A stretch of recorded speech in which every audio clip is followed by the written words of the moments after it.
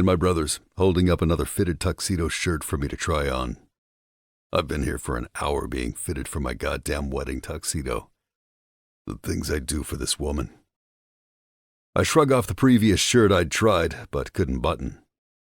"You're so swole," Luca teases like the asshole he is. "Who the fuck says that?" Dom chimes in as he adjusts his bow tie. "Shut it, dick," I laugh, rolling my eyes at Luca. "He's just jealous because I can kick his ass. Need a reminder?" Luca grumbles, undoing his collar. Fucking monkey suits. I've never enjoyed them. I nod my agreement as our tailor, Sal, helps me into my shirt. I push my arm through the sleeve, but Sal stops, staring at me with concern. I pull my brows together, confused by his abrupt halt. "Sal, why are we stopping?" "I apologize, signore. I didn't want to hurt you." His old eyes drop down to where the nasty scar from my first and only gunshot wound mars my arm. "That's fine, old man. Your eyes are tired. That's an old wound." I frown, the memory flitting through my mind. He laughs and continues to help me on with my shirt, and my brothers look at me solemnly, knowing that I didn't just lose some skin and blood that day. "If you don't mind me asking," Sal coaxes, his curiosity getting the better of him. "It's gunshot wound." The surprise on his face is evident by his wide eyes. "I hope they paid for that, Mr. Serrano. Who would be stupid enough to shoot you?" My face grows serious at the thought. My late wife. Chapter 1. Dante. Life is crazy, wicked, and beautiful. But only if you fight hard enough to endure it. Today I watched my brother marry the love of his life. 2 years ago I didn't even know Luca existed, Dominic either, but now I can't remember a time without them. I stood next to Luca as a co-best man with Dominic and watched him look at the woman who loves him fiercely and promised to always protect her. But Luca's not the only one who protects her now. Today we all came together to make his same vow. Gretchen's married in.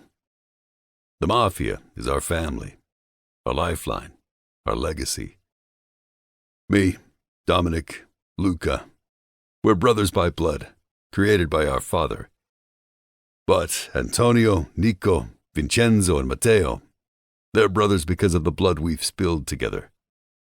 All 6 of us stood at Luca's side knowing that what's precious to him has now become just as important to us. That's our way. More importantly, that's my way, as head of this family. I tip my chin up, blowing a thick cloud of smoke from my lips where we're now seated outside around a table adorned with fancy flowers and candles, smoking our cigars and laughing about the night. The sky is black, empty of even the stars, but the bulbs that hang outside over our heads reflect tiny halos of light that strike against the darkness. The halos seem misplaced. We're far from sainthood, but I guess even the devil was an angel once. I look around the patio and through the glass wall that separates us from the party inside. Luca had this bar decked out to the nines. Not that much work was needed, seeing as Charlie's on First has the kind of sexy ambiance that lends to jazz music and good scotch. I wasn't surprised when Luca said he was using this joint for his reception. This place means something to him and Gretchen. Even though I thought this bar was a good venture for us, I'm pretty sure he bought this for her, or at least because of her. Because that's what men do. We collect that which we don't want anyone else to touch. We're greedy by nature, making sure to possess all the things that elude us, the beautiful treasures we want. Whether it's money, power, or women, our nature tells us there's never enough. And for the men with flexible morals, that desire makes us dangerous. Because love is the only other emotion, past hate, that can ruin men like us and also give us purpose. Once we feel either down to our core, we'll never have enough. I'm a man who bears a responsibility bigger than himself. For me, love is a myth. But hate? Yeah, I got that shit in spades. "Luca, your wife has some hot friends," I'm walking around here with a permanent boner, Mateo throws out, adjusting himself at the table as we all laugh at him. Keep it in your pants. We're not at church, I warn, then look over at Luca. I still can't believe you blew off your own bachelor party. He shrugs me off, uncaring, and takes a swig of his drink.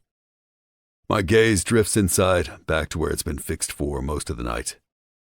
On Sarah London, the curvaceous, raven-haired vixen who manages church, the exclusive sex club owned by me, Dominic, and Luca. The moment I saw Sarah, I was attracted to her. It's impossible not to be. She's gorgeous, a pin-up hiding behind a demure smile and unreadable eyes. My thoughts begin to wander as I stare at her. Tilting my head and taking another puff of my cigar, I wonder whether she likes it rough or soft. If she likes to be held down, tied up, or maybe she likes to kneel. The vision of her on her knees, waiting at my feet, makes my dick jump. I see Luca nudge Dom to pay attention.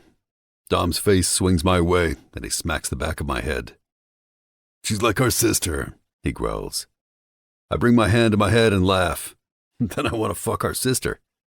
Antonio spits out his beer as we howl with laughter. Luca pushes me, and I chuckle, puffing my cigar again. She's smoking hot. I'm supposed to ignore that, I jokingly complain to Mateo, who shrugs sympathetically, laughing again. The glass door swings open and Blair, one of Gretchen's friends, pops her head out into our outdoor man cave. Fellas, the bride wants her groom. You have 10 minutes to wrap it up. Blair's hot in a sophisticated, cultured way. Not my type. I like him a little dirty. And the blue eyes I see behind Blair seem to call out to that part of me. Sarah may look sweet, but she's anything but. I can feel it. Oh, I'll wrap it up, unless you prefer something else. Mateo flirts with Blair, and we all throw napkins, ice, and whatever else is in our hands at him for his offense. But Blair just laughs. Stow it, pretty boy. What are you, 12? She chides as Sarah slips up next to her, eyes on me and a saucy smile growing on her lips. In inches? Mateo raises his brows, and Vincenzo pushes his shoulder, but Blair grins sinfully. Blair walks closer, grabbing him by the hair and pulling his head back roughly, bringing her lips dangerously close to his, skimming back and forth. Barely touching, she purrs. You can't handle me. Come see me when you have something to offer, and bring your A game, because I don't give second chances. I raise my brows to Antonio, and he shakes with laughter. Blair releases Mateo's head with a little jerk and walks back inside, but Sarah lingers for a moment at the door, looking back at me. I notice Antonio reach out, but she pulls back before he touches her hand, raising an eyebrow at him. I can't hide the smirk that graces my face as I watch. Hey, beautiful, save me a dance, Antonio asks as smoothly as he can. My eyes stay trained on her for her answer, but when hers dart to mine, I bring my cigar to my lips, shaking my head minutely as I take in a few quick draws, watching her bite her bottom lip. Sarah looks back to Antonio and nods her head. Fuck. She's a saucy little thing.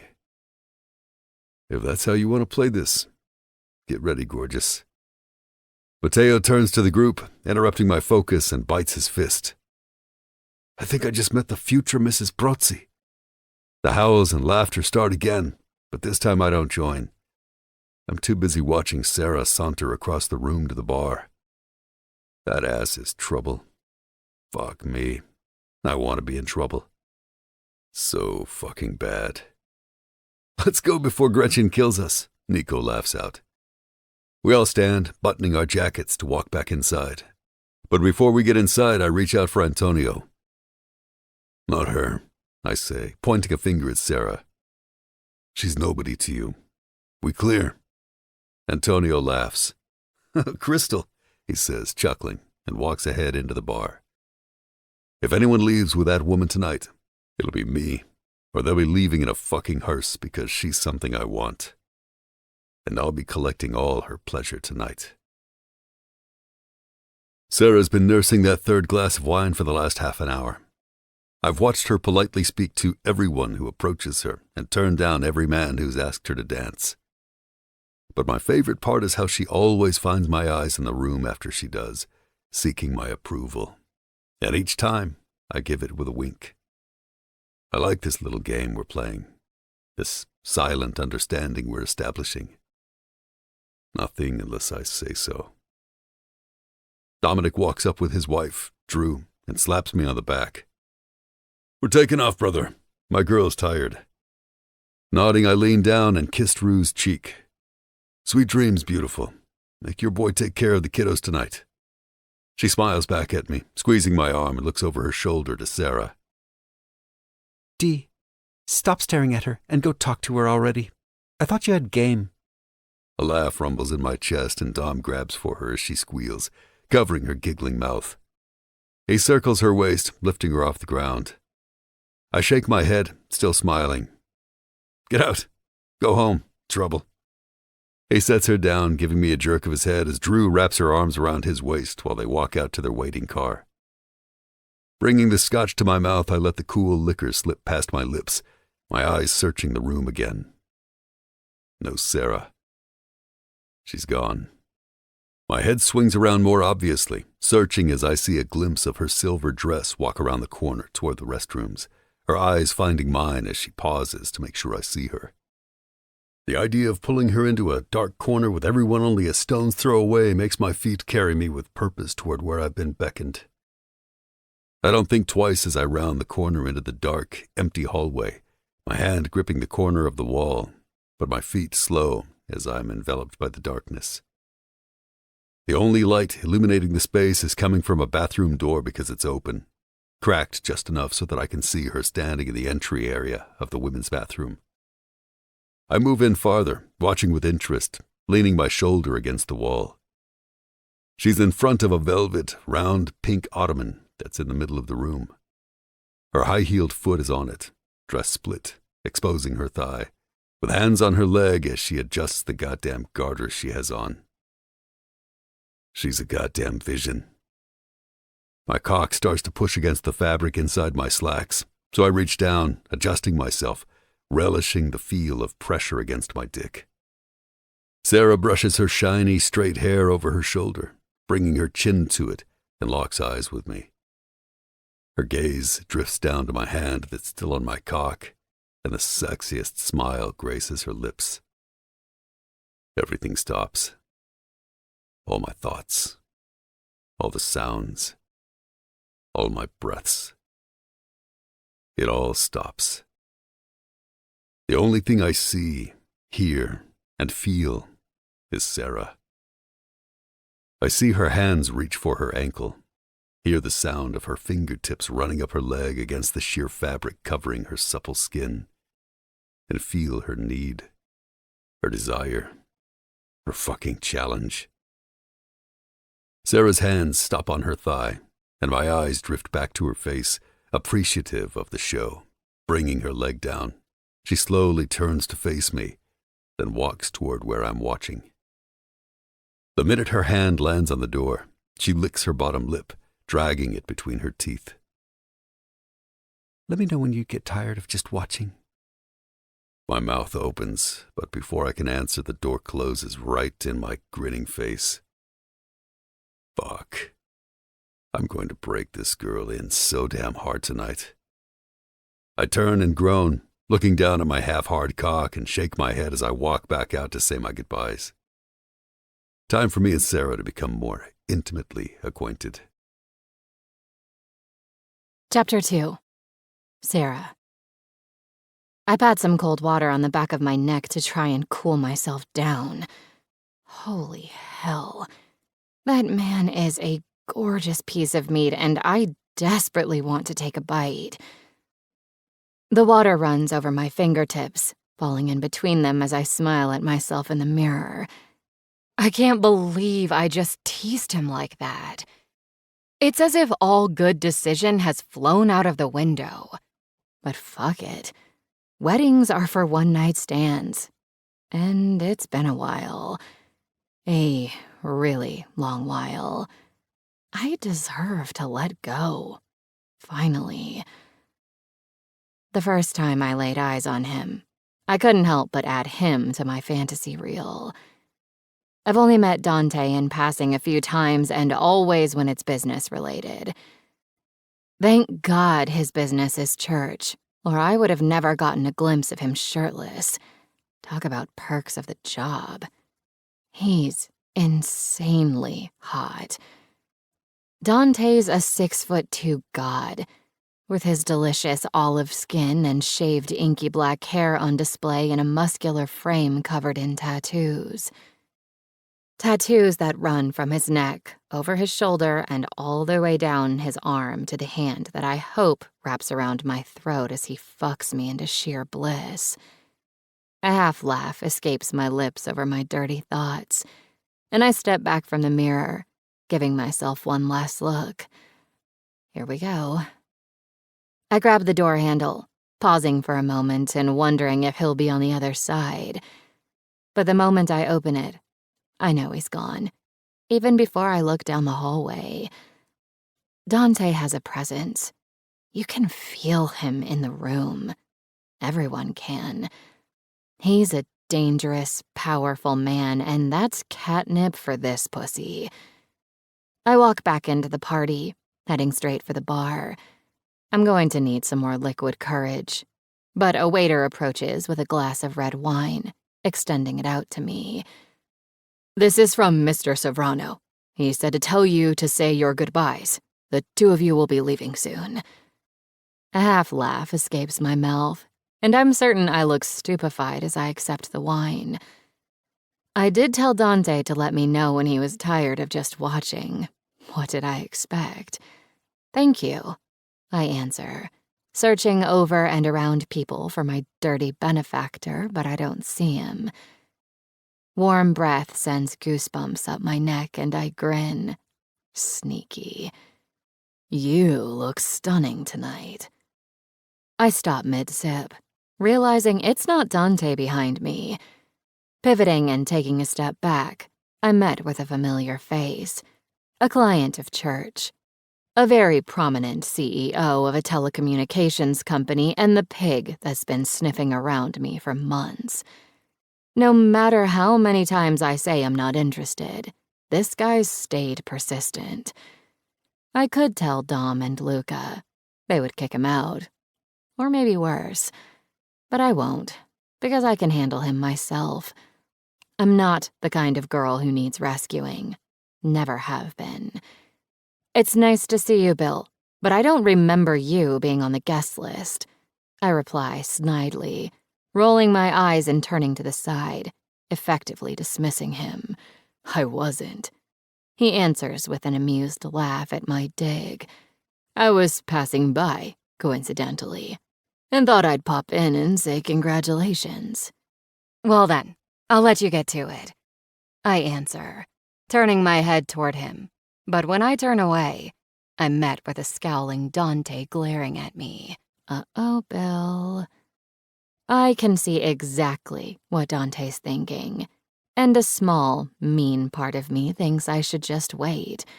Let it all play out and watch Bill dig his own grave. Men like Dante don't show favor to thieves, and for tonight, he's made it clear to everyone in the room that I'm his for the taking. I haven't missed the signs. You'd have to be blind for them to go unseen. It's been the most barbaric, power-driven foreplay I've ever experienced. Each time I turned someone down, he gave me his approval. I watched his intentions blister his face every time someone leaned in too close or brushed my shoulder. And every time a man mentioned my name to him, I could tell, because they would always look at me one last time before pretending I didn't exist. They weren't allowed to consider me anymore, not after Dante said so. I've loved every minute of it, because for tonight, I want to be owned. My unwelcome guest puts his hand on my waist, causing my head to swing down to where he's touching me. I look at his smug face with irritation and smirk. "I wouldn't do that if I were you, Bill." "Why? Do you bite? Because you know I like that," he whispers, tugging me in toward him. Dick. No, but he does. I point, watching Bill's face drop as a very pissed-off Dante stalks toward us. Bill's hand falls from my waist and I reach down to smooth out the fabric. I'd get going before he gets here, I offer, taking another sip of my wine. He nods, stepping backward before turning to head to the door as I smile against my wine glass. Dante slows as he approaches me, glowering over at where Bill is leaving the bar. Someone I need to kill? No, tough guy. I laugh into his amused face. His eyes crinkle in the corners as he grins down at me, taking the wine glass from my hand. Tell me something beautiful. How come you turned down everyone who asked you to dance tonight? His tongue darts out, running along his bottom lip as he traces his finger softly down my arms and over the top of my hand, intertwining our fingers. I stay planted in my spot as he takes a step backward. How come, Sarah? He growls, pulling me forward, forcing me to take a step closer. As if you don't already know, I tease. Humor me. Because I don't follow any man's lead. I answer bravely as we almost seal against each other. Dante brings my hand to his lips, pressing a soft kiss on the top before he turns it sideways and bites, making me jump, a small gasp escaping my lips. We'll see. His free hand brushes over the curve of my hip, settling against my flesh exposed by my backless dress, as his other releases my hand and snakes around my neck to grip me at the nape. My fingers curl around the lapels of his tux, lost in our bubble, as my chest begins to rise and fall with a delicious bite of sexual tension. We stand in silence as he holds me in place. We're dancing, he grits out. I shake my head and grin, opening my mouth to protest, but Dante gives my body a little jerk, cementing me against him and making me wet. I wasn't asking. Holy fuck. Our bodies begin to sway, pressing against each other in just the right way. He's fucking me in front of a room full of people and nobody's the wiser. Dante leans his face down close to my ear, his tongue running over the sensitive lobe before he whispers in a low, gravelly voice. See, following is easy. You just needed the right man to lead. Dante's hand is burning a permanent mark into my back as we walk through the lobby of his building. We barely made it through the song before he had me whisked away into the car.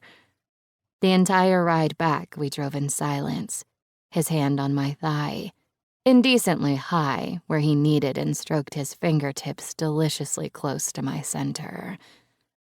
I felt virile. I could have mounted him right there and rubbed up against him until I came. Jesus, he's making me crazy. He leads me into the elevator, giving a nod to the attendant. A couple tries to enter but is stopped, and they gawk in confusion toward us as the doors close them out. Dante stands silently with that sexy damn smirk and leans forward to enter a code on the pad. The metal box begins to move as he pulls his phone from his pocket and types out a quick message, glancing up to the corner of the elevator as he finishes. My gaze follows his just in time to see the tiny red blinking light go dim, then black. Did he just have the cameras turned off?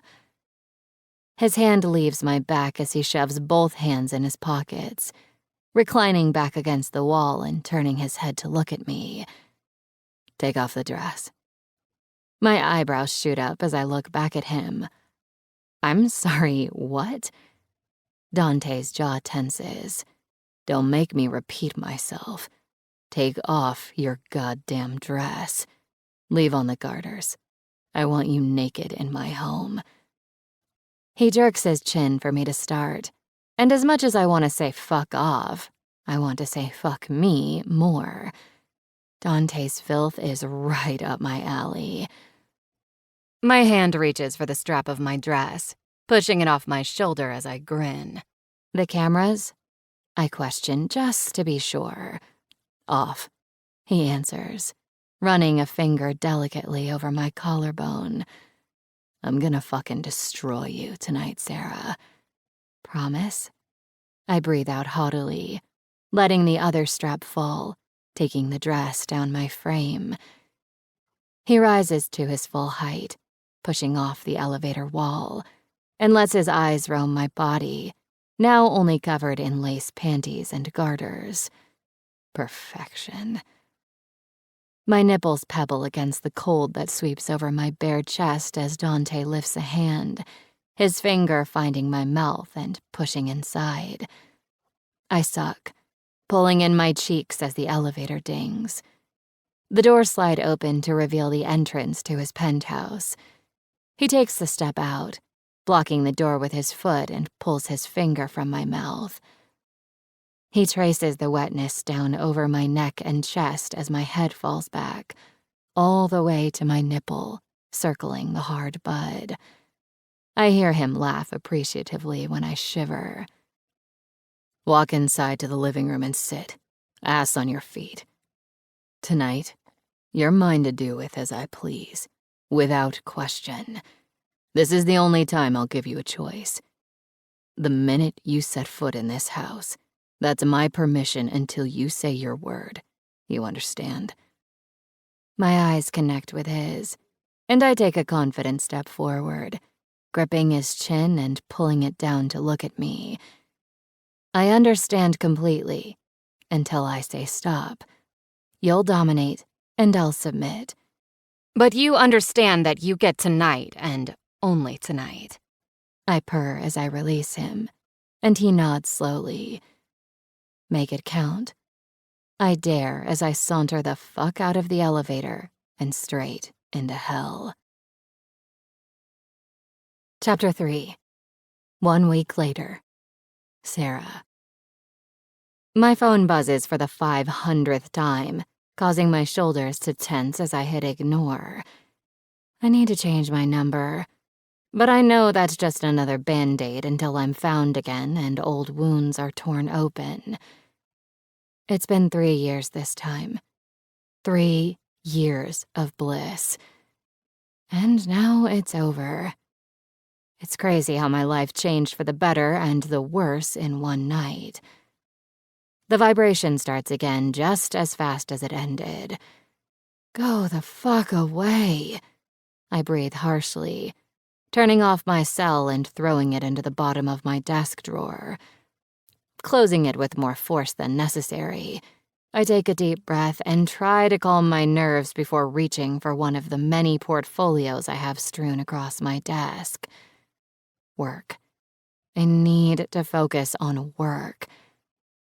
The stacks of unvetted potential members in front of me seem never-ending, but it's only because I'm trying to get as much done as I can before I disappear. For the first time in a long time, I allowed myself to care about something, and I don't want it to go to hell when I leave. When, not if, I leave. The thought makes the tightness grow in my chest again. My time is ticking here, and I hate it. I don't want to leave Chicago, my apartment, my people, the life I was beginning to live. Jesus. I just finally started to let myself breathe again and desire something.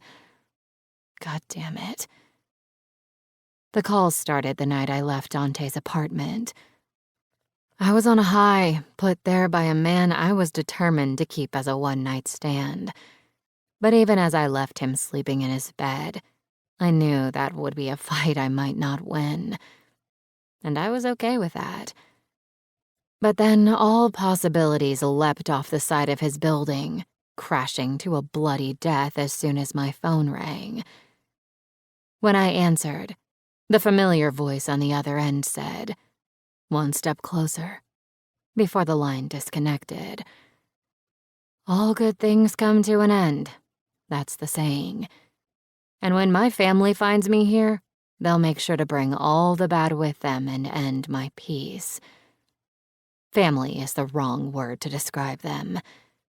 They're the worst of the worst, desperate for power and corrupted by greed. I grew up with petty criminals, con artists, and thieves. Men with no loyalties and no interest outside of their own. It was eat or be eaten in our house, especially after my mom died, and I got really tired of being chewed up and spit out, so I escaped. I ran. Ran as far away as I could from that Boston ghetto, landing first in California, then Louisiana, Florida, Utah, Oregon, and now Chicago, Illinois. It's been 8 years of changing locations every time they get wise to me. It always starts with calls, and then they find my location. But I'm a ghost each time. New name, new look, but the same me. At least I hope she's still in there. Deep down, hidden under all the necessary survival. My eyes stare off into my office as my thoughts settle in. I haven't stopped in 8 long years. A huge part of me hoped they'd forgotten or lost interest this time. Sooner or later, they have to give up. Whether it's because they tire of this game or they're behind bars, I just have to keep running long enough to outlast them. The hard part to swallow is that I'd started to believe I'd really escaped this time. Found the one place they'd never find me. I thought I'd won. Despite my past, I'd let myself build a small life, making friends with people instead of living anonymously. My biggest mistake was letting the one man I knew better than to touch put his hands all over me. Girls with secrets like mine don't get a happily ever after. I fucking know better. The cruelest thing I've ever done to myself was have a taste of a man that's left me with cravings. The landline on my desk rings, making me jump and a small surprised breath suck in between my lips. My hand instinctively reaches for the handle, but I draw back, chewing the inside of my cheek and staring at the phone. There are only 3 people who have this number.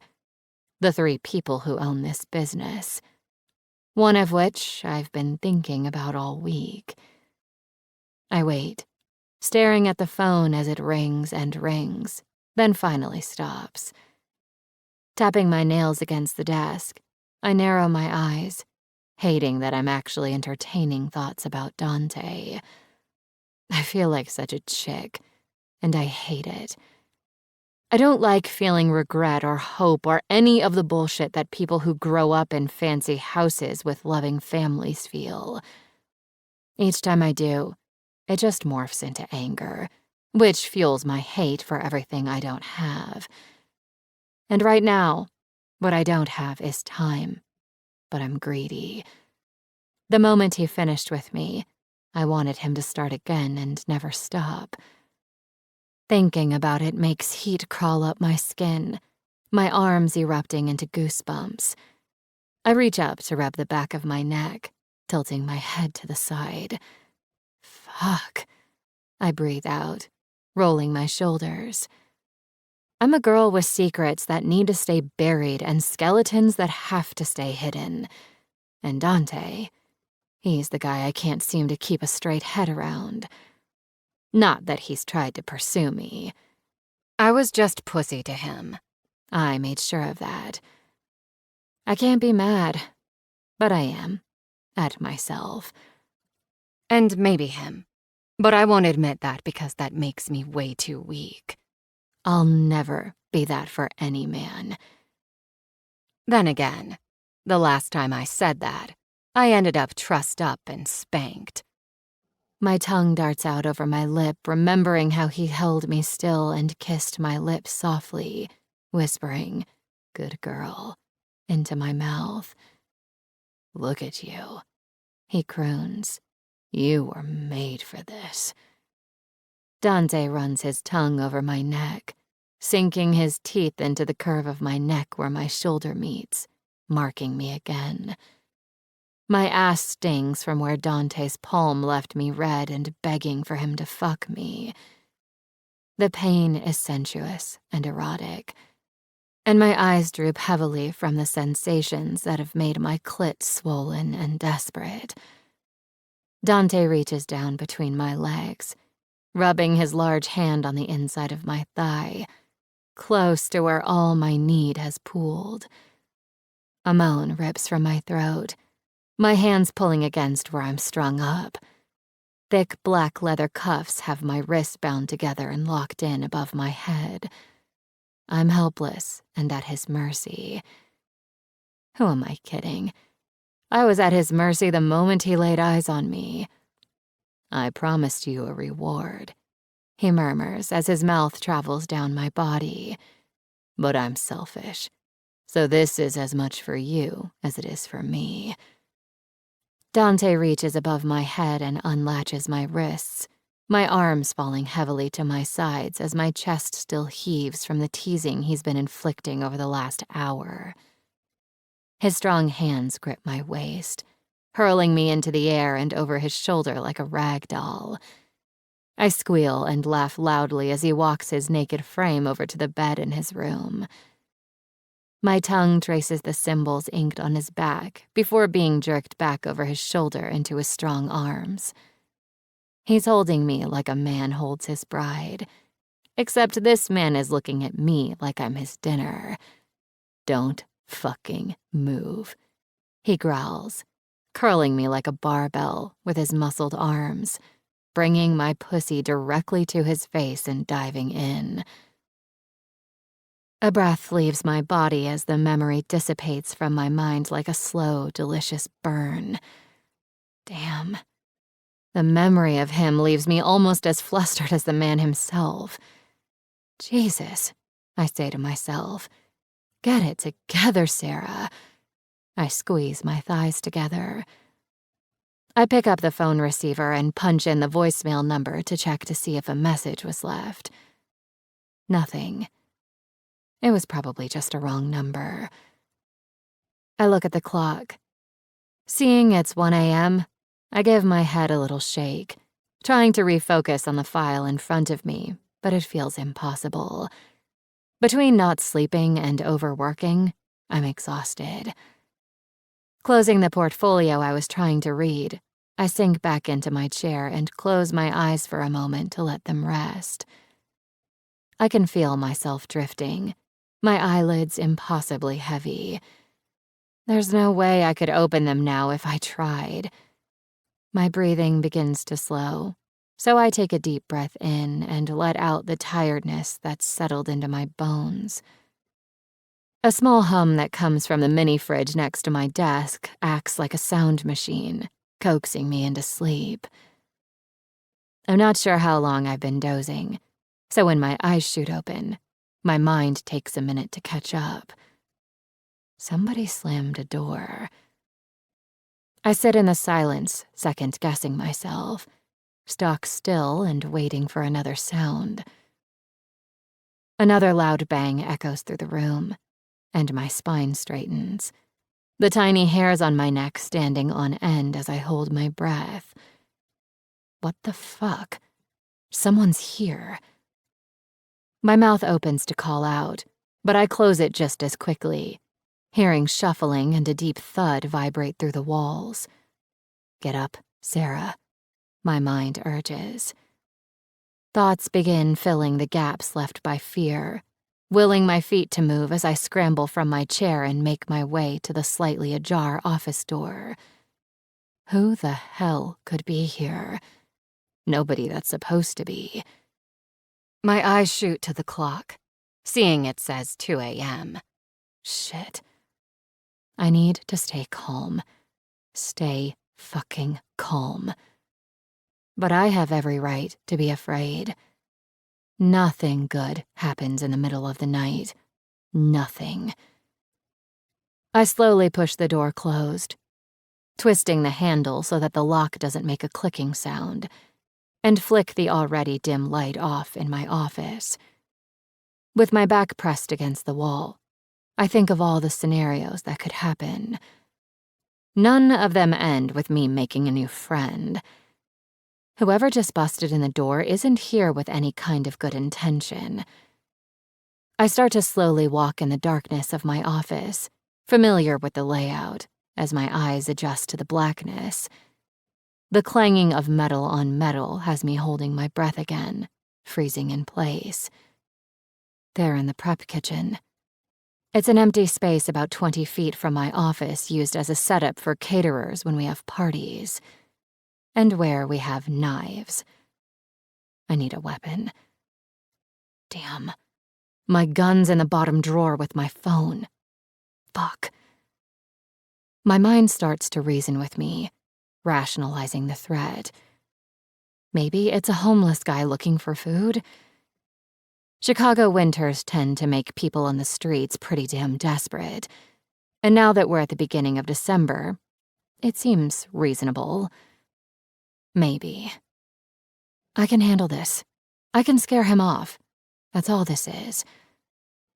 I begin to walk again, feeling for the desk and guiding my way around it. Jesus, my pulse is thrumming so fast I'm almost scared it can be heard. Rounding the desk, I squat down, running my hands over the drawer handles until I find the one I need. The drawer opens smoothly without a sound, something I'm grateful for. And I reach inside and pull the loaded Glock from where it's hidden along with my cell. Pushing the button on my phone, I wait for the screen to light up. I'll call for help and hole up in here until it arrives. It's going to be okay. And if I have to, I'll take care of myself. I've done it before. I can do it again. Voices begin to carry, and I squeeze my eyes shut, putting my forehead on my knees, trying to make out what they're saying. You thought we wouldn't find you? That you could fucking run? Holy shit. I can't make out who it is. The voices are too faded. But the anger in the voice, the unsaid promise of death, that's something all too familiar. My head shakes from where my face is buried into my knees. You'll never get away. I'm always 2 steps behind. The deep voice rumbles. My head pops up, eyes growing wide. 2 steps behind. My father always says he's 2 steps behind. Footsteps sound closer, making their way toward my door. Is he here? Is he taunting me from the hall? No, it's not him. It can't be. I need to focus. I can't panic. But my breath starts to feel shallow and erratic. Cold sweat beads along my forehead and I grit my teeth together, willing the feelings away. No, no, no. I whisper to myself as my memories come flooding back. You stupid bitch. You can run. You think we won't find you?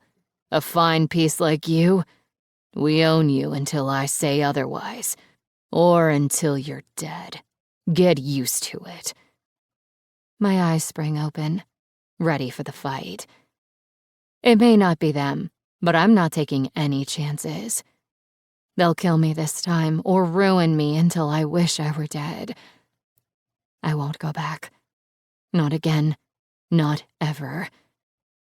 I release a breath in a whoosh as my free hand reaches to the top of the desk, helping to pull me to standing, with my finger ready on the trigger of my Glock. I look down at my phone to see it's still coming to life. Come on, come on. I urge the phone silently.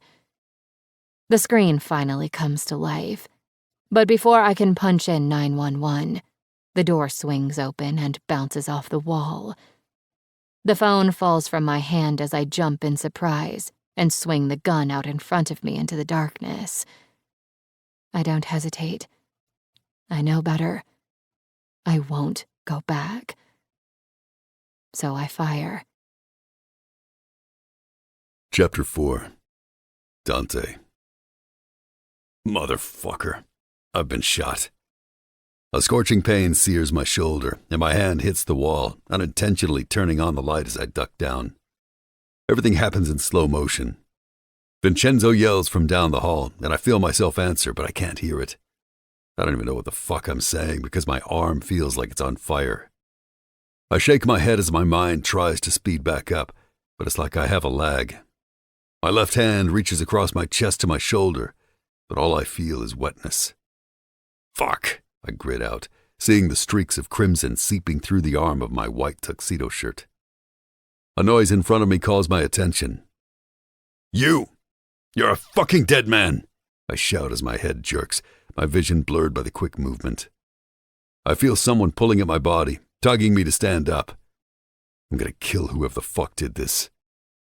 I launch my hand out and grab at the soft flesh in front of me, squeezing so hard a rageful grunt pulls from my throat. I'm going to kill this motherfucker. Squeeze the life right out of him. My eyes become clearer, fixing on the asshole I have a hold of by the throat. But all I see is Sarah.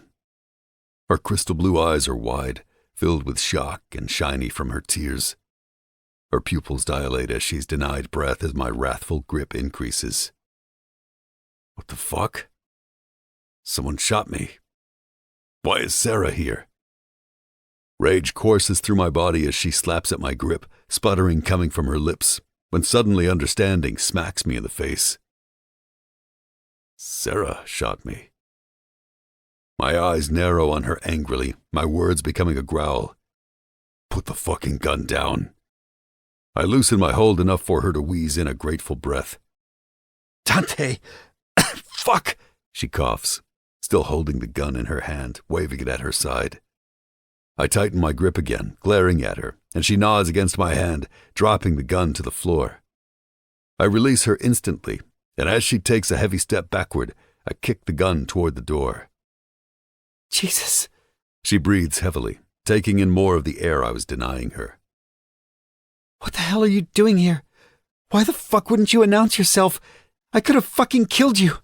You're such an asshole, she yells, her voice coarse and raspy as she rubs her neck. I'm an asshole. Why the fuck do you have a gun? I roar. She isn't the kind of girl who carries a gun, let alone knows how to use it. What the fuck is going on? I yell again. Her hand stays on her neck as she shakes her head at me. Obviously I didn't know it was you, Dante. Jesus, what are you doing here? My eyes dart to the handprint on her throat, already blooming red and purple on her alabaster skin. I could have killed her. I was killing her. I instinctively reach out, but she flinches away from me. I'm not going to hurt you, I promise, but the skepticism on her face is ironic. You don't look at me like that. You fucking shot me. I jerk my head, motioning for her to step closer to me, and take her chin between my fingers as she does. I tilt her head to look at her neck closer, letting out an irritated breath. Sarah's eyebrows shoot up in surprise. How are you mad? Did you hear me? I could have killed you, Dante. I twist her head the other way to look at the marks, scowling as I do. You aren't that good of a shot. I painfully smirk, inspecting my shoulder and letting her chin go. You grazed me. It'll hurt like hell, but I'll be fine. Footsteps come closer from the hall, and I know it's Vincenzo. Sarah looks toward the noise and backs away, putting her eyes back on mine. Vincenzo, sto bene. Rilassate. L'ho gestito. Vincenzo, I'm fine. Relax. I've got it handled. I call out as he fills the doorway. Depositing his gun in the back of his pants, he looks at me, confused. I motion with my head to the gun at his feet, and he looks down, bending to pick it up, then looks back to me. What the fuck? He asks, shaking his head. I push the door slightly more ajar, allowing Sarah to come into full view. Come ho detto. Like I said, Vincenzo states, surprised to see her. His eyes take in the scene and appraise what's happening, and then land on my blood-stained shirt. She shot you? She did, I answer, still staring at her, my curiosity beginning to fester. She's right here, Sarah replies sarcastically.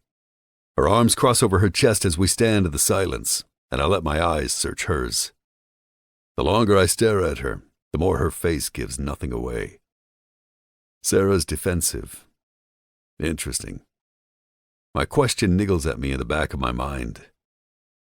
Why the fuck is this girl carrying a gun inside a club that nobody would ever touch? Something's not right. I turn to Vin, reminded of the other thing not right. The business we brought to church tonight. Where's the guy we brought in? Chained to the cabinet? And quiet, he answers, but I'm staring at Sarah again, and she doesn't react. At all. I nod, pulling at the top button of my tuxedo shirt as I study her, struggling against the pain in my arm to pull it free. Sarah steps toward me and slaps my hands away. Stop it. Let me, she breathes, taking over, undressing me. She pulls the buttons closer to her, and I breathe heavily as my arm burns like hell. Careful, Vincenzo directs sternly, but I lift my hand to quiet him. Lasciala lavorare. Let her work. Jealous? You want to undress him? She winks at Vincenzo, and he grumbles and looks away, taking a step just outside the door. Enough room to give us privacy, but also to remain on guard. I grin down at her, whispering, like old times. I don't miss her small grin as her fingers pull at each button to reveal more and more of my bare, tattooed chest, just like she did that night. Despite the pain, I can't help the filth that's taking over my thoughts as I watch her eyes travel over my muscles like she wants to eat me up. Stop looking at me like that. You told me I only got one night, I tease, seeing her bite her lip. My kind of girl, thinking dirty thoughts in the middle of bedlam. Now, answer my question, beautiful. A sharp pain shoots through my arm and I wince as she tugs the sleeve on my good arm to pull the shirt from my body. She gives me an apologetic look and much more gently removes it from around my back. Good girl, I mouth, giving her a wink. She stills, her eyes faltering, and I swear I can smell her excitement. Fuck, I like that.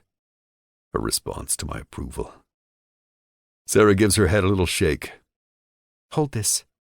She puts my free hand on my shoulder, holding the shirt in place so she can uncuff the side where she shot me. It's your own fault. You do realize that, she accuses angrily, averting her eyes. If she was looking at me, she'd see the amusement on my face. Balls of steel, this one. People don't speak to me this way. Ever. Not just because they respect me. It's mostly because they fear me. And that's justified. But this badass doesn't seem to have the sense to feel fear. It's what drew me in the most when we met. I liked listening to her mouth off then just as much as I'm enjoying it now. Actually more now, because I know she likes the punishments I'm itching to give her. You're a brave little thing. I can't tell if you're fearless or careless, I growl as the material brushes over the wound when she pulls it off me.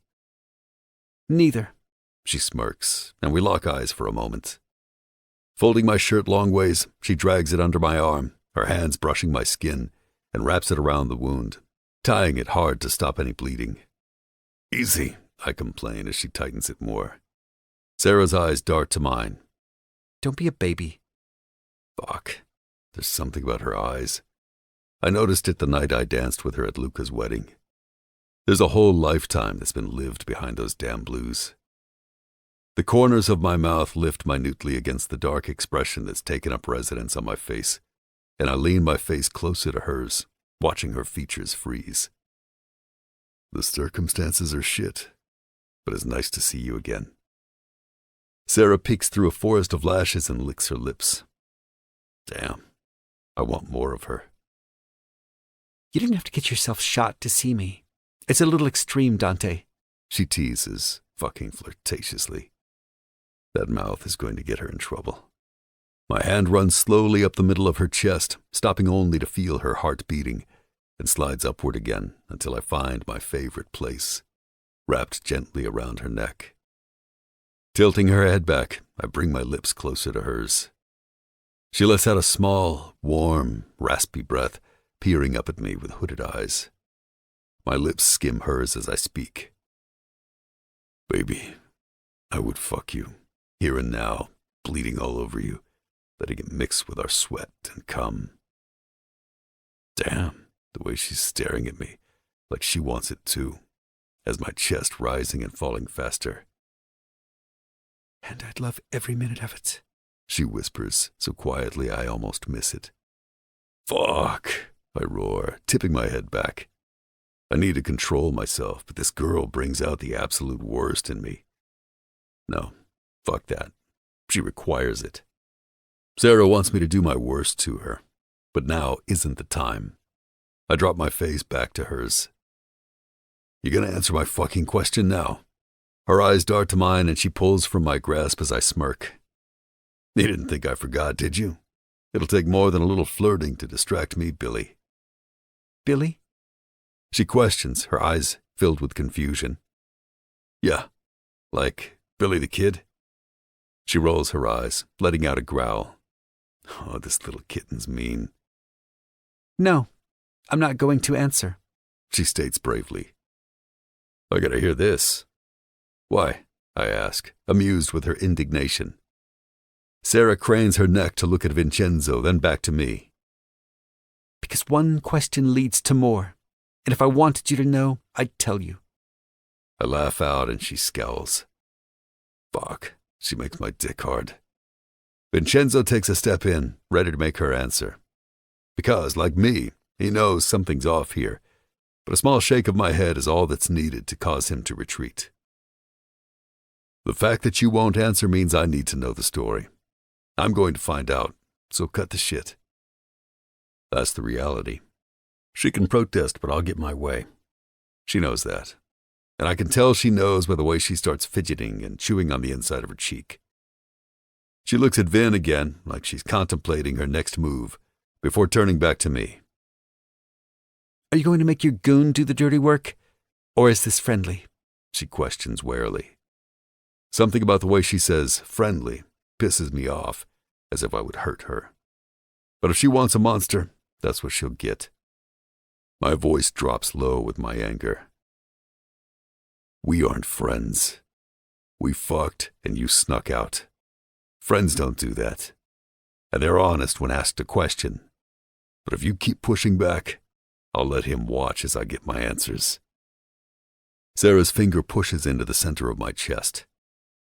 Do you think that scares me? You better do worse than that, because I've known some real monsters in my life, Dante Sovrano. She might look furious, but I see the disappointment in her eyes. And that makes me angrier. If she'd just fucking come clean, I could stop pushing, and she could stop making me into an enemy she doesn't need. Tell me what the gun's for. Sarah throws her arms in the air, turning around and walking back to her desk. I reach for her waist to stop her, but my arm is slow moving. Placing her palms on the top of the dark wood, she hangs her head down between her shoulders. Tell me, I growl out to her back, but she doesn't turn around. Tell me what I want to fucking know, Sarah. I can't, she yells, slapping the desk. My mind keeps trying to connect dots between what I know about her and why she would be here, now, in this position. What's got you too scared to tell me? Is it a who, not a what? Someone I know? Someone from church? I press, running my hand up her back and feeling her tense. Leave it, tough guy. Oh, shit. Memories from the night we were together flood my thoughts. Sarah turns around, shaking her head, reaching out to place her hand on my bare chest. It's not what you think, she whispers, but I cut her off, rage blurring my vision. The guy from the party. Is the asshole who was hitting on you? Did he threaten you? I growl with deadly fucking intent. If this asshole has Sarah carrying a gun, afraid for her safety, motherfucker. My head tips back, anger straining my features. I'll bury him, Sarah. But first I'll make sure he knows what fear really is. Fuck, she breathes. Stop, Dante. This has nothing to do with that guy. A crease forms between my brows as she answers. Then who? She blinks, but her mouth presses closed. We're back at the beginning. That's fucking it. My patience has run out. I grab the middle of her shirt, bunching it in my hands and making her body arch toward me, when ringing comes from the floor. My head swings around to look for the intrusion. She pushes against me to circle the desk, but my hand cages around her arm as I point at it. Vincenzo! Where's the fire? Not so fast. No, I got it. Don't. I'm good. She spits as she hurriedly tries to pull away from me, but I hold her bicep tight in my good hand, planting her in place. Let go, she snaps, jerking her arm. Not a fucking chance. Settle down or I'll chain you to the cabinets with the guy in the kitchen, I warn, and she stills. Please give me my phone, Dante. Her eyes are pleading, but I don't care. This is the closest I've seen to fear from her. No fucking way am I giving her that phone. Not until you tell me everything I want to know. Or maybe the person on the phone can. Vin picks it up from where it's ringing and looks at me, and I nod. Answer it. He hits the answer button and puts it on speaker, then sets the phone on the desk. I look pointedly at Sarah for her to answer, but she doesn't. Shaking her head, her angry glare locked to mine. Damn, I can't believe I didn't see it before because those eyes really do say it all. There's a bite as vicious as a viper in there behind the sexy smiles and flirtatious laughs. This girl has hellfire running through her veins, and whoever she doesn't want me talking to is most certainly the person who put it there. My hand tightens around her arm as I bend down, bringing my lips close to her ear. My voice is quietly strained, trying to contain my anger. Start talking. She shakes her head again, unwilling to listen, holding her ground. I didn't expect any other response. I reach out for the phone to say something when a man's voice fills the space. Sarah! His Boston accent is thick on his tongue. I know you're in Chicago. Now you know I am too. See you soon, girl. The line goes dead, and all the heat I felt in her body before drains in an instant. All that fight gone. She's ice cold and trembling, the incarnate of fear. I believe that she knows real monsters, because this woman is fucking terrified. Her back presses against my shirtless chest, and I realize I've pulled her into me protectively. I'm nobody's hero. I barely even know this girl. But there's a code among criminals. No women, no children. And whoever that was broke the code. And broke it hard on Sarah. Chapter 5. Sarah. I can't breathe. Fuck. They're here. My family's here in Chicago, ready to drag me back kicking and screaming. Time's up. Dante's warmth washes over me from behind, making my eyes squeeze closed. He's holding me close. Too close. I'm suffocated by all his maleness. My body pushes against the strength of his unmoving arm, needing to escape his comfort. I can't think straight when Dante's touching me, and I need my mind crystal fucking clear right about now. Is that who you thought I was when you shot? He asks quietly from behind me. Struggling harder against his hold, I release a breath in a rush as Dante's arm leaves my body, setting me free. My body springs forward, feeling even less centered than before.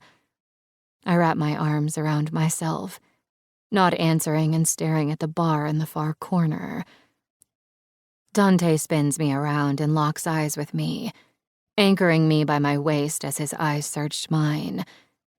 His voice fills with the seriousness of his words. Whoever that was won't touch you, Billy. Not now, not ever. Do you understand that? I can protect you. My head shakes as I stare at him, feeling an angry heat crawl up my neck. Dante's words should be music to my ears. I should cry and fall into his arms, thanking him for being my salvation, my savior, my very own criminal dark knight. But all I feel is angry. Really fucking angry. Because I'm not that girl. The one who needs his kind of help. I don't need another villain disguised as a hero. I've got me. I'm good.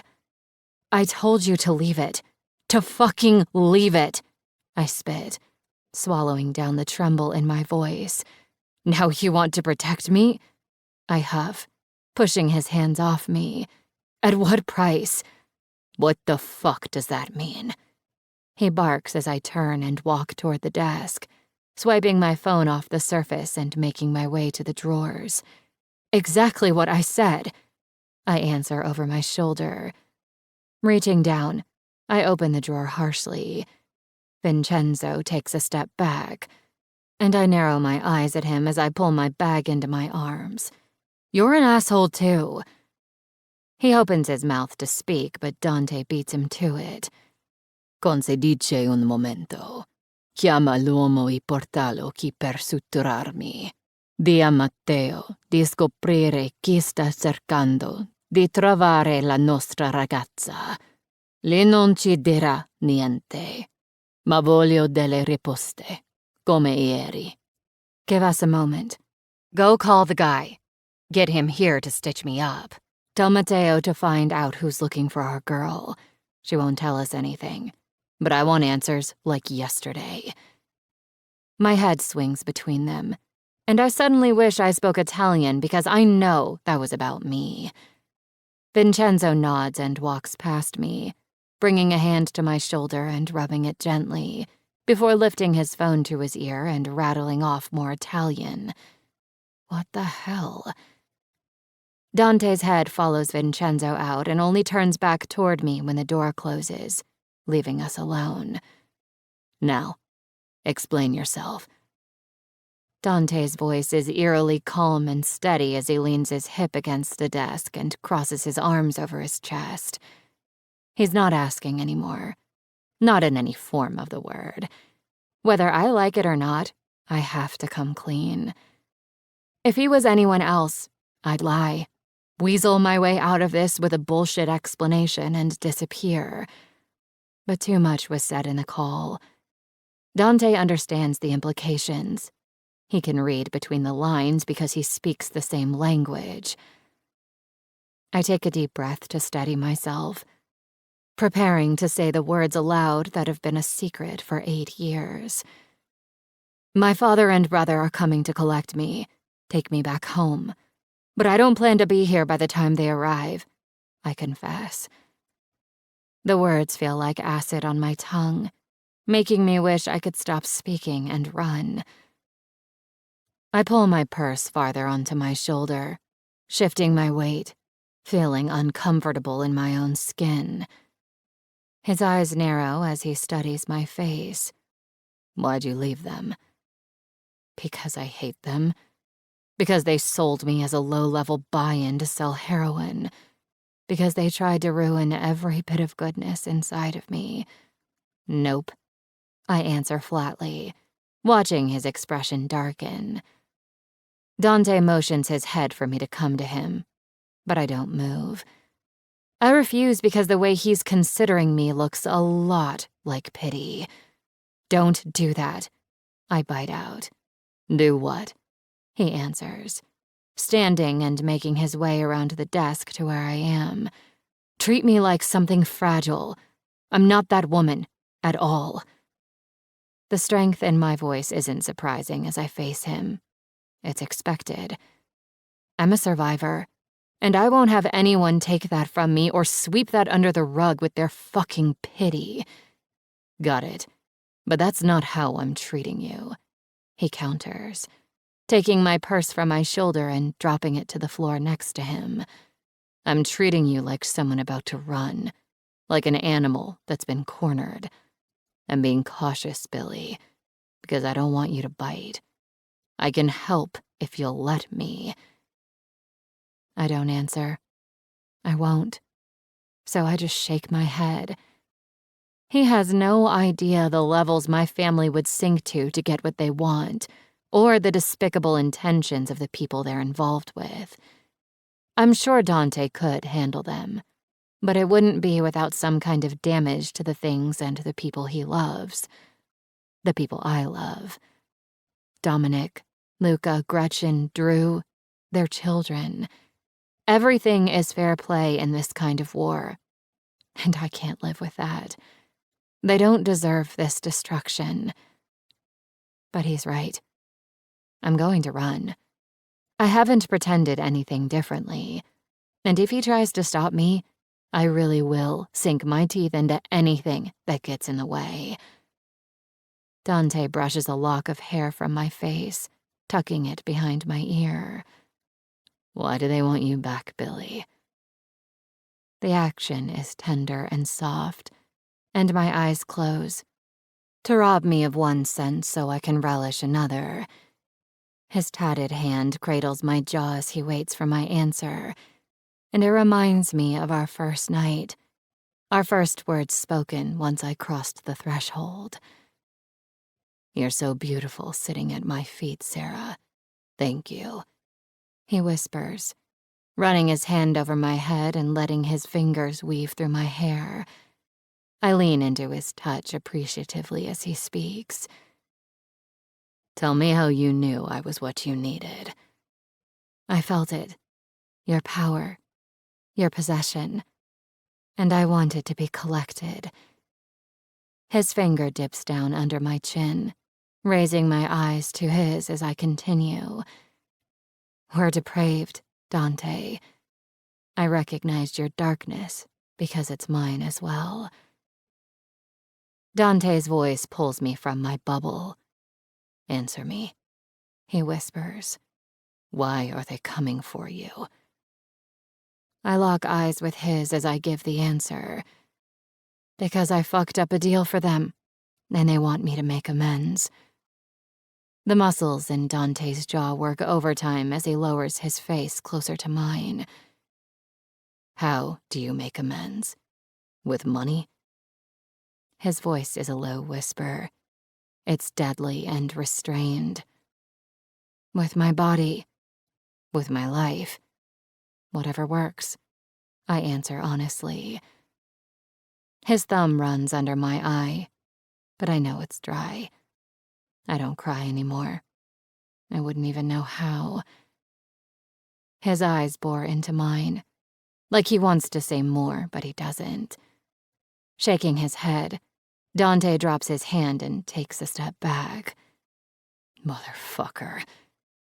He smacks his hands together roughly.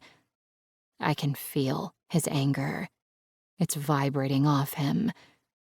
Dante looks back to me as he keeps putting distance between us like he's trying to protect me from the rage that's evident all over his face. Ask me for help, he growls, fisting his hands at his sides. He knows I won't ask. No, I'd be making a deal with the devil, and you'd want my soul in return.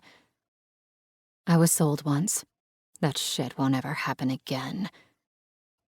Grabbing my purse from the floor, I look over my shoulder at the door and back to Dante. He takes a predatory step forward, but my feet instinctively carry me backward a few steps, and I reach out for the wall to steady me as I get tripped up around the desk chair. Ask me, Billy. He grinds out louder, rubbing his stubbled jaw angrily and stalking directly into my space, pushing the chair into its spot with a loud thud. My hand shoots out to his chest, stopping him in his place. Men like you don't do things out of the goodness of your heart. There's always a price, and no matter how small it seems, it's always too steep. His eyes falter as he pushes my hand off his chest, but I continue. My decisions are mine, Dante. My consequences are fucking mine. I won't make transactions with my life. A sneer grows on his face, a deep, guttural rumble pulling from his throat. He grabs a glass from the bar next to us and hurls it across the room as his voice booms in the space. So I'm just some monster that would rob you of your life? That's who the fuck I am to you? The crystal smashes against the wall and I flinch, refusing to look at the tiny shards ricocheting through the room. No, you're the nightmare that controls all the monsters. You're the thing I wouldn't be able to escape.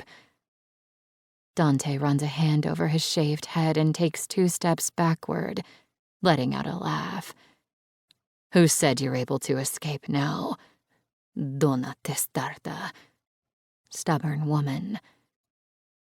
I draw my brows together, worried by his words, as the sound of footsteps grabs my attention and pulls my head in the direction of the door.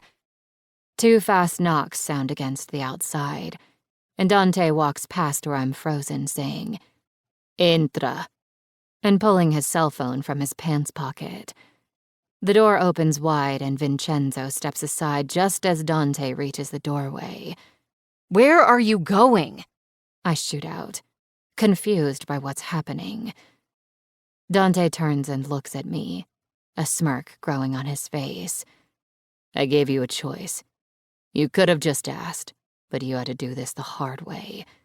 Try and remember what happens next is for your own good." Turning his head, Dante brings the cell phone to his ear and speaks into it quickly in Italian. I can't understand anything he says except for when he says, "done." But given his demeanor, I don't think it was good. Dante covers the phone, turning to look at Vincenzo as he keeps his back to me. "Porta a casa Sera. E tienila lì e non farla uscire." My stomach flips at the finality in his voice, mixed with the uncertainty of his words. And for the first time, I'm actually scared. "Why the fuck are you speaking in code?" I yell to Dante's back.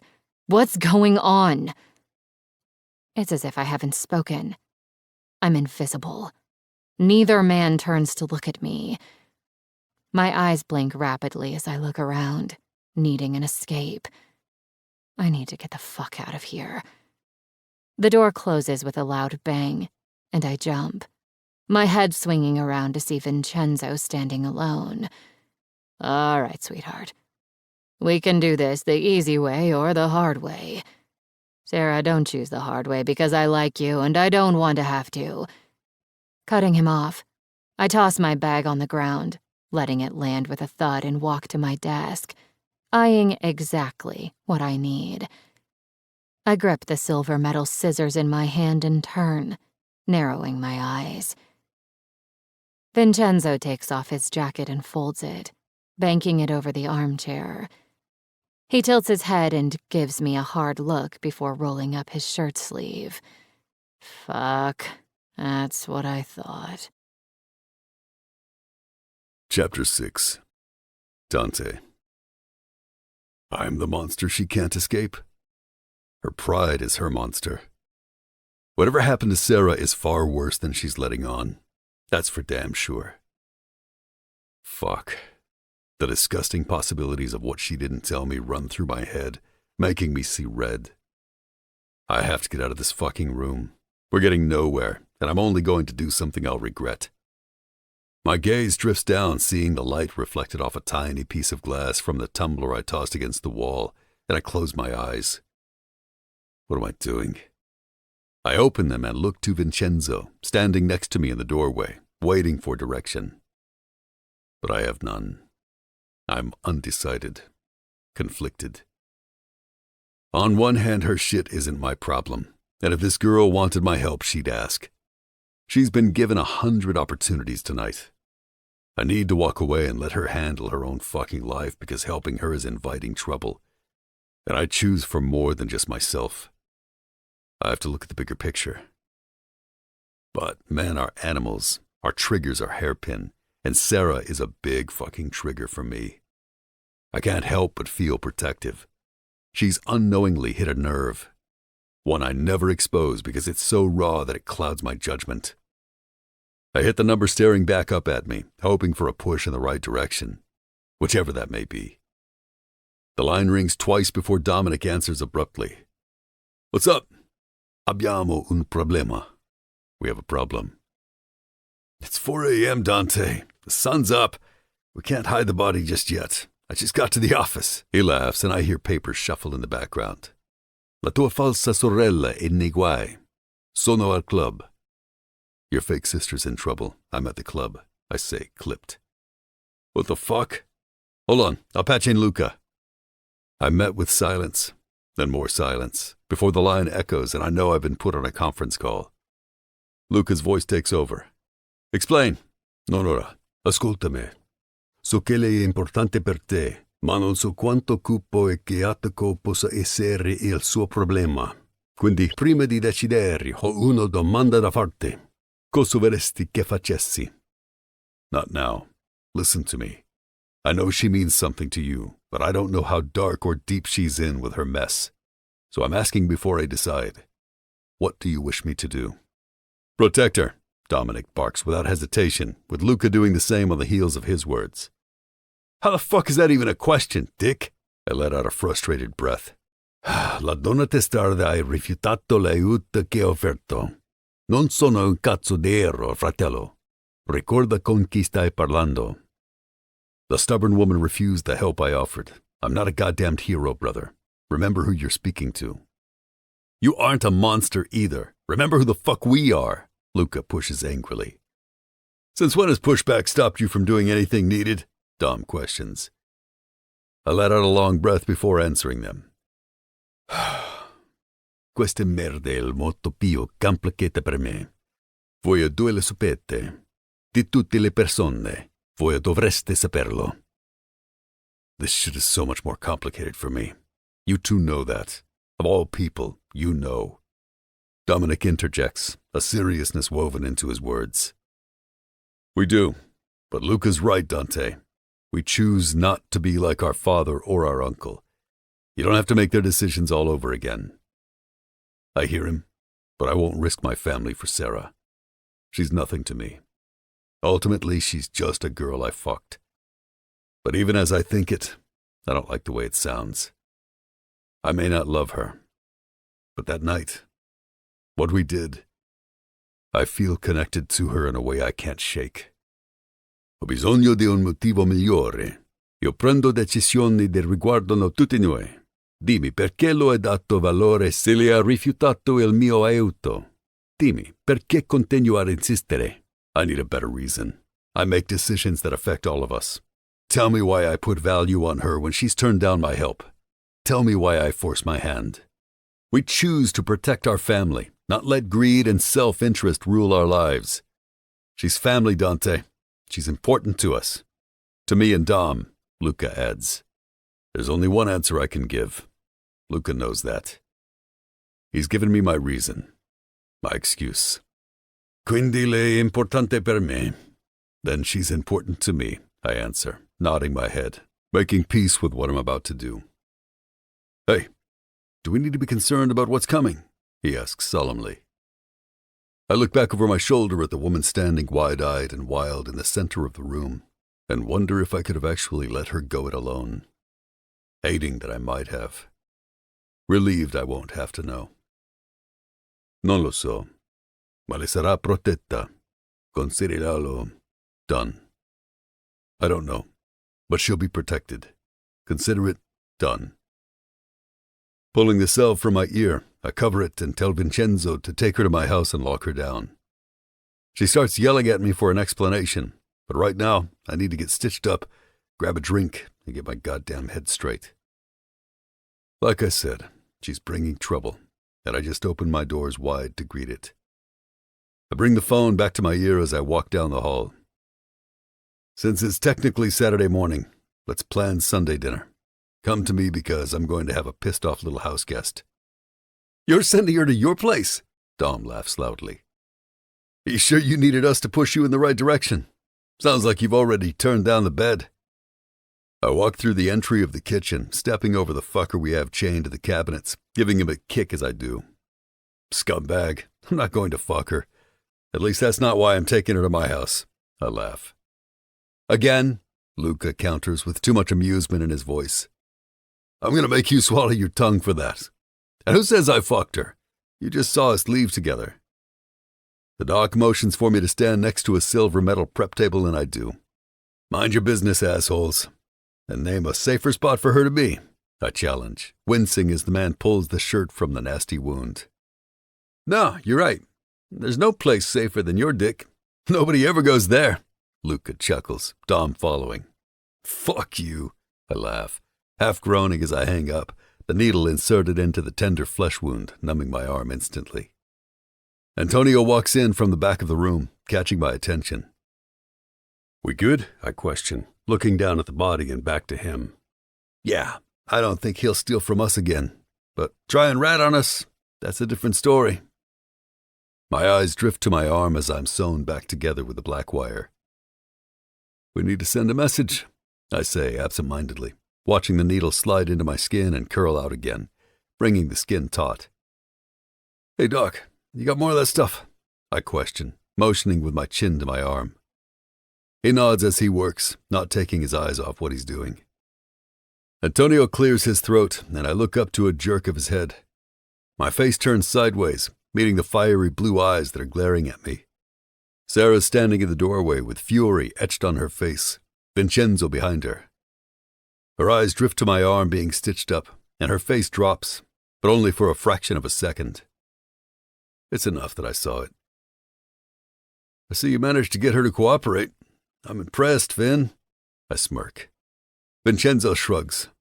Your girl and I have come to an agreement. No more trying to stab me, and I won't put her in the trunk. His girl? She throws out and rolls her eyes. I almost laugh, but instead just smile, because to them, she is. I threatened everyone at the party who came near her, so it makes sense. Sarah narrows her eyes as she begins to walk toward me. Vin moves to stop her, but I give a head shake. Her eyes shift, taking in the guy chained to the cabinets as she walks around him, completely unfazed. Stopping in front of me, she shakes her head. Vincenzo told me what's happening. I'm not being held hostage at your house, Dante. Think again. Her eyes are locked with mine in a standoff, but she's already lost. How'd you convince her to be reasonable, Vin? Because I seem to be coming up empty. I laugh, breaking our eye contact to look at him. He holds up his gun and waves it. We played a little game called Glock, Paper, Scissors. Glock beats scissors. Antonio lets out a laugh, quickly coughing to cover it up, but I let mine shake my chest. Hold still, please, the doc directs. I hope it hurts, she hisses, making my smile grow. I crook my finger for Sarah to come closer. Make coffee when you get home. I'm gonna need some. And tell Vin everything he needs to know. And I mean everything. Fuck. If looks could kill, I'd be a dead man. I grin down to her enraged face. I told you this is in your best interest. Make peace with it, Billy. If you think you're going to lock me up, you're high. Fuck that. You said, ask me for help, and I said, no. How hard is that to understand? She snaps viciously. Stop assuming I care about what you want. I don't. I'm the great big bad, remember? You'll do as you're fucking told. Sarah laughs loudly, narrowing her eyes at me.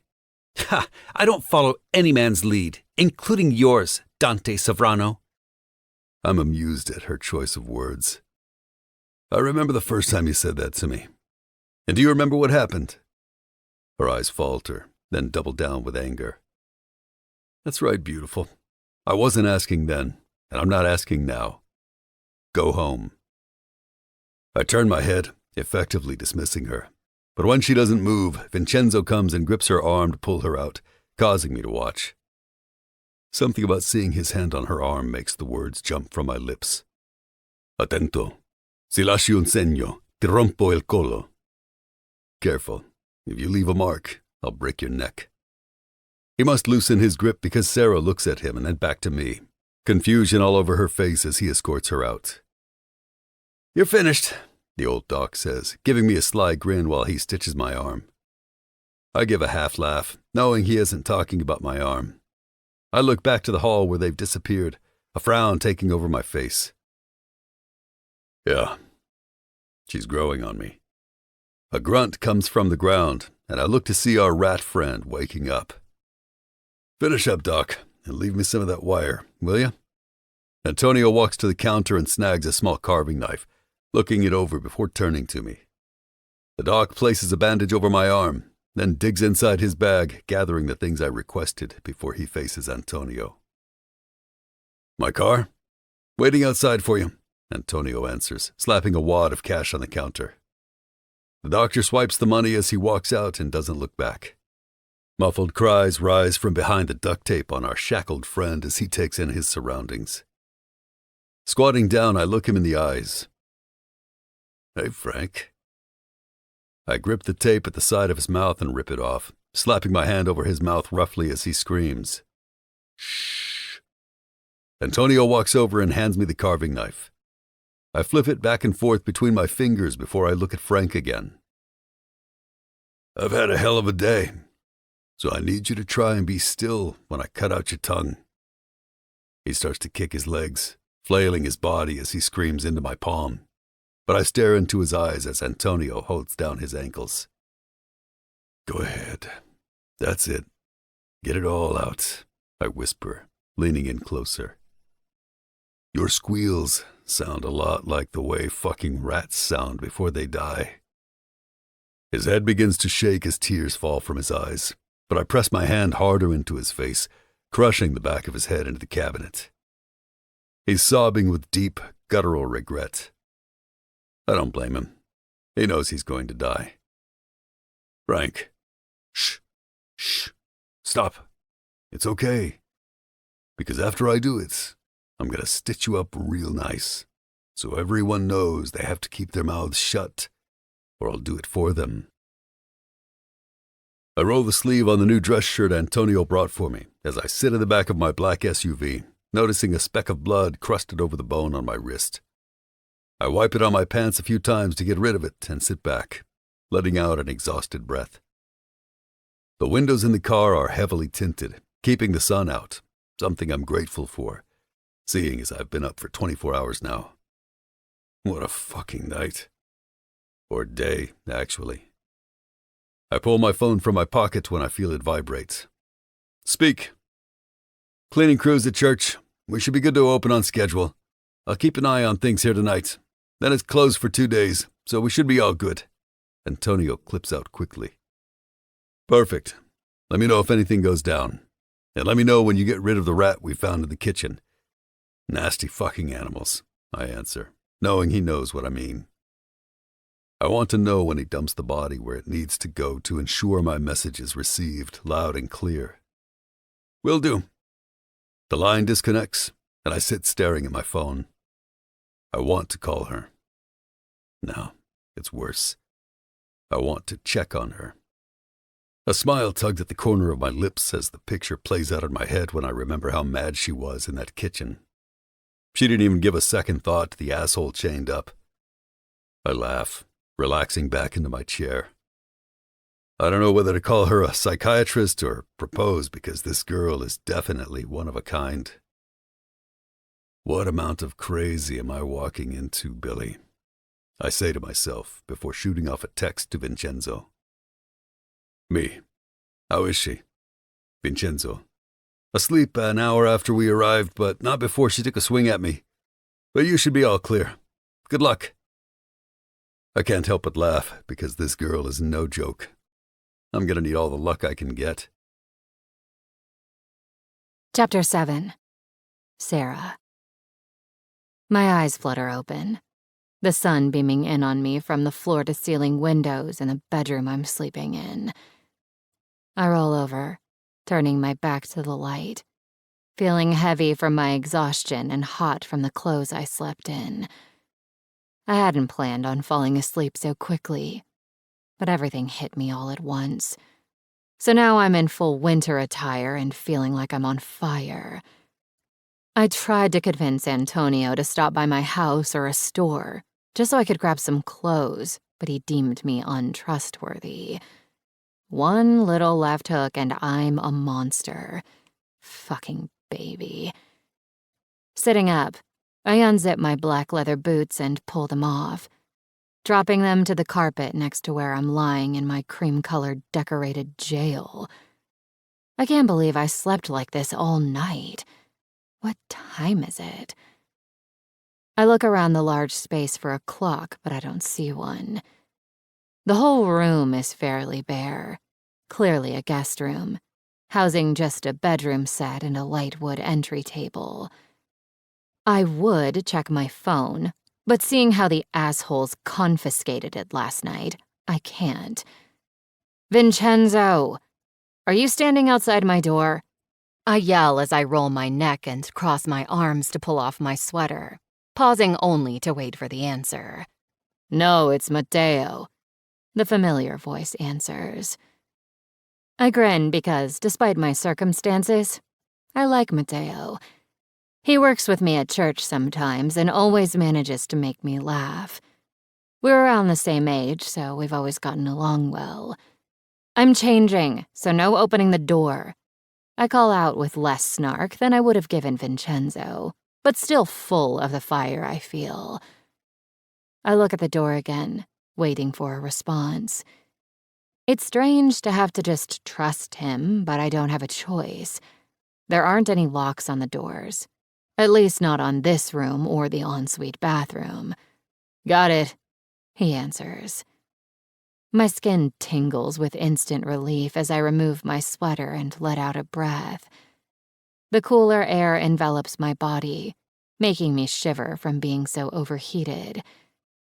Lying back, I unbutton my jeans, my hips doing a shimmy as I begin to pull them down. A light tap at the door echoes through the room just as it opens, catching me with my damn pants down around my hips.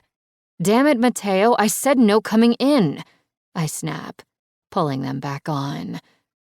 A deep laugh accompanies the freshly shaved face that's walking toward me. The door closes behind him and I see red. You, I spit, immediately angry, jumping to my feet, my pants still undone. I see someone still angry. He smirks, setting the drink container and bag down on an entry table by the door. Oh, I'm more than fucking angry. My body lunges forward, ready to lose it on Dante. Who the fuck do you think you are? You've put me in a prison. Where's my phone? My purse? I yell, launching myself at him. But he lifts his arms up and skirts my advances.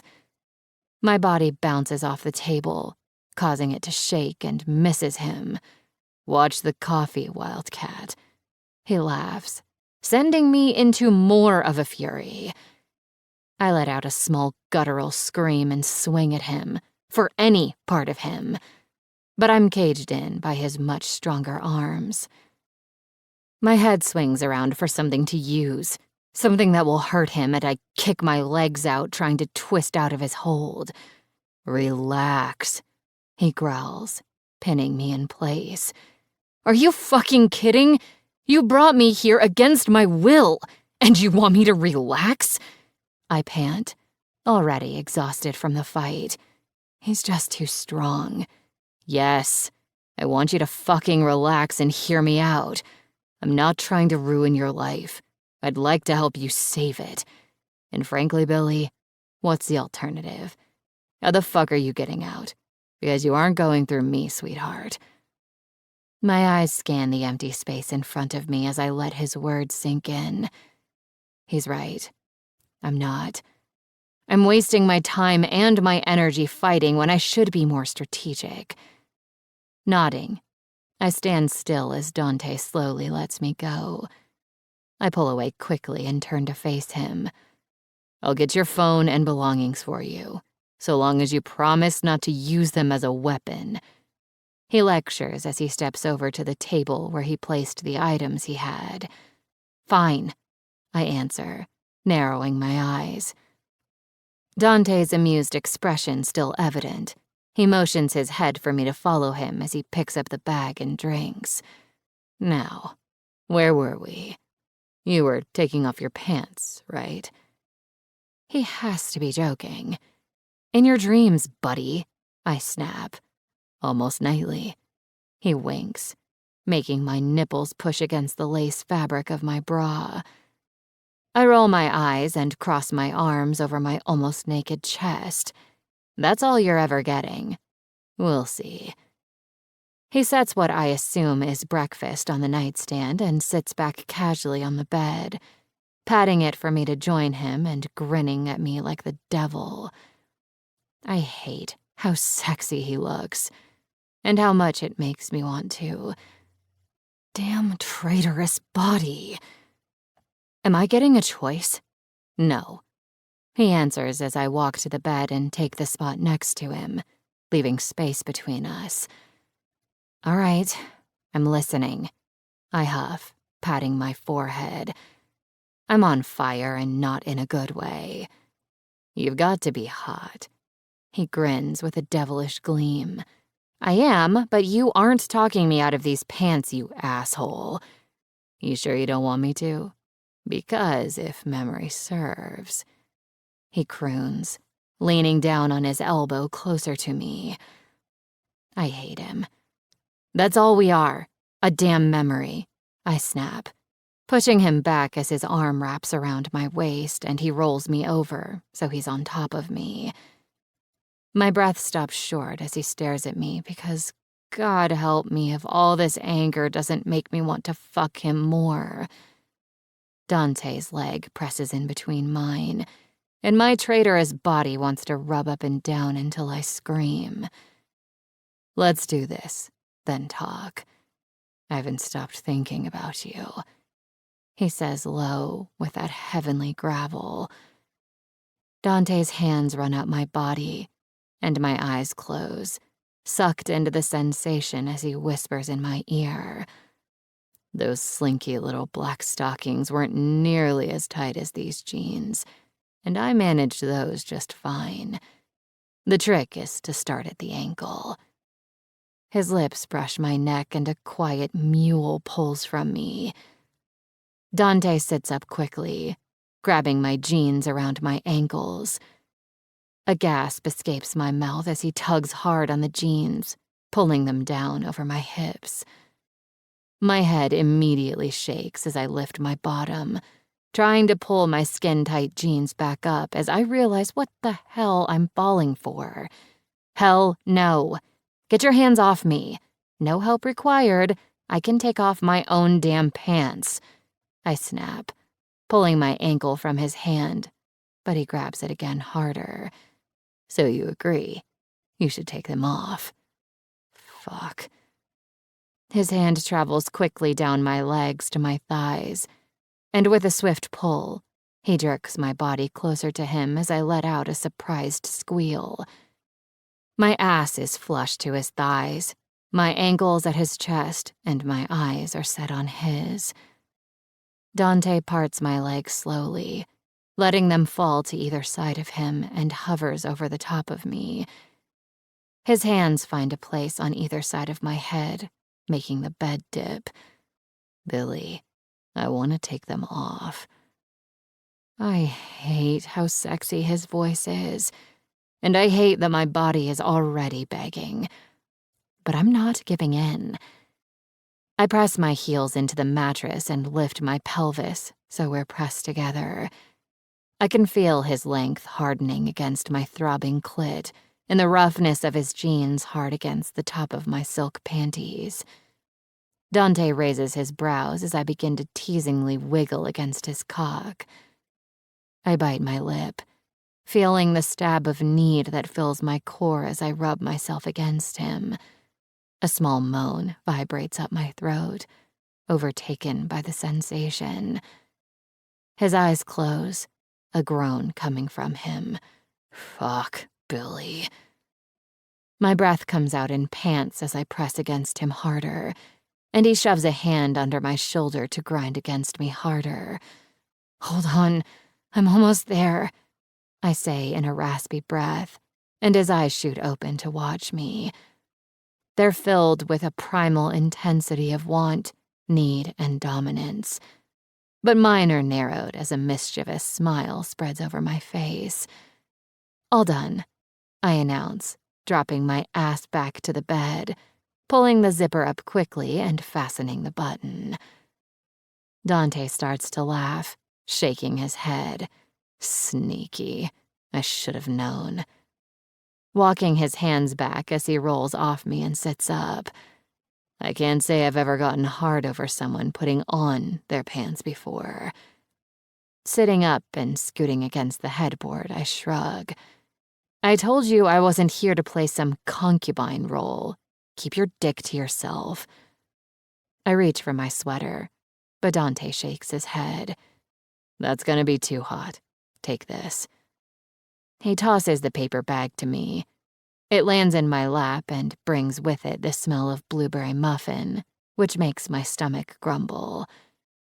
Dante grips the back of his t-shirt over his shoulder and drags it over his head. Here, wear this. I nod my head, averting my eyes as I take it from his hand to slip over my head. Fuck, he's hot. His smell clouds my senses. It's the faintest scent of cigar mixed with soap. Dante stands and retrieves the drink, and I'm not sure I could cool down if I wanted to now. Between the grinding and his shirtless body, I may actually explode. Especially when I sneak a glance at the way his jeans hang from his hips. That damn V on his insanely sculpted abs point to everything I want and refuse to touch. I realize I'm staring and look back to his face now adorned with his sexy grin, the one that announces his amusement over making me squirm. I smooth down the oversized shirt and roll my eyes, trying to dismiss him. Coffee? He offers, holding out a to-go cup. Thank you. I say as impolitely as possible, still not ready to be nice to my warden. What time is it? I bring the drink to my lips and take an appreciative swig, almost spitting it out as I do. Dante turns to look at me as he lowers himself down on the bed next to me and stretches out his long legs. 2:00. You okay? I scrunch my nose and hand him the cup. Dante, that's not coffee. He takes the cup from me, exchanging it with his. You got mine. I bring the coffee to my lips, sighing into the steam. What kind of psychopath drinks orange juice? He runs his hand over his exposed stomach and lifts his chin to the bag in my lap before diving his hand inside. It's refreshing and healthy. All that caffeine makes me aggressive. He smirks, rummaging around for something to eat. I've got something. Jesus, I'm such a whore. Very cute, I chastise, pushing his hand out of the bag and grabbing the muffin. Here. I place the bag on his chest. He pulls out another muffin and takes a bite, chewing for a minute before adding, You taste better. I let out an irritated growl and stand up, abandoning my muffin. What's going on? My head is spinning, Dante. You bully me into your home and then say you want to help. How? By bringing me breakfast? And don't make me even have to mention the flirting. My arm waves in the air as the other holds my coffee. He puts down his cup on the nightstand and folds his arms behind his head. God damn him. He's the picture of arrogance. So fucking calm in the middle of my storm. His voice is smooth and calculated. I didn't bully. I passionately coerced. You weren't exactly open to compromise, Sarah. I don't remember being given any alternatives to imprisonment, I quip. He turns his body toward me, propping his head up with his hand.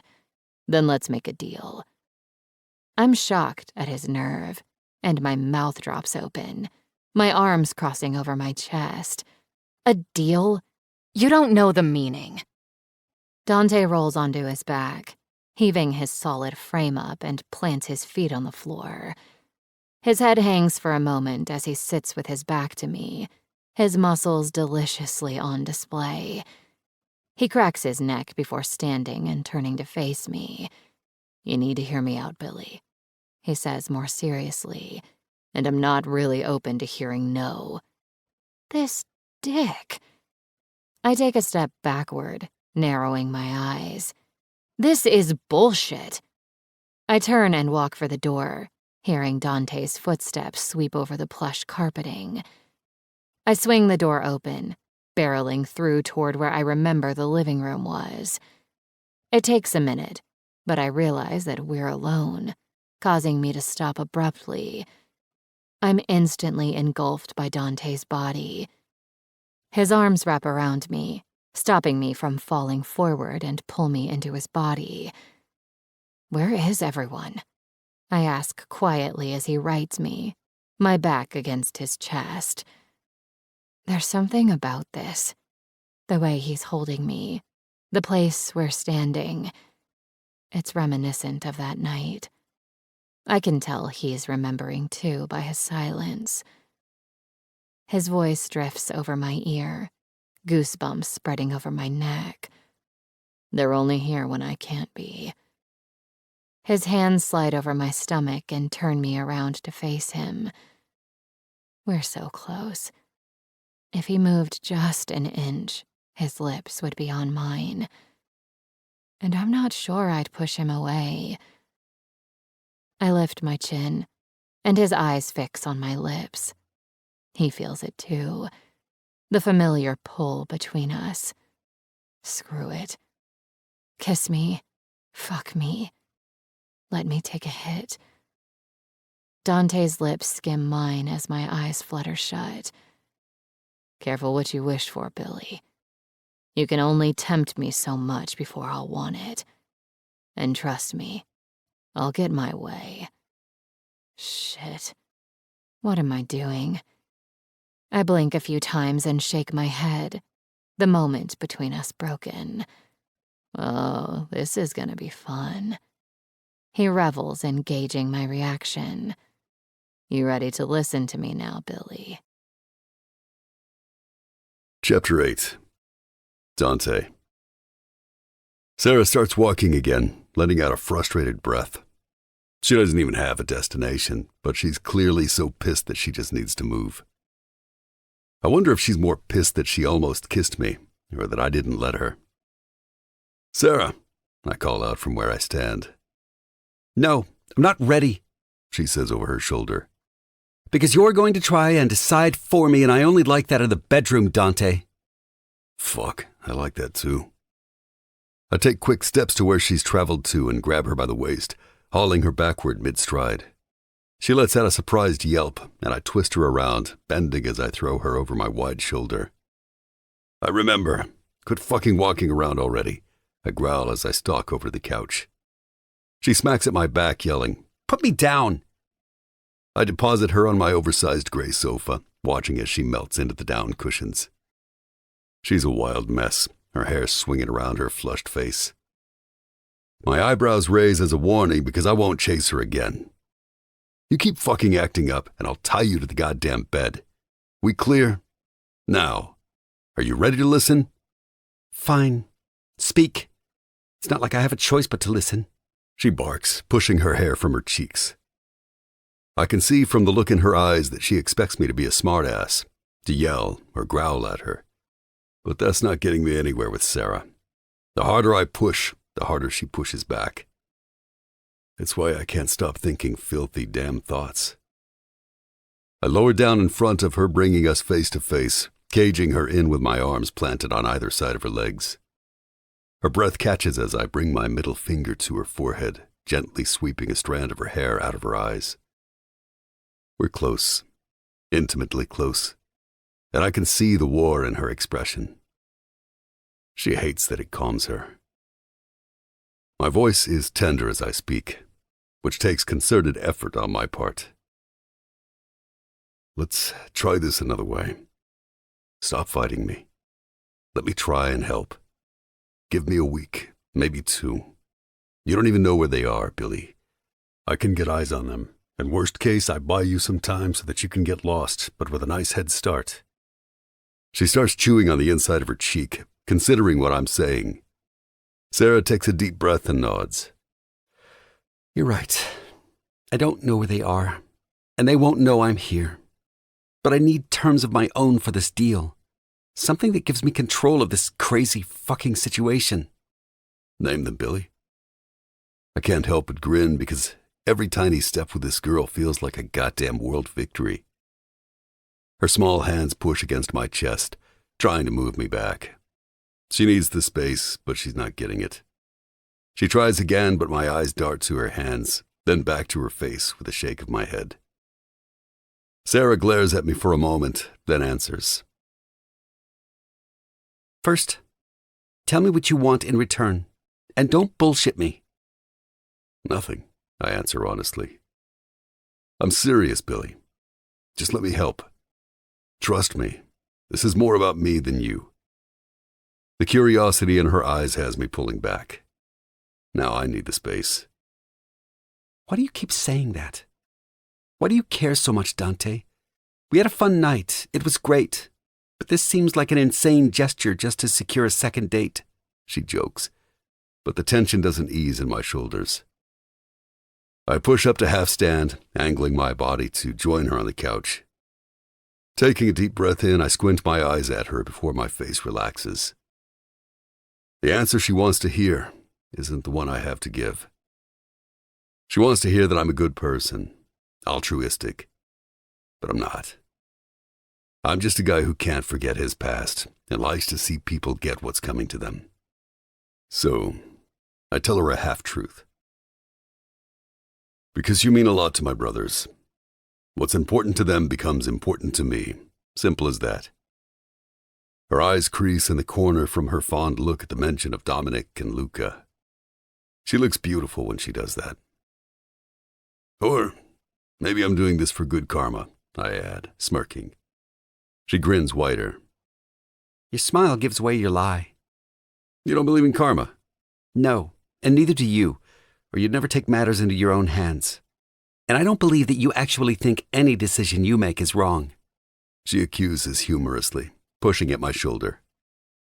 I reach up and grab her wrist as she does it, locking eyes. Hers search mine, and I swear I can see a debate brewing in her mind. She wants to tell me something, but the minute she looks away, I'm certain she's thought better of it. My eyes drift down to the hand I'm still holding, and I gently flip it over, leaving her palm up. I begin to trace the uneven lines and crevices etched into her flawless skin as I speak. True. But what does the reason matter so long as you get a hand with these assholes? You say that as if I asked for your help, she says quietly, watching my fingers skim against her skin. I can't help but want to touch her. Whatever's going on between us, like this, is as electric as the anger she has for me. No, but you'll take it, eventually. Because you are far from stupid, and you know when to submit. She scowls at my choice of words, but I grin. That look is my favorite. You're exhausting, she breathes out. Only because you're fighting it, I counter. Fighting what, exactly? Your assistance or your advances? She challenges, leveling a glare at me. You hate me now, but that shit's like throwing gasoline on the fire. You might not want my help, but that won't stop you from wanting me, Billy. And after last week, I'm not so sure which one you actually want me to ask permission for. Because forcing my kindness takes away you feeling weak for asking. And forcing your body, well, that just gives you what you crave. Shut up, she whispers, biting her lip. Just like I thought. Tell me I'm wrong, Billy. I dare you. I start to let go of her hand so I can lean in to kiss her, and her eyes dart down. That's the love line, she blurts out, obviously hoping for a subject change or a reprieve. I run my finger over the small crease that she pointed out nestled inside her palm, grinning because I've made her nervous. It's supposed to tell you how many times you'll marry and how long you'll stay in love, if you believe in that stuff. She shrugs, suddenly seeming shy. Since when does Sarah get shy? Why is yours so short? I tease, with a smirk, but it drops as a small frown tugs at her lips. She gently twists her wrist from my hand and pushes to stand, keeping her eyes from mine. She traces the line on her palm, and her eyes grow sadder before she speaks. Because all the space in my heart is taken up by my hate. I don't like any part of what she just said because it speaks to me. It mimics me. Like two broken mirrors aimed at each other, aligned with the same cracks. I stand, locking eyes with her and taking her chin between my fingers. We'll see, Billy. Don't tap out yet. You still have time. Her hands find my chest and she closes her beautiful blue eyes. As much as I want this moment, I don't, because I can't be the good guy. There's no redemption, no absolution for a man like me. As if she can hear my thoughts, she pushes back, but I don't budge, forcing her to take a step backward. My hands sweep over my face, rubbing my stubbled jaw roughly. I'll give you 2 weeks, but we aren't doing this, Sarah says, motioning between us. No more flirting, no more touching, no more you, she adds, waving her hands up and down my bare chest. We're not playing house, and by that I mean fucking, because I'm going to need a clear head, and all of this doesn't help in that department. I shake my head, irritated that she's trying to take the inevitable off the table. Sure, the timing is complicated, but I want this girl. She wants me. If she thinks I'll allow her to fucking deny me after last week, she's crazy. I'll push her until she comes crawling. You wanted terms. Are those it? No fucking? My voice is gruff as I ask, unwilling to hide my irritation. Yes, she states, tipping her chin defiantly. If I thought for one fucking moment this was about anything other than trying to stick it to me because I made her come here, I'd rethink my next move. But it's not. Dragging my bottom lip between my teeth, I cross my arms over my chest. Looks like we're in for negotiations then, Billy. You thought I was a bully before. You don't have a fucking clue what I'll do to get back inside that tight little pussy. We're happening. Want to bet? She grits out, angry at my challenge. I'm not as weak as you think. I laugh and bring my hands together, rubbing them back and forth. Billy, I like it when you fight back. Remember? I see her fingers dig into her hips and her breath hitches. Dirty fucking girl. The elevator dings and I know Mateo's arrived with her bag, so I stroll past her pissed-off face as I make my way toward the entry. Mateo has a small black leather duffel in one hand and a matching one in the other as he greets me. Hey, she's got so much stuff, so I just grabbed pajamas and sweats and a bunch of girly shit that smelled good from her bathroom counter. I laugh, catching her following me out of my peripheral as I walk. Perfecto. She'll live if it isn't right. She's not going anywhere. She's right here. Can you not talk about me as if I'm not in the room? She snaps, walking to Mateo to grab one of the bags. Hey, Sarah, he greets, handing over the duffel. She leans in and kisses his cheek, cutting her eyes at me after she does, resulting in my smile. Hi, Mateo. So you're nice to him, I laugh, knowing what she's doing. She walks into her bedroom without answering, and Mateo laughs and opens his arms. Everyone likes me. I'm charming. Atento. Careful. Mateo holds up his hands in mock surrender. Understood. Her door closes and we walk back into the living room with the remaining bag. Mateo places it on the couch as he half sits down on the armrest, crossing his arms over his leather-jacketed chest. Did you find out names? Vincenzo swears he saw his life flash before him when he questioned her. He laughs. I shake my head as I walk to the bar by the kitchen, glancing out of the window that spans the wall, and grab a glass, pouring myself a scotch. I'd call him a pussy, but I came pretty close to her right hook this morning. He starts to laugh, but it fades just as quickly. Is that mine too? Sarah questions from behind me, and I look over my shoulder at Mateo, who shakes his head to let me know she didn't hear us. Yes, I answer, turning around and ignoring her to speak to Mateo. Keep her out of trouble. You're leaving me here? She says, surprised, as I walk toward her. Yeah, I've got shit to run and people to find. I stop in front of her and look down. Mateo will get your stuff. Play on your phone. Girls like that, right? They do that shit all the time.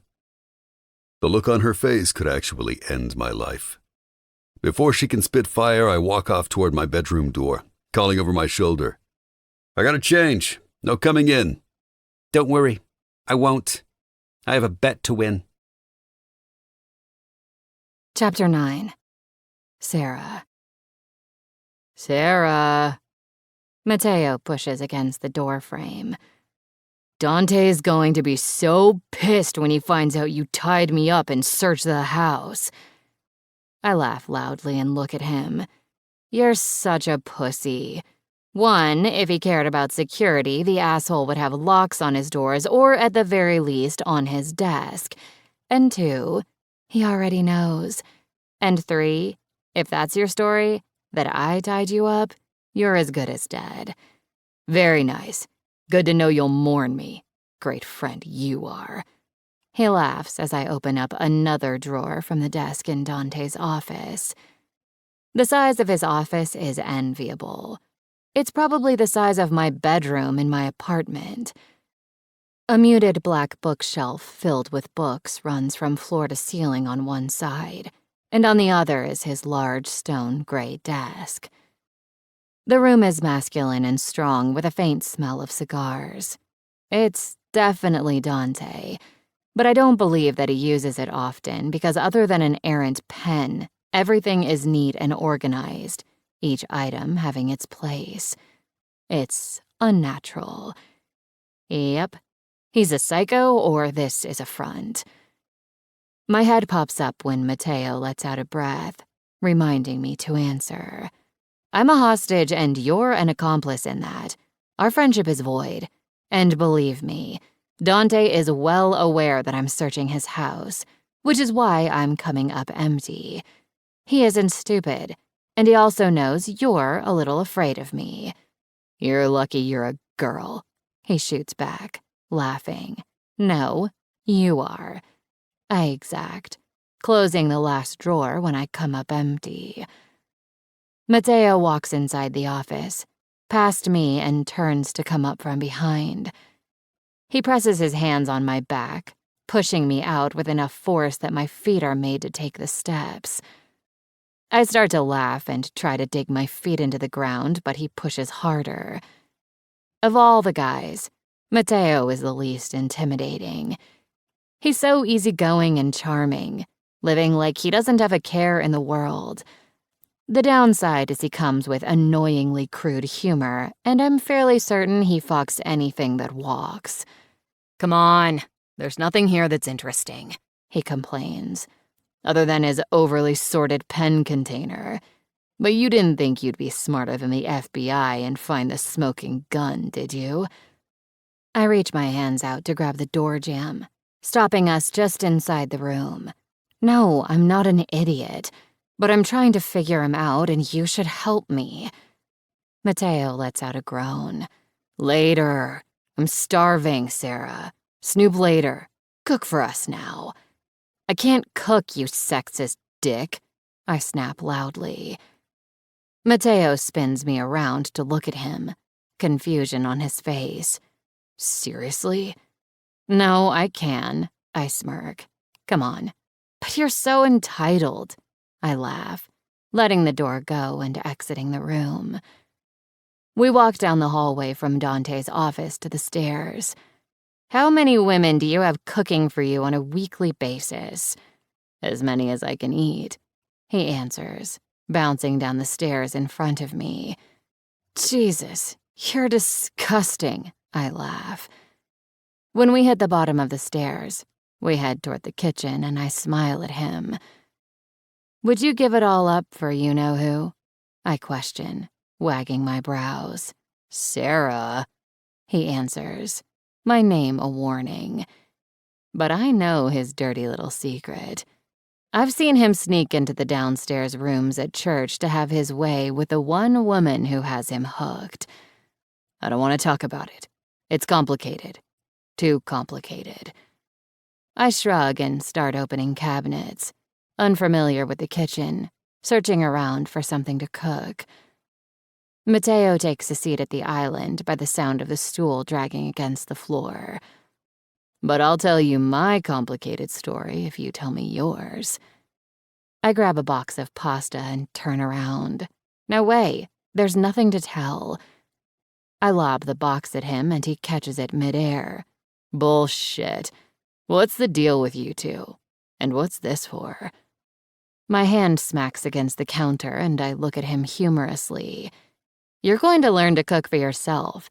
And why do you care? You want to take a shot? He laughs but stands and comes around the counter as I go in search of a pot. And get shot?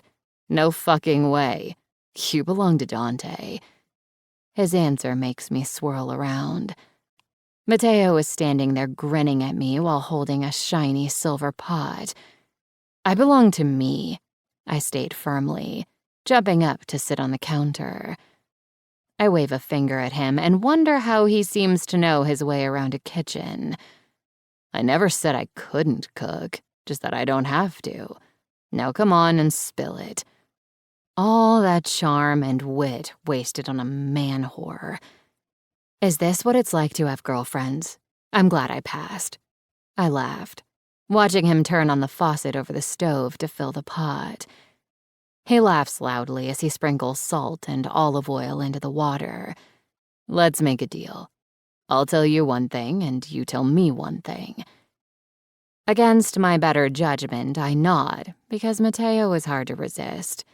That damn charm and those puppy dog eyes win out every time. But he's the definition of a wolf in sheep's clothing. I feel bad for the women who fall for his shit. But, for better or worse, he's a friend. I like her. You know who I'm talking about. He starts, giving me a knowing look, and I nod. But I fucked her sister. It meant nothing to us, but it will to her, because you know how she is with her. So now, it's really damn complicated. You fucked?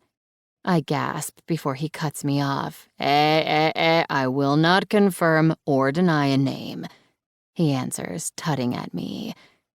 I shake my head at him, but secretly love the soap opera of it. Your turn, beautiful. He grins and leans against the counter. I take a deep breath and pick at a piece of fuzz on my sweats. I like him. Too much. That's it. He deadpans before checking the water. I roll my eyes and rest back onto my hand. Yeah, I don't say that lightly. I don't ever stay in one place very long. My family always finds me. But this time, I went unseen for so long and that fucked with my head. I did shit I shouldn't have. Dante. You did Dante. He teases like the asshole he is. I ignore him and continue. And now he's going to stay with me, curled up inside me, like a reminder of possibilities I don't get. It's like this shitty lump in my throat that I can't get rid of and can't swallow down. Mateo grins and I see the dirty thought about to come out, so I toss an orange at him from the bowl next to me. Don't. He catches it midair and tosses it back. I wasn't going to. I was going to say, so you really like him. And if I had to guess, you keep telling yourself that you can't miss what you don't have, right? Nail, meathead. Something like that, I answer. Well, sweetheart, life doesn't work that way. You've already taken a bite, so you can't forget the taste. Might as well have some fun while he sorts out your crazy-ass situation. Does he make sense, or am I looking for an excuse? My eyebrows draw together as I look down at my thighs on the countertop, contemplating what he'd said. Nope. Not going to figure that one out today. I shake my head and look up, snapping my fingers at Mateo. Shut up and cook. I'm hungry, bitch. So fucking lucky you're a girl. Before I can answer, his cell buzzes and he looks down at the number, hitting the answer button quickly. What's up, boss?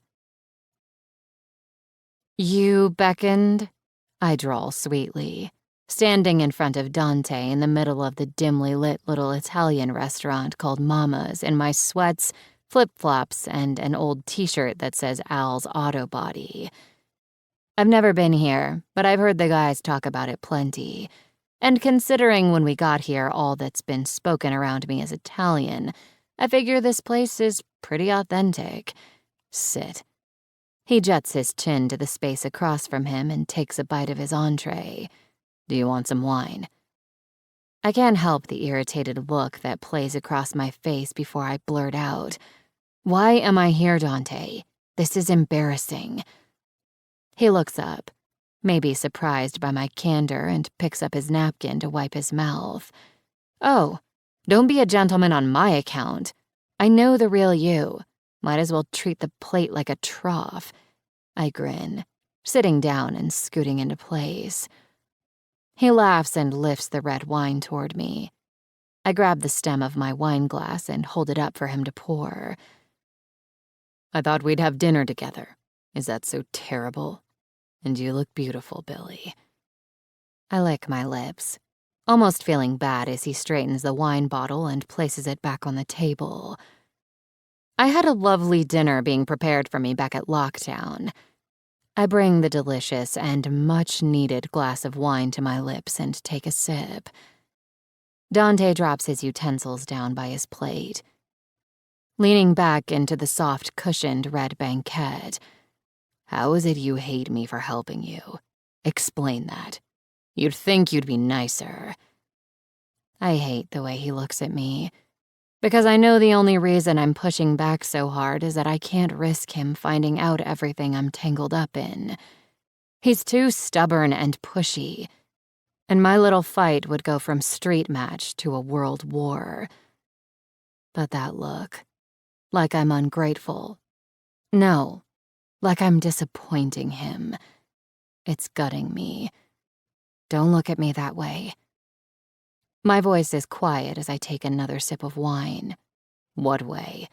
Like I'm surprised that a smart girl like you wouldn't know how to show your appreciation? Or that I'm disappointed that you haven't offered yet? What the fuck? That's the last answer I expected from his lips. I huff out a laugh and swallow back my wine, bringing the glass down harder than necessary. Nice to see your true colors, Dante. First, I'm appreciative of favors when I ask for them. And even though we made a deal today, that doesn't mean I'm suddenly the damsel you want me to be. And I'm not at all sorry that I haven't offered to blow you yet as a show of just how grateful I'm not. Dante silently stares at me for a moment, possibly contemplating my death, but fuck him. He tips his head back and a deep rumble fills the space as he laughs. He picks his knife and fork back up, then cuts into some peppers. I don't want your body as gratitude. No, that I want you to offer freely. It's more fun that way. I just meant you could figure out how to fucking be nice, Billy. But I see I was asking too much. He keeps laughing to himself as he takes another bite, and I hate how much of an asshole I feel like. I grab the bottle and pour myself another glass. I'm sorry. I'm the asshole. You're right. We made a deal, but you said we still had negotiations, so that thought is still lurking. I need to be careful with men like you. You can't blame me too much. His brow furrows as I speak, and he reaches for his own wine glass. Men like me. Men like your family. Tell me about them. The waiter approaches with a plate and sets it in front of me, and I blink at Dante. Of course he ordered for me. That's a fight for another day. I place my napkin in my lap and close my eyes, taking in the delicious smell of the dish in front of me. I already told Mateo their names. Their rap sheets will say it all. I know you did, but I want to hear it from your lips. I take a bite of my salad and hum in appreciation around my fork before sliding it out from between my lips. I'm jealous of a fork. he teases, and I laugh. Damn it. He got a real laugh out of me. If everything here is this delicious, my mouth will be making sweet love to this fork all night long. I grin and take another bite. I like you, he states low and deep, dripped in the gravel his voice takes on when he's turned on as he leans in.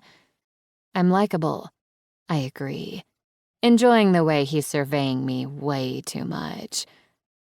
How do I get you to give in? He croons, grabbing the fork as it pops from my lips and putting it in his mouth. God damn him for being so sexy. Let's make a deal. I half smile. If you find my family in the next 48 hours, I'll drop to my goddamn knees and let you do your worst. He pulls the fork from his lips and offers it back to my smiling face. Gorgeous and devious. You're trying to make me fall in love with you, aren't you? Dante relaxes back and shakes his head. His expression makes my face drop. A cold shiver runs up my neck as my stomach flips because he isn't amused. He's validated. The look on his face tells me that whatever I just said told him more than I wanted him to know.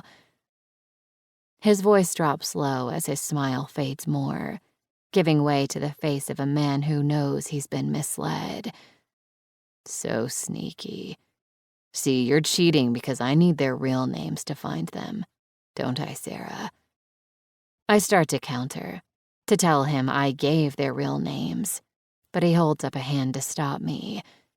Do you think I believe that you're operating under your real name? I had you checked out, and you're too clean. Not even as much as a traffic ticket. I don't trust anyone who's never done anything left of right. I don't even open my mouth because it's the only way to clamp down another lie that will fall out in an attempt to cover my ass. Are you going to tell me what I want to hear, or am I going to have to drag it out of you, gorgeous?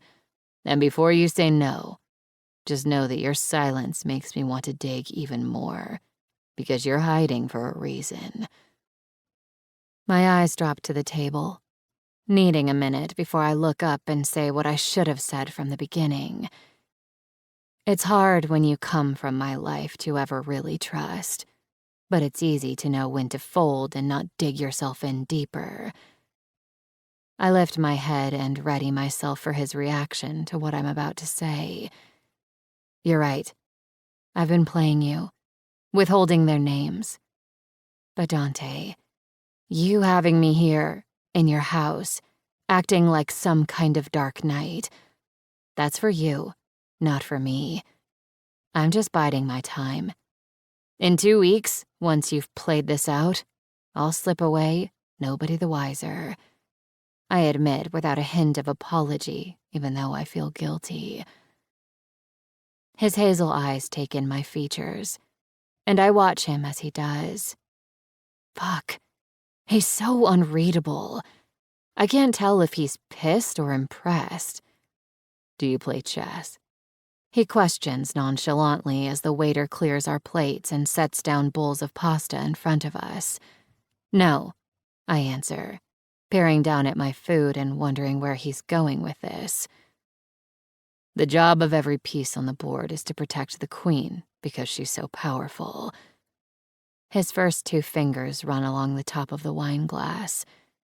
Only people who are brazen, calculated, and willing to lose something important in order to win use her as a pawn to suck the other player's pieces in, so that they can eventually take down the other player's king. My chest starts to rise quickly, seeing exactly where he's going. He wouldn't. No way. You would use me as bait to lure them in? I wish I didn't hear the fear that I feel in my voice. But I do, and so does Dante by the look of victory on his face. God damn myself, because now he knows what cards to play. Dante leans in and tilts his head. Only if you make me. Are you going to do that, Billy? Making it my choice is so sadistic. He knows I won't say yes. I can't. The idea of being out there, knowing something could go wrong and I could end up back with that family sends a chill down my spine. I won't go back to Boston. My name surely carries a bounty too big to hide from, because the only thing as scary as the Sovrano family is the Irish equivalent, the O'Banion crew. But those ties that bind, the ones I shot dead on my wedding night, will be buried with me. Not even my father and brother would tell for fear they'd be killed because they knew too much. That's my only solace. They won't rat me out to the head of the Irish mob or to Dante if he finds them for fear they'd have to come clean about their backdoor deal with the weakest link in that crew. I need an answer. Dante's intimidatingly calm as he speaks. O'Malley. Patrick and Christopher O'Malley. He sighs. That wasn't so hard, was it? I grab my wine glass and throw it back, holding it out for him to pour me another. He picks up the bottle, extending it and letting the liquid roll in. I gotta tell you, this devious side, I like it. It suits you. Fire behind the ice. Jesus Christ, you're twisted. I breathe out, and he laughs. Tonight, I'm going to get drunk. Really drunk. Because there's no reason not to. I'm in over my head with him, and if I'm going down, then I'll do it with a lot of fucking wine. As if he hears my thoughts, Dante looks at me and grins. Billy, tonight we have some fun. Tomorrow we can fight. Chapter 10. Dante. Soft snores come from her throat from where she's lying next to me, tangled in my sheets. I've been watching her sleep most of Sunday morning, knowing the minute she wakes up, she'll be ready to have my head. And I won't blame her. I was all too happy to keep her glass full last night. The more she drank, the more she liked me. It doesn't take a rocket science to see which side I'd be on. I smirk, remembering how much we laughed and how much she flirted. If I wondered whether or not the attraction was shared, I wouldn't have to guess anymore. I'll need to remember that red wine brings out the monster in this girl. I like it. Her eyes begin to open, and her head tips back as she yawns. An arm pokes out from beneath the covers, stretching above her head and making the covers pull down, exposing a beautiful pink nipple. My head leans forward, but I stop. Fuck. I want to take it between my teeth and roll my tongue over the sensitive flesh until she's desperate for me. But that would most definitely ensure my death, so I take her lips instead. I press a soft kiss down onto her mouth, hesitating to see her reaction. Feeling her breath tickling my lips and making the parts I just warmed cold. A breathy moan comes from her lips, and her body rocks forward as her hand weaves up my neck, pulling me in closer. Our lips tuck between each other's, and my hand slides around to her back to pull her naked body flush against mine.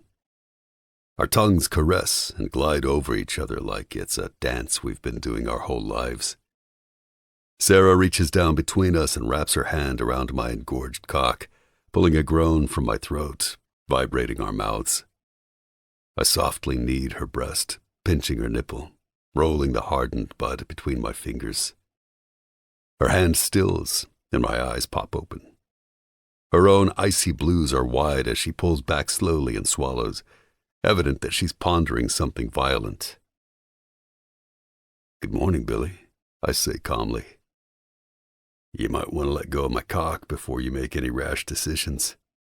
She flicks it hard toward my stomach with a little growl, making me gulp in a breath. She sits up quickly in bed, leaving the rest of her exposed, glaring down at me as I rub myself from her mishandling of my dick. I'm going to kill you. You know that, don't you? How could you? Sarah grabs a pillow and hits me with it before bunching up the comforter and pulling it around her, her grunts and breaths filled with exasperation. Who is she trying to kid? She was awake. Violence isn't the answer, I tease, holding up my arm. And I didn't do anything to warrant that verdict. It was just a kiss. I thought you were awake. Bullshit, she spits, pushing off the bed and taking the blanket and sheet with her, turning to look at me. Jesus Christ, cover yourself up. I grin, lying back, completely nude. I can't. You took the blanket and the sheet. You were adamant that we sleep in the nude last night. Who am I to say no to a beautiful woman? Beautiful is an understatement.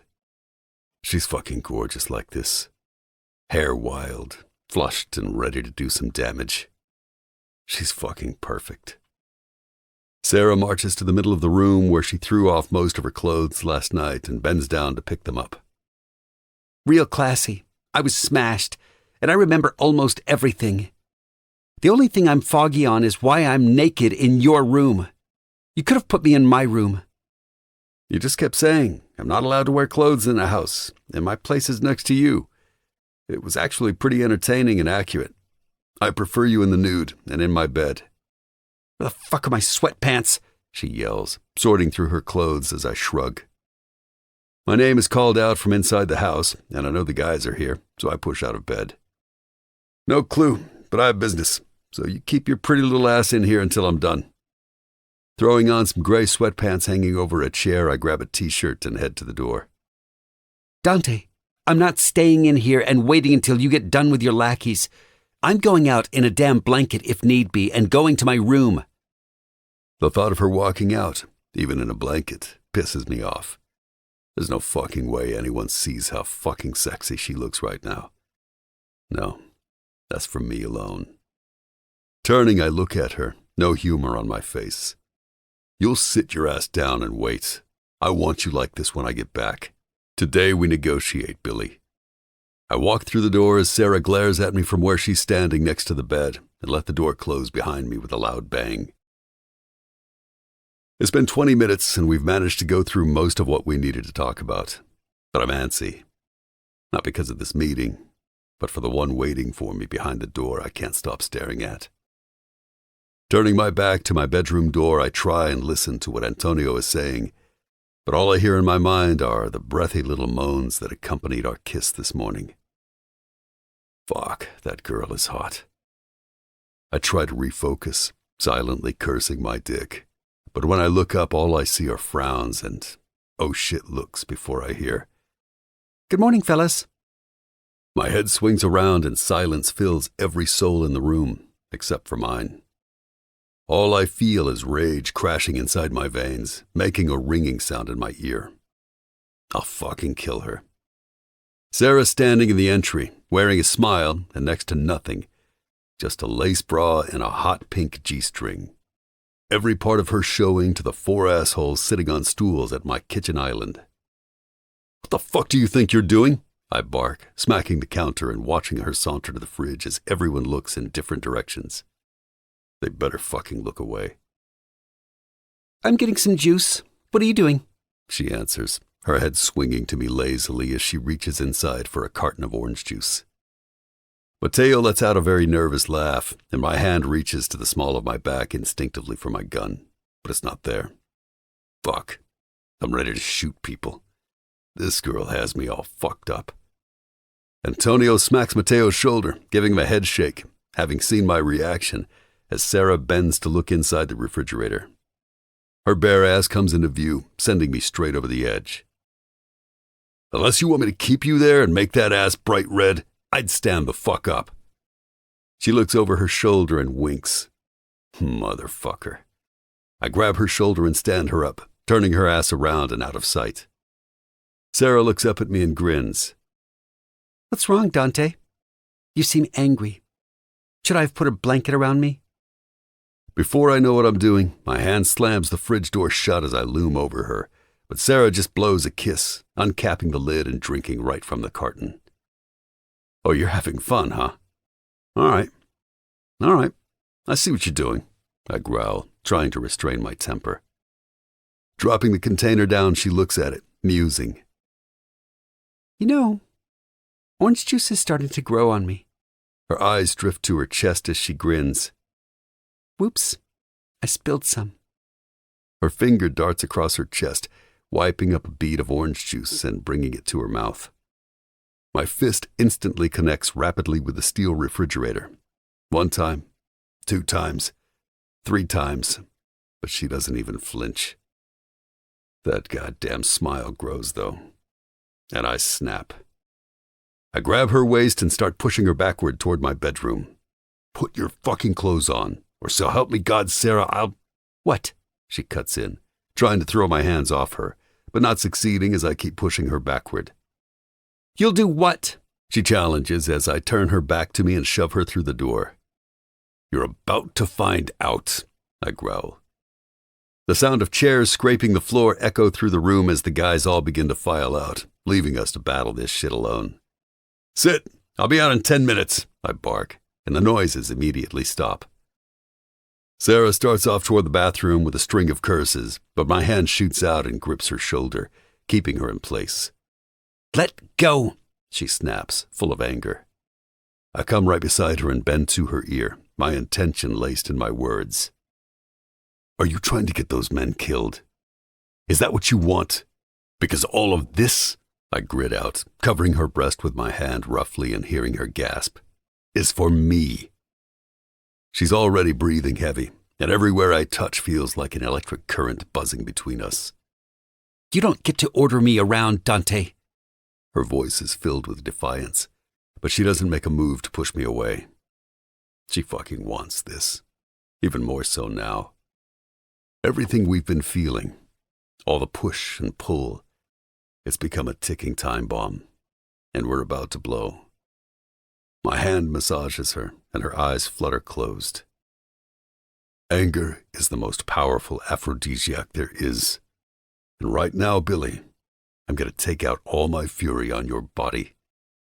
I move my hand down her chest, letting her shoulders sink into me, our breathing in sync as I move farther. Letting my fingers skirt over her stomach, I glide down toward her thigh and trace the top of her panties. My finger dips just inside and runs back and forth over her skin. You don't ever teach me a lesson using what's mine. I take her earlobe between my teeth and pull, tilting her head and sucking. Her voice is so breathy that she sounds like she's coming. I'm not yours. A fighter until the end. Breaking her is going to be the highlight of my day. Try saying it more convincingly next time, Billy. My hand dives down, pressing against her clit, and her knees almost buckle. I wrap my hand around her waist and start to rub her without mercy. No warm-up needed. She's all desire and pent-up animalistic need. Slow isn't what she requires. Sarah needs to come hard and fast. Her hand reaches up, grasping my shoulder as her body bends forward from the overwhelming sensation. Fuck. Oh my God. She whimpers, pushing her hips into my fingers and digging her nails into my shoulder. My hand pulls to a stop as her ragged breath drags from her lips and her eyes find mine. What are you doing? Why are you stopping? She questions, shaking her head, confused. She grabs at my wrist, but I don't move. My fingers begin a slow skim over her tender clit, and she shivers as a smile plays on my lips. I lean down close to her, whispering my seductive threat. Not a fucking word. If you make a sound, I stop. My fingers begin to move slowly again, and her body jumps. They don't get to hear you. I told you all of this is mine, including your pleasure. All the little sounds and fucking moans. If you share it, I'll starve your fucking pussy to death. I push past her clit and thrust 2 fingers inside her, and she slaps a hand over her mouth. Good girl. You want me to forgive that little stunt? Then prove your fucking worth, Billy. This time I don't stop. She's held in place with my arm around her as I fuck her harder and harder, alternating between her clit and inside her pussy. Her hand presses over her mouth tighter and tighter as her body begins to jerk. She's completely at my mercy, unless she says it. You wish this was my cock, don't you? Fucking you raw. making you breathless while everyone waits outside, only a few feet away. Sarah's nails dig so hard into my shoulder that I'm certain she's marked me.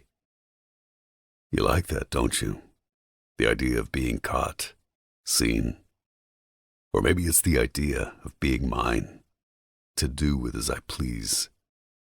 My fingers pump faster and faster, bucking you, while everyone watches you get owned. Sarah muffles her moans over my words as I finger fuck her. Our eyes stay locked, trained on each other, intimately connected, and I know she's almost there. I push another finger inside her to bring her over the edge. Open your fucking legs and give me my pussy, I demand, needing more room to fuck her. As she does, I feel her stomach contract and her eyes close. Her warm walls constrict my fingers, holding me inside of her as she rides out her orgasm. She lays her head against my chest as she convulses violently. Slowly her body calms and I slip my fingers out, her body giving a tiny undulation as I do. Sarah's body slumps against me, but I let her go, forcing her to hold herself up. Now, sit your ass down on the bed and wait for me, because when I come back in here, I'm going to eat your pussy and then fuck you until you can't breathe. Am I understood? Her eyes meet mine, and I bend down, giving her lips a soft kiss, then whisper, because to the victor goes the spoils. I told her we were happening. She should learn to listen. A faint shit is all I hear as I turn my back and walk outside to finish my meeting. Chapter 11. Sarah. Holy hell, what just happened? 1 minute I was petty Betty, half naked and on my high horse, and the next I was turned to jello and left here to wait for my punishment? Reward? I can't decide which. He said it as if it would be a punishment, but after what Dante just did to me, I'm okay with being fucked until I can't breathe. Damn it. This is why I didn't want to do this with him. Then again, maybe Mateo was right. I snicker to myself at the thought, falling back onto the bed. I was supposed to win this battle. He wasn't getting the best of me. Famous last words. Jesus, he was so intense and angry. So possessive with all the "this is mine" growling. There isn't any reality in which I wasn't surrendering. He's a goddamn beast with all his dirty talk and skillful fingers. And this is ultimately what I wanted, deep down. I wanted to fuck him the minute I saw him again. That's probably why I wouldn't stop pushing. He needed to break, take what he wanted, because I was never going to offer myself up. Still, that makes me the loser in our little game. I caved first. Although, technically, I didn't actually say yes, just insinuated it with all my heavy breathing and compliance. Shit. I sigh to myself, letting the loss sink in. The only thing worse than losing is losing to a smug bastard who knew he was going to win. My hands run down my body, cupping my center as I sit up. This is definitely going to be sore later. Taking a deep breath, I push off the bed and stand up to walk to his bathroom. I make my way toward the massive glass-encased shower and turn on the water, letting my fingers weave through the water to test the temperature and watch the steam rise and billow as it begins to cloud the glass. Shutting the shower door, I reach behind me and remove my bra, then my panties, letting myself back inside to the rain of warmth from the water. I stand, quiet and still, letting my shitty decision and insane life wash off me. I think the best in the shower, and right now, after what just went down, I need to think. My thoughts are all over the place as I wash my hair with the shampoo he has in the shower. It smells fresh, like something that would be named Cool Breeze. Leaning my head back, I snigger at the idea of Dante owning something called Cool Breeze. Rinse the soap out of my hair and open my eyes, finishing with the conditioner. Grabbing the soap, I lather the sponge in my other hand and begin to make tiny swirls over my body as more questions pop into my mind. I wonder if he knows I was awake the whole time he was kissing me. He has to. It was just too tempting, like a forbidden bite of the apple. Damn, but my body feels like heaven and not hell. But just because it happened once doesn't mean it will happen again. I run my hands down my legs, realizing I need a shave. For all the sex I won't be having from this point on. Lies. All lies. Looking around, I come up empty. No razor. That's a problem. Opening the shower door, I peek my head out and scan the counter, spotting a shiny silver handle. I tiptoe out, careful not to fall on the slick marble flooring caused by the excess water and nab it to use. Halfway back, a throat clears, calling my attention to the doorway, and my head snaps to Dante leaned against the door jamb, with a grin on his face and his arms behind his back. "What you doing, Billy?" I hold up the razor, naked and wet, goosebumps covering my body, and shake it at him. I need to shave my legs. "I use that on my face," he states, amused. "Then it should be up for the challenge of my legs," I counter as I walk back inside the shower. The door closes and I get back to business, ignoring him as if I don't care as he walks inside the bathroom. Dante's back is to me as he stands at the bathroom counter, only a smoky shadow for me to stare at.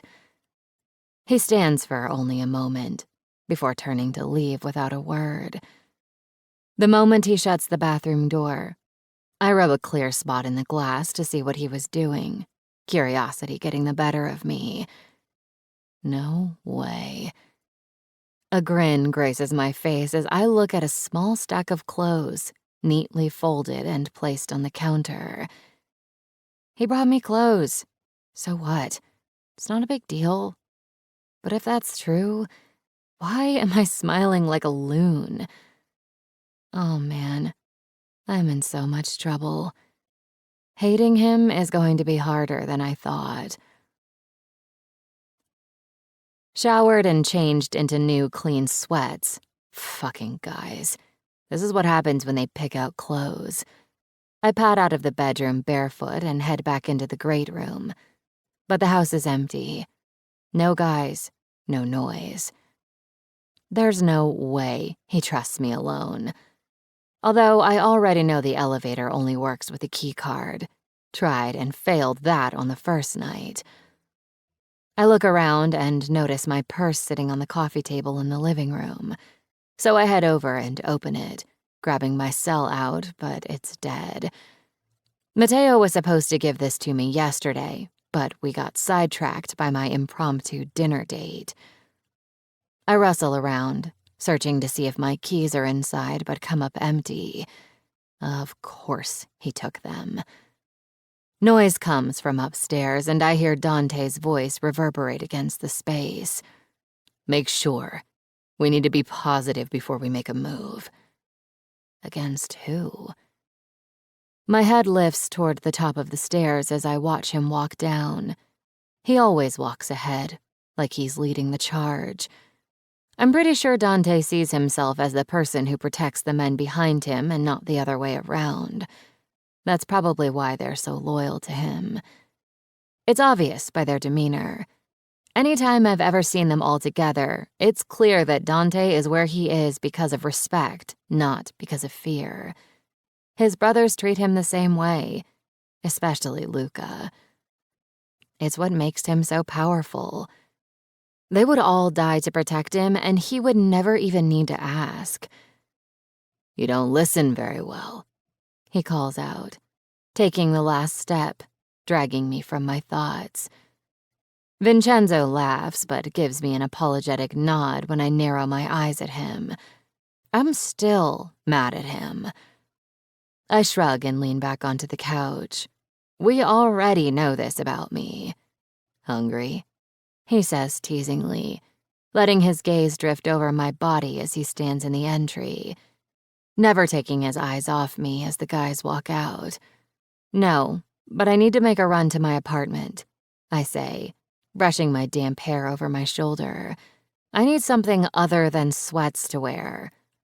"I'll arrange it," he answers, still admiring me.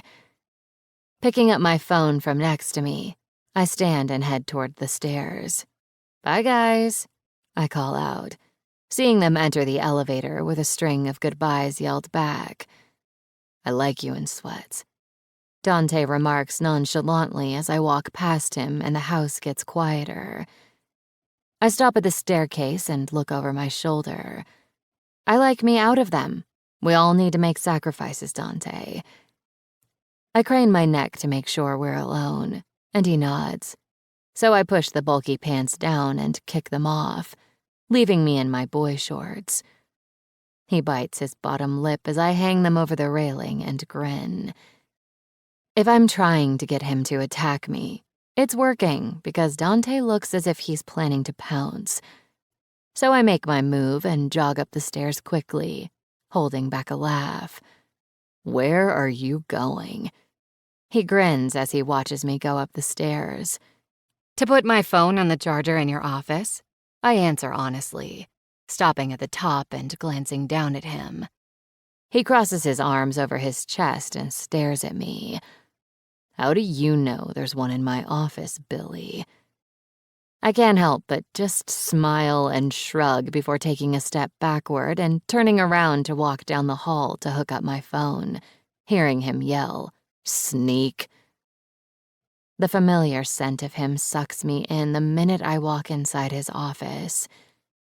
I make my way to his desk and see the plug I need nestled on his desk, neatly wrapped and tucked away.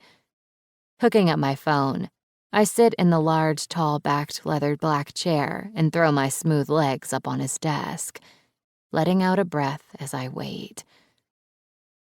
A piece of paper that has some meaningless scribble on it, clearly written in Italian, catches my eye, and I can't stop my fingers as they dart out to trace the lines of his slashes and hard indentations. He writes the way he fucks, hard and purposeful. Shit. I like him. Too damn much. I close my eyes with a small laugh because stopping this crazy train wreck seems impossible. The saying goes, where there's a will, there's a way. But I don't have the fucking will. I've never been so attracted to a person before in my life. It's as if Dante knows all the right buttons to push. And God help me if I don't want him to push all my damn buttons. Maybe at the same time, while he uses his tongue. Fuck my life. A tiny voice in my head plays devil's advocate. It's not as if we're going to fall in love in the next 2 weeks. What's the harm? Still tracing the swirls and squiggles, I smile to myself because I don't have a devil and an angel on my shoulders. I have 2 devils. You look good in my chair. I grin at his deep timbre and let my head fall to see him enter the office. I feel like a boss. My brows give a little wiggle to accentuate my flirting. He hums deeply as he walks toward the desk. You want to be the boss? The way he looks at me, fuck. Like he's stripping me bare down to exactly where he wants me. It makes every part of my body light up. Yeah, I purr, rubbing my crossed ankle up my other leg slowly and then back down. Dante sits against the desk, pressing a finger against the paper I'm tracing and pulls it until it's too far for me to touch. He pulls it up, folding and putting it in his pocket. What would you order first? And remember, you have to be specific or shit gets lost in translation. He might be letting me take the reins, but we both know that in this game, Dante always runs the show. Just the way I like it. Take off your shirt, I direct, tilting my head and biting my lip. He reaches over his shoulder and drags the t-shirt off his body, smirking as he does, and tosses it onto the chair next to him. Fuck, he really is gorgeous. My eyes take in all the colorful swirls and patterns on his hard chest and arms. His body alone is intimidating, but it's the accessory to his intention. That's what really makes him the man he is. You like what you see, he states, appreciating the compliment my eyes are giving him. I was just thinking that tattoos make good men look dangerous. His head lifts as his thumb skims across his lip. I am fucking dangerous. So, what do they make me? Authentic? I grin as he nods, letting out a half laugh. His eyes lock with mine, and it's as if everything fades away around us. All the pretense and sarcasm, all the bullshit. It's just me and him, both wanting the same damn thing from each other. Dante licks his bottom lip, and I watch his tongue glide across, wishing I felt that on my body. You gonna look at me all day, Billy? Or are we gonna fuck?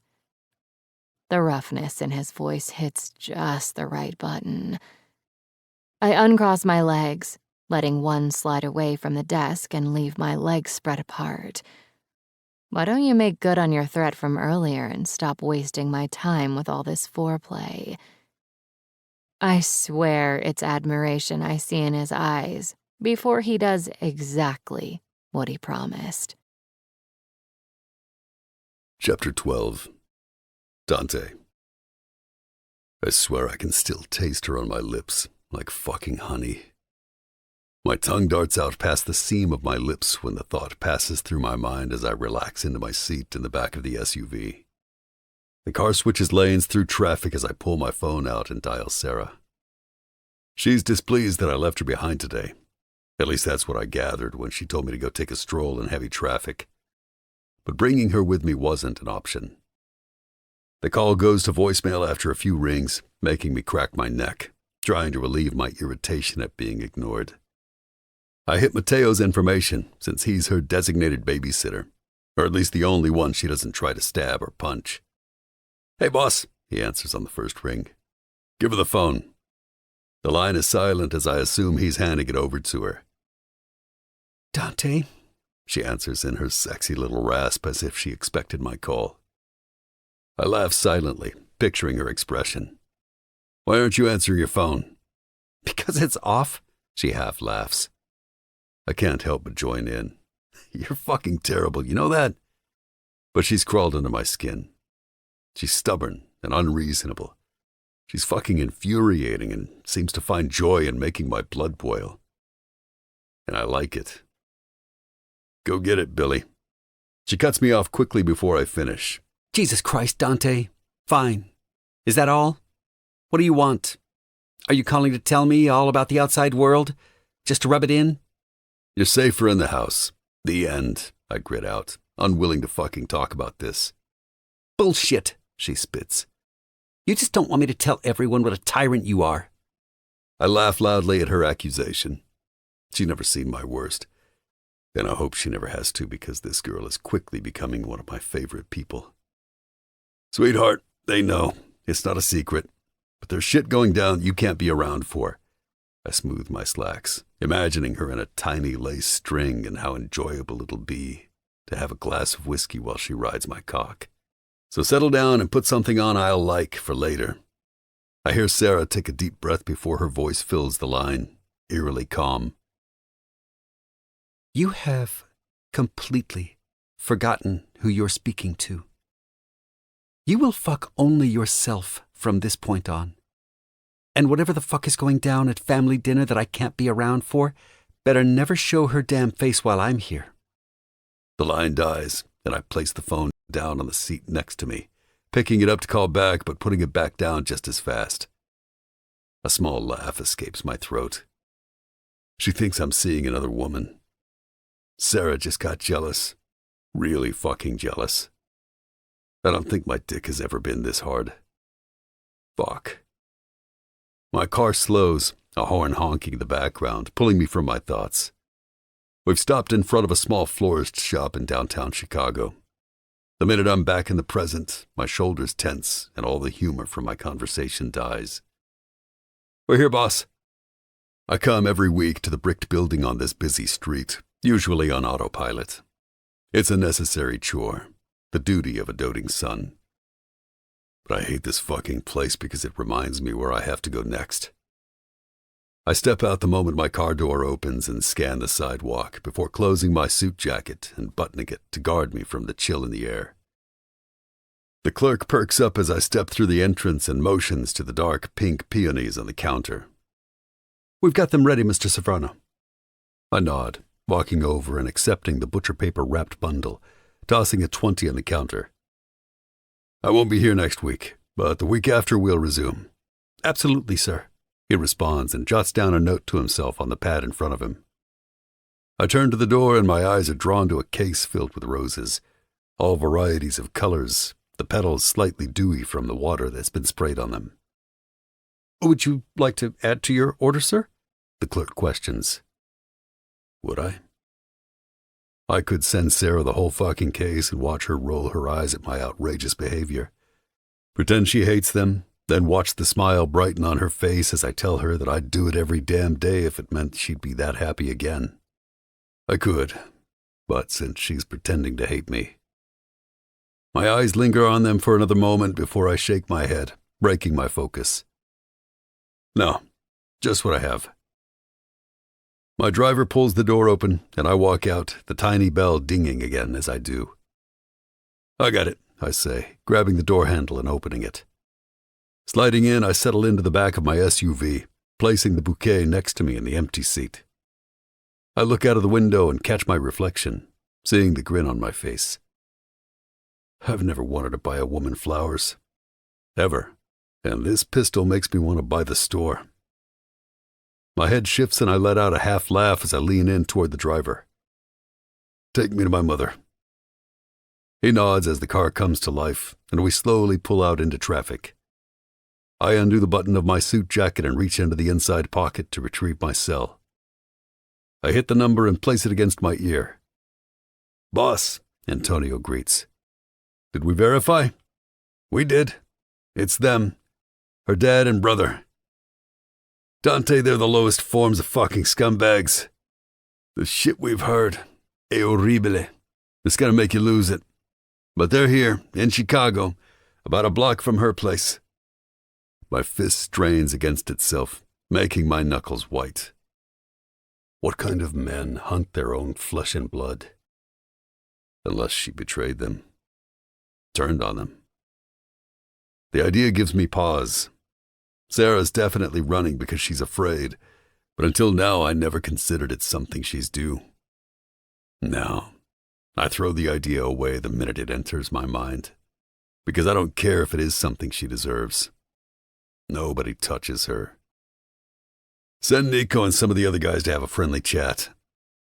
By friendly, I mean for them to break bones and jaws, knock out teeth, and take their dignity. You want them gone? Antonio questions seriously. He's not asking me if I want them to be given plane tickets. He's asking if I want their lives. I hear the train run by him on his end, and I take that opportunity to answer, just in case it's not just us listening. Send them back to Boston. I don't think after a chat they'll be back. But if the boys feel it necessary to send them somewhere further, then I'm more than happy to front the ticket. I hear him chuckle before he answers. Perfetto. Hey, I add. Not a word to Sarah. Of course. One more thing. We did find the guy who they used to track her down. He was showing her picture around, asking if anyone knew her. What do you want us to do with him? Bring him to the space. And tell Mateo to ask Sarah about her family. She trusts him. She might talk. We need to know more. Before I hang up, I add, Antonio, when you grab our new friend, I need his jaw working in order for him to speak. I'll do my best, he laughs darkly. I hang up just as we pull up to my destination. The car slows into the entrance, winding along the smoothly paved road flanked by oak trees. My mind wanders thinking of the last time I spoke with my mother. The car turns, taking another road that leads down to a grassy area where a brook runs. We slow to a stop, and I exit, taking in a deep breath and exhaling, before reaching back in for the flowers. It's the same each week. I hate coming, despise remembering. But then I walk the 37 steps past the stone and marble gravestones etched with the names of people lost, and show my respects to the woman who gave me life, but ended her own. I run my hand over the white, cold stone, brushing away a few small leaves, and pull her flowers from last week out of the vase, replacing them with the new ones. Ciao, mamma. Ho portato I tuoi fiori preferiti, non come la signora nella tomba accanto a te. I suoi figli li hanno portato al mazzo di garafani. Roba da due soldi, solo I meglio per te. Hi, Mom. I brought you your favorites. Not like the lady a few down. Her kids bring carnations. Cheap. Only the best for you. I laugh sadly as the words come out, thinking how pleased she'd be to have the fanciest gravestone with all the best flowers, and how much I wished I could have saved her from the dirt that buries her body. I inhale in quick succession on my forgotten cigar. You guys are like a bunch of chicks. I'm not telling you shit. My brothers and I are seated outside on the patio, drinking the smoothest scotch and enjoying cigars. Family dinner is a ritual, and we abide by it every Sunday. It's a have to among us, but it's also a want to. It's one of the few times in my life when I can let down my guard and just be the man I am. Luca tosses the same half-eaten roll at me, hitting my bad shoulder. Dick, I growl, rolling my shoulder. I'm going to choke you to death, with my bare hands. Luca's eyes are filled with amusement as he leans forward. Good luck with that, cripple. Listen, you don't want to tell us the good stuff. Fine. You're like a virgin in relationships. It's okay. We can ease you in. Warm you up, sweetheart. It only hurts a little. I laugh at his crude humor, and Tom throws back the rest of his drink as his shoulders shake. If you aren't spilling the goods, at least tell us what you know about what she's involved in. Luca finishes, getting down to business. I lean back, resting my arms out over the chairs next to me, deciding how to tell them. But there's no point in sugarcoating it, so I give it to them straight. Not much past what I got out of her the other night, but Antonio says the guys are real lowlifes. Whatever the fuck she's tangled in smells foul. My gut says there's way more to the story, and I don't think I'm going to like it. My brothers stare back at me with hardened gazes. I know they feel the same way I do, and I know they're thinking all the same dark thoughts I've entertained. Luca lets out a long breath, running his hand through his hair. Are we worried about her? I know what he's asking. I entertained the thought momentarily, too. We have to think this way. It's our nature. Would it matter, really? Even if she did something to deserve what she's getting? His eyes hold mine, and I see his answer before he says it. No, because whatever she did, that girl did it for the right reason. I don't care who she is to them. I know who she is to us. Agreed. Have the guys tracked them down yet? Her father and brother? Dom questions, pulling my attention. A billow of smoke wafts through the air with my exhale. Yeah, we found them. The assholes are a block down from her. Nico's gonna introduce himself tomorrow. Luca leans in, worry darkening his features. Does she know you know? Nah, that's a fight for another day, I answer, not elaborating. Dom leans back into his chair. Now, why would you keep that from her? I wave him off, crossing my arms. I'm not keeping anything from her. I'm just ensuring the coast is really clear before she gets any ideas. My brothers stare at me, and then at each other. I hate that twin thing. It's always 2 against 1 with these dickheads. My hand rubs my stubbled jaw as I grin, knowing they see right through my bullshit. Just fucking leave it already. Dom smirks, slowly spinning a spoon around on the table, regarding Luca with amusement. You still on the fence about whether or not you want to help her? Dom asks sarcastically. Luca chuckles like the asshole he is. I level a look at my brother as he chimes in.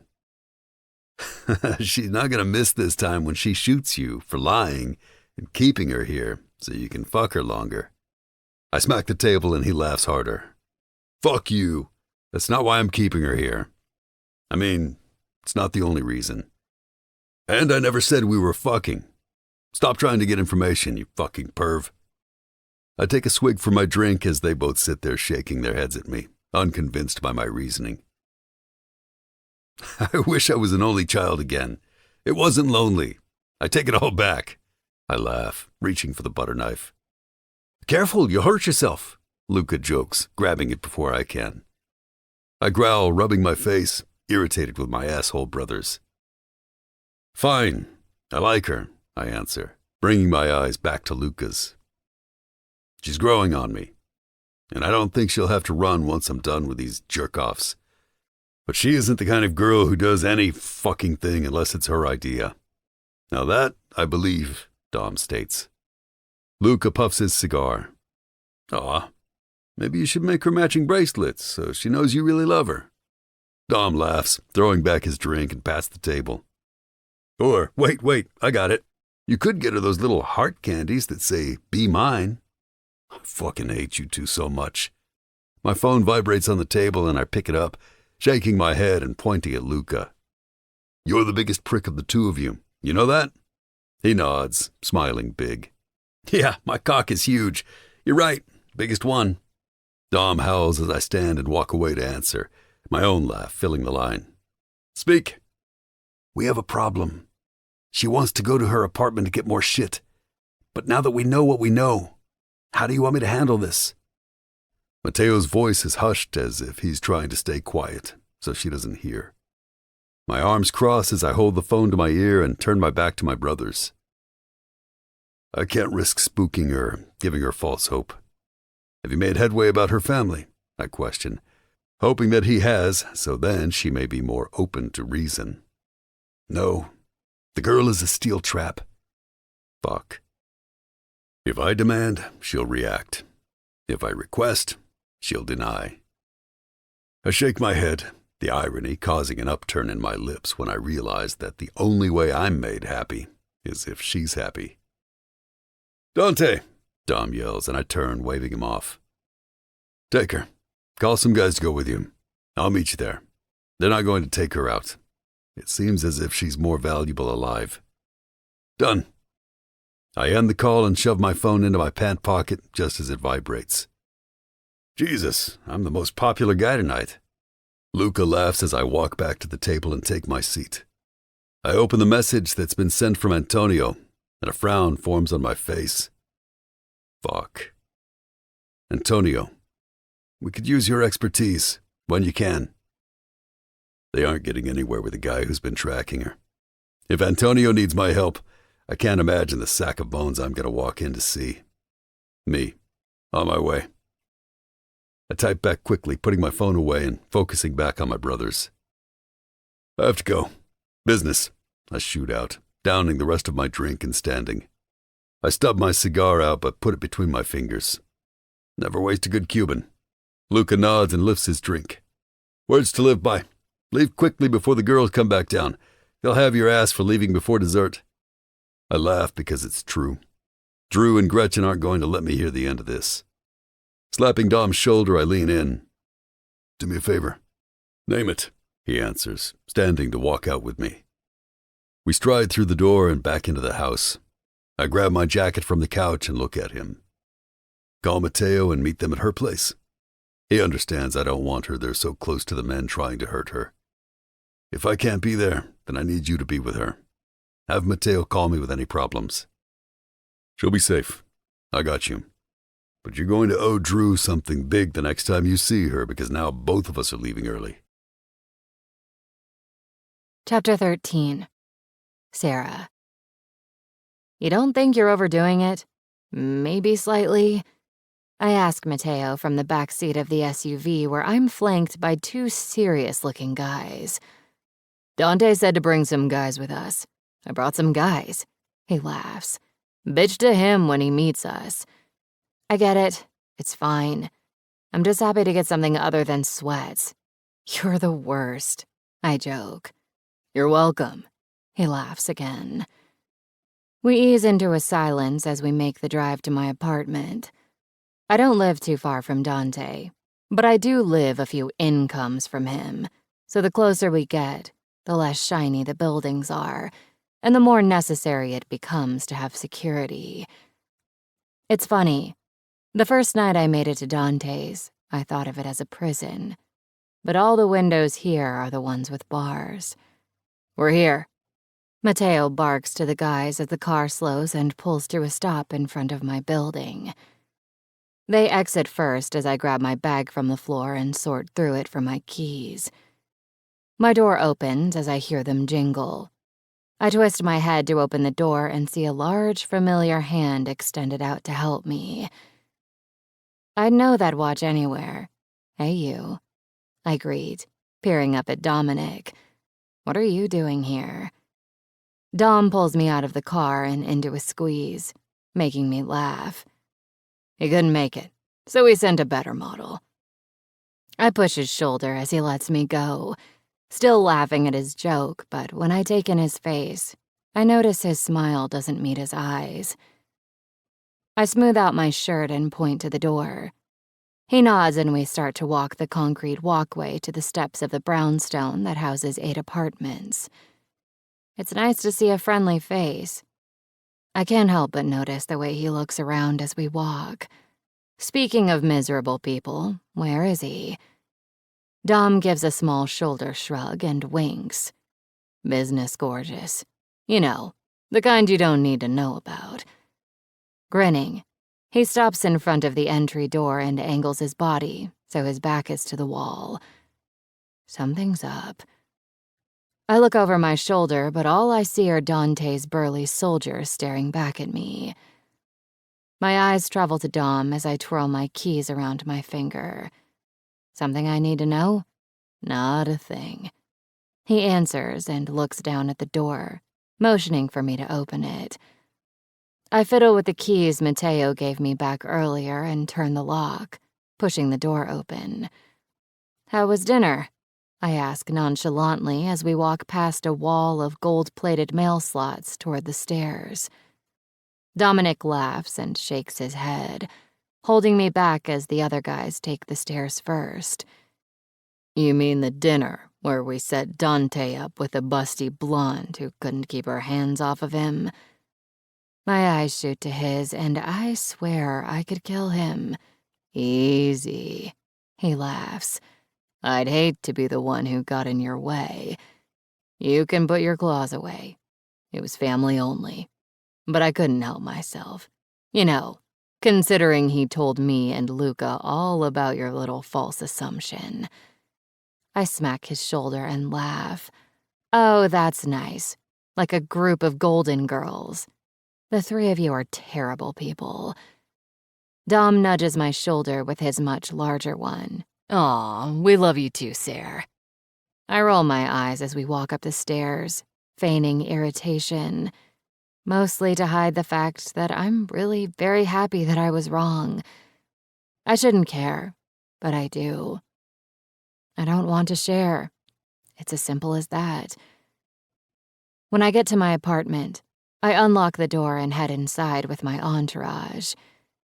The space feels so small and too dark, in a way it's never felt before. I flick on a light and toss my keys on the counter.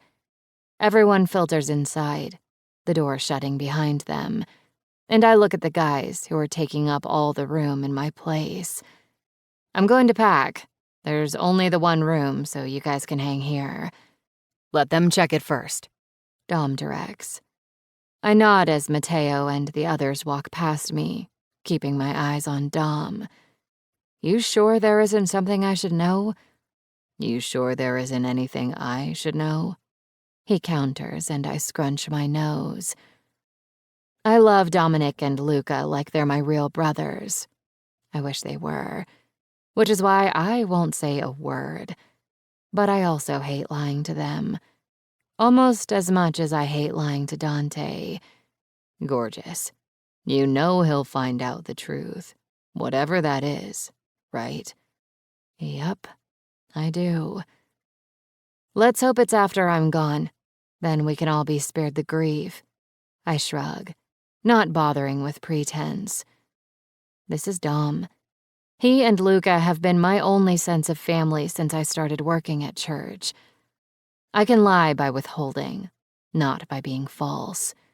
Sarah, don't push everyone away. I shake my head, opening my mouth to protest, but he stops me. Like you always do. Let us help you. You have us. Me, Luca, and especially Dante. I stare at his face, wishing that I could just cave and say yes. But some things are for the best. I almost laugh when I think it, hearing Dante's words in my head. It's for your own good.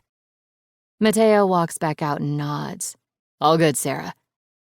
I smile weakly at Dom in turn, walking inside my room, trying to suffocate the need to spill my guts, but it feels overwhelming.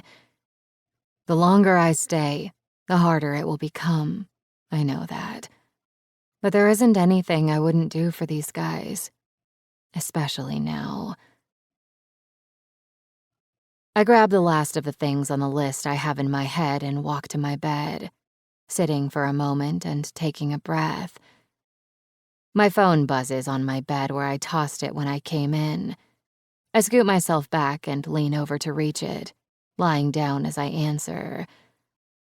I hit answer without bothering to look because I know it's Dante. Miss me?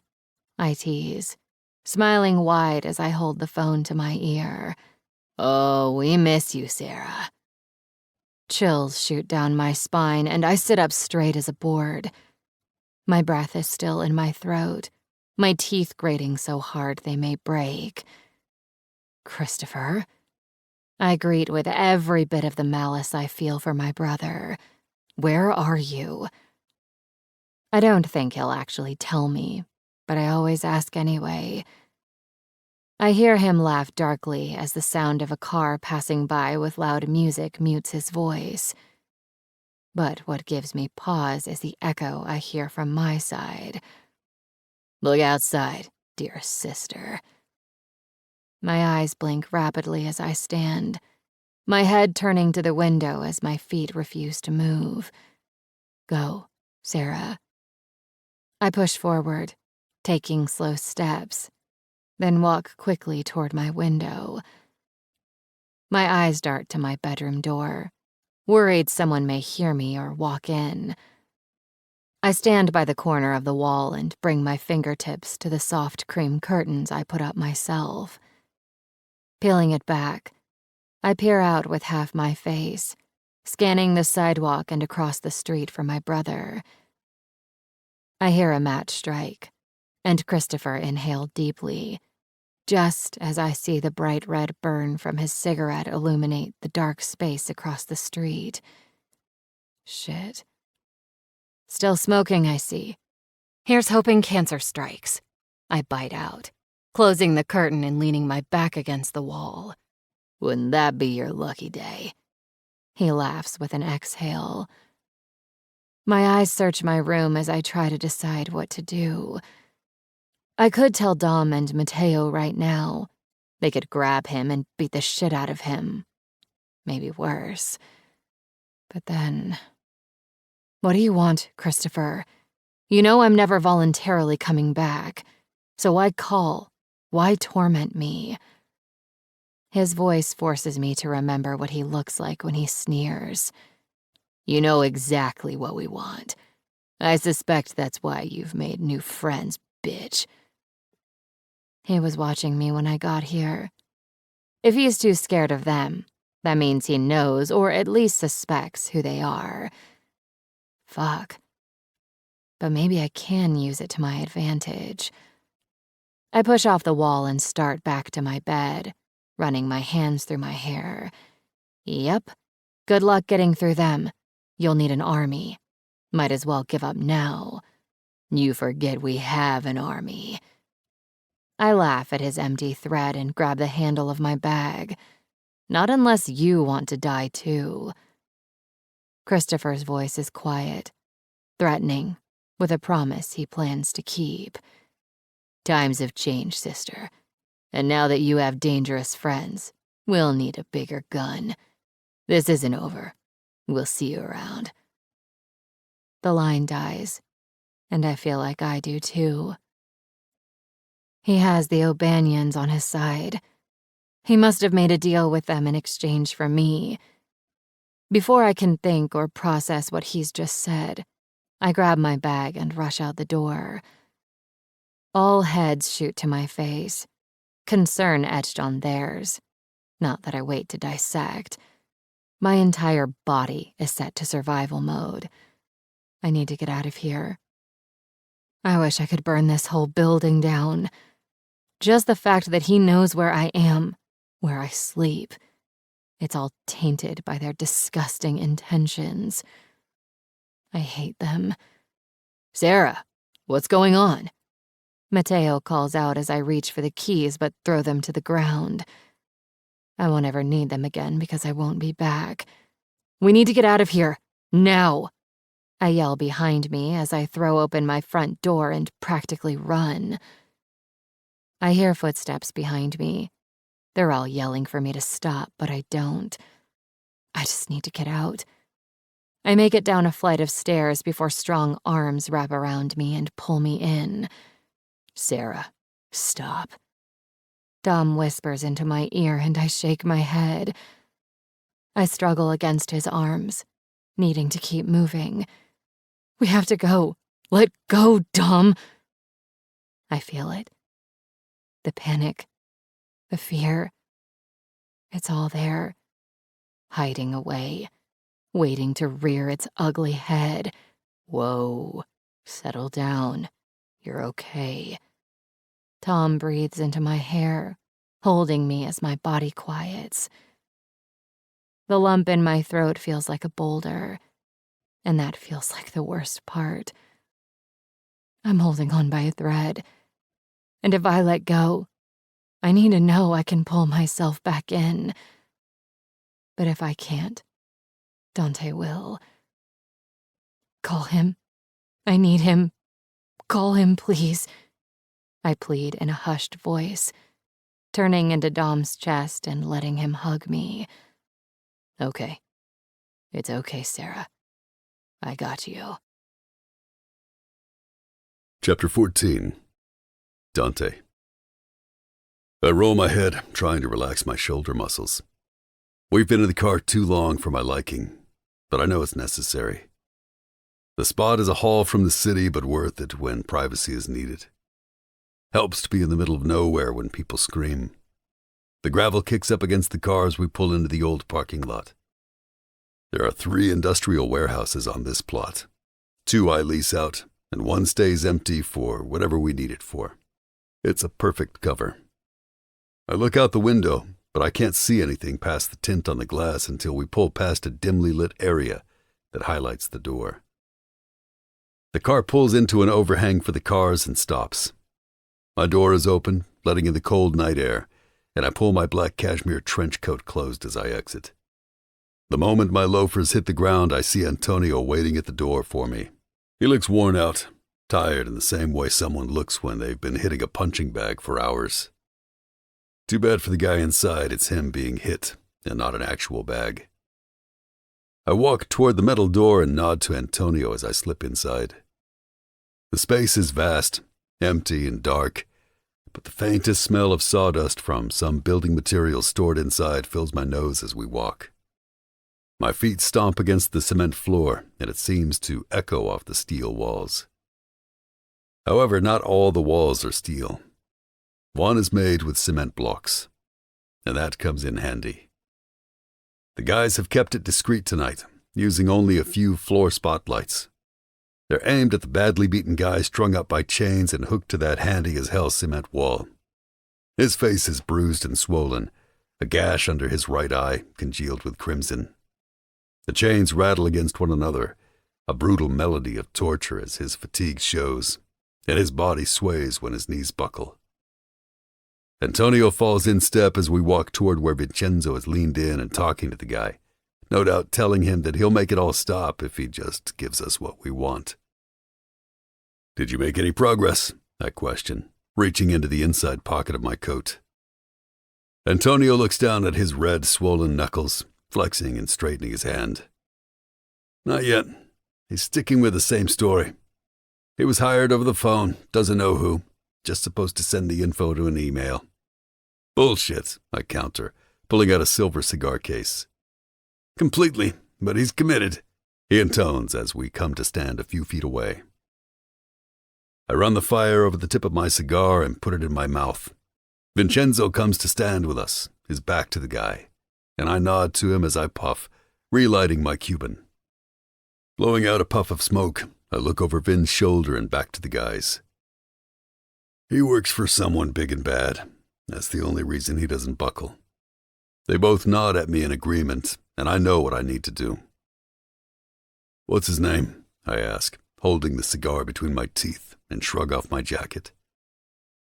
Antonio takes it, folding it over a chair beside him. "Frank," he offers, as I unbutton my suit jacket and hand that to him too. "No fucking way. It's a bad week for Franks," I laugh to their amused faces. Walking over, I uncuff my sleeves and begin to roll them up, exposing the veins on my tattooed forearms. I come to a stop in front of our half-conscious friend and take a drag of my cigar, then blow the smoke in his face. He coughs, the chains rattling as he pulls away, mumbling a few incoherent words. "Frank! Hey!" I bark, slapping his cheek. "Wake up, Frank!" More mumbles as his head bobs, hanging down between his upstretched arms. I look back at Antonio and Vincenzo in irritation. I told them to leave him conscious. Assholes. "I missed cannoli for this. Wake him up." Vin walks toward a safety spigot that has a hose attached like the ones on a fire truck and begins to pull it over. "Oh, fuck. I love cannoli. Mama's has the best in town. I'll kill anyone who says different," Antonio agrees, taking the hose from Vin. I walk a few feet away, not wanting to be in the spray, and nod. The freezing cold water turns on with a violent blast, shooting straight onto Frank's body. He yells and bucks against the pain from the force of the water. Vincenzo starts to cheer, clapping his hands. "There we go. Nice to see you again." I hold up my hand and Antonio stops the assault. I walk over and stand in front of his water-swept face, watching him cough and shake his head as he tries to get his bearings. "Sorry. I'm sure you understand why that was necessary. I can't get answers if you're sleeping." "Fuck you," he spits, the blood from his mouth landing on my shoe. I look down and my jaw tenses. "That was rude, Frank. How about you make it up to me? Tell me who you work for. Better yet, why the girl's family wants you looking for her." He stares at me and shakes his head. I have to give it to this dick. He's loyal. A trait my first Frank could have used. "Frank. I can call you Frank, right?" Vin comes up next to me, handing me a cloth for my shoe, but I pocket it. "See, the way I see it is you're too scared to rat on whoever sent you. And I admire that. I do. But that means my only option is to be scarier than whatever's back home." "I'm not telling you nothing," he slurs in a deep accent, a familiar one. "That's interesting. That's two now with that accent. Fucking Boston. What's with you pricks?" I push, and he lunges for me in his chains. I let out a deep laugh, stepping back quickly with my arms spread wide. "There's the spirit, Frank." My voice booms through the space as I begin to feed off his anger, clapping my hands together and coming face to face with him. Tell me who you really work for, 'cause it ain't the dicks she's related to." Frank sneers, his teeth showing the blood left in his mouth. "That's right. Give me a fucking reason to beat it out of you." "You can't protect that whore. He'll get his queen back, even if he has to go through you. She'll go back to where she belongs. And when she does, she'll hurt real bad. But after 6 or 7 of us, she'll get used to it or die trying." My vision dims, my mind going blank as heat suffocates any and all reason. I act out of instinct. Primal fucking brutality. I'm not inside my mind even though I'm guiding my body. I hear the screams, his wails, faint at first, then gaining in volume as my mind catches up, zooming me into focus. The smell of burning flesh engulfs my senses, and my knuckles burn from the strength of my grip on the back of his hair. It's so hard that I can feel tiny strands breaking free. I'm holding Frank in place with my cigar pressed into his eye. His pain swallows the silence as I press harder, but I can hear the small sizzle that fills the space. The cigar crumbles, breaking against my strength, and I mash it into his face. When I step back, my chest is heaving. I'm unhinged. Pure evil. A fallen angel with a singular purpose. "Nobody touches her. You hear that? Nobody!" I bellow, slapping his face. I run my hand over my head, pleased as I watch him writhe in pain. "You'll be the message. You're going to show them that anyone who steps foot in my fucking city leaves in a goddamn body bag if they try to come for what's mine." Rage courses through my veins like a life source. It pumps through my body like a drug, giving me focus and power. I step in quickly, bringing down a swift hook to his jaw, hearing it crack under the pressure. "She's mine. You want to fucking steal from me, you piece of shit?" I growl as I hit him again even harder, hearing another crack. "Who the fuck is gonna go through me? Nobody." The sound is intoxicating, and I look at the ceiling, taking in gulps of air. I'll never let anyone hurt her. I keep hitting him, again and again, his head swinging with every blow. Grunts and spit fly from my mouth as I unleash my rage on him, unstopping and unrelenting. His head hangs down, dangling after each assault, making me adjust my stance until his legs finally give. He's unconscious, maybe dead, but I don't stop, swinging into the air and stumbling backward as his body swings away from me. "Dante, it's done. Stop. It's done," Antonio whispers, putting his hands on my shoulders to steady me. I lunge forward, but the guys hold me back, keeping me in place. I stand, breathing heavy and in a haze, staring at the body, knowing I've killed him. Good fucking riddance. Come, we'll take care of it," Vincenzo coaxes, pulling me backward. Antonio's holding out my jacket for me to put on, but I reach into my slacks pocket, pull out the cloth I'd shoved in there earlier, and wipe my hands. Blood stains the rag as it removes the evidence of my indiscretion. I fold it and lift a clean part to my face to wipe away some blood splatter that's hit my cheek and look at the guys. "Burn the body, but make sure he's found. I'm going to speak to our princess about who the fuck her family really is, because the one thing I know is Sarah's been lying to me. To us." I tug on my suit jacket, my breath still labored, and my head tips down. I see the spit still on my shoe. Grabbing my coat, I pull it on as I walk back to Frank's dead, hanging body. Reaching out, my hand steadies his limp body as I wipe the shoe he spat over his pant leg. "Save me a spot, Frank, because it won't really be hell until I arrive." I turn and walk past the guys and straight out of the building. The moment the freezing air hits my lungs, I feel refocused, awake, pulled from my haze. Running my hands over my face, I stand and let my breathing steady, feeling calmer with each moment that passes. My driver steps out and opens my door, letting me slide in and shutting it behind me as I pull my cell out and dial Matteo. I want answers, and I won't wait until I'm home. He answers on the first ring. "Boss!" "Put her on," I clip out. There's silence, and then I hear her voice blast through. Where have you been? I want to know who the fuck your family is, and I want to know now. Chapter 15. Sarah. The hairs on my arms stand on end over the tone coding his words. His voice is gruff and angry. It doesn't sound like Dante, more like the men I'm used to. He sounds unhinged, rageful, and unpredictable, and I don't like it. Don't speak to me like that. I say calmly because he feels volatile, even over the phone. Why is he angry? I was so relieved when he finally called, and now I'm totally thrown. Dante lets out a growl as he answers. I'll speak to you any way I like. If you know what's good for you, you'll answer my fucking question. What the fuck? He's insanely angry. I've been waiting hours for him to call. Hours. All I've wanted was to tell him everything, to let him help, to let him in.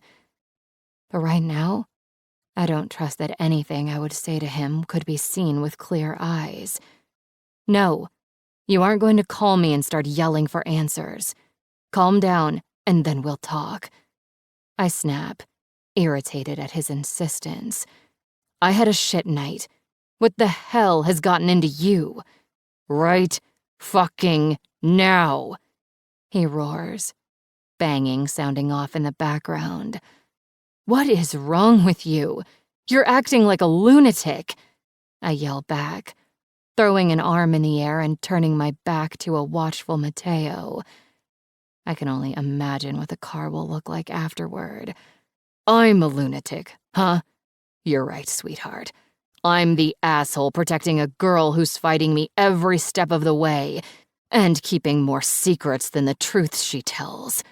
Don't deny it, because that will just be adding to your lies. My voice catches in my throat as I answer. The only secrets I'm keeping don't need to be told. That's what I fucking thought. Nothing stays a secret forever. Remember that. The contempt in his voice guts me. If I didn't know better, I would think he'd found my family. I won't talk to you like this. I breathe out quietly. The line is bathed in silence, interrupted only by Dante letting out an audibly ragged breath.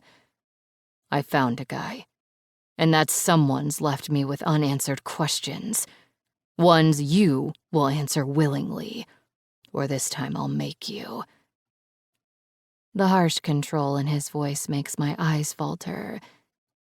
My hand brushes up to my throat as I stand stoically, trying to keep my composure. 3 hours ago, he was the only person I thought could bring me the peace I needed. And now I realize how stupid I've been. I don't know what means he'll use, but this Dante isn't any version I've met before or one I care to. You can stow your fucking threats. Whatever you're thinking in that head of yours, let me assure you that you're wrong. My life isn't as predictable as you may think. His voice booms over the line. How the fuck would I know anything about your life? You're one big goddamn secret. No matter how easy I make this for you, no matter how much help I offer, all you do is hide. I start to pace as we speak. That's all I know how to do, Dante. I wrap my arm around my center and say the words before I can stop them. I can't believe that for a minute I actually thought you'd be what I needed. My head tips back, and I stare at the ceiling, standing in place as we stay in silence. Dante lets out a breath before speaking in a quieter tone. Even after all that's happened between us, you won't trust me. You refuse to believe that I know what's best, that I've got your back. Unbelievable. You aren't the girl I thought you were. He's not seeking my answer.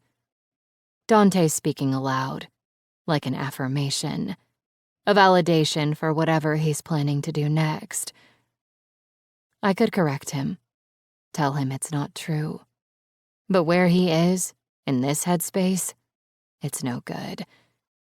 Better for him to hate me because it's clear that Dante protecting me has become intricately woven into how much we like each other. But me and him, we're for another lifetime. And I can't trust him with the truth. Tonight was evidence of that. So, I do what I do best, and push back.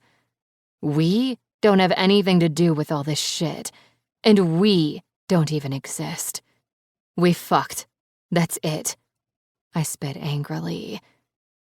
Dante's growl weaves around his words. I'm gonna make you eat those words off a plate from where you crawl to lick me clean of the person who came before you. There's hating me, and then there's this. Rage burns my skin. He's a bastard. I spin and look at Matteo, furious. I want to scream, tear down the wall. But instead, I drop the phone from my ear and walk back the few steps to where Matteo stands. I can hear my name being yelled through the phone, but I hand it back, leveling him with a glare. Tell him that when he's ready to act like a sane person and be fucking polite, I might speak to him, but not a goddamn minute before. My voice raises even louder at the end as my temper spikes higher. Matteo hands the phone back to me and shakes his head, but I know Dante heard me loud and clear. Sarah, you know who he is. Stop stoking the fire and answer him. Fuck you. I won't ever be spoken to that way. And if he wants to kill me for it, then he can get the fuck in line. Matteo puts the phone back to his ear and winces as he hears Dante yelling. Sorry, boss, but she won't speak to. He nods his head. Yeah, I think so. More nodding. I can. I could try and make her. My eyebrows raise, but whatever Dante's saying cuts him off, and Matteo seems uncomfortable as he listens. His eyes dart to me, and I swear he looks apologetic. Matteo lowers the phone, his Adam's apple bobbing as he swallows and meets my eyes. Well? I ask expectantly, waiting for an answer. Matteo holds his hand over the phone and squares his shoulders. He says you have two choices. Take the phone back and answer, or take your spot on the living room floor, head bowed, hands on your thighs. Because either way, he'll get the answers he wants. It's your choice whether or not you enjoy the process. My hand strikes out across Matteo's unsuspecting face, his cheek reddening immediately. Leaning in close, I sneer. That's for your boss, since we're passing messages. Checking the time again, I crane my neck to the kitchen clock from where I'm sitting on the couch. 11 o'clock. I pour myself another glass of Chardonnay, hoping he walks through the door this time. It's been an entire day. We collided, teeth bared and armor on, Sunday night, but he never walked through the elevator doors. Matteo stayed with me most of the night, although he's not speaking to me after I slapped him. And then it was a steady stream of the guys ever since. But nobody will tell me anything. They're barely speaking to me. If I thought my situation was bad before, now I know it can be worse. Monday's about to come and go and still no Dante. I wish I felt nothing. That I didn't care, but I do. My nerves are raw and frayed. I've picked up the phone to call Dominic or Luca, but I haven't. Too many questions. Too many explanations I won't give to do that. My leg bounces with unease as I stare at Antonio, who's sitting no more than 10 feet from me. I know he knows what's going on, but he's the most standoffish. I think he's still pissed about the scissors and Vincenzo. In my defense, I had no idea what was going to happen to me. It was survival of the fittest. Is he okay? I breathe out, extinguishing the silence. Antonio folds down the top of his paper and stares at me for a moment. He's alive. That's not what I asked, I answer with a scowl. He stares at me longer and nods. He's Dante. You fucked him over. He needs to get past that. I draw my knees in, taking a sip of my wine. How did I fuck him? He called me screaming like a psychopath, demanding, being a bully. I needed him yesterday, not the other way around. He laughs, folding his paper and setting it aside. You underestimate your place with him. You've kept him in the dark. And for people like us, information is a means for survival. You've made him go at this blind. And because of his history, he's willing to do that for you. But I have a feeling he wants you to care about that even more than he needs you to agree with it. My glass rests against my lips as I listen, trying to see the bigger picture. My eyes lift to Antonio's, and suddenly he doesn't seem so reserved, so removed anymore. I do care, Antonio. That's why I'm doing what I know I need to. But in another life, I think he could be a man who The elevator dings and my head snaps to it as Antonio says, He's here. Remember what you were about to say, beautiful. He stands and starts past me, giving me a hard look. Especially in the next few minutes. Nobody said the job of queen would be easy, Sarah. Before I can say anything, the elevator doors slide open, and Dante's hazel eyes meet mine. Antonio blocks my view as Dante enters, so I take the moment to take another sip of my wine. I don't know what to expect, and Antonio's words aren't making me feel any better either. I turn to look back again as a squeal accompanied by an overenthusiastic giggle bounces off the walls, and I stop breathing. What the fuck? The scene in front of me comes into focus as my mind scrambles to process what the fuck I'm seeing. Dante's arm is wrapped around a leggy blonde who's come to stand by his side, his hand resting on her ass. I'll break that hand.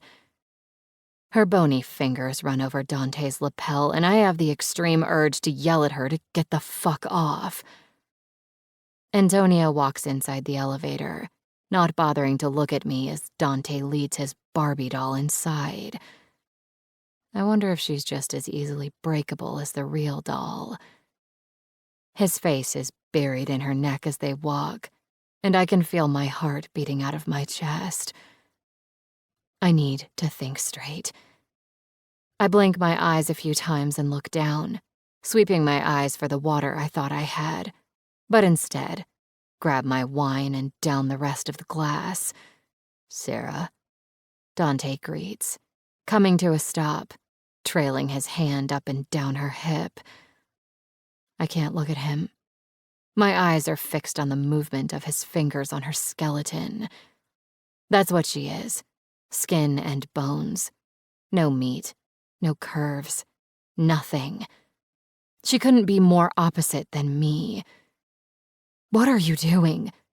I blurt out, tearing my gaze from Dante's toy to his face.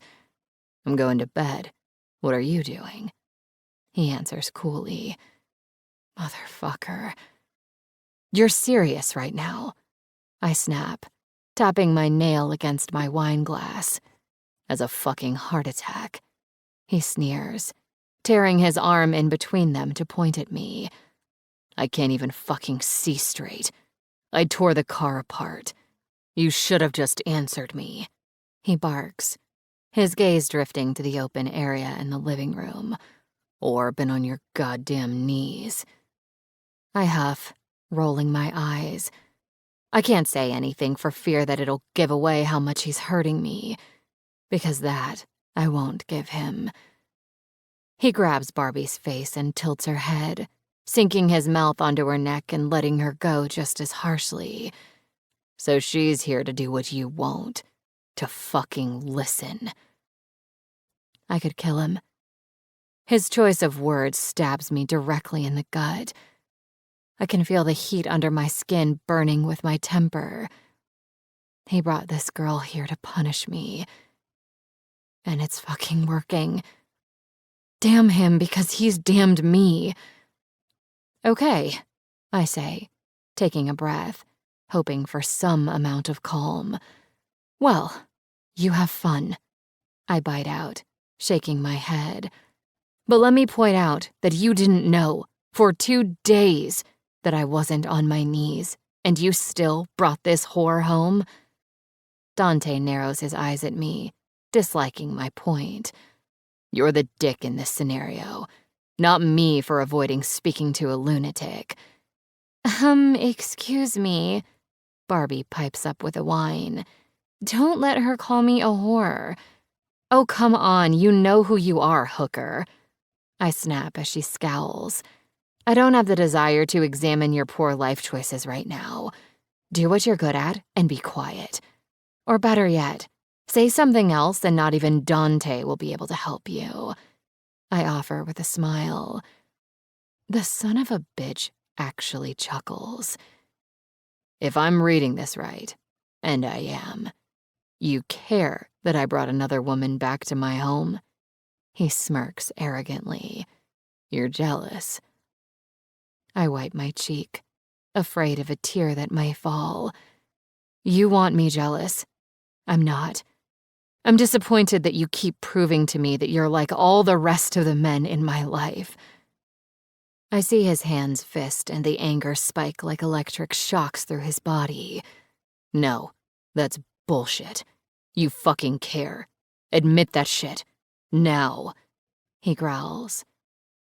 We stand staring at each other, our eyes locked. I couldn't care less. I counter, lying through my damn teeth as his toy runs her hands over his shoulders.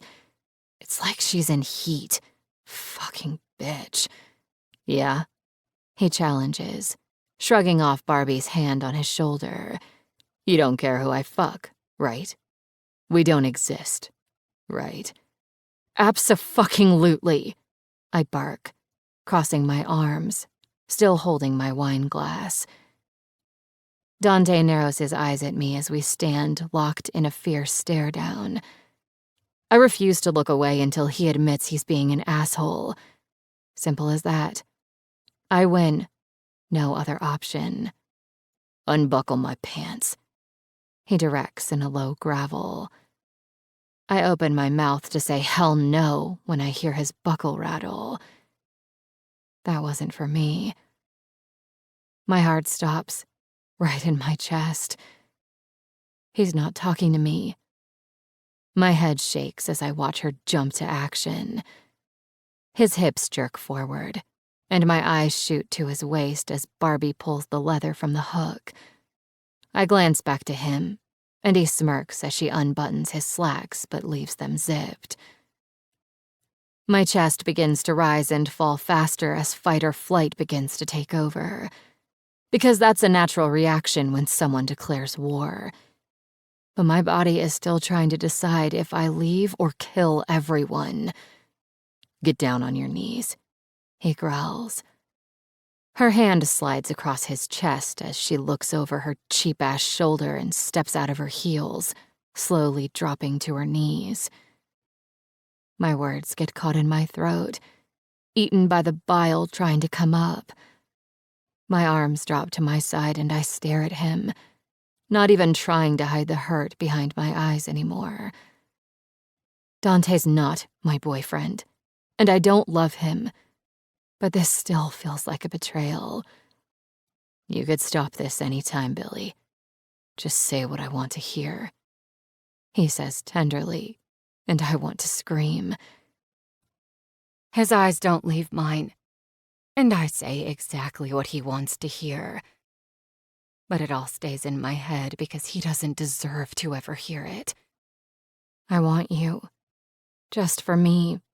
More than I've wanted anything in my life. I haven't stopped wanting it since you first touched me. But I'm leaving and never coming back. And that's all for you. All my lies have all been for you, not against you. My eyes blink away the thought and drop to the couch. I grab a pillow, tossing it in their direction. Here, for your knees. Bruises are a hooker's dead giveaway. You wouldn't want everyone to know your trade secrets, sweetie. Dante's jaw tenses, all the muscles rippling, but all I feel is empty. I'm done. I've reached the point where I can't care anymore. You didn't really expect me to fold that easily, did you? I laugh, but it's hollow. Tipping my glass back, I remember it's empty. Looks like I'm dry. I should put this in the sink. From where I'm standing, I hurl the thin-stemmed wine glass into the next room, only half aiming for the sink. Glass shatters everywhere as it hits the countertop, and I nod, enjoying the destruction as Barbie shrieks from the floor. All right, I'm going to bed. I reach back behind myself and grab the wine bottle that's still a quarter full. Bringing it to my lips, I chug some back before walking from the living room.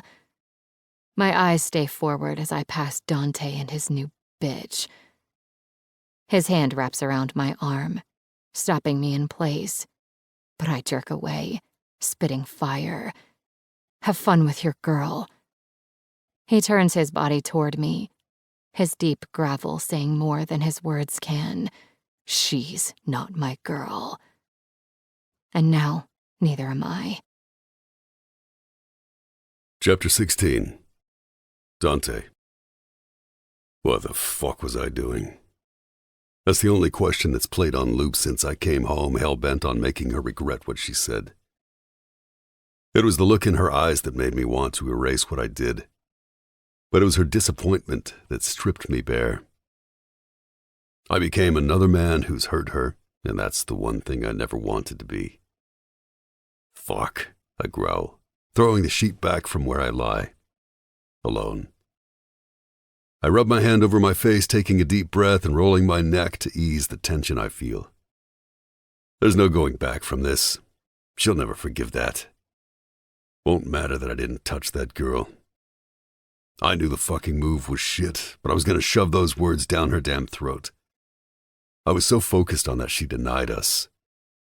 That she didn't care about what's sparking between us.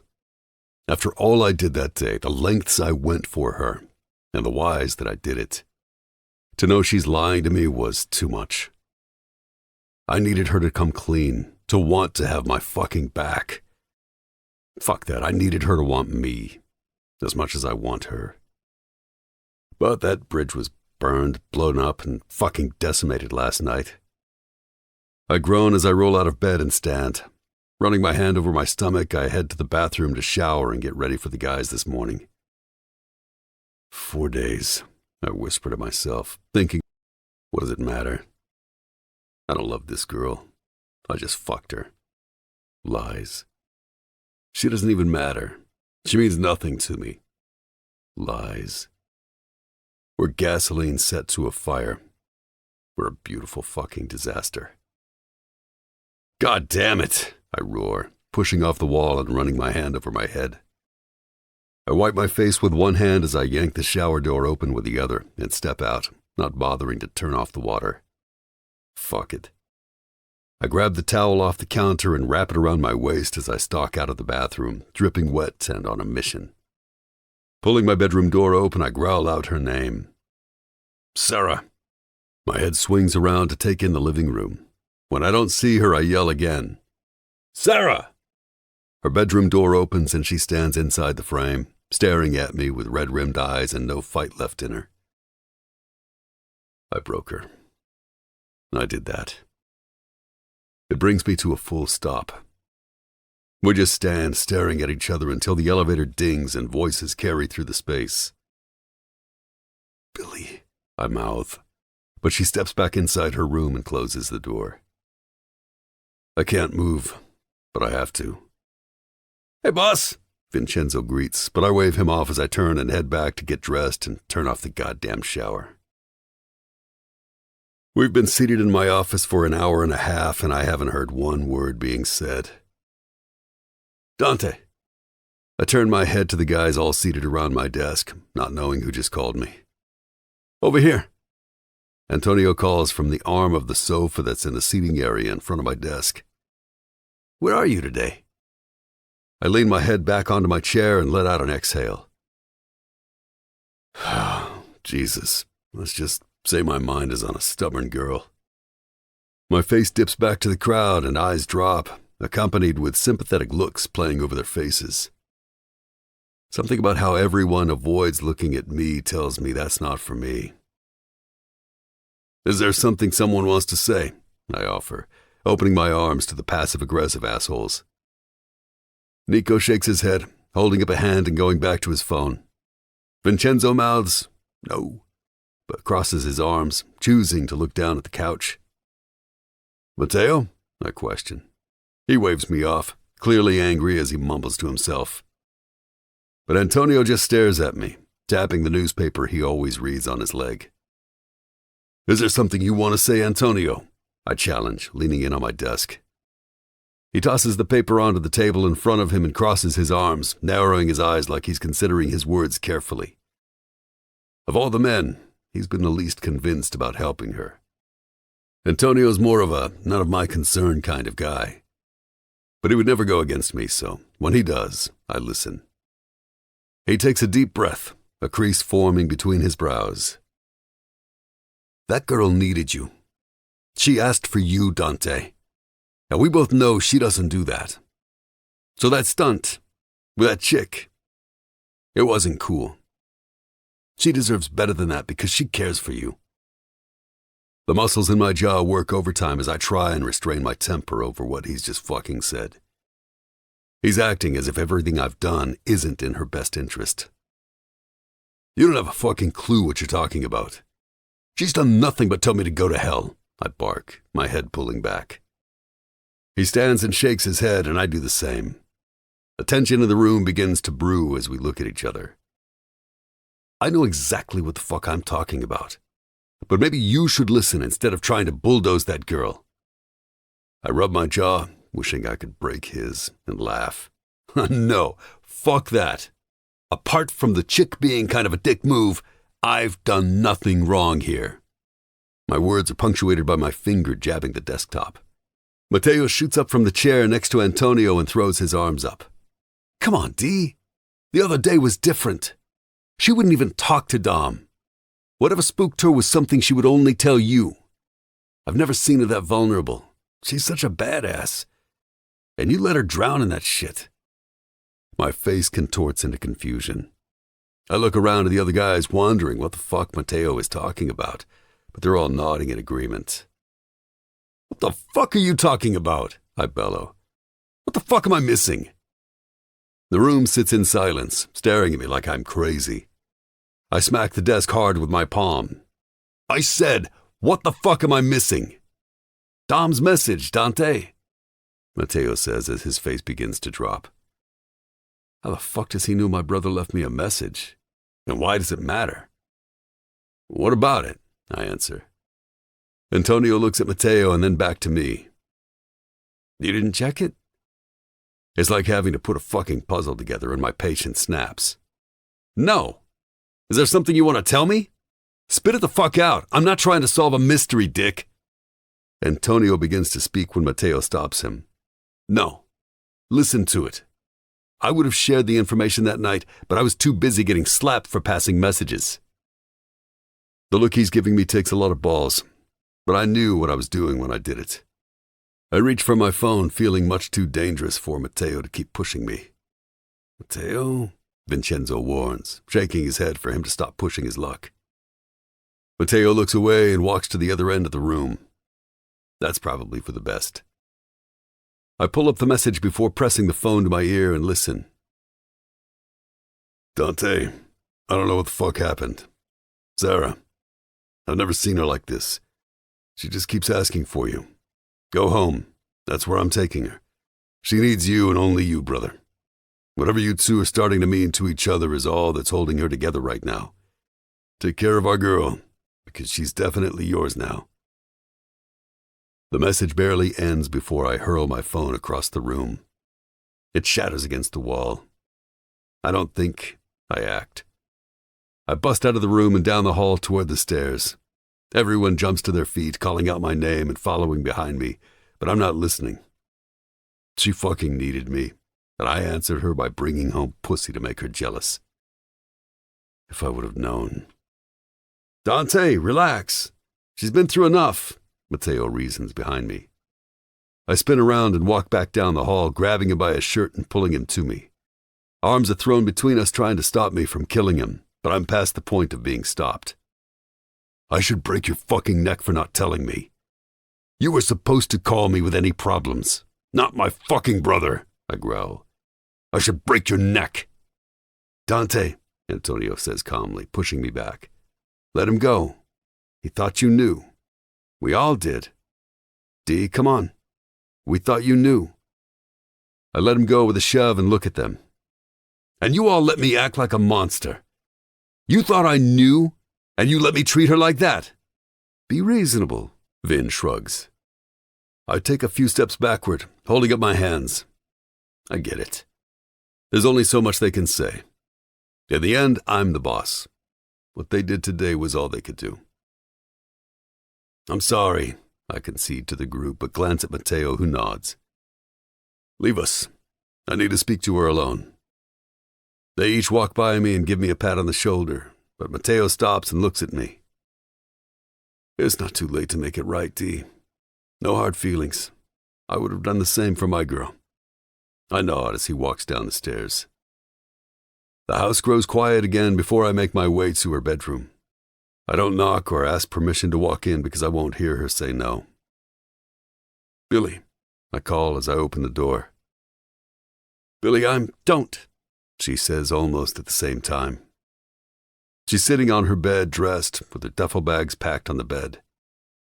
What's this? I ask, motioning to the bags, but I know. She doesn't look at me as she speaks, keeping her eyes on her hands as her fingers weave in and out of each other. Our deal is done. I'm leaving. I appreciate everything, Dante, but I have to go now. And I'm asking you to step aside, to not push back. Her eyes lift to mine, shiny and honest. Just be decent and let me go without a fight. I run my hand over my head and walk to where she's sitting. No, I'm not decent. I'm an asshole. Squatting in front of her, I take her hands in mine. I brought that girl here to make you mad, to force you to take back what you said, make you admit we mean something. But I sent her packing the minute you walked into your bedroom. I didn't touch her. Sarah stands and slips past me, pulling her hands away and walking a few feet away. She keeps her back to me. It doesn't matter. I don't want this. It's too much. Stay. It's not a demand. This time I ask. No, she answers resolutely, turning around to face me. Stay. Please. She shakes her head but doesn't answer. Trust me, Billy. I know it's a lot to ask, but I'm asking anyway. I want you to say yes, but I'm not going to demand it. Stay and let me give you what you need. I take a few steps, closing the distance between us, and bring my hands to her face. The moment my fingertips brush her cheek, an uneven breath leaves her body and she closes her eyes. She's got to hate herself for still needing the person she hates the most right now. How do I fix this, Billy? I urge, my face turned downward to her, feeling like my chest is ripped open as she gives a small shrug. You need a reason to trust me again? I can give you one. Ask me what I did Sunday night. I shouldn't tell her, but I will if it makes the difference. I'll tell her everything if it makes her stay. It doesn't matter. She shoots out quickly, pushing my hand from her face. I don't want to know. There's nothing you could say that would... I beat a man to death. Her eyes grow wide as I cut her off. With my bare hands. I hit him so hard over and over that his bones crunched under my knuckles and all the breath left his body. She shakes her head, wrapping her arms over her center. But I reach down and pull them from her one at a time. I don't want her closed off to me in any way.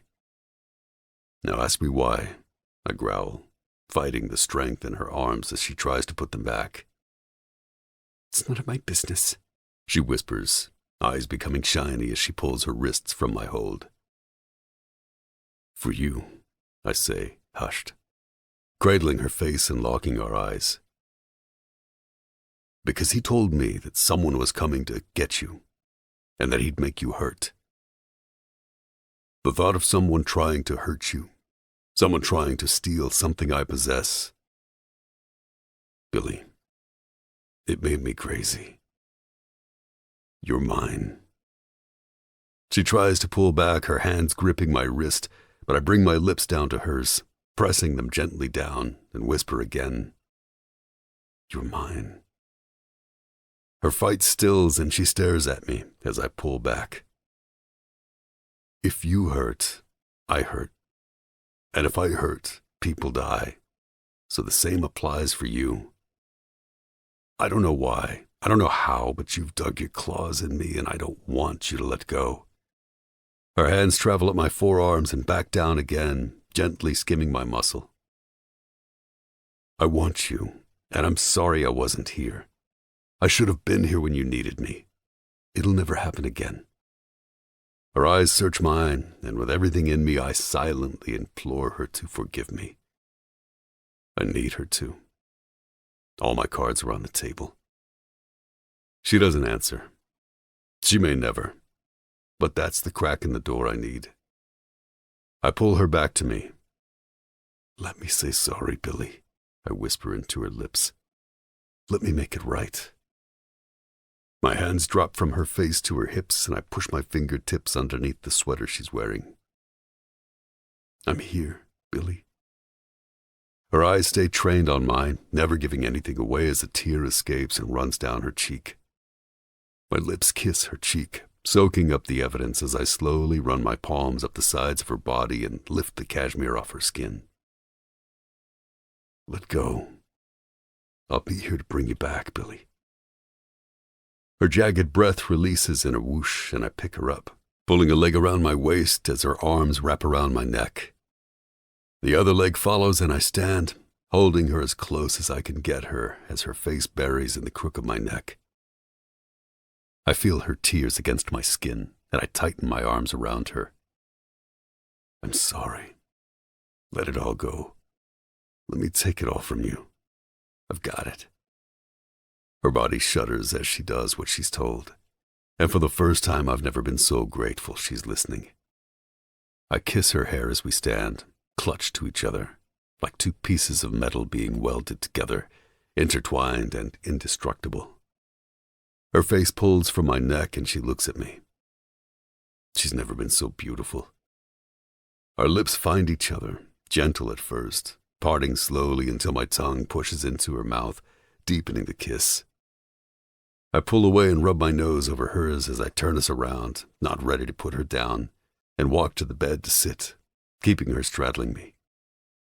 Her hands pat my shoulders as she takes a deep breath. My brother called me. That's why I freaked. You have to understand. My family is an unimportant band of thieves, con artists, and petty criminals.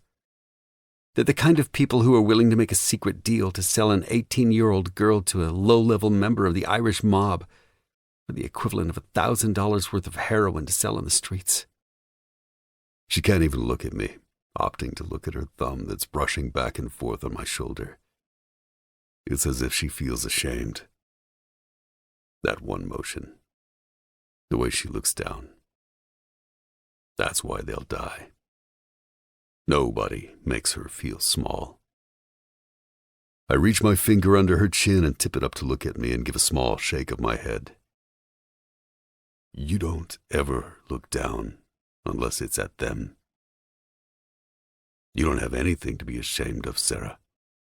She closes her eyes, taking a breath, and shifts her gaze back to me with a fire I've become accustomed to from her. But the joke was on them. I shoot to kill, remember? Something Declan, my unwanted groom, found out on our wedding night. If you can call attempted rape and torture a honeymoon night. My hands find their way under her arms and tug her forward. I need her against me. Even an inch is too much space between us. I wrap around her back, letting her tuck back into the crook of my neck. Now you know everything, she mumbles into my skin. What family did the dead guy work for, Sarah? I ask, knowing it's not what I want to hear. She pulls back again to look at me. The O'Banions.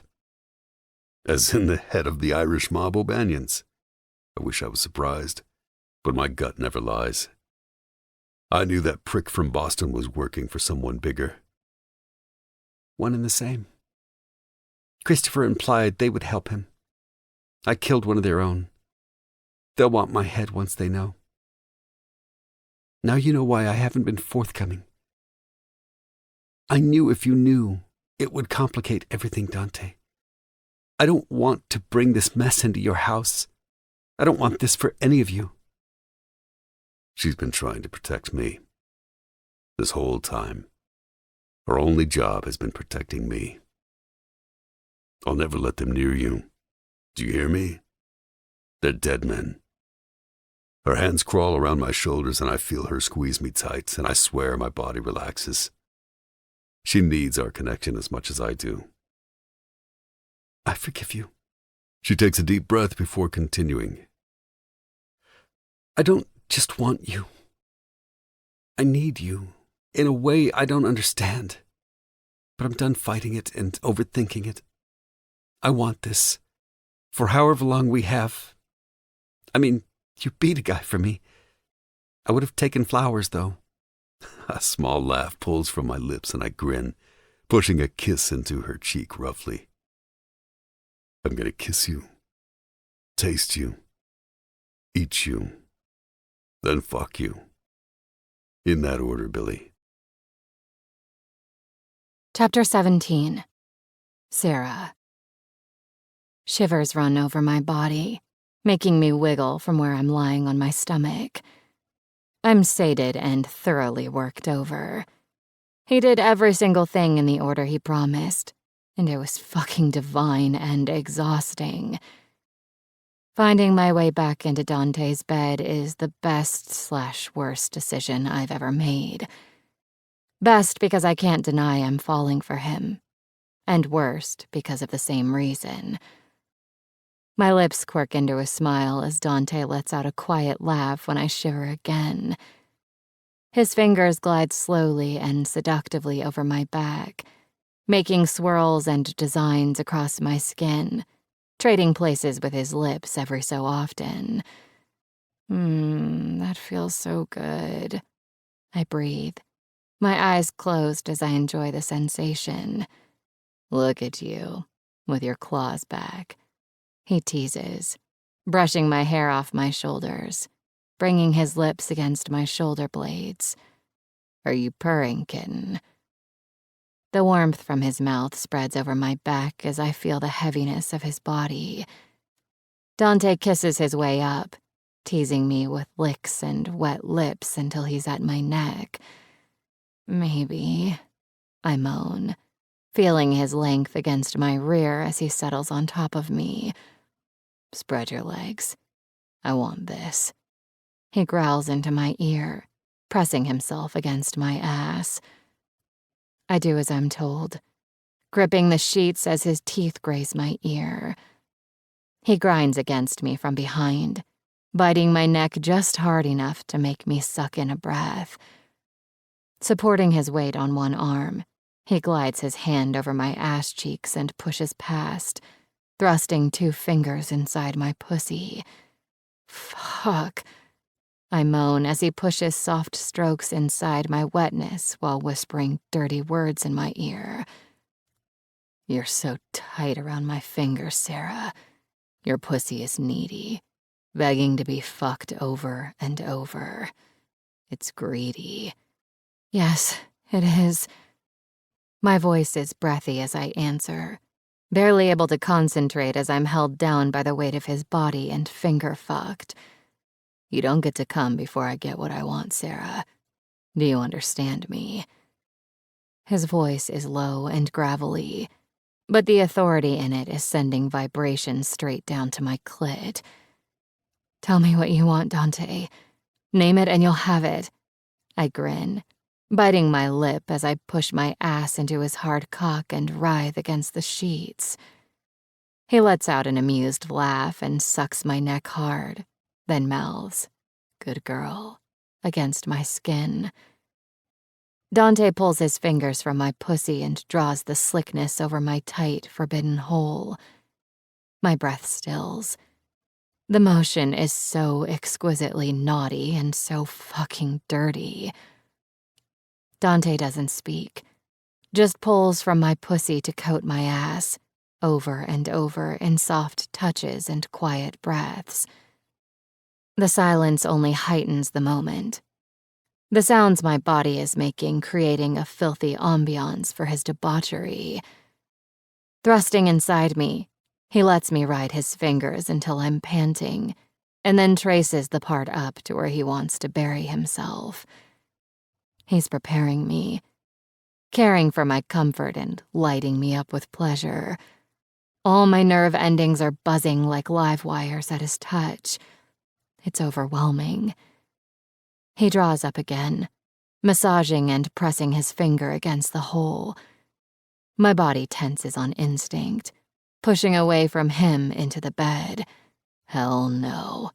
Dante growls, gripping my ass cheek and holding me in place. Don't you fucking pull back. No, you spread wider. I said I want this, and I'll take it. Every word speaks a language to me that only I can understand.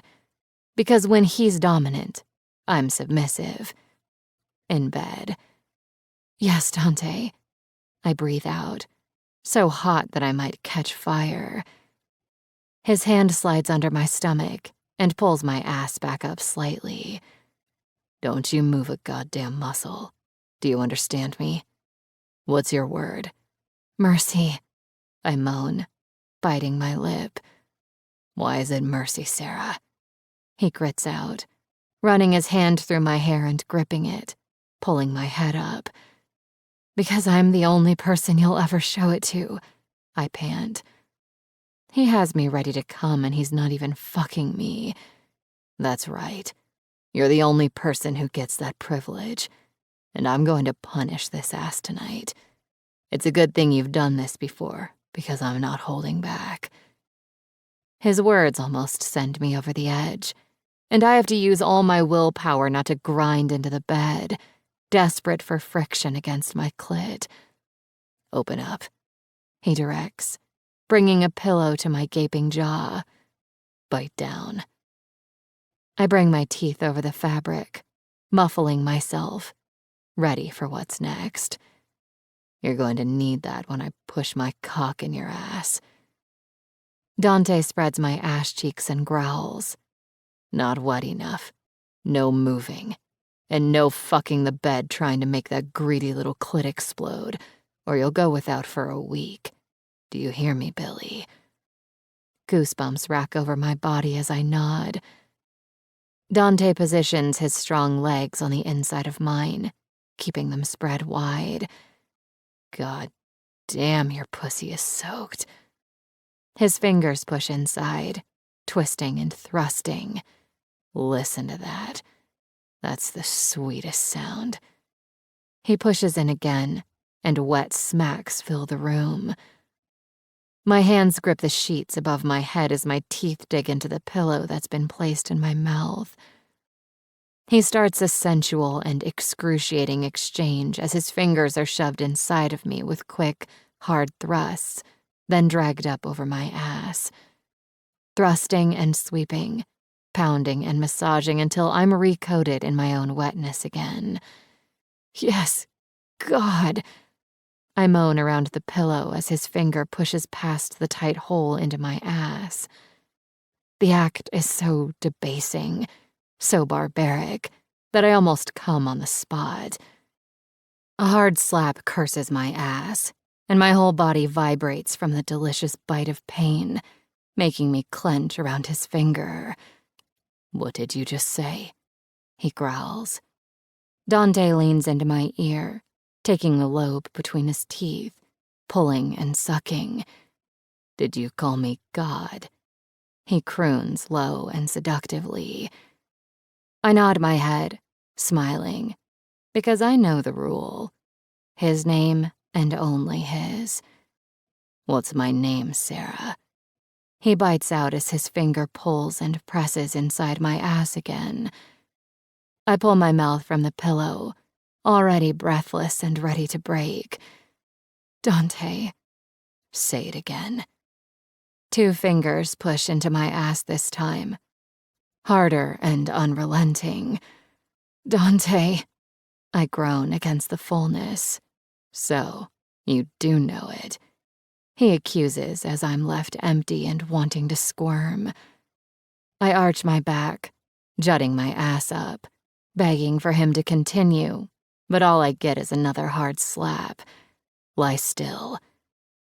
My body drops, but his hand rubs and kneads my tender flesh. "I don't want to ever hear you ever say any other man's name other than mine, not even God himself. I'll be the only one who owns your pleasure. You got me?" I nod, and he pulls my hips so that I'm on all fours, head bowed. "Let's make sure you remember. I want to hear it, each and every time."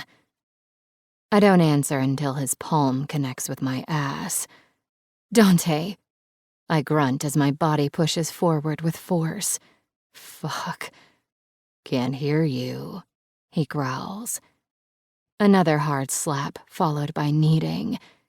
My cheeks spread and close as he alternates between spanking me and comforting the bite of pain. He presses his cock against me, rocking me forward, and I moan, "Dante." "There we go. Again." His hand lands lower, hitting the tops of my thighs, faster and faster. Over and over, harder and harder until I'm screaming his name, arching my back, my pussy throbbing with need. "Dante." I scream and he slaps my wet pussy. I'm thrust forward roughly, my face buried in the bed as he shoves his mouth down between my thighs, eating my pussy from behind. My legs tremble as his tongue swirls and flicks around my clit. My nails dig into the sheets until I'm sure I'll rip through the fabric. He doesn't stop, doesn't relent. Dante grabs my thighs, forcing my back to arch to give him a better angle as he destroys my pussy, letting me drop to the bed as he growls. He yanks me back, lining up to my ass. "What's my fucking name?" "Dante," rips from my throat as he pushes inside my ass, using my juices as lube. The sting around the rim stills my breath, but I love it. I want it to hurt. Sarah, fuck. You're perfect. Come with me.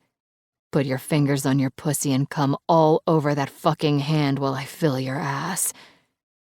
My fingers scramble to my engorged clit, and I rub in frenzied quick motions as his hips push into me, pounding my ass unforgivably. We're animalistic, grunting and thrusting. Slapping sounds fill the room as Dante's hands claw at my shoulder and ribs until his hand finds purchase around my throat. His hand covers my throat, fingers splayed along the side of my neck as I feel pressure. All the sensations begin to amplify. His hips grind into me as he slowly squeezes, owning my body, fucking me from behind and denying me air. I can breathe, but he's in complete control of me, using my body to fuck himself. Come all over your hand. I want to hear those greedy little moans. Whimpers and moans slip from my throat as he applies more pressure, ramming unmercifully, until he hunches over me, grasping my breast with his free hand, fucking me like an animal. More, he growls. More. Give it to me, Sarah. Give me all of you. Dante is sung out in a chorus as my body tightens, my hips thrusting into the deep rub of my fingers, feeling my body filled from behind. It's never enough. I'll never have enough, he grunts as the wave of orgasm begins its crescendo. 3 hard strokes inside my ass and I burst. My vision goes black as I suck in air, just as his hand gives, and Dante follows with his own release, warmth bursting through my body as he says my name into my shoulder. We stay like that, bare and breathless, fucking spent, limbs heavy over the others, completely intertwined, completely lost in each other. I want you like this, in my bed, forever. He mumbles, and my heart stills. Because we still have an expiration, and I've never hated it more than in this very moment. I could live like this forever. Shower, I request as he lifts his body off mine, pulling out. Give a girl some warning. He pats my ass as he lifts off the bed. Let's go, Billy. There's something I want to try with a shower head. Jesus, he's trying to kill me. When I don't move, I'm dragged over the bed and pulled into his arms, my squeals and giggles surrounding us as I'm folded over his arm and carried into the bathroom. Chapter 18. Dante. Tell me something, I grin, running my fingers through her wet hair. Her body is relaxed back against my chest as we lie submerged in my oversized tub. The water looks like milk from the scented bath shit she put in. She spouted something about it being relaxing. I didn't care. I was too busy staring at her ass as she added it to the tub. That sounds like a serious question brewing. She laughs and her tits bounce lightly. My hands knead and tweak her nipples, and she moans. How do you know I'm going to ask something serious? Maybe I'm going to ask what your favorite ice cream is. It's vanilla with chocolate chips and cherries. And I know that's not the question because you say, tell me something before you ask serious questions. In any other circumstance, I wouldn't feel this pleased that someone knew me so well. But I love that she pays attention. My chest shakes her body as I laugh, and I reach out for the sponge and dip it into the water, letting it soak before I bring it to her chest and make gentle swipes. You got me. Tell me this. What does your life look like if you hadn't been running the last 8 years? What do you wish you could have done instead? Her hands meet mine and take the sponge from me. She dips it again as she sits silent and brings it to my knee. She shrugs, but then she speaks. When I lived in New Orleans, I always wished to do Mardi Gras. It's why I planned that Saints and Sinners party next weekend at church. I thought the idea of all the masks and the ball seemed close enough. It's a great idea. I'm taking you. As mine. Pulling her hair to the side, I run my fingers down her bare neck and place a kiss on her wet skin. Okay, she agrees, biting her lip. What else? I coax. She takes a deep breath and rolls sideways, so she's laying her face on my chest. I always wished I'd learned to surf in California. And in Florida. I really wanted to do the alligator tour thing, where you go out on the boat and see them. I smiled down at her wistful face. That's all place-specific. Name something you've always wanted to do that you couldn't because you were running. fall in love, she answers quietly. Just give me time, Billy. Fuck. Where'd that come from? What do you wish you could have done or had? You know, if your life was different. She questions into my chest as I let my hands brush over her body. I have everything I want. There's nothing, I answer, slipping a hand between her legs. Lies, she accuses and snuggles into me. All right. My head tips back to the ceiling as I think, a sad smile forming on my mouth. Birthday cake. I stopped celebrating when my mother died. Fuck, it's been a long time since I've eaten cake. Her hand lays heavily on my chest as she kisses it softly. Birthday cake? Why don't you have that? No reason. Luckily for me, you're as sweet as cake, and I plan on eating you a lot. I drag her up my body quickly to break her from the moment, and she squeals. Tell me more. I want to know everything you've ever wanted to do. My fingers find her sides and dig in, tickling her. She screams, squirming and laughing. Oh my God, stop! I ease up and let her straddle me, brushing her hair from her face. Her giggles fade as she finishes answering. The opera. I've always wanted to go watch someone else's tragedy. Get super fancy and sit in one of those boxes. That sounds like that movie with the hooker. I wink, dipping my head and pulling her nipple between my lips. She laughs again and runs her hand over my head. You mean Pretty Woman, but I'm not a hooker, so it doesn't relate. I let her nipple go with a pop and look up, wagging my eyebrows. You can be my hooker. She leans in to kiss me, stopping just before she does and pushes away. You can't afford me. My hands paw at her waist, trying to pull her back to me, but she giggles and pushes back to keep her distance. Nope, too expensive for you. So sorry. No love for you. I give up and eye her up and down. You got like a sale happening or what? She throws her head back and laughs, and I attack, covering her neck with my mouth and pressing her breasts against me. Out! Is all I can make out before I feel her legs connect behind my back, and I lift us both from the tub, water splashing everywhere, coating the slick surfaces. Our mouths are a tangle as we walk back to the bedroom, soaking wet, clutched to each other, reveling in the ways our bodies mold together seamlessly. I feel the bed move, and my hand shoots out, but I come up empty. Come back, I growl, not bothering to open my eyes. Her laugh makes me grin as I run my hand over the empty spot. You're trying to kill us. I need food and water. Tuesday's almost come and gone, and we've been in this bed all day. It's dark out, Dante. One eye opens as I scowl. Billy, if you don't get your ass back here, I'm going to chase you down and make you pay. Run slow. I need a sandwich first, she yells over her shoulder as she walks out. My chest rumbles as I laugh and haul myself out of bed to standing.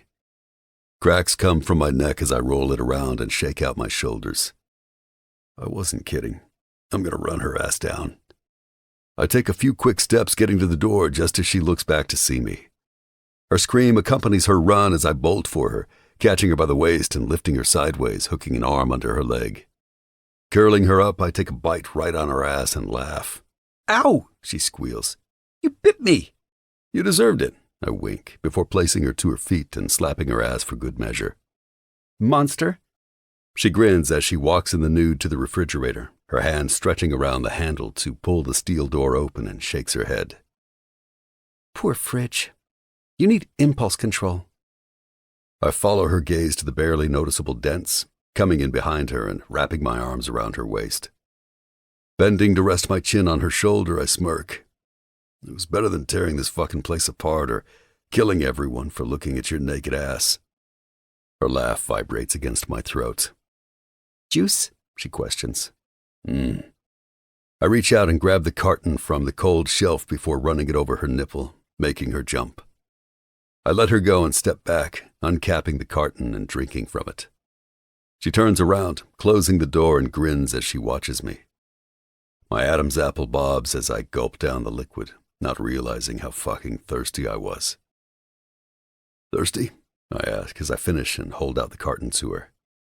Very, she says seductively, letting her eyes travel down my body. Look who wants sex before food now, I tease, setting the juice down on the counter and stepping toward her. Stop. Nope. I may be turned on, but this girl is sore, so we're having a conversation first, and then eating, and then eating. I laugh loudly, watching the mischievous grin spread over her luscious lips. Done. I'll have some food brought over from Mama's. Go put some clothes on and throw me some sweats because if we stay like this, you aren't lasting more than 10 minutes. An hour later, we're seated on the floor on blankets surrounded by pillows by the fire, trading pasta and drinking wine. It's perfect. Question. Why were you in a tux the night I shot you? I laugh and take another drink of my wine. Charity event with my brothers. I was called away for the guy tied to the cabinet. And the guy is? Not a problem anymore, I answer coolly, tossing an olive at her to dissuade any further questions. Sorry. Curiosity gets me every time. Her expression is teasing, lit with humor as she sets the olive to the side in a container. That doesn't bother you? I watch her closely for a reaction. Why would it? I know you don't make decisions lightly, and I'm positive that when they're the hardest to make, that you don't have any other alternative. Well, fuck me. She's too good to be true.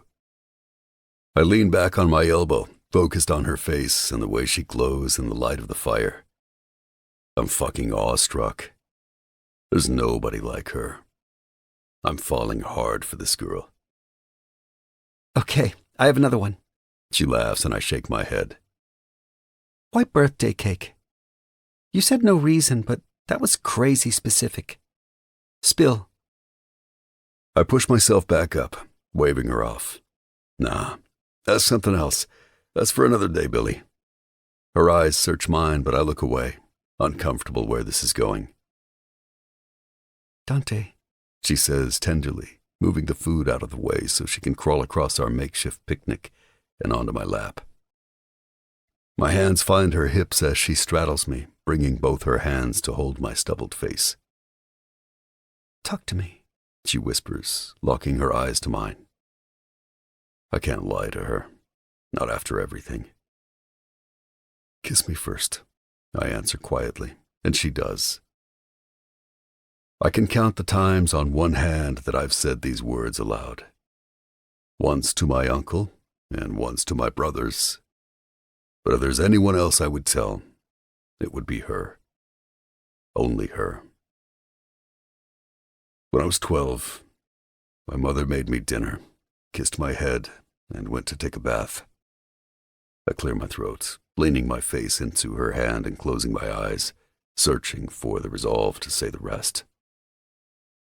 Opening my eyes, I take a breath, letting the rest flow out. It wasn't until the water started pouring out from under the bathroom door that I realized something was wrong. Sarah's hands leave my face and drift to my shoulders, her fingers clinging to the cotton shirt covering my body, her face etched in concern. She was sad, a lot. I didn't really understand because to me she was everything. So strong after my dad died and always so loving. Heart of gold, that woman. But she was a product of this life. Abused and wrecked at the hands of my uncle, forcing her to carry the kind of burden no woman should ever have to. My brows crease as Sarah's eyes begin to shine. I didn't understand, you know? I would have killed him then, not waited until later. Because she couldn't carry that anymore. The shame over the things he did to her. The fear that it would never stop. I didn't know. Sarah presses a hand to my heart and shakes her head. There's so much understanding in her eyes that it makes me want to put my hand through a wall. I clear my throat again, tensing my jaw before I continue. She went into the bathroom, locked the door, and slit her wrists. I can feel my body shake with the hate that still fills me, The regret that I carry inside of me over not being able to help her. If I could bring that motherfucker back to life, I'd kill him over and over. I tried like hell to get that damn door open. But I was a kid. Small, skinny. And no matter how many times I ran myself into it, no matter how many bones I broke, I didn't stop until my legs finally gave out and my shoulder was broken. Because I just wanted to save her. I needed to save her. My voice breaks at the end and a rush of breath pulls from my lips as Sarah's arms wrap around my body. But I'm numb as she squeezes me, kissing my face and my cheeks. Dante, I'm so sorry. That's why you need to help me, she whispers. I nod my head, unable to speak past the emotion. And that's why you don't have locks on your doors, isn't it? She says quietly, kissing my lips over and over. All I can do is nod as she kisses me back to life. I'll never stand in your way again. Kiss me. Be here, with me.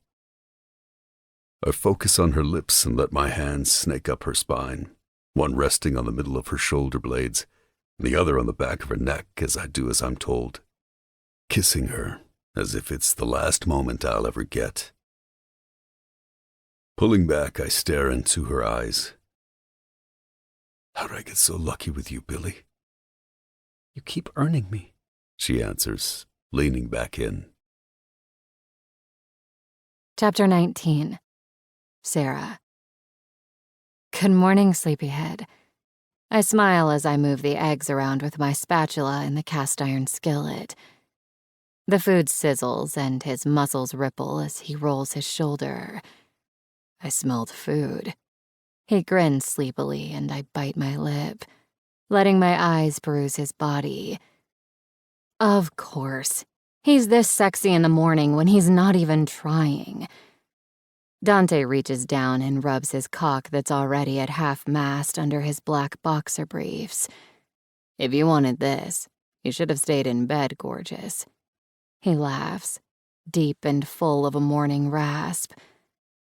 My cheeks heat, knowing I've been caught thinking dirty thoughts as I go back to the work at hand. He walks in behind me and kisses the top of my head, swatting my ass and making me jump. Quit!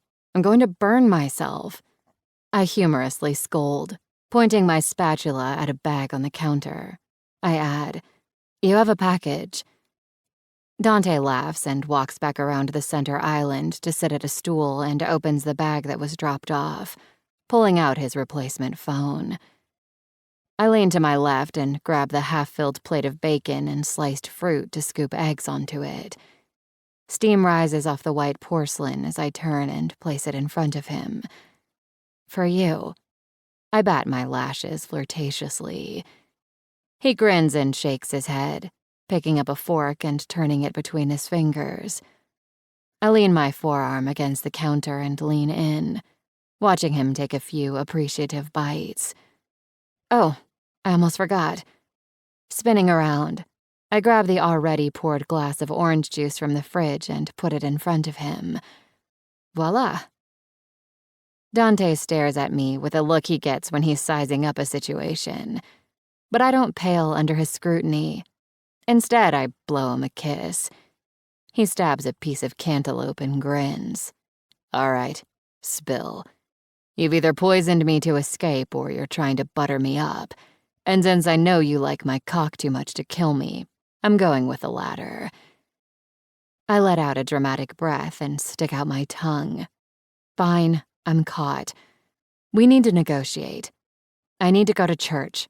I'm not leaving it to your lackeys any longer. God only knows what's happening. I have the big party next weekend and too much to fuck around with not to be there.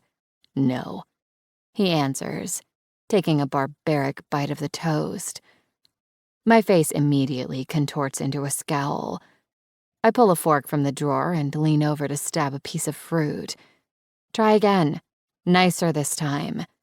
No, but thanks for breakfast. He chuckles. hitting his fork against mine as I steal more food. I should have poisoned you, I sneer. He laughs and juts his chin, holding up a bite of eggs for me to eat. I'll send someone to get your shit from the office. I scowl as I wrap my lips around the fork, pulling the warm bite into my mouth and chewing as I grin. I swallow and shake my head. No, send someone to deliver me to my shit in my office. He drops the fork and crosses his arms, as if that's scary. Rolling my eyes at him, I forge on. No one is coming within 20 feet of me, and Dom will probably be there tonight. He always is, him and Drew. I don't want to know about Dom. I'm eating. Billy, you're killing me. I wave him off and keep my eyes on his. This would all be so much easier if you just agreed. He leans over the counter, grabbing my wrist and pulling my hand up to kiss my palm. All right, you win. But you'll take Antonio and Mateo, and I'll meet you there. I wink and give my shoulders a little shake before I pull his plate to me, eating the still hot eggs. My night has flown by, but it's nice to be back in the saddle. Antonio and Mateo were only up my ass until we walked through the door, because I'm safe inside of here, and they know that. There's such a heavy system of vetting that to get through these doors is next to impossible, but they're still watchful. On the way here, I asked if they found anything new out about my family or tracked them down, and I was met with silence, answered only with head shakes. Hopefully no news means good news, but the worry is there in the back of my mind. I stamp my approval on the last application we're taking for next year and stand from my desk, looking across at the wall that's been fixed from the bullet. It's crazy to think it's been almost a week since everything first happened. It feels as if months have passed, but in reality, it's only been 5 days. I let out a sigh, relaxing my shoulders and heading to my office door to take a walk around the club. I try to every night. It's important to put eyes on the night's activities, gauge how the night is going. I walk around the corner from the back hall and spy Antonio at the bar that lines the wall, with an ice water in front of him. He's so serious. If ever a person needed a drink and to get laid, it's him. I wave and he gives me a small head nod. I continue on through the main room of church, which is set up much like a hotel bar, with dark leather booths that line the red velvet cushioned walls, and tables flanked with high-back club chairs scattered under twinkling, custom-made chandeliers. The vibe is 1940s debauchery. I think it nails it. The main floor serves as a gathering area for mingling and flirting.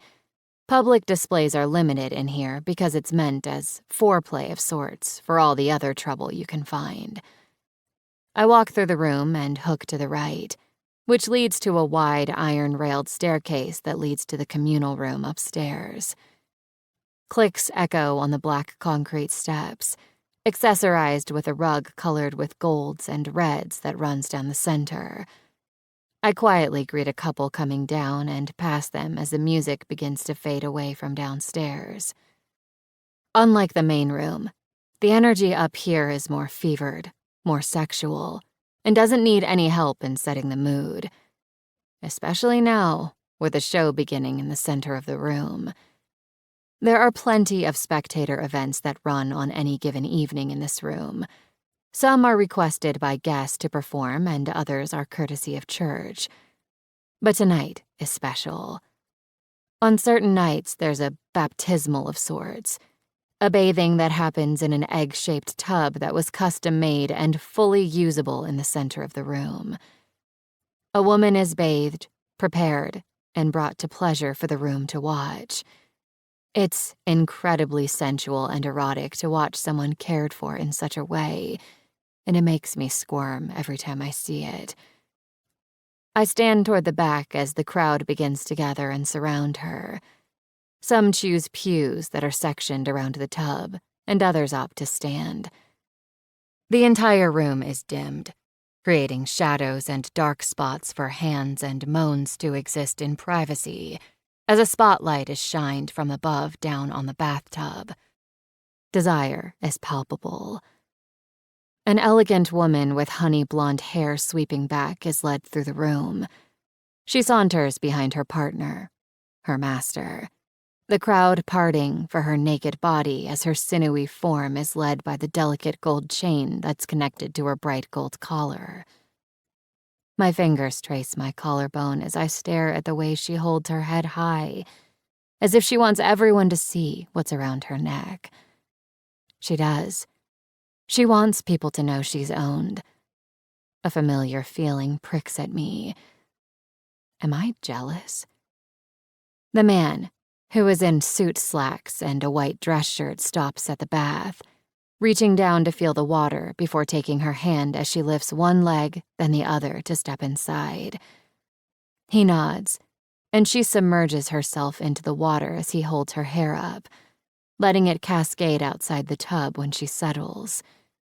He removes his shirt and kneels down next to her, taking a sponge and drowning it in the water before he begins to clean her.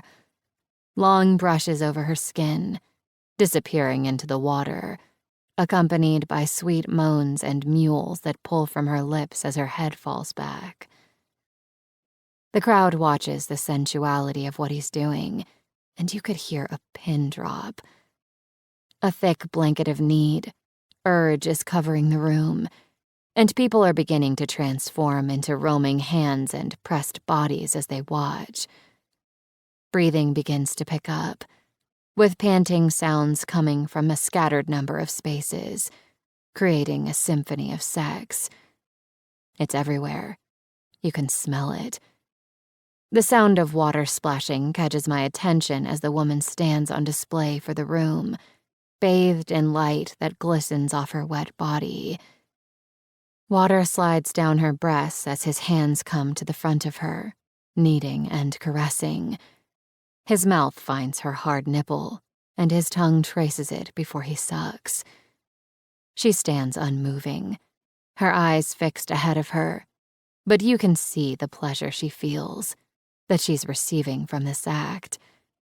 "You like what you see, beautiful." A low voice comes from behind, and I almost come out of my skin.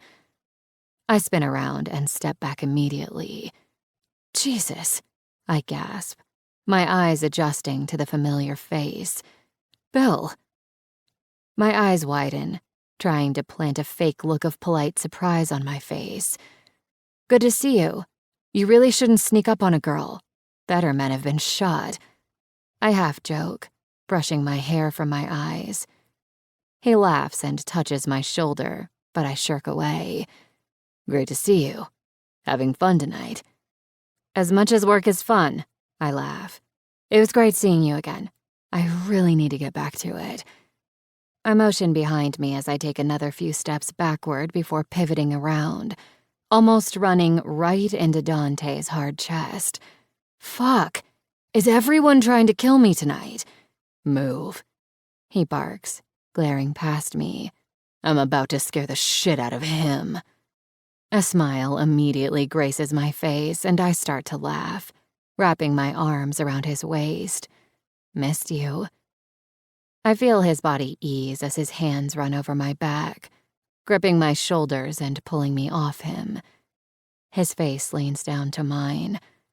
"I don't like that people don't know you're mine, Billy."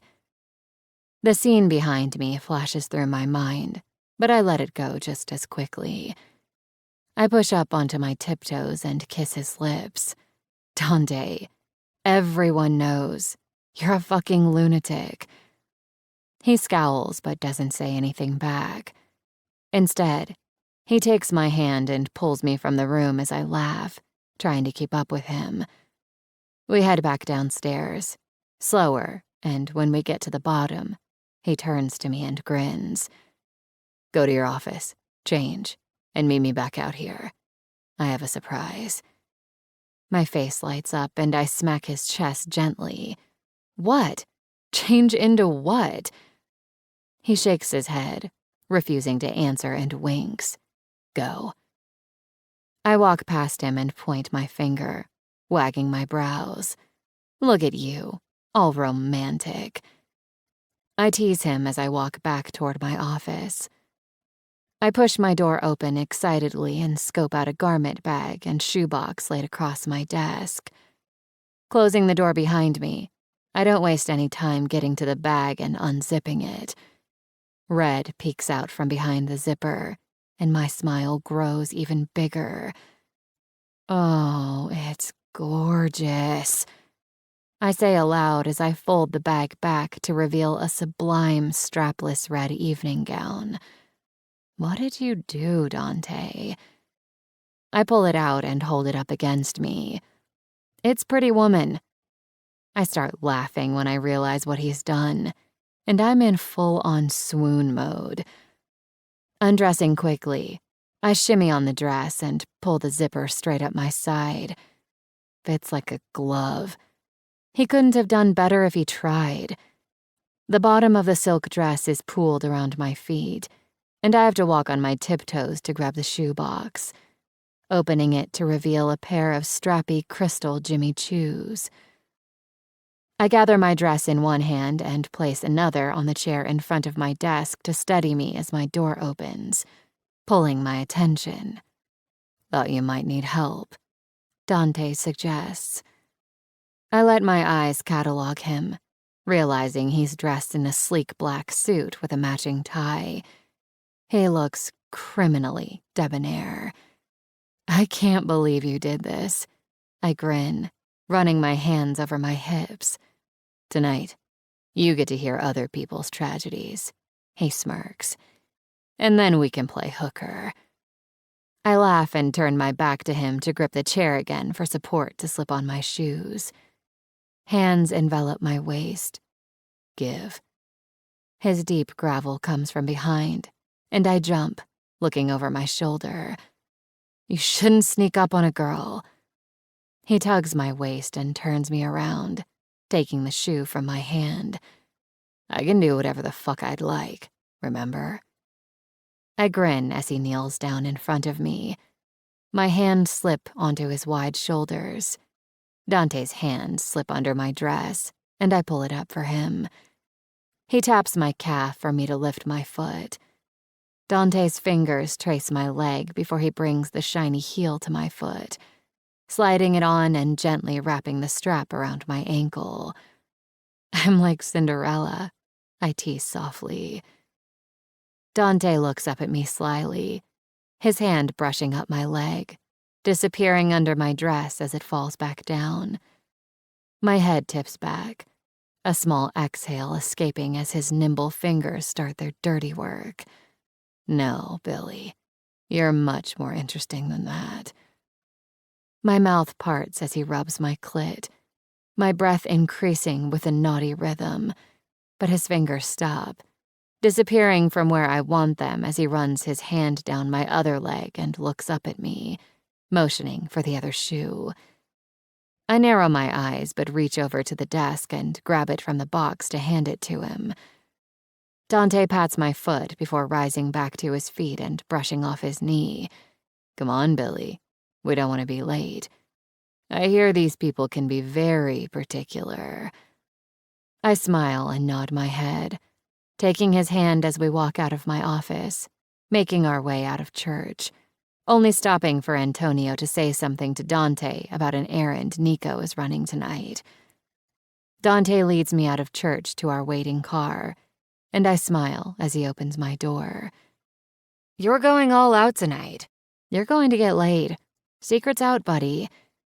He laughs deeply, throwing the bottom of my dress at me and shutting the door before getting in on the other side. The car starts the minute he does and pulls out onto the street. My heart is in my throat. I can't remember the last time I felt this excited about anything. I feel free. I look over at him and rest my head on his shoulder as we drive, just basking in the moment. The whole drive feels special. I feel special. And it's because of him. My mind is doing flips with a number of thoughts that are circulating. I'm not sure how much time has passed. Between the number of questions I've hurled at Dante about what's happening next and the calls he keeps getting, it's kept me preoccupied. We drive through downtown Chicago and change lanes, beginning to slow, and I lean closer to my window on the passenger side. The marquee lights from the Chicago Opera House shine through the window, covering my reflection in orange and red as I try and memorize this very moment. If this is all it takes to get that look on your face, I'll rent the goddamn place out every damn day, he croons from next to me. My head swings to him, confused. Rent it out? Dante winks and takes my hand in his, giving it a kiss. A little for you, a little for me. You'll see, Billy. Come on. My door is opened and the driver helps me out as Dante steps out behind me, placing his hand on the small of my back and leading me toward the doors. An older, distinguished-looking man is standing at the front with a gold key. He smiles at me. You must be Miss London. The Opera House has never been more pleased to grant this request. You only get one chance to fulfill a lifelong wish, after all. I beam back, my eyes jumping to Dante's, who's standing with a knowing grin on his face. The man puts the key in the door and unlocks it, and I stare at Dante, confused. But the door is opened and I'm ushered through, still unsure about what's happening. We walk through the massive, beautifully decorated, albeit empty space, and Dante just keeps that damn smirk on. My head swings around, taking in all the details of the room as we walk. He leads me inside the dark theater, where all the seats are completely barren, and I look at him again. Dante, what's going on? He holds up a hand. Patience. Footsteps gather on the bright stage flanked by deep crimson curtains, pulling my attention. Person after person begins to file out, all dressed in jaw-dropping, colorful costumes, with feathers, jewels, and makeup. It's magnificent and absurd. Dante, I laugh. What is happening? He leans down and kisses my forehead. I thought you'd like to meet the performers. My eyes grow wide as he pulls away. Tonight's show is for you, and only you. My hand jumps to my mouth. How? I've been shocked into silence as we walk down to meet all the lovely people who will give me something I've always wished for. Scratch that. This blows my wish out of the water.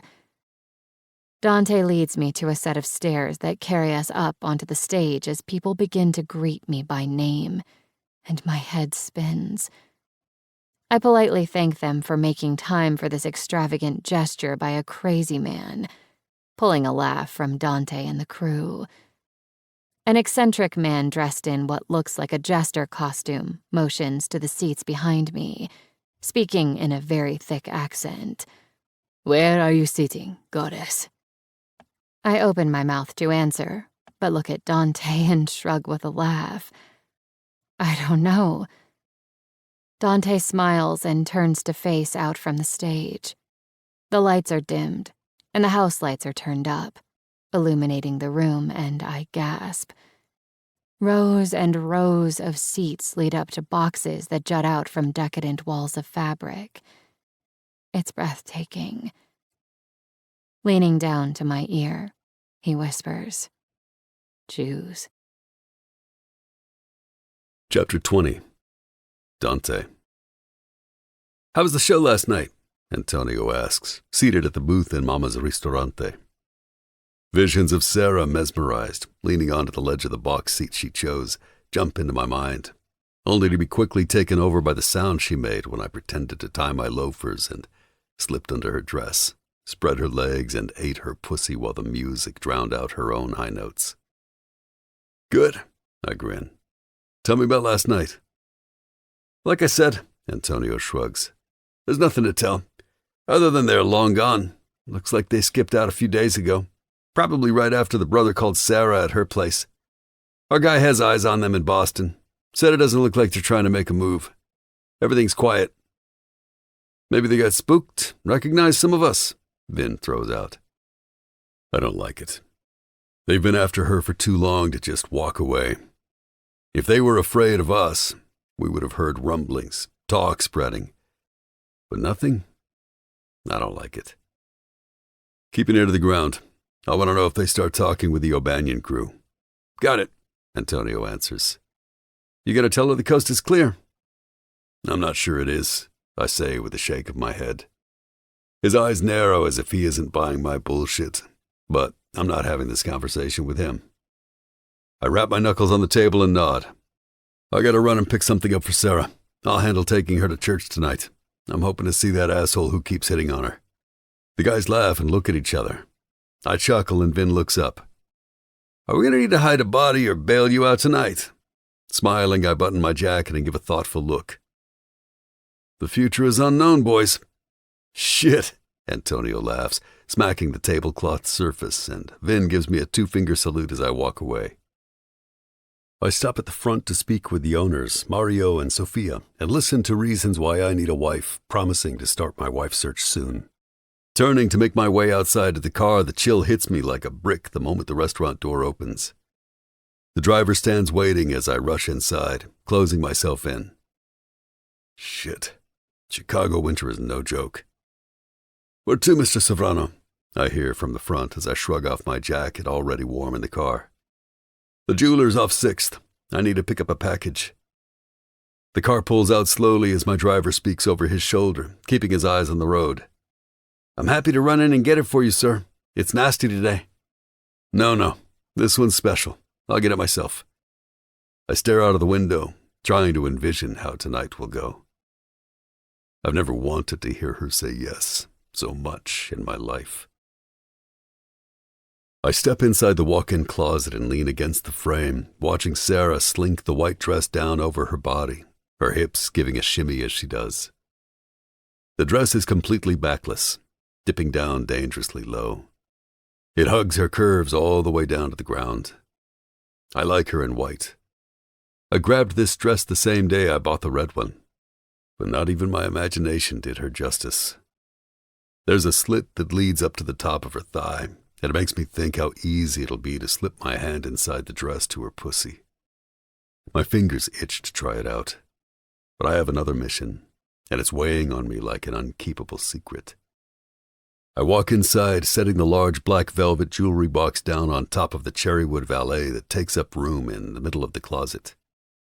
Let me help. I come up behind her and take the small straps that fasten around her neck. My hands run down her bare arms when I finish, enjoying the feel of her, and I press a kiss to her shoulder. Thank you, she says, turning and smiling. Is this a thing now? You buying me a dress every day? I grin, taking a step backward to grab the box. No, the dress isn't the fun part. What's in the box? She slyly tries to peek around me as I hold it behind my back. Something non-negotiable, I answer, furrowing my brow. She crosses her arms over her chest and looks at me with a serious face. I can't agree to that until I see what's in the box. You're a fucking tyrant, and I'm not an idiot. I laugh and nod my head. I agree, but hear me out. Okay, she agrees, suspicion all over her face. When we're at home or in the world, it can be your choice. I bring the box to the front. But when we're at church, this stays on you, without question and hopefully with pride. I tap the box hesitantly before lifting the lid. Her eyes grow wide as her fingers dart out to touch the diamond-encrusted choker and matching wrist cuffs that shine in her eyes. They're gorgeous. Are they? She whispers, stopping before she finishes, so I say it for her. They're real, I wink. I thought it was elegant and beautiful, but not in a flashy way. It's unexpected, like you. She steps in close, poring over the pieces. Her hand runs over the sparkly extravagance, but pulls away as her eyes shift back to mine, the realization setting in. Sarah's hand travels to her throat as her eyes lock to mine. It isn't just jewelry, though, is it? It can be, but not at church. There it would be your collar. A spark in her eyes makes me hopeful as I continue. And the wrist cuffs have been made with a reinforced metal, so I can hook them up to the chains downstairs. Her tongue runs over her plump bottom lip as she drags it between her teeth. You want to own me? The way she says it so matter-of-fact, without judgment or disregard, it makes my dick jump. Because hell yes, I want to own her, and fuck her, and love her. I'd lock her down in my fucking house for life if I thought I could get away with it. Do you want me to own you? I ask, tilting my head, watching the way her chest is rising up and down. I know you like when we play, Billy. You like when I dominate, when I allow you the space to be vulnerable. I want that. Not all the time, not in our day-to-day life, but wearing this just means that others who play won't cross the line. Think of yourself as a walking lifesaver, because there's nothing I hate more than someone trying to take what's mine.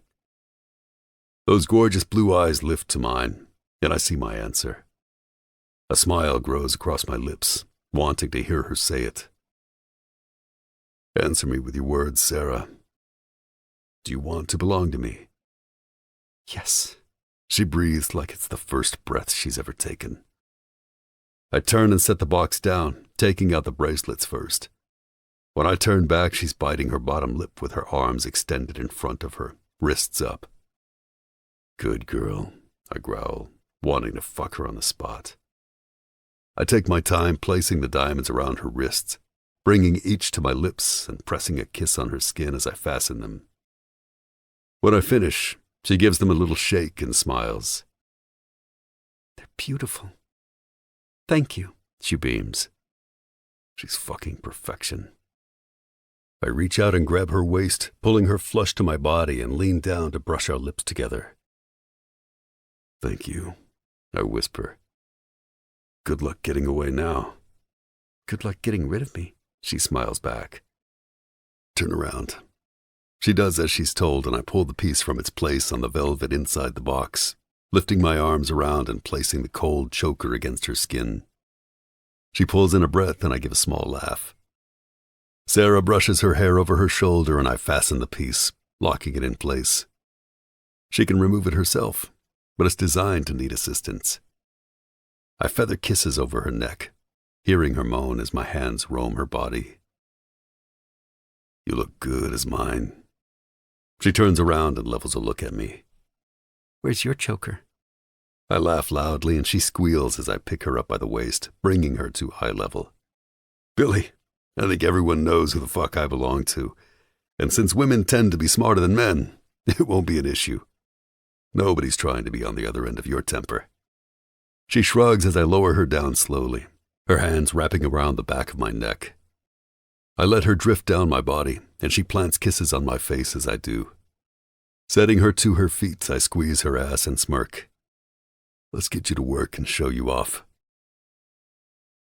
The moment we walk into church, eyes dart to her neck left and right, but Sarah doesn't fidget or seem concerned.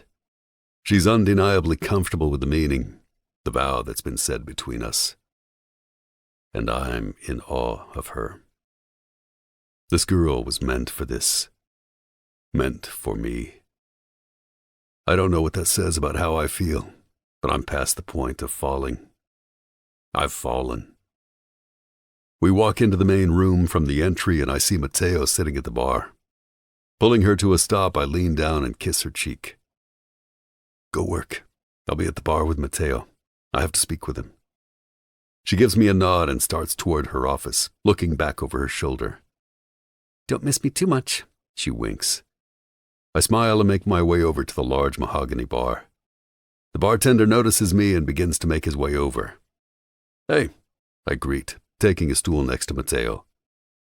Hey? He questions. That's what you're starting with.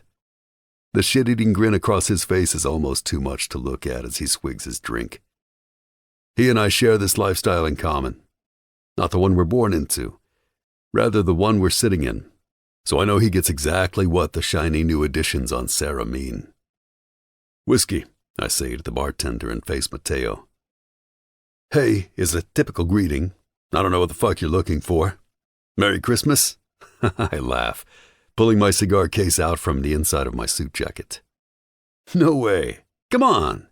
That's a lot of shine on your girl's neck. And it looks suspiciously like something some people use to claim a person they want to keep.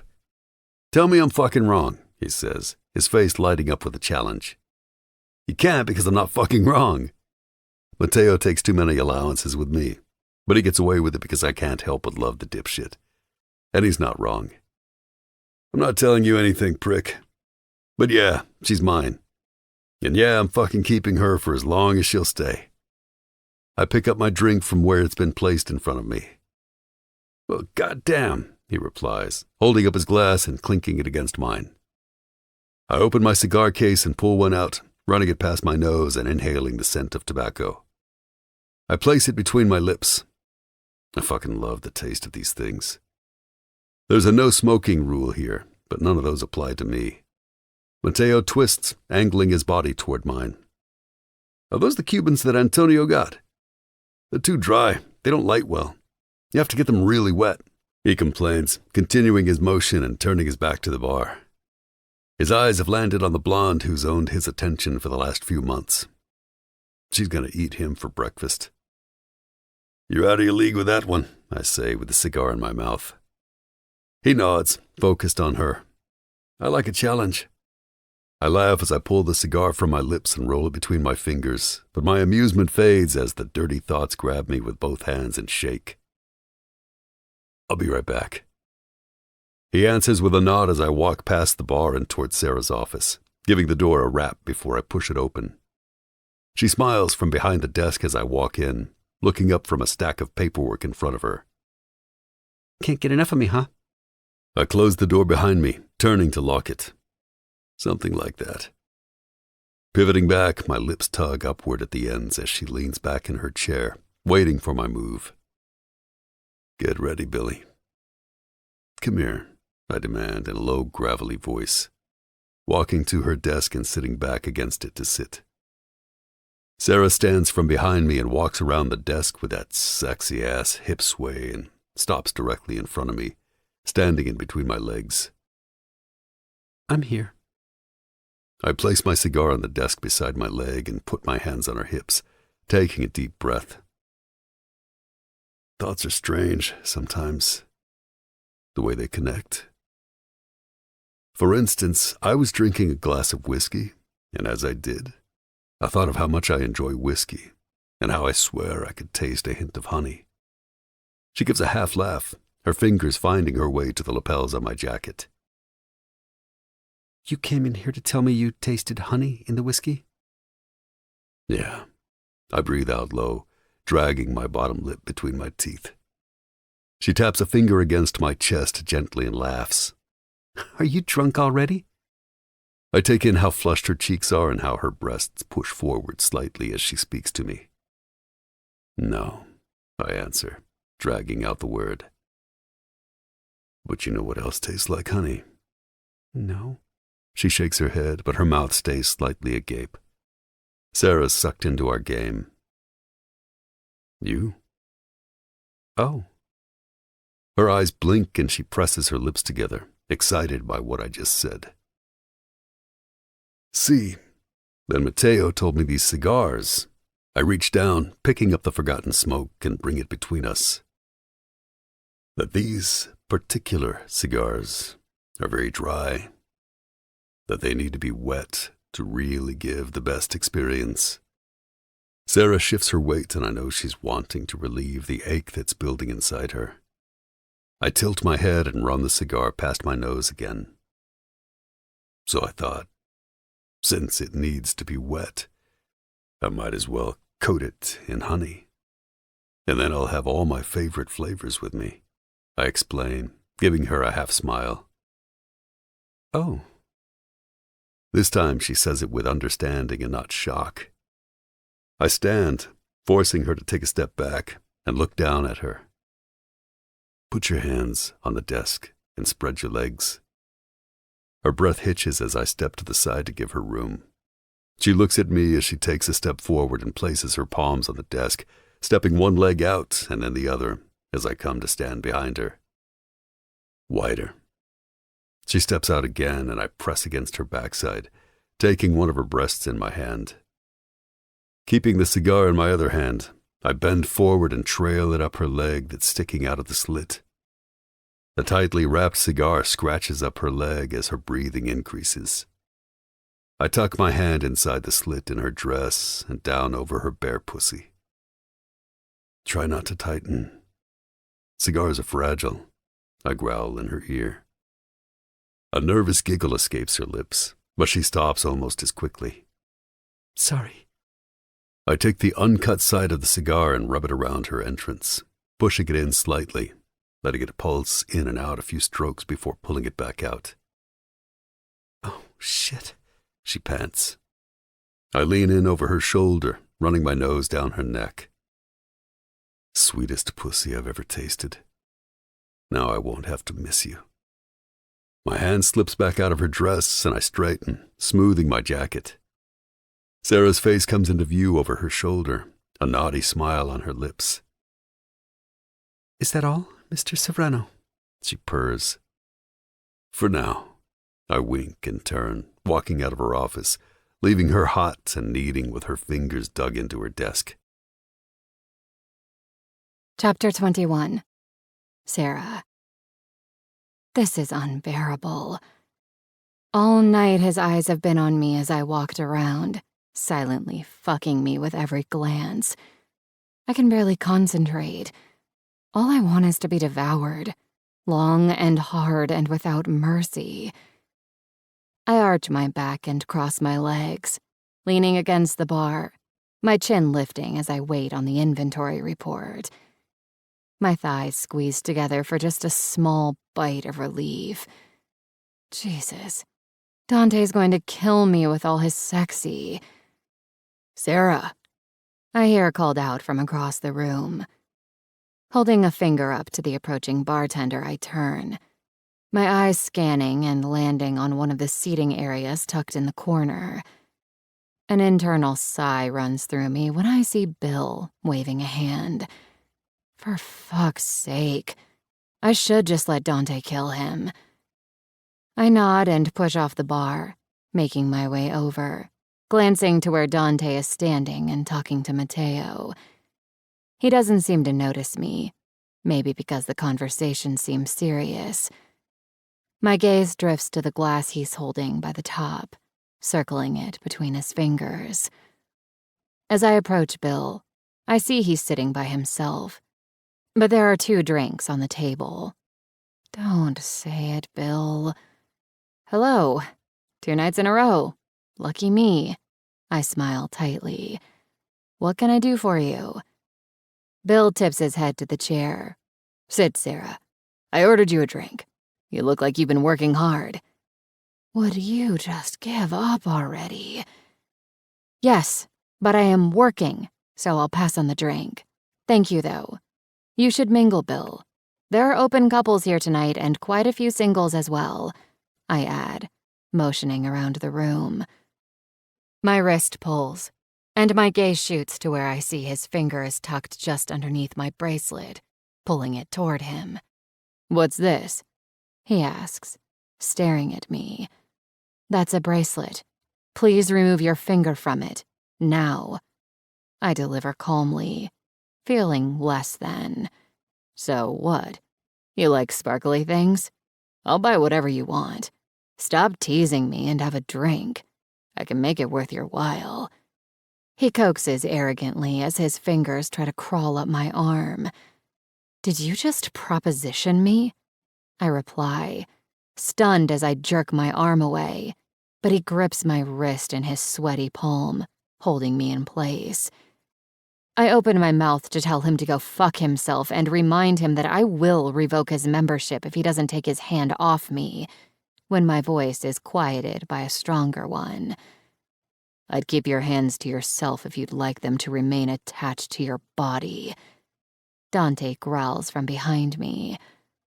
Bill's hand drops from my arm as he swallows hard. I apologize. We were just talking. I didn't mean any disrespect. Well, that was fast. Dante trails his hand around my back as he crosses in front of me to lower himself into the seat across from Bill. Sarah, Dante calls, patting the arm of the chair. I smile and take a step closer, perching to watch the show. Let's see how you like it, Bill. Bill's knee begins to jump nervously, and I love it. He's such a slimy bastard. Serves him right to get the shit scared out of him. The thought gives me a small pause as I look to Dante's face. Will he only go as far as scaring him? Bill takes an anxious sip of his drink. If he's searching for courage, he's going to need a case of whatever he's drinking. Bill wipes the side of his mouth with a cocktail napkin, smiling weakly and trying to excuse himself to Dante. You can't blame a guy for trying. She's gorgeous. I didn't realize you two were a couple. We're more than a couple. She's mine, Bill. And you know what I do to people who try and steal from me. Dante leans into me, laying his arm heavily over my stacked legs. It's not good, Bill. Total misunderstanding. She said it was just a bracelet. Dante's hand grips my leg, and I know he's pissed about what Bill just said. Fuck. Bill's groveling continues, but I can already sense the shift in Dante. He's livid, and Bill is about to get the brunt of his anger. It won't ever happen again. I'm just going to go now. Bill begins to stand, but Dante shakes his head, so he sits back down. Shit.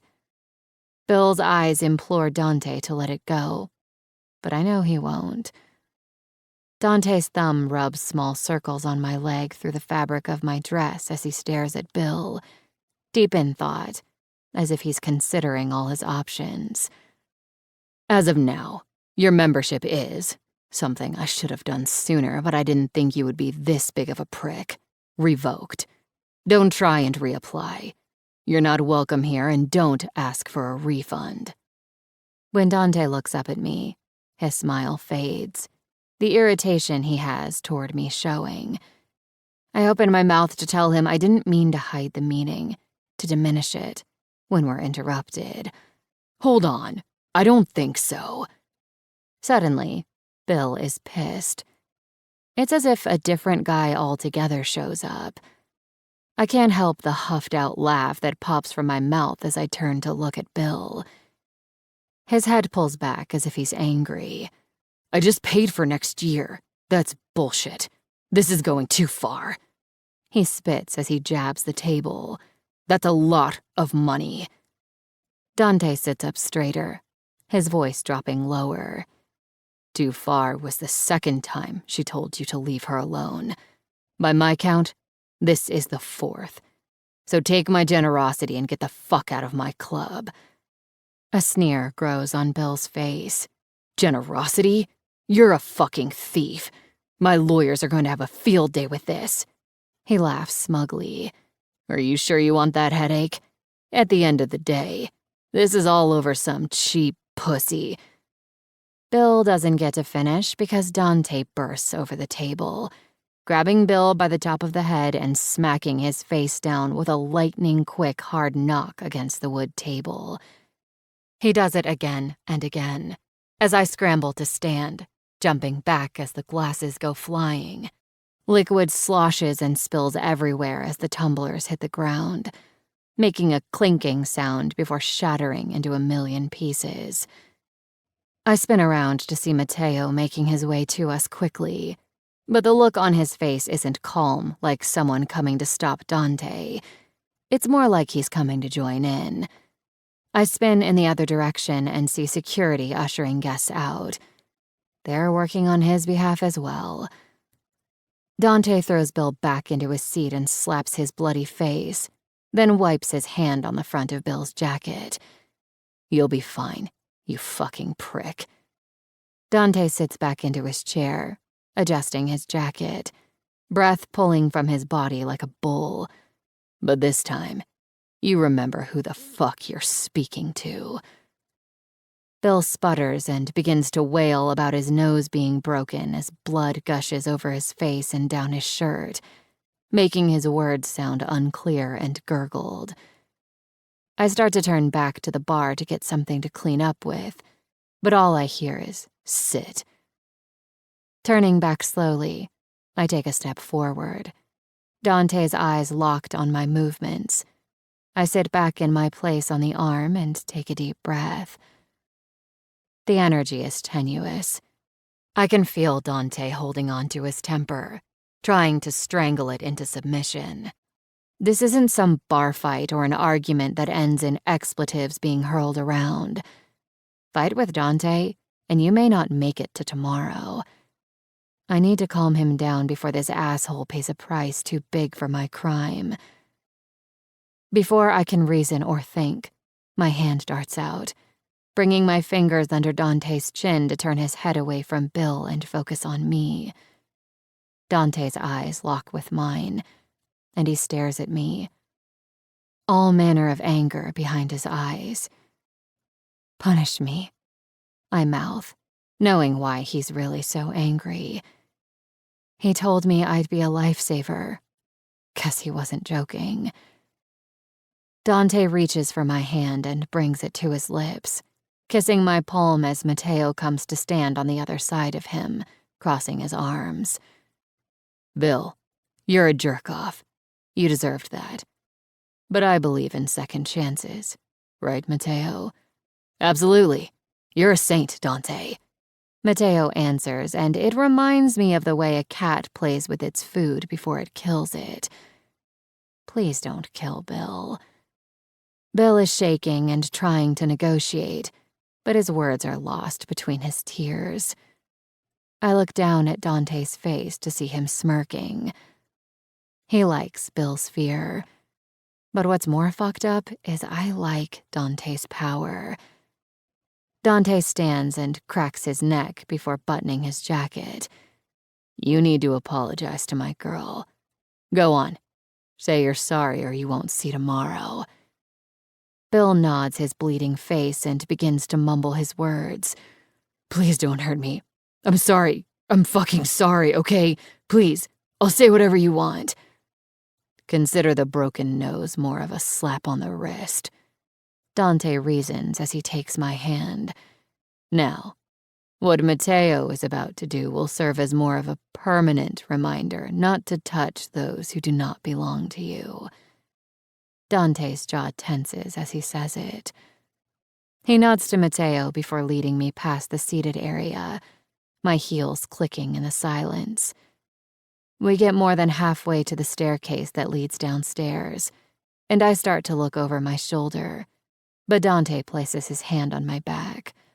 "No, Billy." My head stays forward as I hear a muffled scream come from behind, fading away as we walk down into the silence.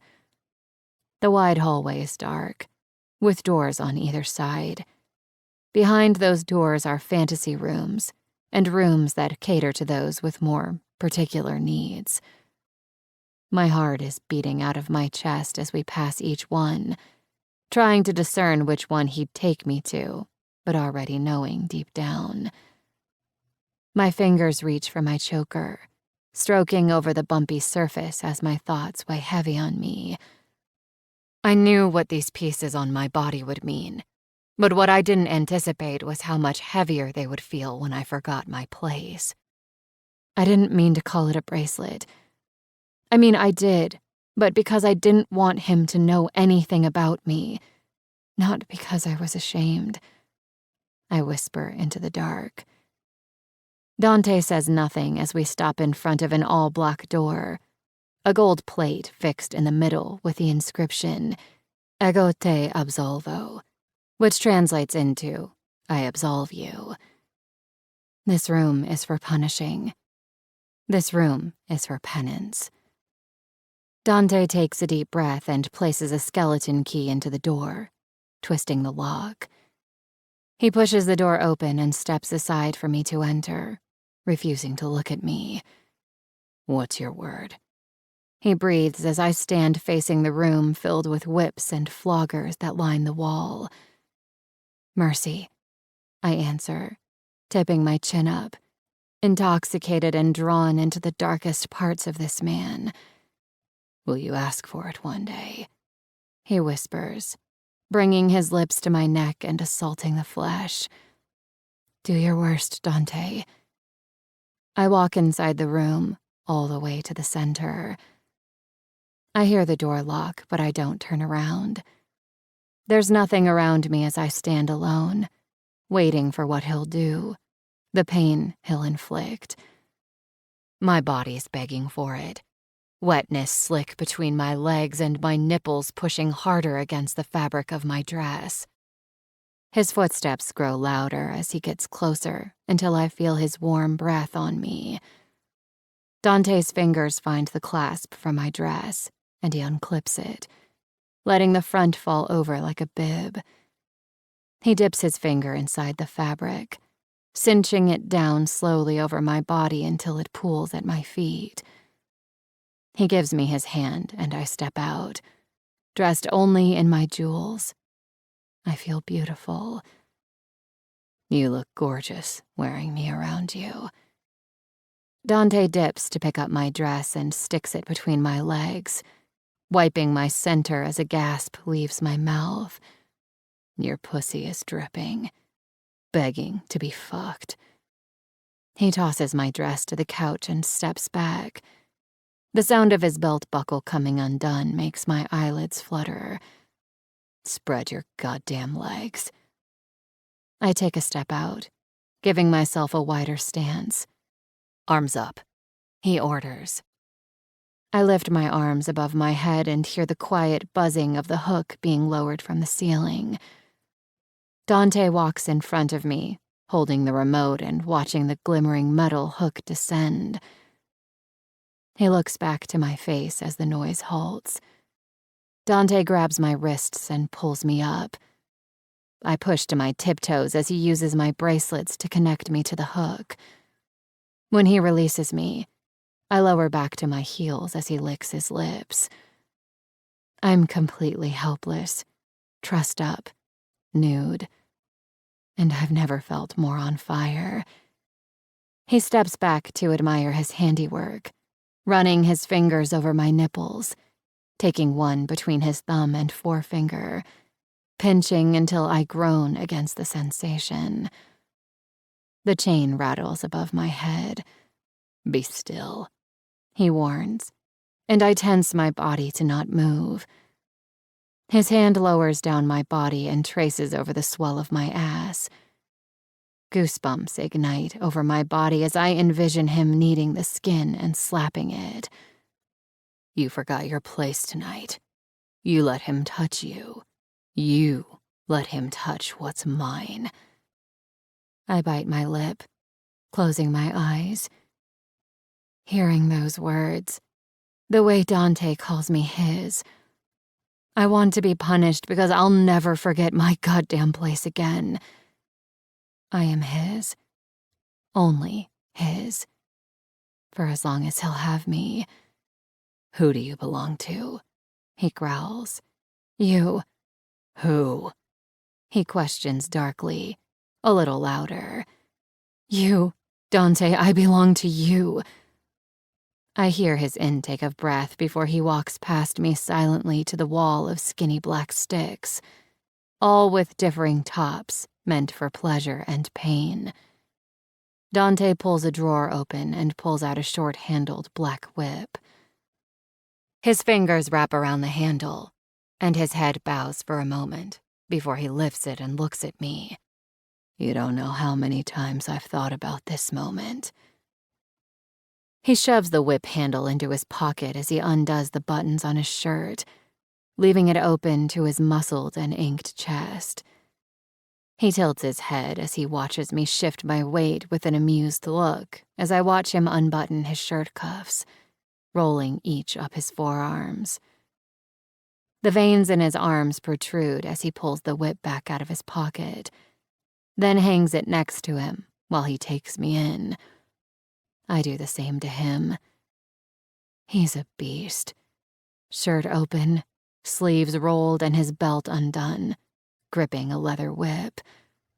I could come on the spot. Dante walks back to me slowly and stops directly in front of me. You're going to need this. He pulls the belt from his waist with his free hand. My lips part, and he places the leather in between my teeth.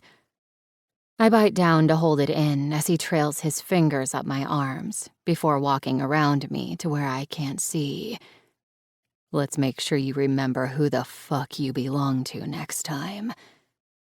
The first slash bites across my ass, and my entire body jumps as a rush of air leaves my body, hissing against the belt. Another sting on the other side pulls a moan from my lips, but Dante is unrelenting. The pain is exquisite. The sting of the leather tendrils that tear against my ass make my clit throb with a wicked ache. My teeth bite down hard as my body jumps over and over with each hit, bringing me up on my toes and back down, the chain clinking and swaying as I do. My body is writhing against my torment. Another slap and I open my mouth with a decadent scream, letting the belt tumble out. I begin to chant, I belong to you, against the ragged breaths and grunts Dante is making behind me as he turns my ass red. My hands pull down, making the chains fight back against my desperation to rub my clit as he shows me no mercy. I hear a thud, but my mind is on a lag, soaked in desire and wanton need. I'm panting as Dante pulls my hands from the hook and dips his shoulder, hauling my body over his shirtless body. I don't remember him taking it off, but I don't even feel like I'm in my body. He places me down, my back pushed against a wall with a large wooden X. The sensation against my raw ass sends jolts through my body and I gasp. Dante's fingers work quickly, fastening and buckling my wrists and ankles into thick black leather cuffs. Every time you move, that sting on your ass will remind you that you forgot your goddamn place. The last click at my ankle secures me in. I'm spread open for his pleasure, my senses heightened, feeling every bit of air that touches all my most intimate places. Dante reaches between my legs, pinching my swollen clit. This is mine. I cry out, the sounds muffled by his mouth covering mine. His tongue pushes into my mouth, tangling with mine as I whimper with every soothing rub he gives. His kiss is aggressive and unrelenting, and I love it. He pulls back, our eyes locked as he begins a slow and steady pace with his fingers of constant thrusting inside of my pussy. My pelvis pushes into his hand, our breaths creating a rhythm, building as we stare at each other as I'm finger-fucked. Over and over at the same pace, pushing just hard enough that my body begins grinding so hard that I shudder with each movement. I can feel the build begin, but as I do, his fingers pull back, forcing my body to chase him, but I'm held to the wood behind me. Sob-like gasps tumble from my throat, but he smirks, his eyes wild, bringing his fingers to his lips and running his tongue over them. Just like fucking honey. I pull toward him again, but he shakes his head. Dante won't give me what I want until he's ready, until I behave.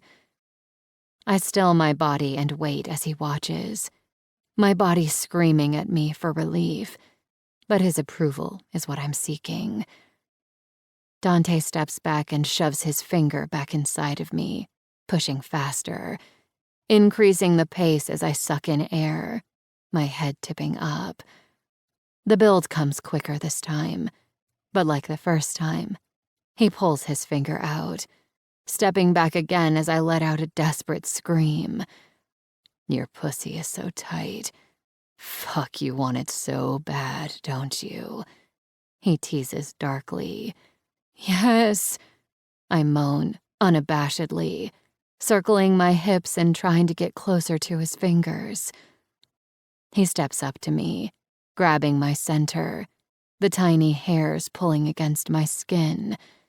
You come when I say, because who do you belong to, Billy? My head bows as I take in a breath and look up. I'm overwhelmed by the sensations that I'm drowning in as I stare into his eyes. I belong to Dante Sovrano. Good girl. He keeps me there, bringing me to the edge and then denying me over and over until I feel like I can't take it anymore. But I know I will. I'll take it all. Ask for mercy, Billy. He challenges, stepping back again. I shake my head as my body shakes in a constant state of pleasure. Ask for it. Give in. He whispers, running his tongue over my nipple, closing his mouth around it and sucking. He runs a hand up my arm, and my limbs are detached from the cuffs one by one. My limp body is carried to the bed, my legs draped over his arms. I'm tossed onto white silk sheets, and Dante grabs my ankle and spins me around, yanking me toward the end of the bed. Come here. Before I can process the whirl, his mouth covers my exceedingly teased center. My back arches off the bed violently as I suck in air, grabbing the sheets. His tongue flicks my clit as he sucks, pressing his hands against my pussy to spread it wider. He's devouring me, dining like it's a 5-course meal. This is my pussy. He breathes onto my clit. Yours, always yours, I moan. Every growl and hum from his mouth drags me closer to the threshold, and my fingernails dig into the sheets as I pray for him not to stop. My stomach tightens as my insides begin to curl inside itself from the delicious pursuit of my relief. But then he's gone. I belong to you, I scream, tears leaking from my closed eyes caused by my frustration. I bring my fist down onto the bed over and over. I'm there, ready to say it, ready to say mercy. Dante's hand circles the back of my neck, pulling me to sitting. Rap, he growls, and I do, realizing he's removed his pants. He swings us around and pushes me against the wall. Now you come, with me inside of you. His voice drops down to a tender hush. Because who do you belong to, Sarah?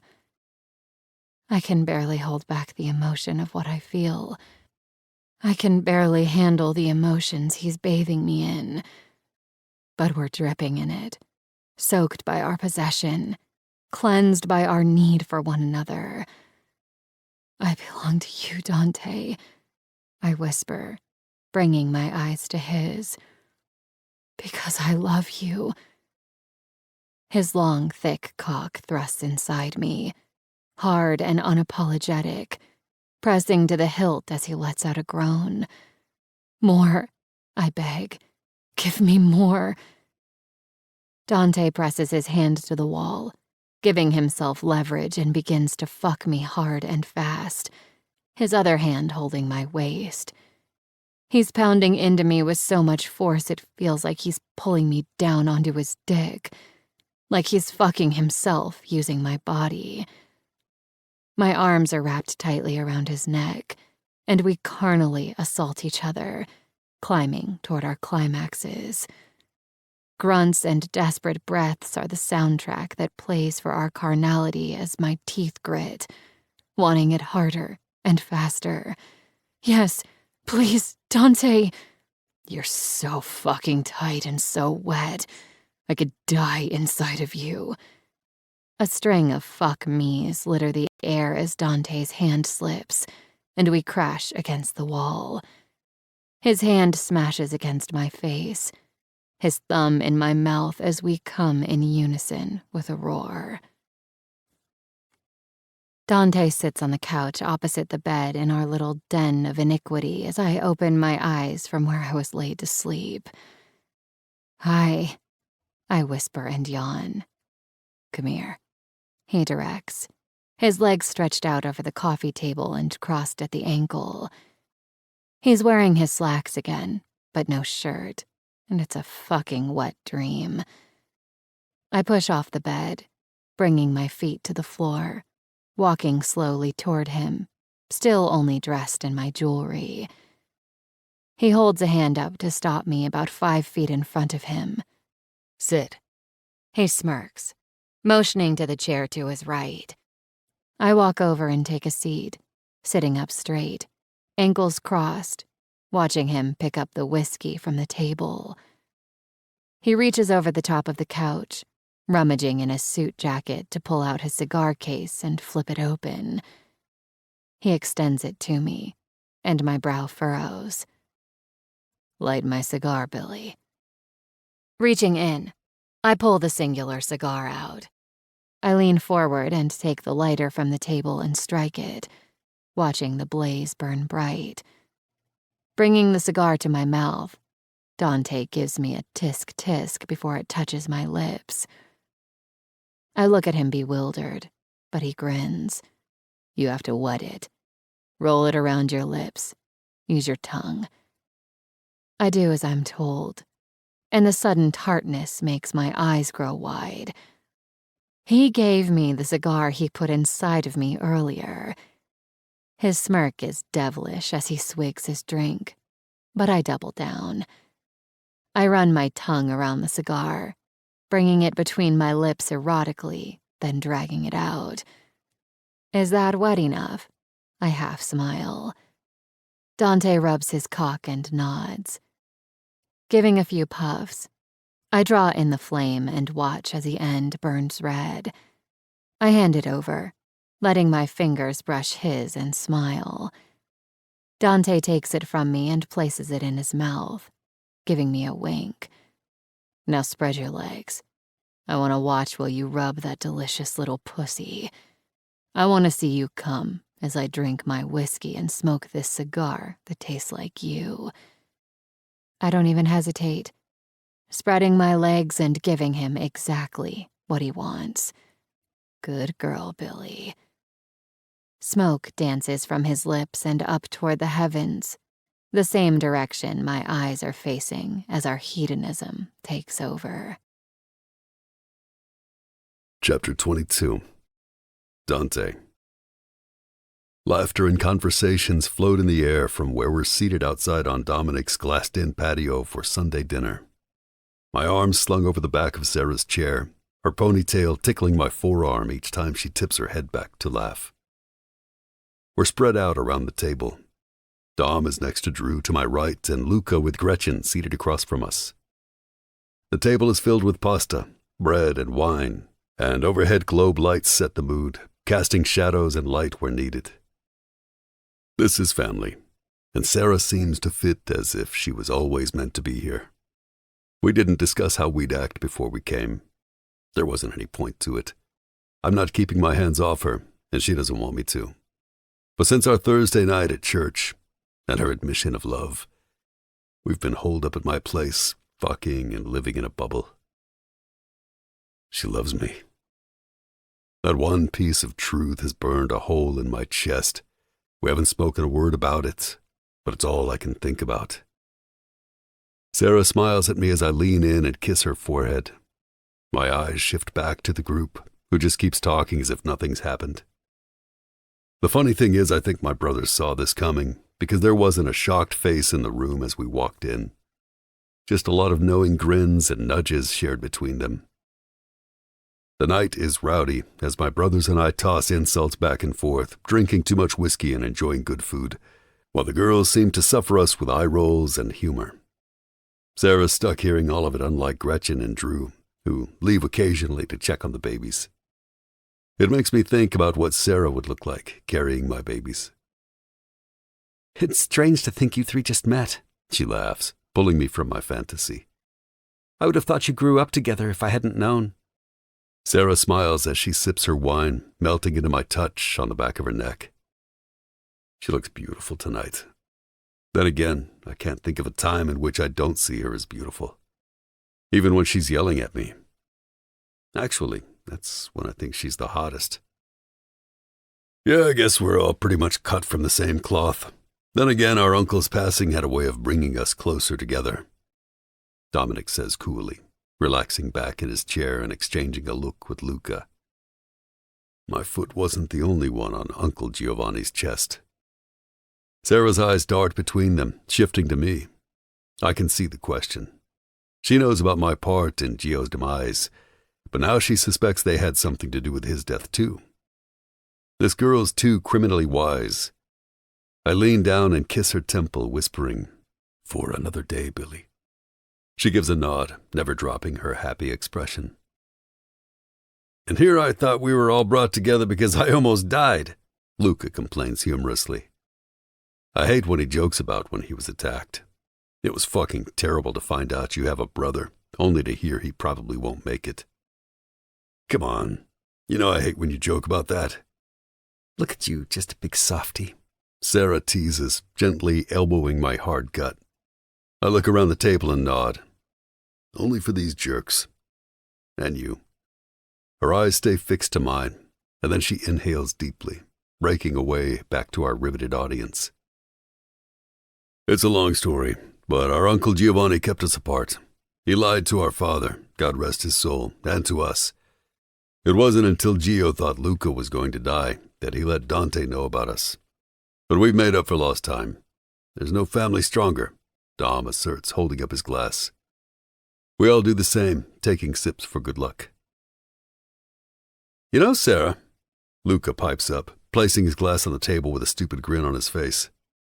If we knew that all it would take to get you to the family dinner was shooting this asshole, I would have hand-delivered the gun. My chest shakes with my laughter as Luca perfectly executes a change of subject. I pull Sarah in closer to me and whisper in her ear. Here it comes.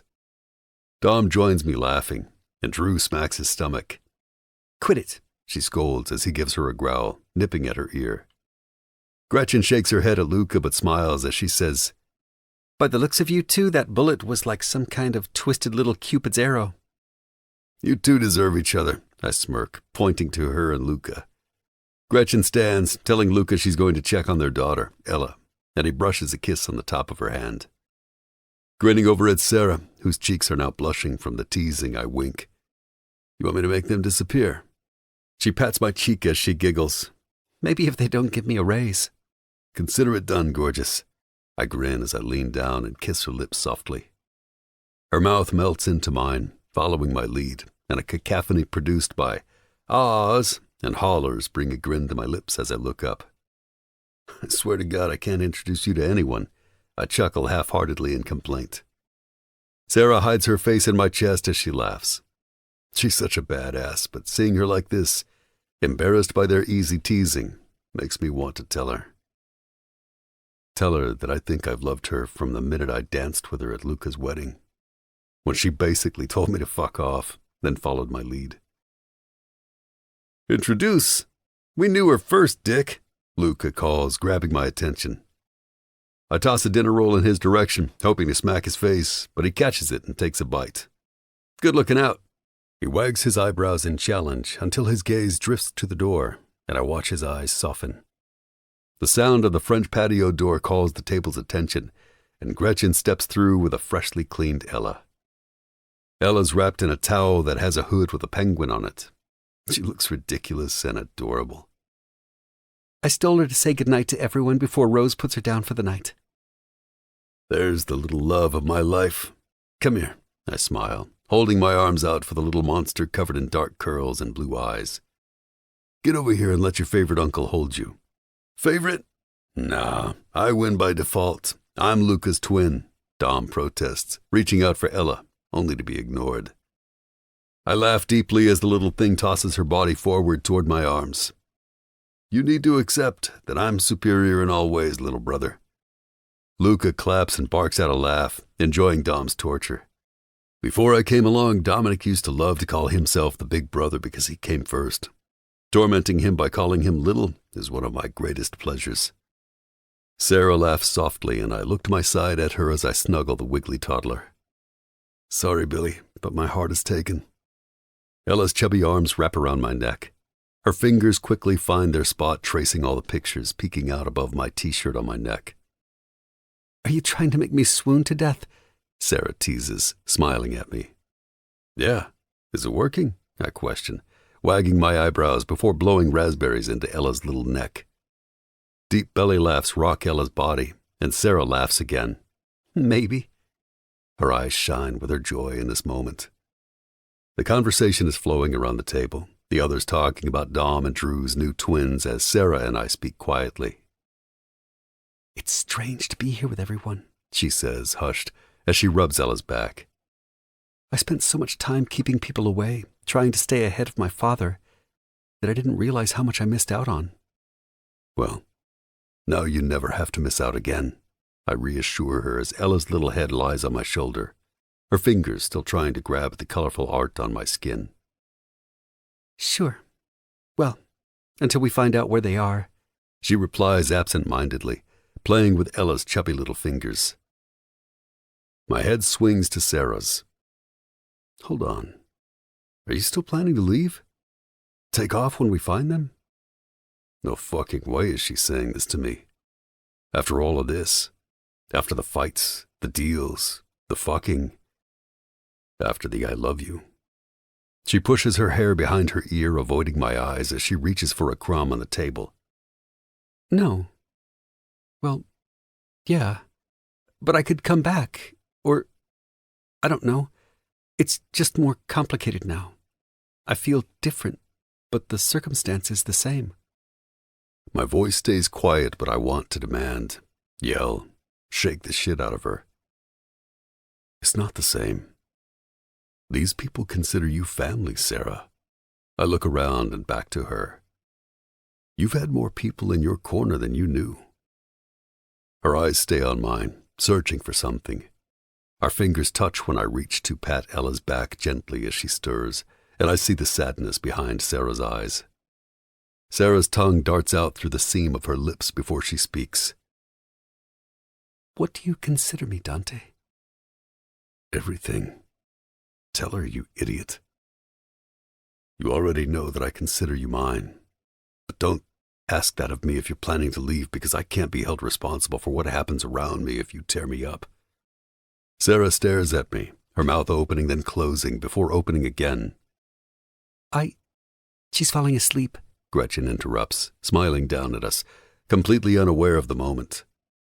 Sarah exhales, turning to smile at Gretchen and nods. Gretchen smiles down sweetly as Ella reaches up. Come give Daddy kisses before you pass out, monster. Gretchen pulls her up, taking Ella around the table to give kisses and hugs to everyone before Luca smothers her with love, then pulls Gretchen down to kiss her too. My mommy, Ella whines, hitting at Luca's face, and we all laugh. Yes, she is. Luca smiles as Gretchen winks at him and takes Ella inside to give back to Rose, their nanny. I turn to finish my conversation with Sarah, but she stands, and my eyes lift to her face as she reaches for my empty glass. Do you want a refill? Conversation tabled. I'd love one. My hand absent-mindedly finds her hip, giving her ass a tiny pat. Anyone else? She asks as Drew stands up to help her. The guys shake their heads and the girls walk inside the house, leaving us alone. The very moment the door closes, the two buffoons in front of me raise their eyebrows. Luca spreads his arms wide open in a what the fuck expression as Dom points a finger at me, nodding his head. Jesus. Everything. Now, come on, Don smirks. You two are fucking exhausting. I'll give you 2 questions each, and then we're done with another episode of the fucking Brady Bunch. My brothers look at each other and nod, each tossing questions at me left and right. Motherfuckers. I shake my head and start laughing. Quit, dicks! All right. I forfeit as they laugh and drumroll on the table. I take a deep breath and narrow my eyes, ready to admit something to them I haven't said to her. She's a problem, I state frankly. Their faces grow more serious, the amusement beginning to fade. Because you love her, Luca surmises, tapping his finger on the table. I nod, sitting silent, crossing my arms over my chest. Dominic angles in toward the table, rubbing his scruff. And you don't want to bring her in knowing what you know. How this life eats away at you. My eyes meet Dom's as he finishes and I answer, yeah. And she's still considering leaving. Luca reclines back into his chair, bringing his drink to his lips, a smirk fixed on his face. I hate to break it to you, Dante, but that girl isn't scared of anything, least of all the shit you bring to the table. She just needs you to give her a reason to stay. I consider what he's saying. I need to tell her the truth. All of it. Dominic gives a small laugh and picks his drink up as well. She was made for you, brother. And what or who is ever going to get through you in order to hurt her? I shrug with a bit of arrogance, knowing the answer is nothing. I'll protect her at all costs, against anyone, even herself. Luca huffs a laugh, tossing his napkin at me. And if something does manage to make it past UD, then it has to go through me, Dom, Nico, Vincenzo, fucking Matteo, and Antonio. Dom nods his head and smacks the table. What's important to you is important to us, Dante. It goes both ways. This is family, so love your girl and be done with it. My eyes travel inside, through the glass, and see her standing at the bar. And if she tries to run again, don't let her, Luca answers with a wink. I won't. You don't suck, you know that? I chuckle. You're ugly and dumb as fuck, but you're all right as far as brothers go. They toss shit at me from the table and we laugh as the girls walk back outside, staring at us like we've lost it. Chapter 23. Sarah. I've been watching him all night. Watching the way that he laughs. The way he loves the jokes his brothers make about each other and all the light that seems to have taken over his face. He's so different, but the same. I feel as if I've seen every side to Dante now. I wonder how many people can say that. His arm hangs across the back of my chair while he laughs at something Lucas said, and I find myself smiling too. I wish I could crawl into his lap and nuzzle into his neck, wrapped in his arms.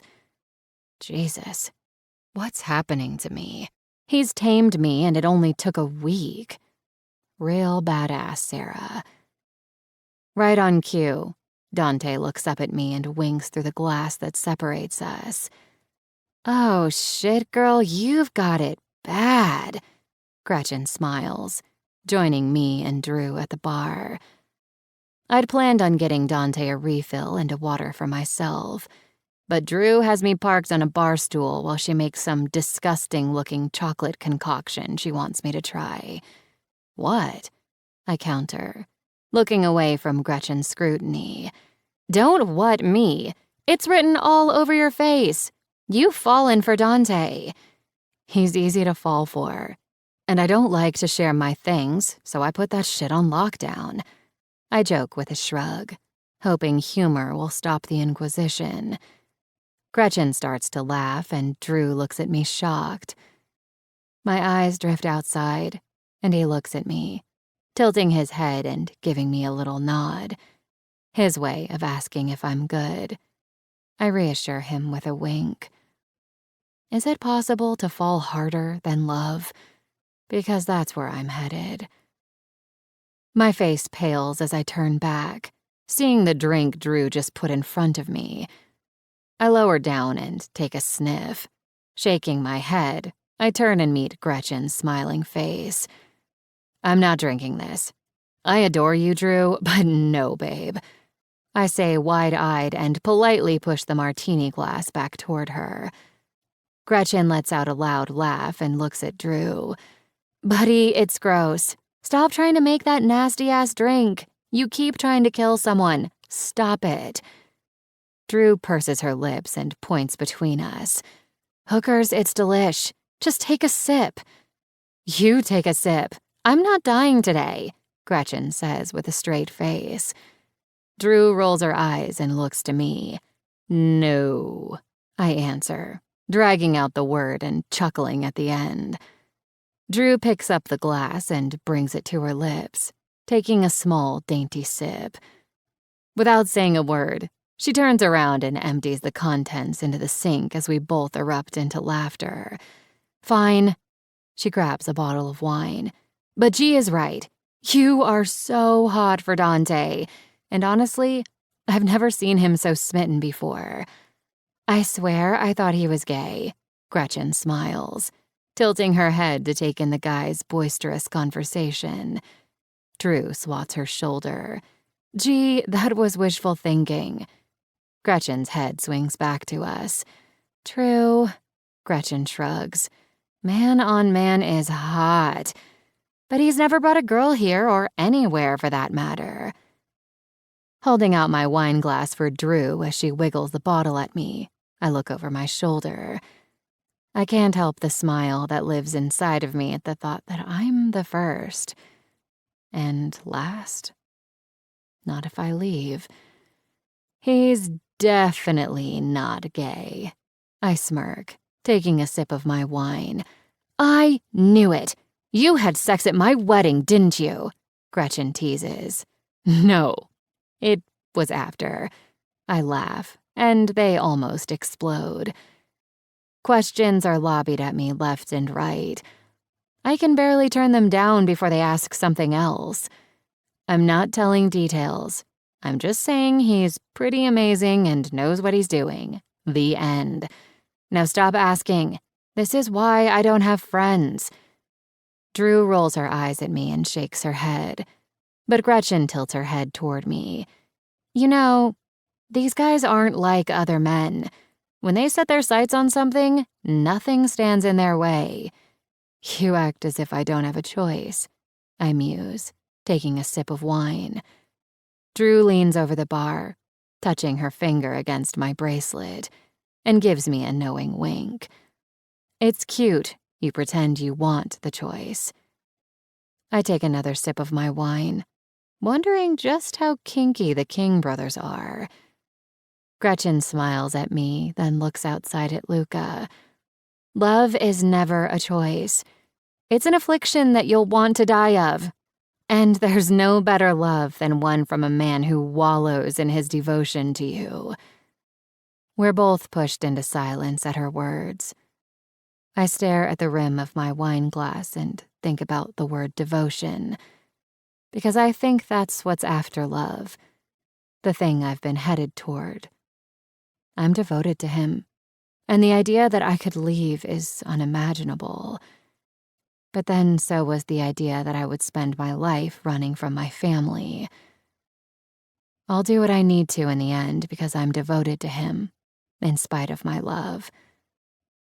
When I look up, the girls are watching me, waiting for me to say something, so I go with the truth. I love him. There, I said it. But I don't know if he loves me back, and I'm not sure it's enough to weather the storm my life brings, I confess quietly. Drew comes from around the bar and stands next to me.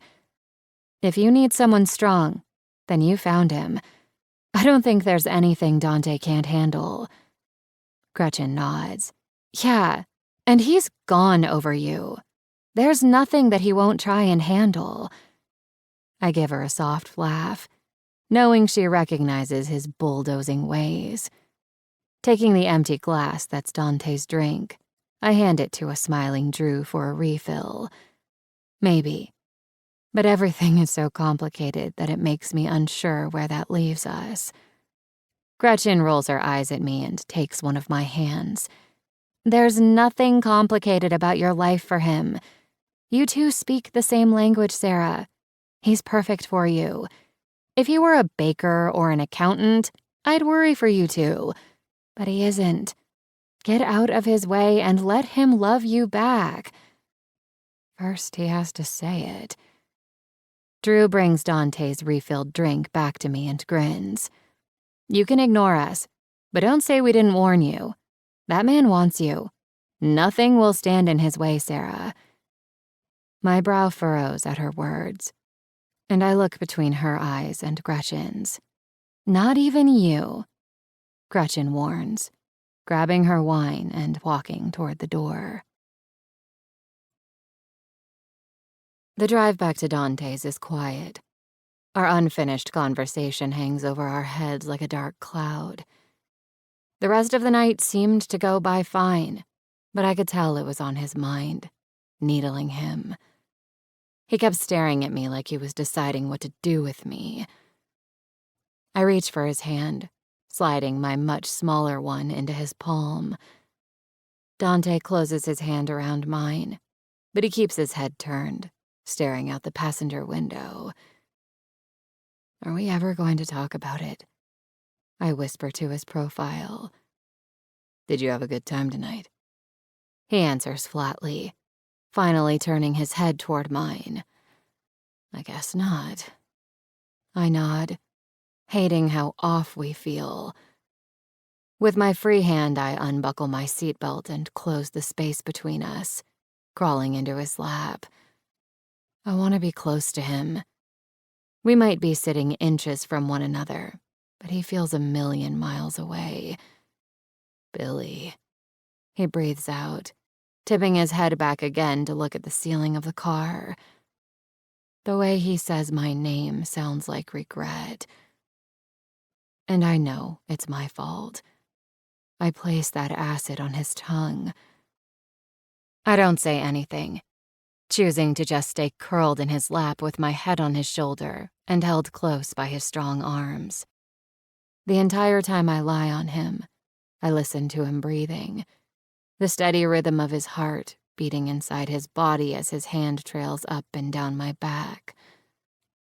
How do I walk away from him? Before I knew him this way, I would have slipped right out of the door and never given it a second thought because leaving was the only choice. It was the only one I could make to protect the people who I've come to love here. But now all I want to do is stay. If I stay, I put everyone in danger. How do I do that? Even in the name of love. The car slows to a stop, and I drag my head from my Dante pillow and look into his eyes. I'm sorry, I whisper, hoping it's accepted for everything I'm planning to do. His face is serious, not a hint of tenderness, as if he understands everything I mean. I search his deep hazel eyes as his features become hard and removed. Dante's eyes falter, and the man I know, the one I love, disappears. There's something you need to know, he says gruffly. It's the way he says it that tells me that whatever I'm about to hear is going to be hated by my soul. Dante lifts me off his lap, pushing me into my seat as if he's discarding me. His door is opened and he steps out, holding his hand out for me to take. The freezing night air bursts inside the car, so I hand his jacket out to him before putting on my own. I duck my head and take his hand to join him outside on the sidewalk in front of an older building. My head swings around as I begin to realize that we're a block up from my apartment. What's going on? I question, fear creeping up my spine. The last time I was here, I saw Christopher. Dante stares at me with unreadable eyes, ones that feel like they're burning right through me. Dante, I squeeze his hand. What's going on? Blinking, he looks away from me, and my stomach begins to fall. Come with me, he directs, stalking forward and pulling me inside the concrete building. I'm immediately ushered up one flight of stairs. The old dank linoleum cracks under our footsteps as we walk, announcing our presence. Dante stops in front of an apartment with a tarnished number 4 on the door, and I look down the hall, noticing the tattered wallpaper and the busted light on the wall. He reaches for the handle, twisting and opening it. Stepping inside, he motions with his head for me to enter. Everything inside of me says to run, to refuse, and with every look I give him, the angrier he becomes. In, he demands, repeating the head jerk. I hesitate but move, slowly looking up at his face as I pass him.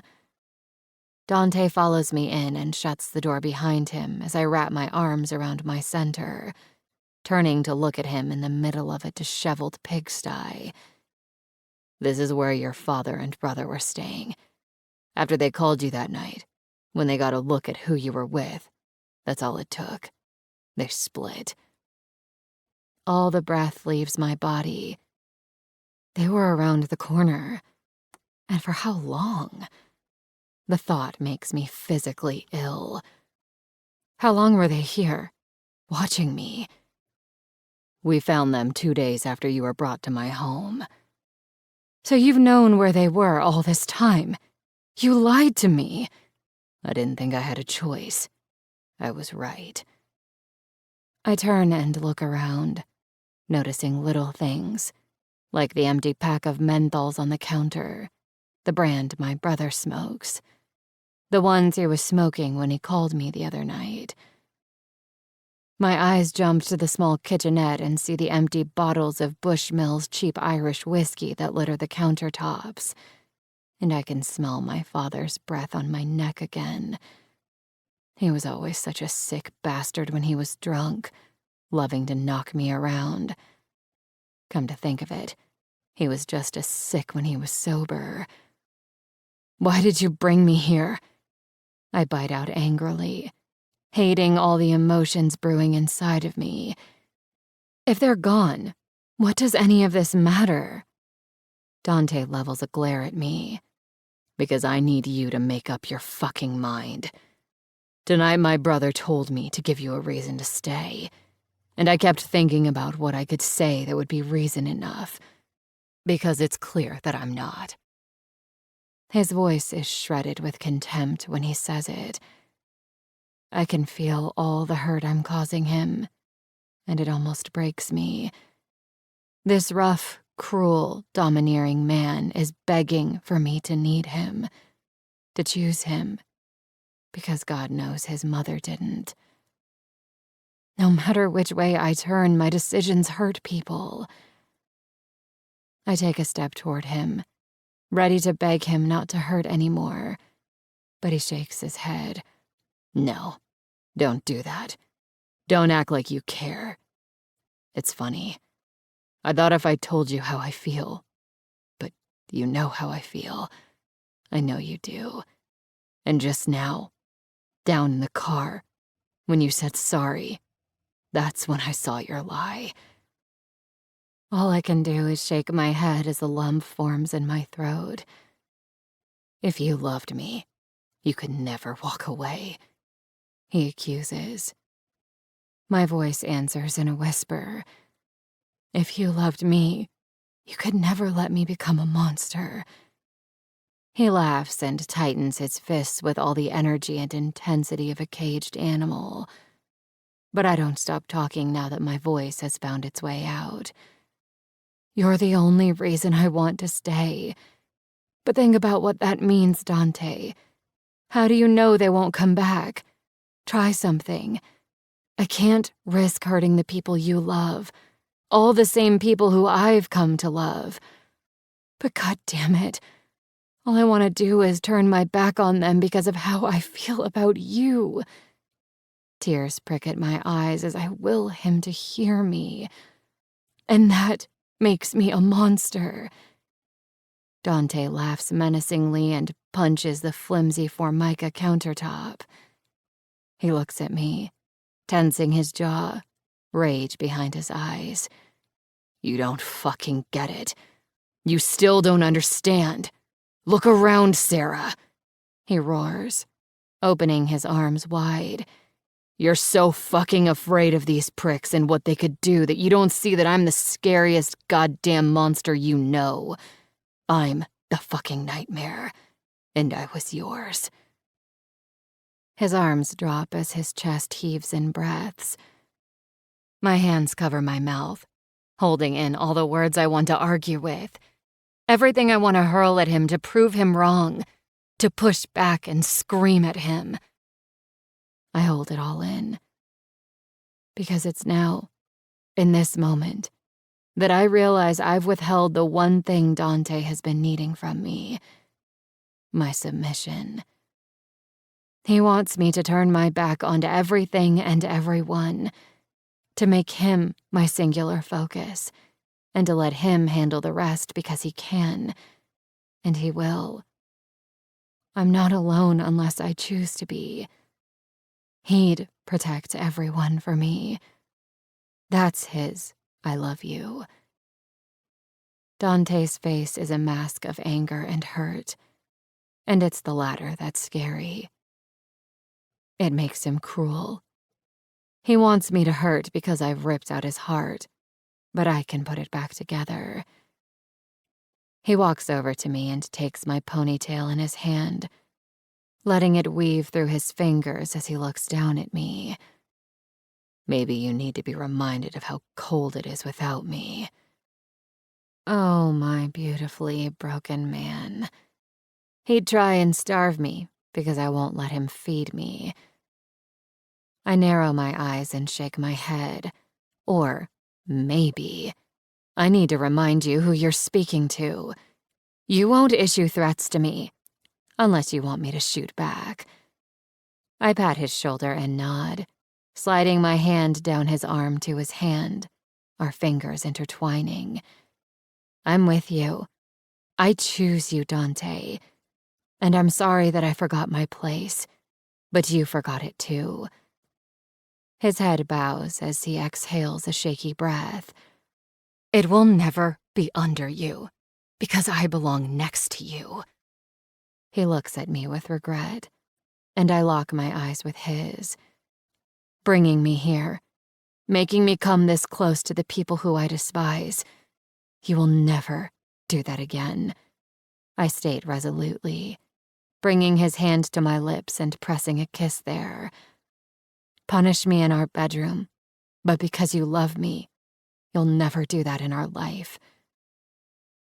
I can see how much he hates what he just did, but it's no more than what I feel for bringing him to this place.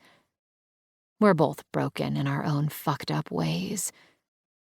I want to save him, and he wants to save me, but one of us has to give.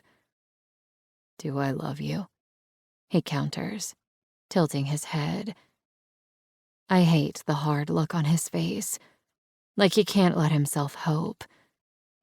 I've never seen Dante scared of anything. He's unshakable. But right now, as he looks down at me, it's the fear in his face that makes me hate myself. I don't care if it takes you a year to tell me you love me, because you'll show me every day, Dante. His eyes search mine, his hands gripping my waist and pulling me against him. Don't you fucking leave. Ever. I won't last. This city won't last. I'll burn it to the ground. I want to go home, and I want you to make everything in this room go away, including the people who were in it. I admit, not caring about the repercussions. Il piacere è tutto mio. My pleasure, he breathes, crushing his lips to mine and holding me in one arm as he walks us out of my past and into my future. Chapter 24. Dante. The phone buzzes on the nightstand and I smack my hand down on top of it.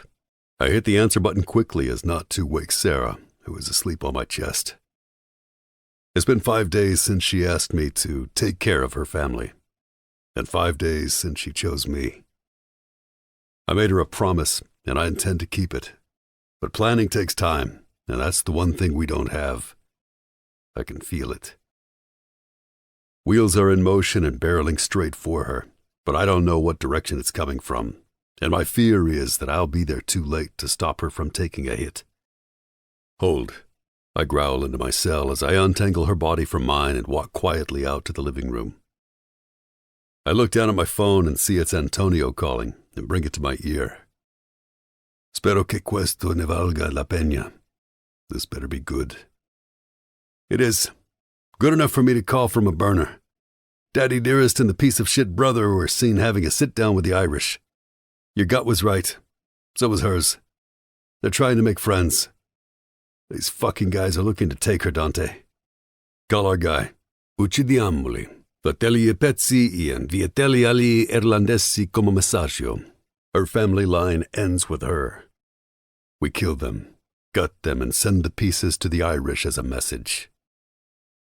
You need to tell her, Dante. If you ever listen to anything I say, this is it. If you leave her in the dark about what they're planning, it won't play out well. I hear him, but I'm still deciding whether or not I'll listen. The Saints and Sinners party is at church tonight. Make sure we have extra guys watching there and here at the house. I'll tell her after. She's been looking forward to this. I want her to have a good time. I'll call when it's done, he adds. Make them hurt, Antonio. I'm looking forward to it. I kill the line and turn around to see Sarah's nude silhouette posed against the doorframe, the jewels catching the moonlight as it shines in through the glass wall in the living room. Did I wake you? I smirk, taking slow strides toward her. No, but do you want to keep me awake? She teases, following the curve of her body up and over her hip. A growl pulls from my throat as I come to stand in front of her and grip the wood frame. Billy, I'm looking forward to wearing you the fuck out. Me first.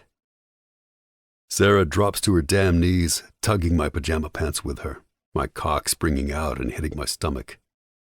Her hand covers the veined flesh and pulls it toward her warm mouth. I hear her moan as she closes her lips around my cock. Fuck, I hiss as she pushes forward until I almost feel her throat. Swallow me back, I groan, digging my fingers into the doorframe harder. Her head begins to bob in unison with the figure-8 motion her hand is doing, and it's fucking white-hot bliss. My chin tips up to the ceiling as I push my hips forward, feeling her cheeks suck in around my cock each time she lowers and pulls back. That's good. Take it all. Sarah pulls my cock into her mouth deeper and deeper each time, leaving spit pooling over her hand and onto my dick as she strokes me. God damn, you give good head, I groan, grinding into her face. My balls pull up as I feel my climax building, making me want more from her. I reach my hand down, fingers weaving through her hair, and grip hard to hold her in place as I begin to push faster into her mouth. The sensation tickles at the bottom of my stomach as it builds more and more with each stroke inside her hot fucking mouth. Fuck. Yes, I growl, thrusting harder and faster. Her eyes pool with tears, but she takes me, all of me, right to the back of her throat. Seeing her like this, me fucking her mouth as she kneels in front of me, takes me over the edge. A gentleman would ask, but that's not something I've ever been accused of. Instead, I let go, and it hits me like a Mack truck. I grit out a pained growl as I release into her mouth. Warm cum explodes down her throat as I watch her body undulate from her knees. She swallows every last drop, and my dirty girl loves every damn minute. I pull back, letting her hair go, my breathing ragged, but she leans in and runs her tongue over my spent cock. My body jumps, sensitive to the touch, but calms as she does it again, cleaning the glistening cum still on the tip of me. Good girl. Lick up every drop, and then I'll reward you, I say, breathless. Sarah lifts my still hard cock and slides her tongue under the base of my balls, running it all the way up my cock until she gets to the head. Her mouth closes over the tip and gives a small suck, pulling a groan from my throat before she lets me glide slowly from between her plump lips. She sits back on her heels, her hair falling over her shoulder, and looks up at me. I'm struck by her beauty and completely halted by how I feel about her. Sarah's so strong and independent, and yet she chooses to be mine. She's given me such a gift, one I can never repay. You've never looked more beautiful, I say reverently, because you choose to sit at my feet when you know that I would be the very ground you walked on if you asked. I love you, Dante, she answers, even though I didn't ask a question. Her voice is so sincere and raw that before I can think, I'm kneeling down in front of her, making us equal. Because we are, even when she's on her knees. This woman has taken a hold of me, and I'll be damned if I ever allow her to let go. My hands cradle her face as I speak, our lips almost touching as I press my forehead to hers. Love isn't enough. It's not a big enough or a strong enough word. Love is something that people can stop feeling. But what I feel for you, Sarah, it's more. Whatever I've fallen into isn't something I can fall out of. You're inside me, in my veins. I grab her trembling hands and bring them both to my chest. It beats for you. Only you. So, if I have to settle for the word love, then I'll say it 100 times a day so it will measure at least half of what I feel. She scrambles onto my lap and wraps her arms around my neck, molding our mouths together, causing us to tumble backward. I love you, I mumble between kisses as she answers back. Rolling on top of her, I spread her legs, using my knees to push in between. I kiss her lips one last time and travel downward, slowly dusting kisses and I love yous against her soft skin until it's not my words I hear anymore, but instead her pleasured screams. That's not what you're wearing, I bark from the living room. Luca chuckles as the girls walk out of my bedroom all wearing slinky, barely there dresses. But Sarah is pushing the envelope the most in a silk black stringy number that doesn't hide a goddamn thing. Thank you, she says, pleased with herself, turning in a circle as Gretchen and Drew laugh. I stand from the couch, crossing my arms. You didn't hear me. You're not wearing that. Sarah saunters toward me, grinning and not at all intimidated. See, what I hear you saying is, damn, you look hot. And I really like that version. Her hands brush the lapels of my tux, and I stare down at her, trying for an angry glare. But when she winks up at me, I can't stop the side of my mouth tugging up into a grin. People are going to die tonight, Billy, and it'll be your fault. Her shoulders shake with humor as I grab her waist, smacking her ass before I bend down and kiss her. Get a room, Dom yells, and I flip him the bird. Go get your coat and whatever dumb sparkly thing you're going to put your lipstick and nothing else in, I direct as she laughs and walks to get her purse and coat. Everyone grabs jackets and the essentials before we walk to the elevator.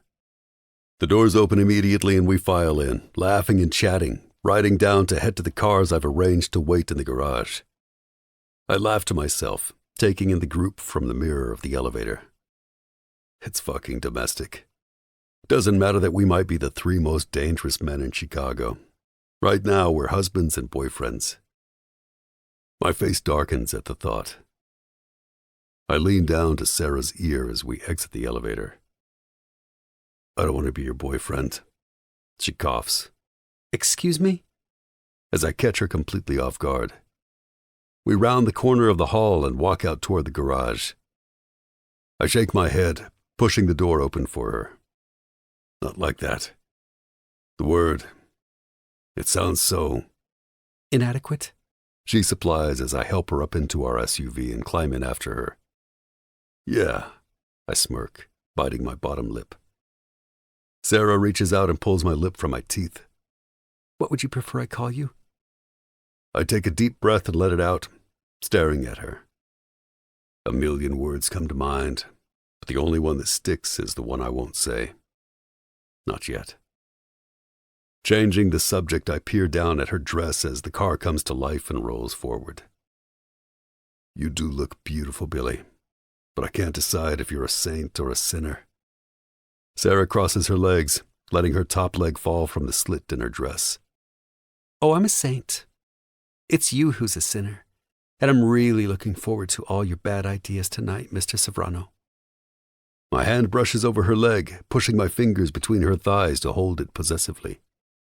Careful, Billy. I'm searching for a reason to tear that dress off your body. She wags her eyebrows as we pull out of the garage. With the other cars in front and behind, we head toward church. The entire drive is spent with me pawing at her and trying to get her naked before we get there, but I lose the battle. The girl needs to make an entrance, and I'll give her anything she desires, so long as I get what I want later. Dom's car is already stopped in front of the entrance, and I see him get out and help Drew from the car.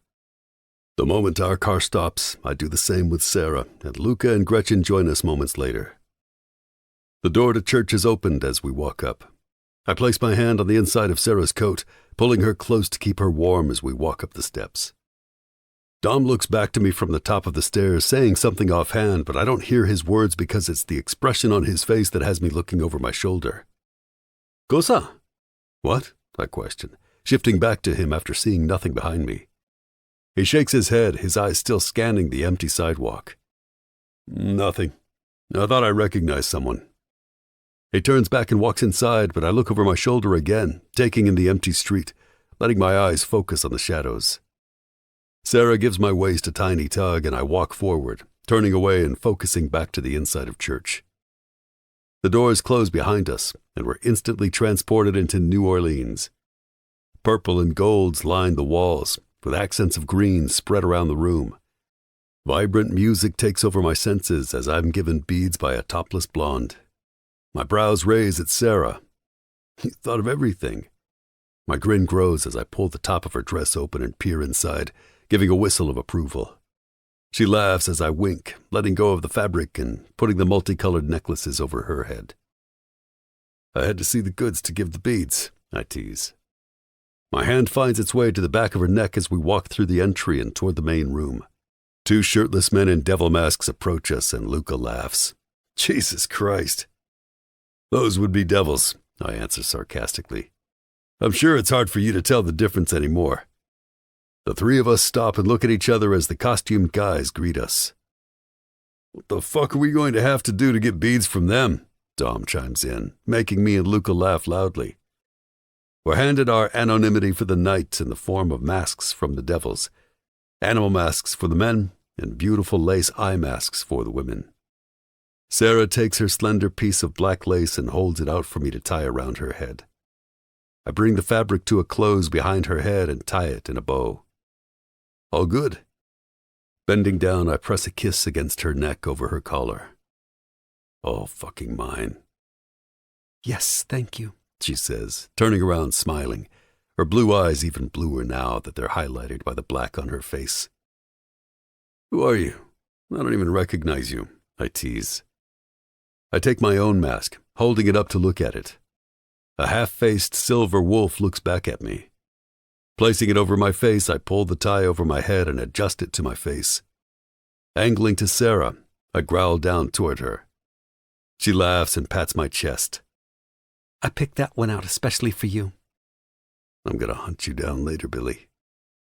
I smirk as she turns around and answers something Drew asks her as we make our way to the table that's been reserved for us. As we walk forward, I grab Dominic's arm and hold him back, taking a moment before I relax. What was that earlier? Something I need to worry about? He shakes me off, smiling. No, I'm sure it was nothing. Let's have a good time. It's a party. It's a party. So I throw away my questions and worries as he throws an arm around my shoulder and waves the waiter over. Let's drink, he bellows, and the room cheers back. Champagne is delivered to our table, and we all take glasses, lifting our arms in a toast. I wrap my other one around Sarah's waist and tug her in close as glasses clink, and we sip the Dom Perignon. Her face lifts to mine as our eyes lock, and I can't let another moment pass before I say what I wanted to before. But first, I want to kiss her. My hand splays across her back, sealing her against me as my lips melt into hers. I break our kiss, watching as her eyelashes flutter before she focuses on me. Earlier, when you asked me what I wanted to be called, I say, locking our eyes as my chest rises quicker. Husband. That's what I want. A shot rings out, screams erupting from every corner as people scatter from the room. I blink, seeing the glass Sarah was holding falling to the ground, her face ashen and blanched by fear. Everything is in slow motion as I reach for my gun, swinging it to where the sound came from as I shove myself in front of Sarah and rip the mask off my face. A man in a full-faced Venetian mask stands in front of my gun with guards at his side. He places his Glock behind his back and takes a step closer toward me. Beady eyes dart behind the holes in his mask to where Sarah is protected behind me and back to my face. Lifting the mask from his mouth, his words land like a bomb. Get your dirty wop hands off my fucking wife! Chapter 25. Sarah. Wife? What the hell did he just say? My head swivels to see Dom and Luca standing with Drew and Gretchen, but the room is otherwise empty, filled only with tension that's heightened by silence. The man across from Dante slowly removes the all-white Venetian mask from his face, and my will for survival snaps in two. Declan, I breathe out. I don't feel myself moving or fighting, but I'm doing both. I'm screaming and digging into the ground as I lunge for him again and again, over and around Dante, heaving in gulps of breath each time I empty my lungs with ferocity. Dante's arm hooks around my waist and drags me backward, lifting me off the ground as I scream and swing my arms out, hoping to get a piece of Declan. I killed you! I killed you! Declan laughs, jumping back and holding up his hands as I shriek and claw at Dante, trying to get free. My feet touch the ground, and I hear Dante tell me to calm down, but my eyes scan the room for a weapon. My hands dart to the gun in his hand, but he grabs my wrists. Billy, look at me. Dante pushes, but I refuse, craning my neck past him to shoot daggers at Declan. How are you alive, you piece of shit? I hate you. I'll kill you again, I scream. Grabbing the stem of a broken champagne glass from the mess on the table, I charge at him again, only to be pulled back easily by Dante. This time I'm pulled into Dante's arms and held firmly against him, quieting my struggle, forcing me to give in and calm down. Unintentionally forced to acknowledge the ghost standing in front of me. This isn't real. Tell me this isn't real. I whisper to myself, dropping the crystal from my hand. Declan smiles, but it always looked unnatural on his face, one only a mother could love. No matter how attractive he is outside, he's rotted and twisted on the inside. Oh, I assure you, darling girl, I'm real. You've been gone so long. I bet you feel like you were seeing a ghost. We have so much to catch up on. Let me start. I run the O'Banion crew. It's a real rags to riches story. I'm at the top, but I'm still missing one thing. Declan crosses his arms over his chest, twisting his wedding ring with his thumb. Care to guess? His voice is still as cruel as I remember, and I almost choke on the bile trying to come up from the sound of it. My eyes cut to him, and I wish I could shoot him again. Dante stills behind me, and I can tell it's sinking in. He understands why I just came undone. He turns me around to look at him, touching my face so gently with a hand that's holding his gun that I close my eyes, so I can block out everything but his touch and the scratch of the hard metal against my cheek. This is the guy, the one they sold you to. Dante grinds out angrily, his chest heaving as he points the gun back at Declan. "The one you thought you killed." I nod, unable to even answer. I never want to say the words again. Dante moves to stand in front of me, and I clutch the back of his jacket, willing my body to stop trembling from my anger. "Don't address her, or I'll cut your fucking tongue from your mouth. In fact, you tell me why I shouldn't blow your head off now." I feel Dante take a step forward but stop abruptly. I step to the side to see the two guys flanking Declan lift their shirts, exposing the guns they're carrying. Shit. "There's one reason," Declan answers arrogantly. "And here's another. Because then you'd make her a widow. Admittedly, something she tried to do herself 8 years ago when she shot me on our wedding night. Except I didn't die, Sarah. And now I finally found you." Declan looks at Dante and grits out cruelly. "I've come for what's mine." Fuck. My head whips to look at everyone in the room. I did this. This is my fault. I brought this here, but each set of eyes I look into don't reflect anger toward me. No. Everyone is glaring at Declan like they want him dead. I look up and see Dante's jaw tensed, the muscles rippling as he grits his teeth. Taking a deep breath, I slip my hand into his and step up to his side, the other finding its way to my choker. "I've never belonged to you, Declan. You can't own what you've never had." He sneers, and I stand straighter. "Not today, motherfucker."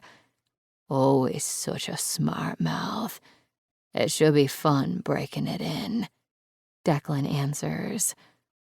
A rumble in Dante's chest vibrates all the way down his arm as he shakes his head. "I'm gonna make you choke on those words. You may have these assholes with you now," he barks, motioning to the gunman. "But they won't be there forever. I will, though. I'll never stop. And I won't just stop with you. I'm gonna chop down your whole goddamn family tree." Luca's voice comes from Dante's right. "You aren't taking Sarah. You tell the rest of the Irish we're coming. E taglieremo la testa del serpente. And we'll cut the head off the snake." A deep laugh pulls from Dante's chest from whatever Luca said, and Declan looks between them, his eyes growing wild with anger. Declan steps up to Dante's face, smiling wide.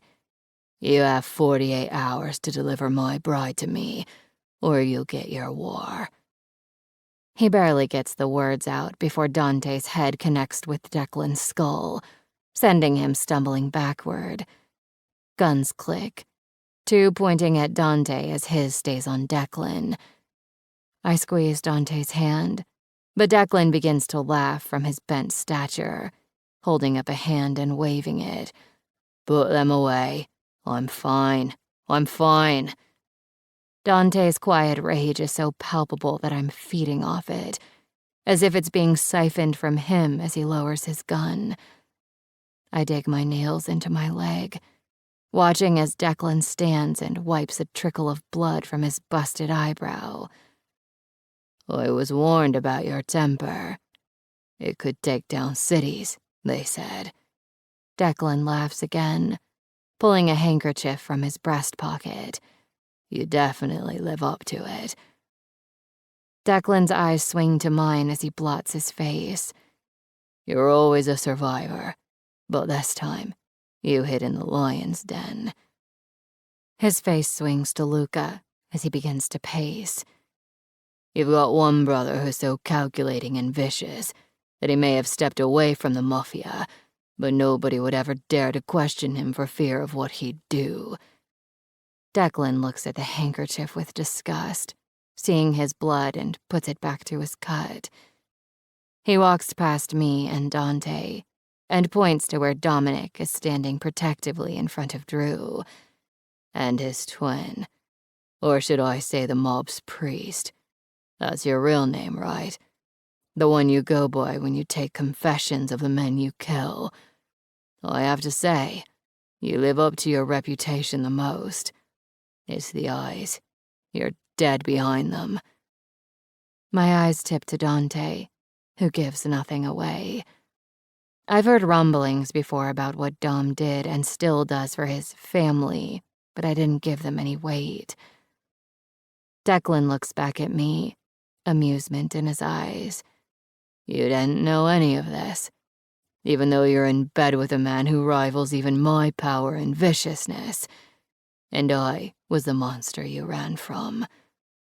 I hate his smug, grandiose attitude, as if he's the better choice. My voice is cutting and angry as I deliver my words. These people are my family. They protect those they love. There's nothing but honor in that. You bought and tortured me before you tried to rape me. The only monster in this room is you, and I will watch you burn in hell, Declan. In fact, I kinda hope I get to strike the match. His face contorts as he straightens his jacket, pulling it in place harshly. 48 hours. In the meantime, I'm sure you'll all need a motivator, so I left you a gift as a reminder of what we Irish do best. Declan smiles and turns, pushing his hands into his pockets as he strolls out past the abandoned mask station, tossing his back in. His henchmen follow him, walking straight out of church. The closing door echoes through the empty space, and Dante's arms pull me into him as he kisses the top of my head. An exhale releases in a whoosh as I realize I've been holding my breath. Dante shoves his gun into the small of his back and pulls out his phone, turning to Dom. Where the fuck is everyone? The security, the extra guys. There better be a fire. All their phones start to buzz. A crease forms in my brow as the guys look to each other. Dante answers his phone angrily. Where the fuck is everyone? Whatever is being said immediately silences him, Luca, and Dom. I know it's bad because I watched the life in his eyes dim, making him the scariest person I've ever seen. This is the gift Declan warned about. I know it. What's happened? I question. Jesus Christ. He did it before he walked in here. That's why I didn't see any of the guys when we walked in. Dante growls, gritting his teeth.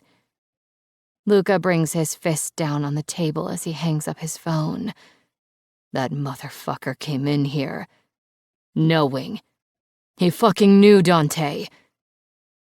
Dante's hand lowers from his ear, and he looks at Dom, where Drew's face is buried into his chest as her shoulders shake. Dom lowers the phone from his ear and shakes his head. My head shifts to Luca as he puts his arm around Gretchen and holds her close, still visibly angry as he whispers into her ear. My hands shoot to Dante's face, and I survey his features. It's as if pieces of him are dying, and I don't know how to help him. What happened? I plead. What did you all just find out? His eyes connect to mine, and all I see is fury. Declan blew up the apartment. The building's a fucking mess of fire and scrap metal. Sarah, we think Matteo was inside. He was fucking inside. Chapter 26. Dante. She shakes her head and pushes away from me. Who can confirm it? She spits out angrily. Who can confirm he was inside? I won't treat him like a dead man before I see his body. Find him, Dante. You have to. I nod my head, holding her cheek in my hand. I'll find him. It's going to be okay. I'll find him, Billy. I press a kiss to her forehead and she melts into me, hugging my waist. He's fine. You know Matteo. He's probably off with some girl. I know she's clinging to that hope because Matteo is close to her. But where she's hopeful, I fear the worst. Antonio and Vincenzo bust through Church's doors, making Drew let out a gasp, and my head swings in their direction as they stop to look at us. They look like hell, as if they ran all the way here. What the fuck is going down, boss? Vin rages. We thought you were still at your place. Jesus, Dante. We all rushed straight there. Who the fuck told you to go there because it wasn't me? I was here. By myself. Left open to be fucking shot. Declan played us. Who helped him? I roar. Matteo, Antonio states cautiously. The text came from his phone to all of us. Then they took his phone, I shoot out. Matteo's no rat. Agreed, Vin and Antonio say in unison. Sarah buries her head into my chest as I start giving directions. We need to get everyone to the safe houses. The city isn't a good place to be right now. I already took care of the kids. Antonio nods to my brothers, and Gretchen lets out a breath, walking straight for him and wrapping her arms around his neck. Thank you, she nods, pulling back and rubbing his shoulder. Nico comes in from the back entry of church with a few of the guys and interrupts her gratitude. Boss, what the hell is going down? We've got the cars out back and ready. I rub Sarah's back and look down at her. Go with the girls, Billy. I'll be there soon, I say softly. But she raises her eyebrows and shakes her head. I don't have time for this shit. You need to park your ass where it's safe. She grabs my tuxedo jacket and pulls me close to her. I walked into this family eyes wide open. It's not perfect, but we take care of each other. And that means you too. You take care of everyone else, but I take care of you. I can't do that burning a hole in the carpet for my pacing in some safe house. My entire body dips to wrap my arms around her waist, picking her up to level her face with mine. I love you, Billy. Just give me 24 hours. I can't think straight if I'm worried about you. I need to sort out my next move, and I can't do that with you here. She plants a kiss on my lips, her hands cradling my face. Then I'll burn a hole in the carpet. But if you wait longer than 24 hours, I'll set the place on fire. I wink and jut my chin for her to kiss me. She does as she's told, and I pull back, placing her back to her feet. I love you, she calls out to me, walking backward. It's not enough, I answer back, smiling reassuringly as she turns and takes Nico's arm. Take care of my girl. With my life. Nico nods and walks them out the way he came in. My eyes stay fixed on the hall she disappeared into until I know she's gone, feeling the weight that's on my shoulders. Dom comes up beside me and pats my shoulder. This is the part you weren't looking forward to, but you'll always have enemies, and they'll always try to hurt you where you're the most vulnerable. My palms press against the table as I bow, letting my head hang down between my shoulders as I take a deep breath and let it out. Dante, Lucas says lowly, pushing a tumbler of amber liquid under my face on the table. We need to sit down and plan a war. I nod from where I'm bowed, taking one last moment, then straightening up. First, we find Matteo. If he's alive, we keep him safe. If he's dead, we bury his body, and then we make sure to take 20 of theirs as payment. My head swings to where Antonio and Vincenzo are standing. Vin, call the doc. Have him check the hospitals. Done. He pulls his phone from his pocket and walks away. Office, I say to my brothers, waving Antonio over to walk with us. The rest of the night travels by in a blur. More of my men file into church as the four of us hole up in the office to strategize how to take down the entire Boston crew. We sit around the desk, me behind it, and listen to Luca as he works out each life we'll take like a puzzle piece for the bigger picture. He's detached and calculating, but this is always who he is. Just like when he hugs his wife and child, that's who he is too. We're the most dangerous when those two purposes intersect. Declan has threatened those who matter most to us, and now he gets the worst versions of who we are. Dom pushes some papers out of the way to place his drink down on the desk. What I don't get was why the family was doing work for him. His reach far exceeds theirs. They were unneeded. If he wanted her all these years, he could have taken her. I don't buy the "I just found you" bullshit he was spewing. I nod. Yeah, I hear that. He's a sick bastard, that's clear, but there's a bigger reason. It's the drugs, Luca pipes in, crossing his arms and sitting against the desk. Antonio walks to the small bar in the corner and grabs the bottle of scotch. That makes sense. He's been starving her family, only allowing them to make enough so that he keeps them begging him, willing to do whatever he wants. Dom's eyes grow wider as he connects more dots. He's giving them crumbs. Her family is so desperate for pennies that he's been using them to do his dirty work, dangling the fulfillment of the drug buy-in over their head. But why? Luca shakes his head. Sarah's been a sick hobby until now, probably something to satisfy his cruelty. I put my hands behind my head, letting out a breath before I speak.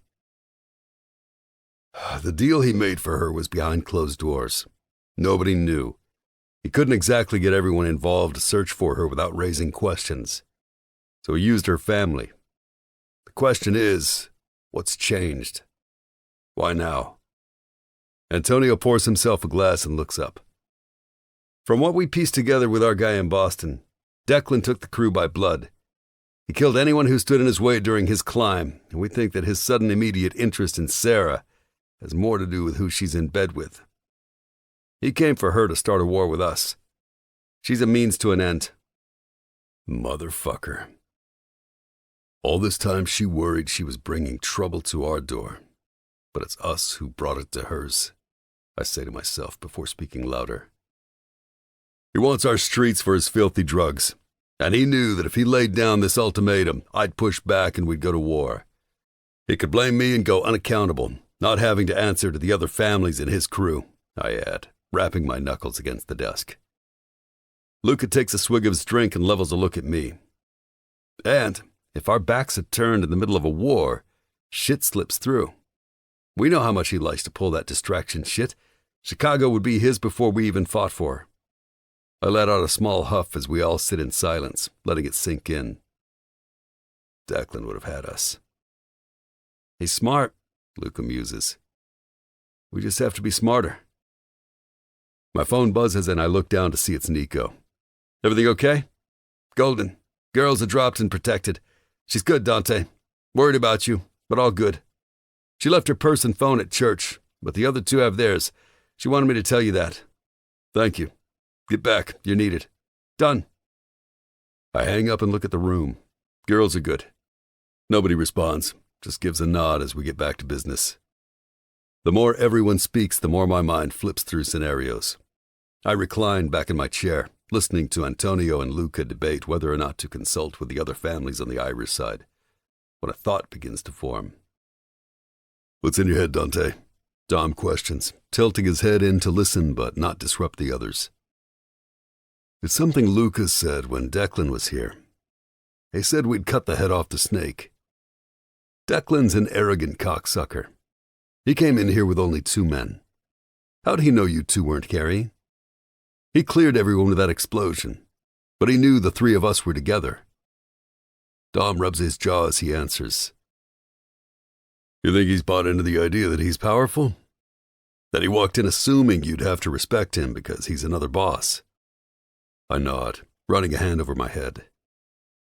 Yes. He's not one of us. He doesn't come from tradition. Declan doesn't know how shit works. Take what Antonio was saying. He bloodied the ladder his entire climb, and that makes him the kind of person who isn't very popular with those he leads, because he isn't really one of them. Dom tenses, seeing my thoughts before I say them. You want to take him first? Bet on that everyone will back down once he's taken care of, but I cut him off, answering honestly, still working through the idea. Clipping Declan could mean the kind of war that makes everyone fair game. Because if I'm wrong, there will be no holds barred. Are you willing to risk her? Dom looks at me, waiting for my answer. I can see the worry in his eyes. He's not sure I won't do just that. It's fair. There was a time when I would have made that move for the sake of my family, but now she stands protected above all. I'm never willing to do that. Relief and pride. That's what I see in my brother's eyes. Luca clears his throat and puts his hand on the desk, propping himself up. We need to call in the other families, Dante. If we're going to take the Irish down, we need their support. New York, Boston, L.A., we need them all. Tomorrow, I say, the firmness of my answer and my tone. The other families will want to know how helping will benefit them. Everyone is selfish, motivated only by their gain. Loyalty is a distant second.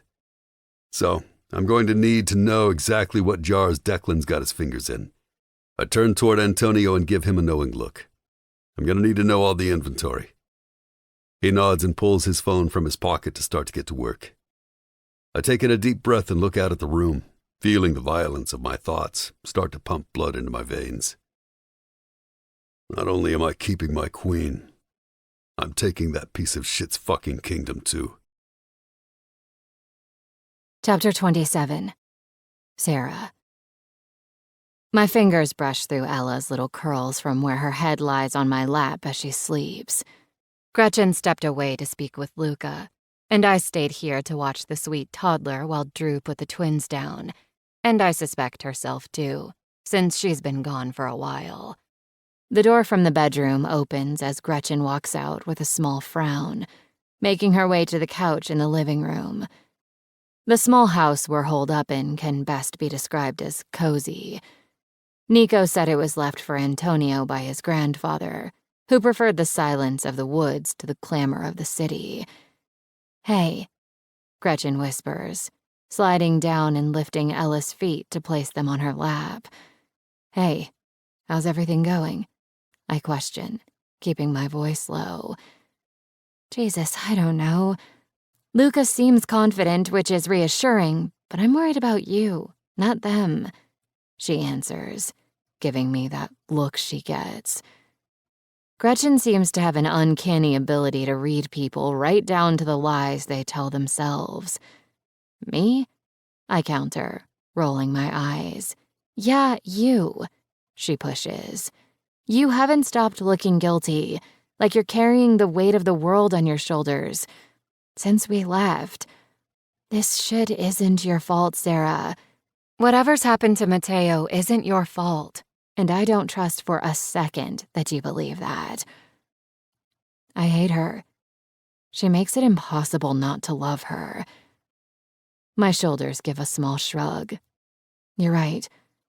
I feel guilty because I wish I could make it all go away, for all of you, but especially for Dante. Because he'll kill himself to protect everyone so that I don't have to live with the reality that none of this would have happened if not for me."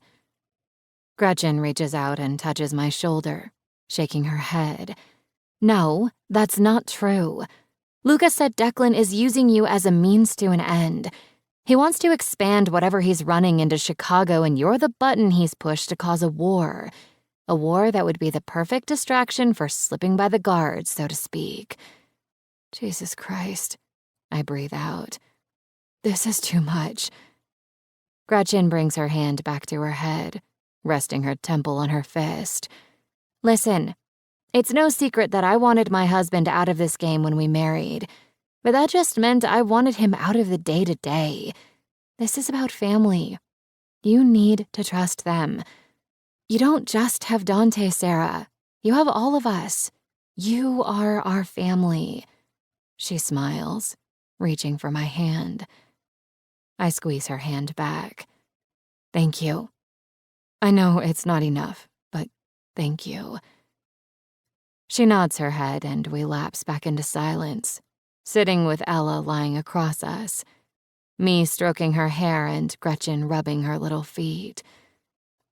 My head begins to form an idea I know I can't say aloud, but I'm positive is the rightest thing I've ever thought. "I'm going to take her to bed now." Gretchen lifts Ella into her arms, and I give a small wave as she rounds the couch and walks toward one of the 3 bedrooms in the cabin. She nods to the guys who are sitting at a makeshift table playing cards that were sent with us. I turn, folding my arms over the brown leather couch and resting my chin on them. Has anyone heard anything about Mateo? My gaze drifts to the small digital clock sitting on a wooden bookcase by one of the burly guards as it blinks and changes to 10:30 p.m. "Not yet, but they put Vincenzo on it. He'll find him. It's impossible to hide from Vin," one of the guys says as I draw my focus back to them. "Really?" That's what he does. Finds people? I question, curious to hear more from my chatty Kathy. Yeah, it's like his specialty. That's why Dante's family is so powerful. The 7 of them together is fucking scary. Nobody in their right mind would fuck with them unless they wanted a war that would destroy everything. He chuckles. But what he says hits my gut with a thud. A war. Declan wants that. My eyes falter as I push back and turn around to stand. Declan wants to destroy everything. He wants something long and drawn out, because it'll wear them down, so he can pick them off one by one.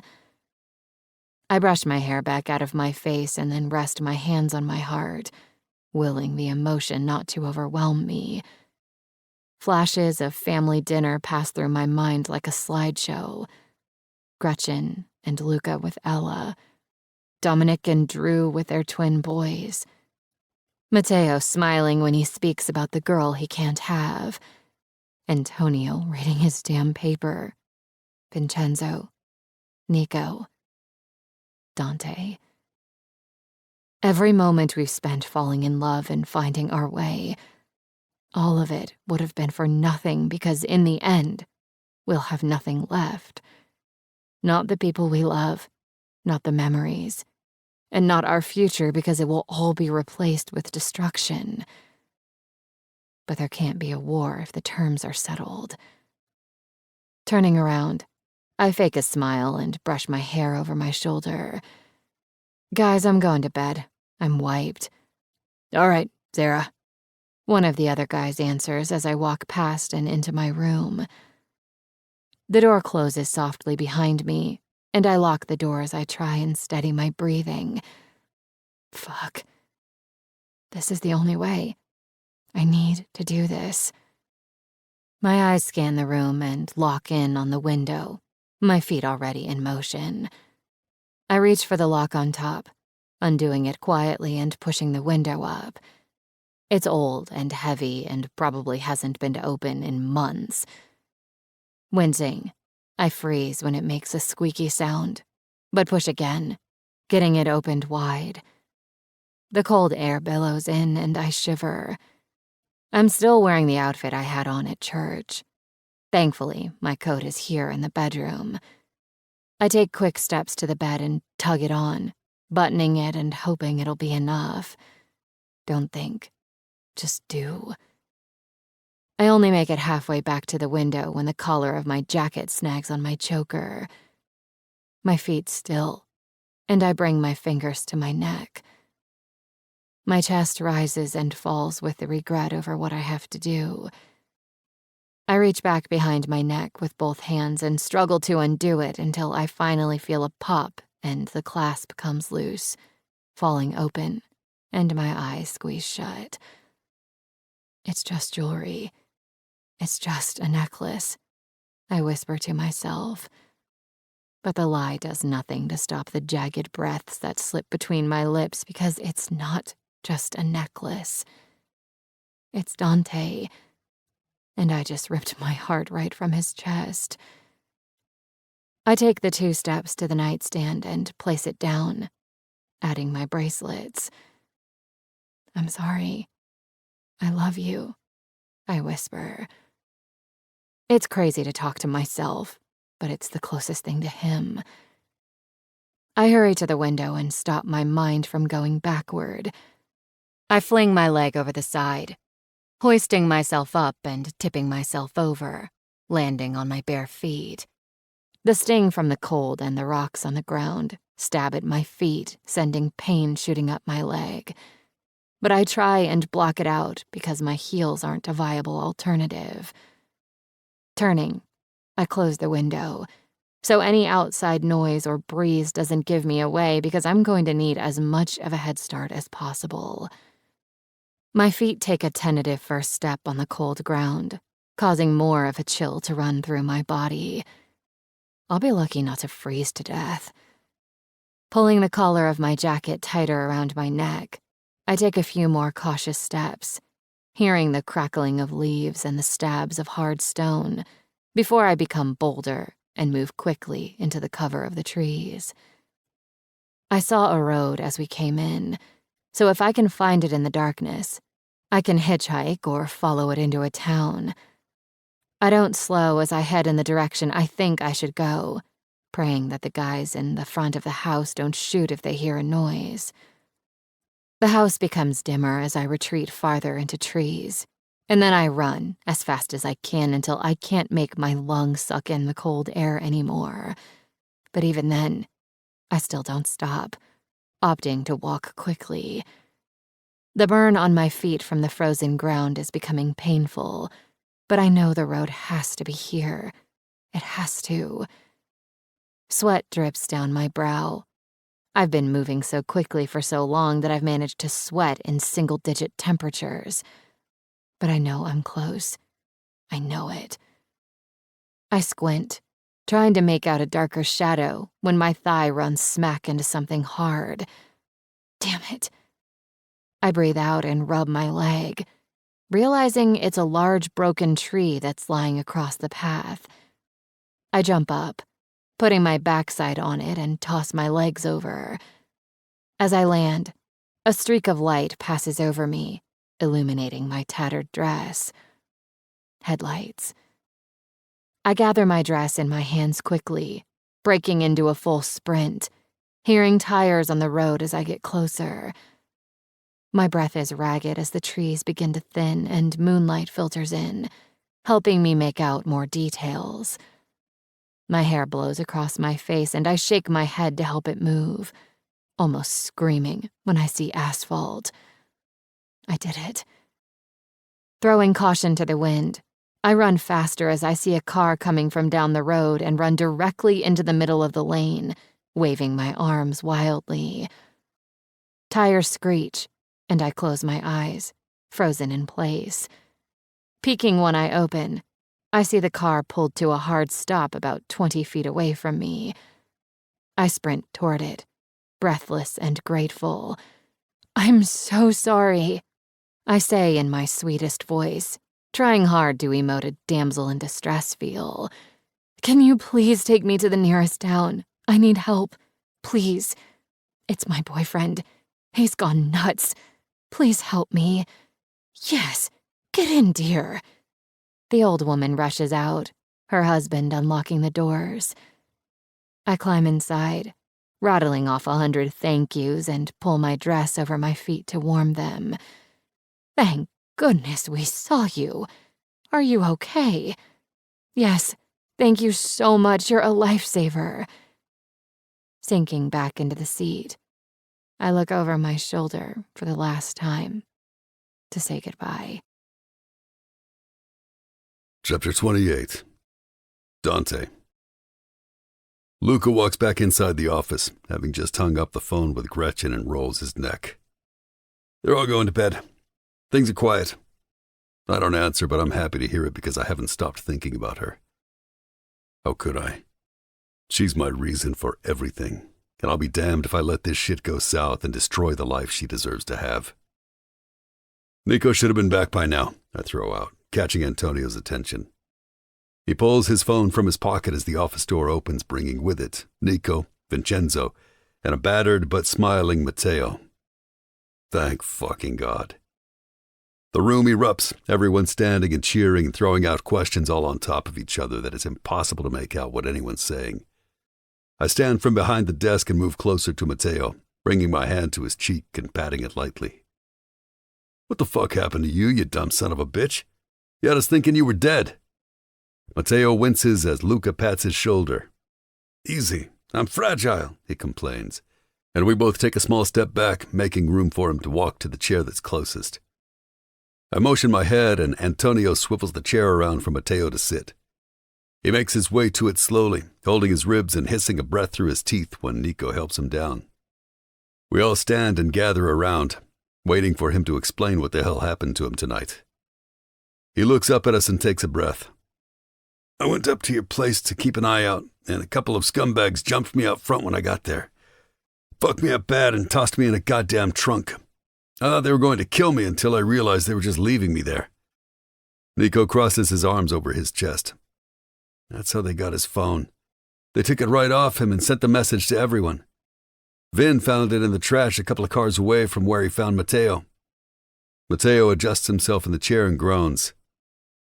I made a big fucking commotion in that trunk, even though my body was hurting, but nobody was paying attention.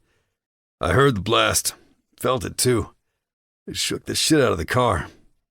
Then the siren started howling, and I knew I had to wait it out. Vincenzo laughs as he sits back against the desk. I stopped by the building just to look around, and I was standing across the street. Out of the corner of my eye, I see this car rocking and bouncing. I thought to myself, either someone is fucking, or someone's trying to get out. Lucas starts to laugh, and I join in while Dom just shakes his head.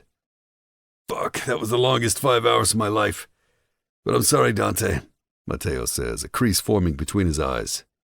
I exhale harshly. No, you are not responsible for this, Mateo. Don't put that on yourself. Did you already see the doc? He nods as Vin answers for him. Yeah, that's what took us so long. I called Nico for backup just in case. Smart, I agree as I walk back around the desk to my chair and grin at Mateo. Well, since you're useless, I laugh, you can ride with me to the house and stay with the girls. Mateo sits back and closes his eyes, stripped of his regular sarcasm as I continue. Antonio, fill in Nico and Vin about the plans. Let's wrap this shit up so I can go see my girl. We all need to sleep and stay clear for tomorrow. Will do, Antonio answers. Luca and I wrap up how we plan to reach out to the other families and come to a consensus for what we should offer them for their help. I stand and grab my jacket and catch the time on the wall. 3:30 a.m. My eyes widen and blink as I try and keep them open. The night's beginning to wear me down. Each of the men follows my lead and gathers what they brought, and as we head back out to our cars to go our own ways, I look at each of them. Thank you for your loyalty and your bravery. The next step we make needs to be made together because we're only our strongest together. So take this time to think it over and make sure you're ready. My words hit hard. I see it in their faces, and I'm grateful that these men will all be with me to protect our city and keep the woman I love safe. I let out an exhausted breath as we pull up to Antonio's cabin and twist my neck, hearing the cracks as I try and wake myself up. Running my hand over my head, I smack Dom's shoulder. We're here. Get up. He opens one eye and grumbles. Lucas stretches from the front seat next to my driver and rolls his shoulders. That wasn't enough sleep. The car crackles over branches and debris and pulls to a stop. I reach for the door, pushing it open and stepping out into the early morning air. The other car pulls in behind us with Mateo inside. I stand, buttoning my jackets, and flip up the collar of the heavy trench. Fuck, it's cold. A cloud of breath billows out in front of me. I rub my hands together as Mateo slowly climbs from the car to join us. You on a piggyback ride? Luca jokes as Mateo shakes his head and flips him the bird. Dick, I smirk as we walk toward the door. The guys at the front greet us and open the door, stepping aside as I enter. The place is small, but comfort isn't what I care about. It's safety, and nobody knows about it. Two more of my guys sit at a small, gray fold-up table with tired looks in their eyes, but they stand as we walk inside. Everything's good, boss. Girls are still asleep. We took shifts, but it's been quiet. I think the babies woke up a few times, but Drew seemed to be fine. Dom pats the guy's shoulder as he walks past him and points at the door, getting a nod before walking inside. Luca comes up next to me. Where's my wife and daughter? He sounds as tired as I feel. The guys point to the back room, and Luca wastes no time making his way to the room. I turn as Mateo walks through the door, the cabin lights making him seem even more bruised than before. I look back to my soldiers at the table as I shrug off my trench coat and toss it over a chair at the table. Put Mateo on the couch and then get some rest. The guys outside can switch with you. I turn and walk to the only other bedroom that's left. With each step, my body calls for her, needing her close and in my arms. I want to wrap her up, let her legs tangle around me, and sleep like I'm dead. Reaching the door, I grab the handle, but it doesn't twist. My eyes dart down, needing the visual to make sense of the action. I try it again, twisting it harder, back and forth as it rattles in place. My eyes are fixed on the silver knob as my voice raises, demanding over my shoulder while I jerk the door against the frame. Why is this fucking door locked? My body spins around and the men's eyes grow wide. They exchange a look, landing back on me, confused. We don't know. She said she was going to bed, one of the men tosses out. Fuck. Panic sets in as I turn back around and rattle the door with all my strength, calling out her name. Sarah, open the door. My palm pounds against the wood, my voice louder this time. Sarah, open the fucking door. I push off the handle, shaking my head, and my mind begins to split in two. All I want is to get through the goddamn door. Nothing stands between me getting to her. Nothing. I can't lose you, Billy. You chose me. I won't fucking lose you. Pain ignites against my skin as my shoulder connects with brute force against the door, and a loud crack sounds through the oak, splintering the wood, leaving jagged edges and frays. Her name pulls from my throat as I take a step back and charge the door again, splitting it open. The hinged part flies open, bouncing off the wall and back into my hand that's up to stop it. There's commotion behind me, but I'm focused on what's in front of me. What the fuck is going on? I hear Dom yell almost on top of Luca's voice booming through the space. What the fuck is happening? I stand silent inside my room, letting my eyes take in the unmade bed, the high heels on the floor, and the window that's still cracked at the very bottom. Because closing it completely from the outside is near impossible. It's as if I can't catch my breath as I look around. I know this all means something, but my mind won't let me think it. I can't know this because I told her. I told her she could never leave. My eyes drift around the room until I see it. I see her goodbye because it doesn't matter that I already knew she left by the other pieces of the puzzle. It's the diamond choker and bracelets on the nightstand that hold my attention, paralyzing my breath. I take a step backward, feeling the rage settle itself inside my bones, guiding me toward what I'll do next. I turn to my brothers, hollowed and emptied of my heart. She's left. Sarah's gone. My vision goes black, giving in to the comfort of my haze of fury as my fist busts straight through the wall next to me. Chapter 29. Sarah. Pushing the heavy door open, the smell of stale beer and cigarettes attack my senses. My sneakered feet make a squeak on the floor as I step on whatever sticky shit hasn't been cleaned off the floor of this crappy bar. But I pull my hoodie down over my face and walk inside. I stole my new ensemble right out of a suitcase being unloaded from a bus that came from Chicago. And then I stole a car and headed right for Boston. By the time the people in the overnight parking figured out their car was missing, I'd be long gone. I want to feel guilty, but I don't. It took 15 hours, and I drove it straight because I knew if I stopped and stood still, Dante would get to me. But now my body is surviving on adrenaline and Red Bull, leaving me jittery and unsettled. It could have been worse. Dante could have stopped me. Thank God I still have survival skills. If you can call theft and hot-wiring a car skills. My eyes scan the room looking for the man I'm here for. This bar is the kind that serves as a feeder for anyone who wants in with someone like Declan. It's a hotspot for wannabes and losers. A guy sitting at the bar takes a drag of a cigarette as he speaks loudly about his latest fight. He's throwing money at the bartender, buying drinks, while his arm hangs lazily over a woman who looks as if she's 50 and still hoping for her prince. I make my way over to where he's speaking too loud for the story he's telling and take a seat on the stool 2 down, raising a finger to the bartender and pointing to the whiskey on the shelf. And then I told him, "You better fucking apologize, because my boss isn't someone you want coming for ya." The man's breath gets caught in his throat as he laughs, making him cough like someone who smokes 3 packs a day. He clears his throat, wiping the back of his dirty hand over his mouth before reaching to the cigarette that's resting among another 50 in an ashtray.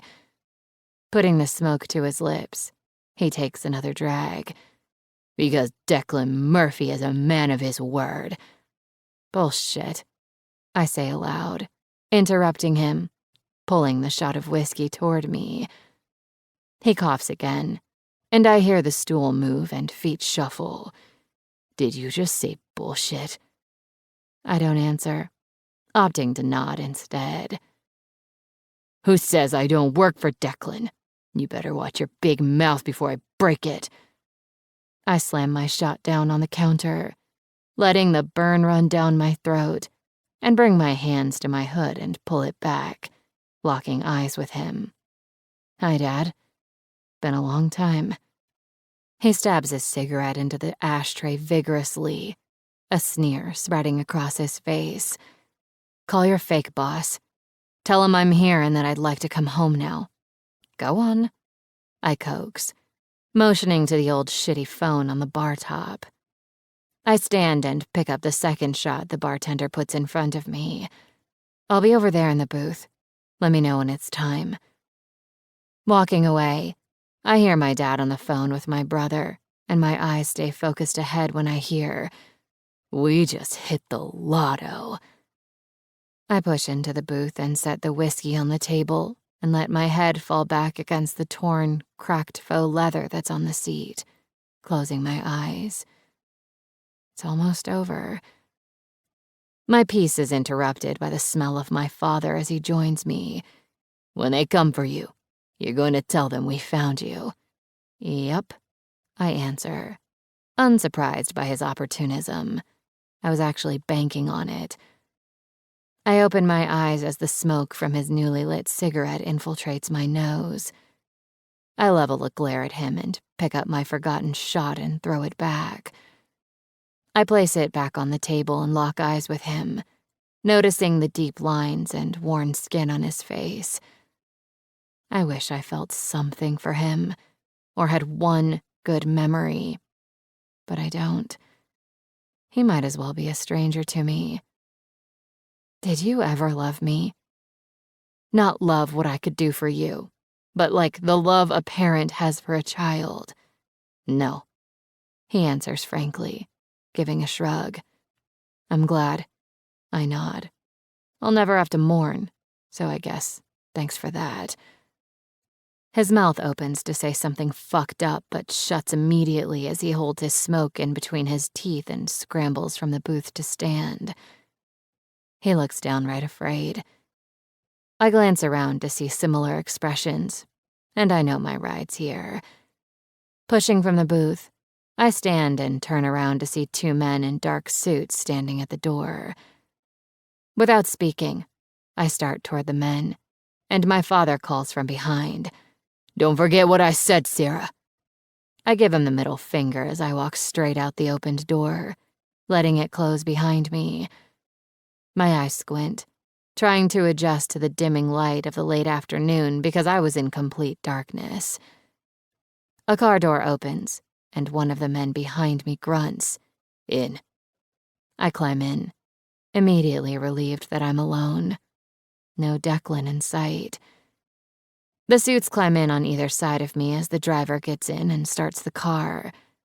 My body is squished, even in the back of the SUV, because I'm being swallowed up by the two gargantuan men. The tires kick up rocks as the car peels out of the parking lot, darting into traffic quickly and causing me to ram into the suit next to me. Jesus, is that necessary? Are you trying to kill us? I shoot out, gripping the seat between my legs to right myself. A strong hand connects with my mouth as my head shoots backward, the metallic taste of blood filling my mouth. My hands shoot to my face to where the pain stabs at me. Keep your mouth shut, bitch. Tears spring to my eyes as my mouth throbs. I wipe my hand over my lip, seeing crimson on my fingertips. I should keep my mouth shut. I should listen. I should. Is your boss going to like it when you bring him damaged goods? I challenge. Suit number 1 grabs my hair, pulling my head back with such ferocity I'm sure he's pulled the strands out of my scalp. Suit number 2 comes close to my face, his eyes filled with his enjoyment as a pained whimper catches in my mouth. Your husband told us we could have as much fun as we wanted with you. But today's your lucky day, because dirty, filthy whores aren't our type. Maybe after he cleaned you up, we can show you what we specialize in. A sharp hit to my stomach forces a scream from my mouth as I'm released to double over in pain. I stay like that, bent over myself and quiet, hugging my legs, wishing that I'd fall asleep, wake up, and realize this was all just a nightmare. The bolt on the door sounds as the locks are removed from the outside. I scramble to my feet off the old pissed-on mattress that's in the room. Pulling my zip-up around my body tighter, I cross my arms, preparing for who's coming in. Declan walks through the door, smiling like the arrogant prick he is. You've looked better, he greets, leaning his head in, sniffing and recoiling as if I'm disgusting. Well, I'm surprised to see you here. I trust you're comfortable. Sure, as much as anyone can be when they're beaten and thrown in a fucking dungeon.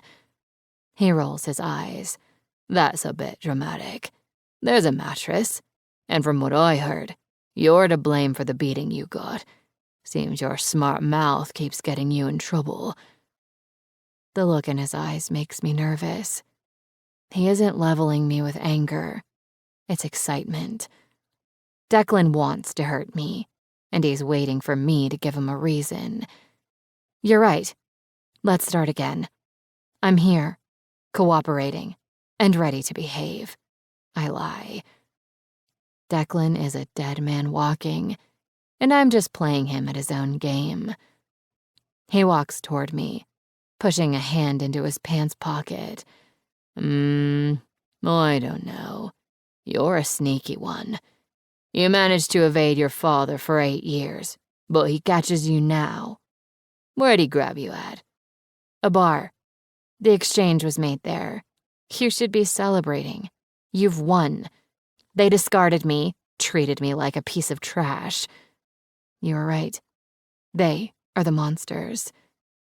I keep my eyes on his, saying each word with more conviction than the next.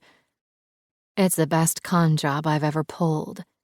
But Declan tilts his head, his lips pulling up in the corners. He's trying to seem friendly, but the disbelief in his eyes remains. You could prove it to me. Show me how committed you are to being here, he offers. The tiny hairs on the back of my neck stand on end, fear creeping over me. Bye. I swallow nervously. Drop to your knees and crawl to me. He grins as he squats down and claps his hands as if he's calling a dog. I stand, staring at him and seeing him for the small man he is. He wants my humiliation like we're playing some sick game. But he won't get it. Because while he plays his games with me, I know the devil is coming for his soul. I drop down slowly to my knees and place my palms on the floor, closing my eyes and stilling my breath. Come on, come here, he calls, whistling to me like I'm an animal. And when you get here, you can swallow my cock. My head snaps to his, and I push back to my feet, standing up angrily. My nostrils flare as the breath rips in and out of my lungs. I'll never let him touch me. Go fuck yourself. Get out of my hovel. I'd rather die in here than ever be in the same room with you again. I spit on the rank carpet toward him and watch the mask he tries to wear drop from his face. I've fallen right into his plan. A deep, guttural cry erupts from Declan as he charges me, his fist connecting with my face. The first hit is the only thing I feel. After that, my mind goes numb as the blackness takes over. Chapter 30. Dante. The plane touches down on the private Boston airstrip, and I'm already standing as we taxi in. The moment I saw the empty room, I knew she'd come here. Not everyone was as convinced, but there's no changing my mind. I know exactly why she did this. There's no war if Declan gets her. But she knows I'll come for her. She fucking knows that I'll kill everyone in my way to make sure I take back what's mine. And that's exactly what I'm going to do, because this was the move I couldn't make. I could never risk her, even if it meant a swift end to the problem. So, she did it for me. My beautiful, loving girl did it for me. I run my hand over my face, trying to restrain the energy coursing through my veins. Call Matteo. Check in with him and the girls. I direct to Vincenzo. He nods, getting straight to task, and my head swings to Antonio. Check in with our guy here. See if he has eyes on her yet. I want to know exactly where she is because getting her back is the #1 priority. Clipping Declan is just icing on the cake. I still can't believe she did this, Dom growls as he stares out the small cabin window. Luca stands up next to me, holding a hand on the seat to steady himself. I can. She's smart and a damn force of nature. She's bought us time using his own method against him. Declan will be too caught up in her torment to pay attention to what we're doing. So, we need to make sure her efforts count. When we meet with the Irish Council tonight, we need to make sure they're on board with taking Declan down. And we'll do that, whether it's by reason or force, Dom adds darkly. I smack the ceiling of the plane hard twice, angry at the images that are pushing to the front of my head. I'll kill every single person who's touched her. Antonio stands as the plane rocks to a complete stop. We all need to stay level, so that we play this smart. I look over my shoulder as he gives me a nod, and I understand what he's saying. I'm only getting one shot at this, and I can't let my feelings rule my decisions. Not if I want Declan's demise to fall into place. The sound of metal connecting to the door means the stairs are rolled. I pick up my small black duffel and adjust the Glock on my back as the doors opened. I duck my head, taking each step to the bottom, waiting as my brothers join me. 3 men begin walking toward us and away from at least 10 black Range Rovers. The Boston family, Carlo and Lou Scorleone, Nico says to Luca as he nods. Let's go, I direct as Luca and Dom join me on each side to close the distance and greet them. I pick out Lou and Carlo right away, but it's the guy in between them I don't know. You recognize him, I say to my brothers, who both shake their heads. I undo the button on my jacket for easier access. I don't want to shoot someone out of the open, but if I have to, I will. Ciao, Lou greets, but the stranger pushes forward. The Sovrano brothers, it's a real pleasure. He extends his hand, but I ignore it. I'm sorry. Where are my manners? I'm Connor O'Banion. What the fuck? I roar. I take a step back, reaching for my piece, and pull it on him. Luca and Dom both hold their guns at Carlo and Lou, jaws tensed and ready to follow my lead. No, Dante. Lui con noi. Per favore. Per favore. No, Dante. He's with us. Please, please. Carlo and Lou yell over each other, holding up their hands. My Glock points at Connor's forehead as I take an angry step toward him. Why the fuck are you here? You get one answer. Make it count. Connor is calm, adorned with a wide smile as my gun hovers inches from him. We have a mutual enemy, and I'm here to offer my help. Lou was gracious enough to call me and let me come. My father was always friendly with the Italians, and in that spirit, I'd like to help Luca and Dominic with the council meeting tonight. How'd you know about our meeting with the Irish Council? Lou and Carlo didn't know, Luca pushes. I'm not the only one who wants things in our family to return back to the old ways.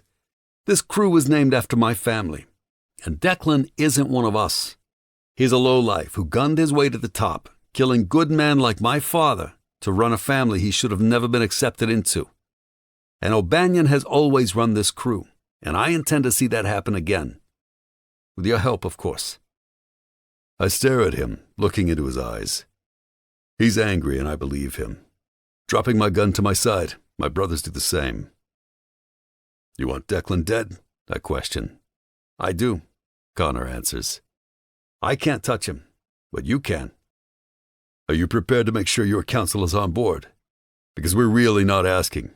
You need to understand that. He gives a curt nod and looks back at me. So? Do we have a deal here? May I tag along? You have a few hours tops to get a consensus before news gets out that Declan's dead. My brothers will be with you. They can let me know you did the job. Because, Connor, if you can't run your crew, they will. I look at Carlo and Lou, jerking my head for them to follow as I leave Luca and Dominic to handle the diplomatic negotiations. We approach the cars and I see Nico, Antonio, and Vincenzo approaching with our bags. How many men do I have? I bark, taking my duffel from Nico. As many as you want, Capo. Whatever we need to do, we're at your disposal, Carlo answers, pointing to the cars for the guys to take. Lou pulls my door open and I duck inside, throwing my bag next to me. I'll make it worth your while. You can rest assured after today that the Sofranos will take care of the Scorleones. They exchange an appreciative look and nod. We'll take you to a spot about a mile outside Declan's place and you can give everyone direction. Then we can all go in, Lou offers. Let's roll, I agree, before he shuts my door, the two of them climbing in the front of the car and bringing it to life. The cars pull out in succession, one right after the other, each ready for what's ahead. There's a calm that happens in moments of extreme violence. It's almost as if your mind needs to slow down so that it can detach from the adrenaline and emotion that's clouding your judgment and causing a person to make an irreversible choice. But that doesn't happen for me. I'm present, void of the filter that stops normal people from killing. Because these deaths are just necessary and a goddamn foregone conclusion. How do you want us to enter, Dante? His gate is guarded, and I fear it's too heavy to take the car through, Carlo offers as he pulls on his black leather gloves. I've got the guard. I'll handle the door, boss, Antonio says coolly, checking his gun. Then we're ready. Whatever happens, she gets pulled from that fucking house. I don't care if I'm lying dead on the ground. You get her out of that house and take care of her like she's my fucking widow. Am I understood? Understood, is answered back to me from around the room. Antonio, Vincenzo, and Nico walk past me, each giving my shoulder a pat as they do. I take a deep breath and follow them, heading outside to the cars. Antonio jumps into the lead car, pulling out first. The rest of us check our guns again before climbing into our cars to roll out in darkness. It's a 10-minute drive, tops, but it feels like a damn hour. The car is silent, only the whispers of death spoken into our ears, preparing us for what we're about to do. How are we going to know if Antonio got to the guard? Carlo questions as he slows the car, turning off the headlights. The elaborate iron gates come into view and I know my girl is behind them. I'm coming, Billy. My head pushes toward the window as we wait anxiously for a sign that Antonio's done his job. Maybe he got caught? Lou worries, but I shake my head, a cruel anticipation playing across my face as I watch the gates come to life, opening slowly. We pull in covertly past the guard station, Antonio's face coming into view as he unscrews his silencer. Behind him, a man is lying at his feet with a single shot blackening his forehead. Go! I bark out, and the car peels out, rushing the front entry. We barrel out, men pouring out from every ride. Before we give them too much time to prepare, I charge the front door, lifting my foot and kicking it the fuck in. Melee erupts, clicks come from every direction, but I'm undeterred, knowing that for every one of his men I have 5. Bring me Declan! I thunder, my voice echoing through the room as I walk to the middle of the vaulted entry flanked by staircases. When nobody moves, I stalk over to the first motherfucker I see and pull my trigger, executing him where he stands. His body crumbles to the floor as I turn in a circle, my arms spread wide. Bring me Declan or everyone dies. Look around. You're outnumbered, I yell, enjoying the indecision and fear on the assholes' faces. His slimy fucking voice comes from behind me, and I spin, locking eyes with him. Don't you mean Sarah? Declan counters. He walks toward me, stopping about 3 feet away, and tilts his head. I have to give it to you. Using her was a good distraction. It's something I would have done. Maybe we're more alike than we realize. Declan's eyes scan the room, and I see his mind start spinning. He's outnumbered. I'm here for my girl. Bring her out, and maybe I'll let you die quickly, I counter. He takes a step backward with a smug look as if he has the upper hand. That's a great idea. We should ask her. She would know how alike we are since she's had both of us inside her. My finger taps against the trigger of my gun as I stare at him. I told you I'd make you choke on every word. I'm here to do just that.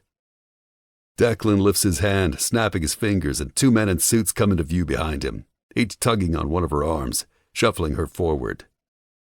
Dante, she breathes out, and my heart drops. She's battered, barely recognizable, covered in bruises and cuts. Her breathing is so shallow, like it's hard to inhale, probably because of broken ribs, and I feel as if I'm on fire. Like all the wounds on her body are on mine, but it's the dog leash around her neck that shifts something inside of me, fracturing my reason and my logic. No. He put her on a leash. On a goddamn leash. My gun begins to tap against my temple as my chest heaves.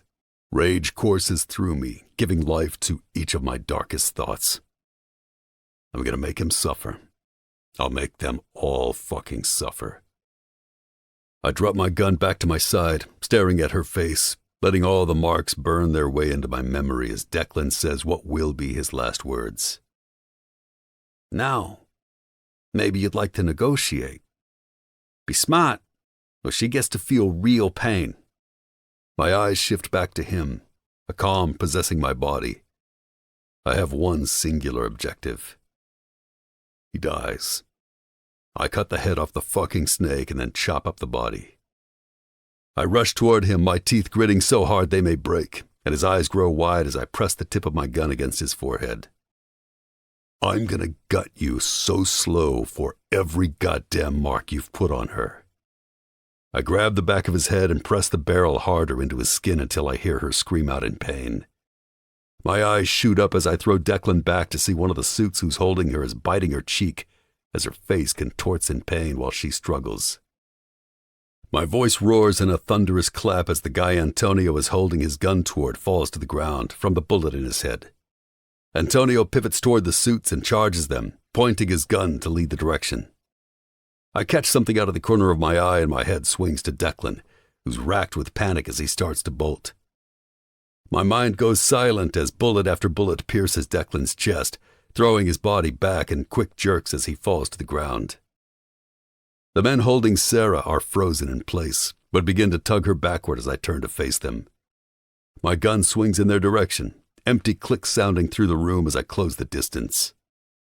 Nobody can help you now, not even God himself, because I'm not only taking your lives, I'm gonna keep your fucking souls. Antonio grabs the suit on her right by the head and tosses him back, pulling a screaming Sarah away from her biter as he does. Gunshots begin to ring out around the room, creating a fervor.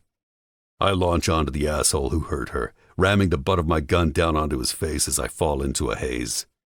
My voice explodes out of my body as a guttural cry rips from my throat. You don't ever touch her. You don't ever fucking touch her. I hear his teeth crack as I pound his soft flesh into a mangled, bloody, deformed version of a face. I grab the sides of his head and pick it up, knocking it back onto the tiled surface, feeling the crack in his skull begin to give more and more. Hands grab at me, pulling me back onto my ass, dragging me away as I try and get back to beat his lifeless body. I'm crazed, alive through death, unable to pull myself out. Warm arms wrap around my neck and a body presses against me. Her voice fills my ear. You came. I love you. It's done, Dante, it's done. I love you.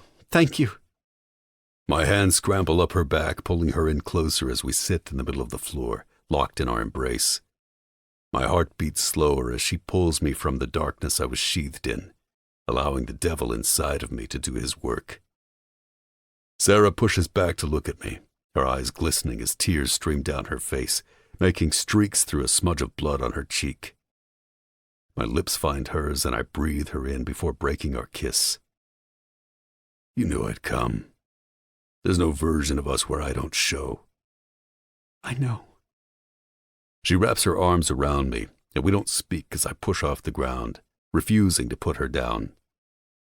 I stand, glaring around the room at the death and destruction, taking stock of my soldiers. Burn it to the ground, I direct to Antonio, pulling Sarah even closer to me. She buries her face into my neck as I walk us out. Don't look back. It was all a nightmare, and you'll never have to be afraid again. Chapter 31. Sarah. I shoot up from the bed, gasping. My limbs are a sweaty, tangled mess gathered up in the sheets of the bed. With fear still pulsing through my veins, my hand reaches for my throat to calm myself, to remind me where I am. As my fingers skim the delicate necklace I demanded was given back to me the minute we arrived back in Chicago, I close my eyes. I'm okay. It's over. My breaths come out slow and long, and I wipe my hair from my forehead and steady my pulse, glancing around the room, wondering where Dante has gone. He hasn't left me alone for the entire day we've been back. Pushing to the edge of the bed, I place my feet on the floor, looking over my shoulder when I hear his deep laugh come from the living room of our hotel suite. My shoulders fall, thinking about Dante's apartment. Everything was destroyed, burned to ash. I'm just thankful nobody was hurt. Most of the damage was contained to his apartment, but we're still homeless. But we have Mateo. I've never been happier to see my friend. I wiggle my toes on the carpet before I stand, walking to the chair and pulling on the luxurious hotel robe, tying it in the front. I follow the voices out of the door and see Dante with his men, Nico, Vincenzo, Mateo, and Antonio, all sitting on and around the couches. They look happy. It's strange to think that the men I most fear have become the ones I'm the happiest to surround myself with. Dante looks over at me tenderly, and I can see that my bruises still bother him. He would bring those bastards back to life just to kill them again for what was done to me. Sorry, I didn't mean to interrupt your meeting. I just couldn't sleep. Alone. I couldn't sleep without you. Dante opens an arm, inviting me onto his lap. You are never interrupting anything. Come sit. I pad over, the guys giving me nods and grins as I walk by. I return the smiles, even though it hurts, and crawl into Dante's arms, pulling my legs up. He closes his arms around me and kisses the top of my head. Are you okay? I nod and put my head onto his shoulder as Antonio gives me a reassuring wink. How'd Luca and Dom fare with the council? Mateo questions, looking almost as battered as I am. My bottom lip pops out in a small pout as I look at him, and he grins, motioning between us, mouthing, twins. I reach for my face as if horrified, and he touches his ribs, wincing when he starts to laugh. Dante rubs his hand down my back as he speaks. Turns out that the Irish crew was more than happy to give their blessing. Declan didn't make any friends with the way he came into power. As a show of their gratitude for what we did, the Irish are working a gun deal with our Boston family. It should be pretty sizable and beneficial to all involved. And Connor O'Banion is back in his rightful place. And he knows he owes me a favor, should I ever call one in. My head tips up as my eyes grow wide. Dante doesn't talk business in front of me. Should I go? I whisper. He looks down at me, shaking his head. Why would you do that, Billy? My eyes shift around the room and back to Dante. Because you're talking about business. I'm not. Dante looks out at the men. Anybody object to Sarah being here? Antonio pipes up from across the couch, pulling my attention his way. Come on, Sarah. You're one of us. You put that shit in blood the minute you took a beating for us. My brows narrow in as I sit up, trying to understand him. I look back at Dante, who runs his thumb over my sore cheek. Nico leans forward. Yeah, and even though I think it was stupid for you to go it alone, what you did, that was stand-up. I can't say anything. I've been practically alone my entire life, raised by men who hated me, ignored me, disregarded me, and used me for what they could gain. But as I look around the room, listening to what they're saying, I realize this is the first time I've felt like I belong somewhere. Not just with Dante, but with his family too. You're a part of us now and forever, Billy. You're a made woman. Dante teases, pulling a smile to my lips. My fingers roll the belt from the robe around my fingers. Can I ask a question? Dante nods. What happened to my father and brother? Did you guys go after them or just come for me? Vincenzo squats down by the couch, his hands curving around the arm. He has the kindest eyes, but I know what he's going to say won't be that. I took care of it, Sarah. The official cause of death will be a heroin overdose, but it was in no way that easy. I made sure it lasted hours and hours. I wanted them to beg and go unheard. But I thought it was fitting for them to go out by the thing they were so desperate to possess. My hand darts out and cradles his cheek. Thank you. It takes everything inside of me not to cry. Although these tears wouldn't be sad ones, they'd be joyful. But I won't ever shed another tear about my past or the demons that haunted me. He pats my hand as he stands, letting it fall back to Dante's chest. I turn to the group and pat my cheeks, taking a steadying breath. This doesn't mean I like any of you. I laugh lightly. But thank you will never be enough. Dante pulls me back into his chest as we all sit in silence for a moment. His voice vibrates against my shoulder as he fills the space. I have a question. What if we didn't come? What would you have done? Without so much as a pause, I answer. I would have killed Declan myself and then come home. I hear a rush of breath, and then Matteo laughs. You better marry her, or I will. Dante's chest shakes as he laughs, and it makes me think back to the last words he said to me before all hell broke loose. My chin tips up, taking in his scruffy cheek. You still not wanting to be my boyfriend? His mouth pulls at the ends into a smile as he twists his head to the side, connecting with my eyes. You want to be called wifey? He croons, pulling his bottom lip between his teeth. Is that a proposal? We sit, staring at each other, the room noticeably silent. His face is unreadable, as always. But it doesn't matter because I know he feels what I do. There is no place I'd rather be than right by his side for eternity. Dante breaks our connection and looks out at the room. Someone go wake up a fucking judge. 2 hours later, I'm standing in a long, oversized white t-shirt that belongs to Dante in the middle of the hotel suite surrounded by my new family. A barely awake city judge, still in his pajamas, looks between us, pausing before he starts. We'll have to fudge the date on the official paperwork for after you're declared a widow. The judge's eyes shift to Dante's smiling face. Oh, he's dead, Judge. News just travels slow. The judge's brow shows his discomfort with the admission, but he can't do anything even if he wanted to. But I'm not sure he would anyway.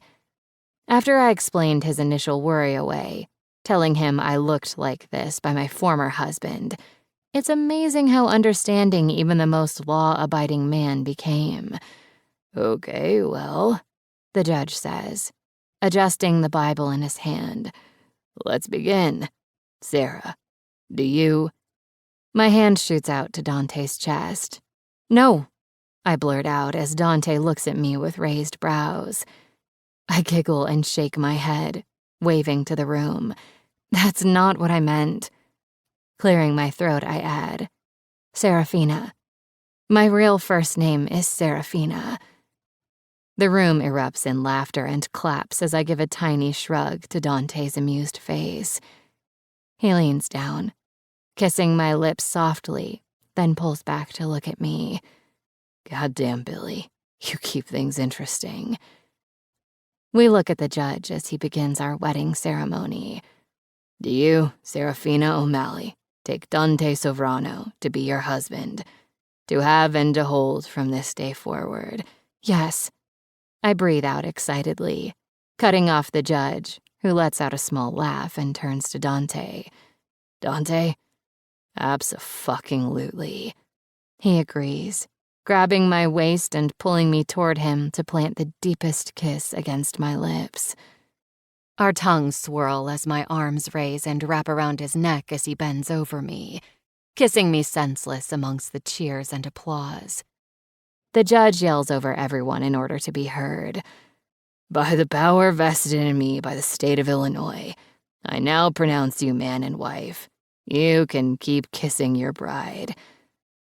Dante laughs into my mouth and lets his hand walk down my body, then dips his shoulder, hauling me up and over as I squeal. He stands and the cheers erupt again. "Now get the fuck out. I got work to do."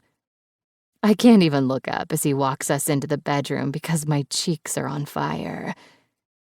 The bedroom door closes behind us, and he sets me to my feet, grabbing the ends of my t-shirt and lifting it slowly over my head. "I'm going to bury myself inside you until neither of us can remember our names." "Yes, please." Dante's fingertips skim over my body, starting at my hips and making their way up the dip of my waist. He moves tenderly past my sore but unbroken ribs, brushing over the swells of my breast to lay flat on my chest, then running up and over my shoulders to cradle my neck. His thumbs come under my chin to tip my head back, locking our eyes. "You don't have to be gentle with me, Dante. I won't break." His head drops as his tongue runs across my top lip before caressing and kissing his way to my ear. "I want to take my time, savor every moan, feel your body ignite around my cock. Tonight, I want it slow because I want to memorize every moment the first time I fuck my wife." My hands grip his hard biceps as his lips start their torturous assault of my neck, his mouth and tongue against my skin. Sighs push through my partially opened mouth as my head moves with the movement of his kiss on my neck. "That feels so good it should be illegal." "I plan on murdering your pussy, so that's fair." He smiles into my throat. A moan escapes my lips as our hands roam and brush over each other, exploring and blazing a trail of heat wherever we touch. "You will tell me if I hurt you. Do you understand?" "I will," I breathe. "But I want you the way I like you best. Rough." I can see Dante considering my words before he grabs my thighs and lifts, hoisting me up. I wrap my legs around his waist as he walks us toward the bed. He nips at my collarbone, and I run my hand over his shaved head, letting my head fall back. His knee dips down on the bed as he lays me back, crawling over top, nestling between my spread legs. "Are you going to make love to me, Dante?" I taunt, feeling his fingers dig lightly into my hips as he presses his hard cock against my center. "I'll do whatever the fuck I please. Don't forget your place, Billy." My entire body comes alive, begging, desperate to be fucked. Even with a soft touch, his words are wielded like a threat. There's no way this man could ever be fucking gentle. It's not in his DNA. He doesn't answer in words. Instead, he growls into my breast as he pulls my nipple into his mouth, sucking hard and flicking it with his tongue. Dante, I moan, writhing under him. Dante sits up between my thighs, looking menacing, just how I like him. You're gonna get fucked, Billy. My head nods enthusiastically in response, every nerve ending standing at attention. Careful what you wish for. He stands, his massive body looming over me, as his words are spoken without a hint of negotiation. Roll over. I let out a tiny breath, swallowing, before I twist my body over slowly to lay flat on my stomach. Silence surrounds us until I peek over my shoulder just as a strong hand slaps directly across my ass, leaving a delicious sting and heating me up. Fuck. Thank you, I whisper into the comforter. Don't thank me yet, he warns, his voice filled with a gravel that makes him so fucking sexy. Scoot to the edge, slowly, and press your clit against the bed as you do it. My entire body shudders as I drag myself down the bed, pressing my pelvis forward, feeling the friction. As my legs drop off the bed, I use my hands to push me down until my feet solidly touch the floor. Spread 'em. I take tiny steps out, my legs spreading wide, open for him to do whatever he wants to me. What's your word? Mercy. The word comes out in a rush as I feel his fingers push inside of my pussy, bucking me forward. Hold still, he demands, pressing my lower back to the bed as he pumps his fingers inside of me, owning me. You're so fucking tight and wet. My breath comes out in pants, my fingers gripping the blanket, bunching it into my palms from the sweet crime of seduction his fingers are committing. I hear the zipper of his slacks open, and I close my eyes. Biting my lip, the sweet anticipation of him assails my pussy, making me wet. He presses against my entrance, teasing it, circling the head of his cock. It's a welcomed torture. Pushing up to my tiptoes, I try and move backward to get closer, needing him inside me. My wetness slicks the head of his cock as he pushes in the smallest measure, pulling back only to repeat the motion over and over. Beg for it. He grits out cruelly, and I fucking melt. Fuck me. Not enough, he scolds, gripping my ass and squeezing the muscle hard. Fuck me. Destroy me. Ruin me, I chant like a prayer. His cock thrusts inside of me, halting my breath. Dante's hand weaves through my hair, pulling my head back as his other digs into my hip bone, unleashing an onslaught of merciless fucking, primitive, animalistic fucking. Dante pounds into me from behind in full control of my body as I hold on, savoring the erotic scene with absolute pleasure. His hard cock fills me to the hilt until my moans and gasp become screams, begging to come, begging him not to stop. The tingle starts in my toes, working its way up as I begin to feel every muscle in my body begin to tense and freeze, taking me into my bliss. Dante! I thunder as I hear him groan, releasing inside me. We're frozen, connected to one another and unable to move as the rhythm of our panting beats against the silence of the room. My fingers uncurl, feeling stiff from the blanket I gripped for dear life as my breathing slows. His fingers massage through my hair, and I rest my head on the bed. I can't speak as he lies over me, kissing my shoulders, still inside of me. Tell me. His voice is tender as he asks, still brushing my body with reverent kisses. Swallowing, I open my eyes and lick my lips. I'm more than okay, and I love you. His lips kiss the soft spot right behind my ear.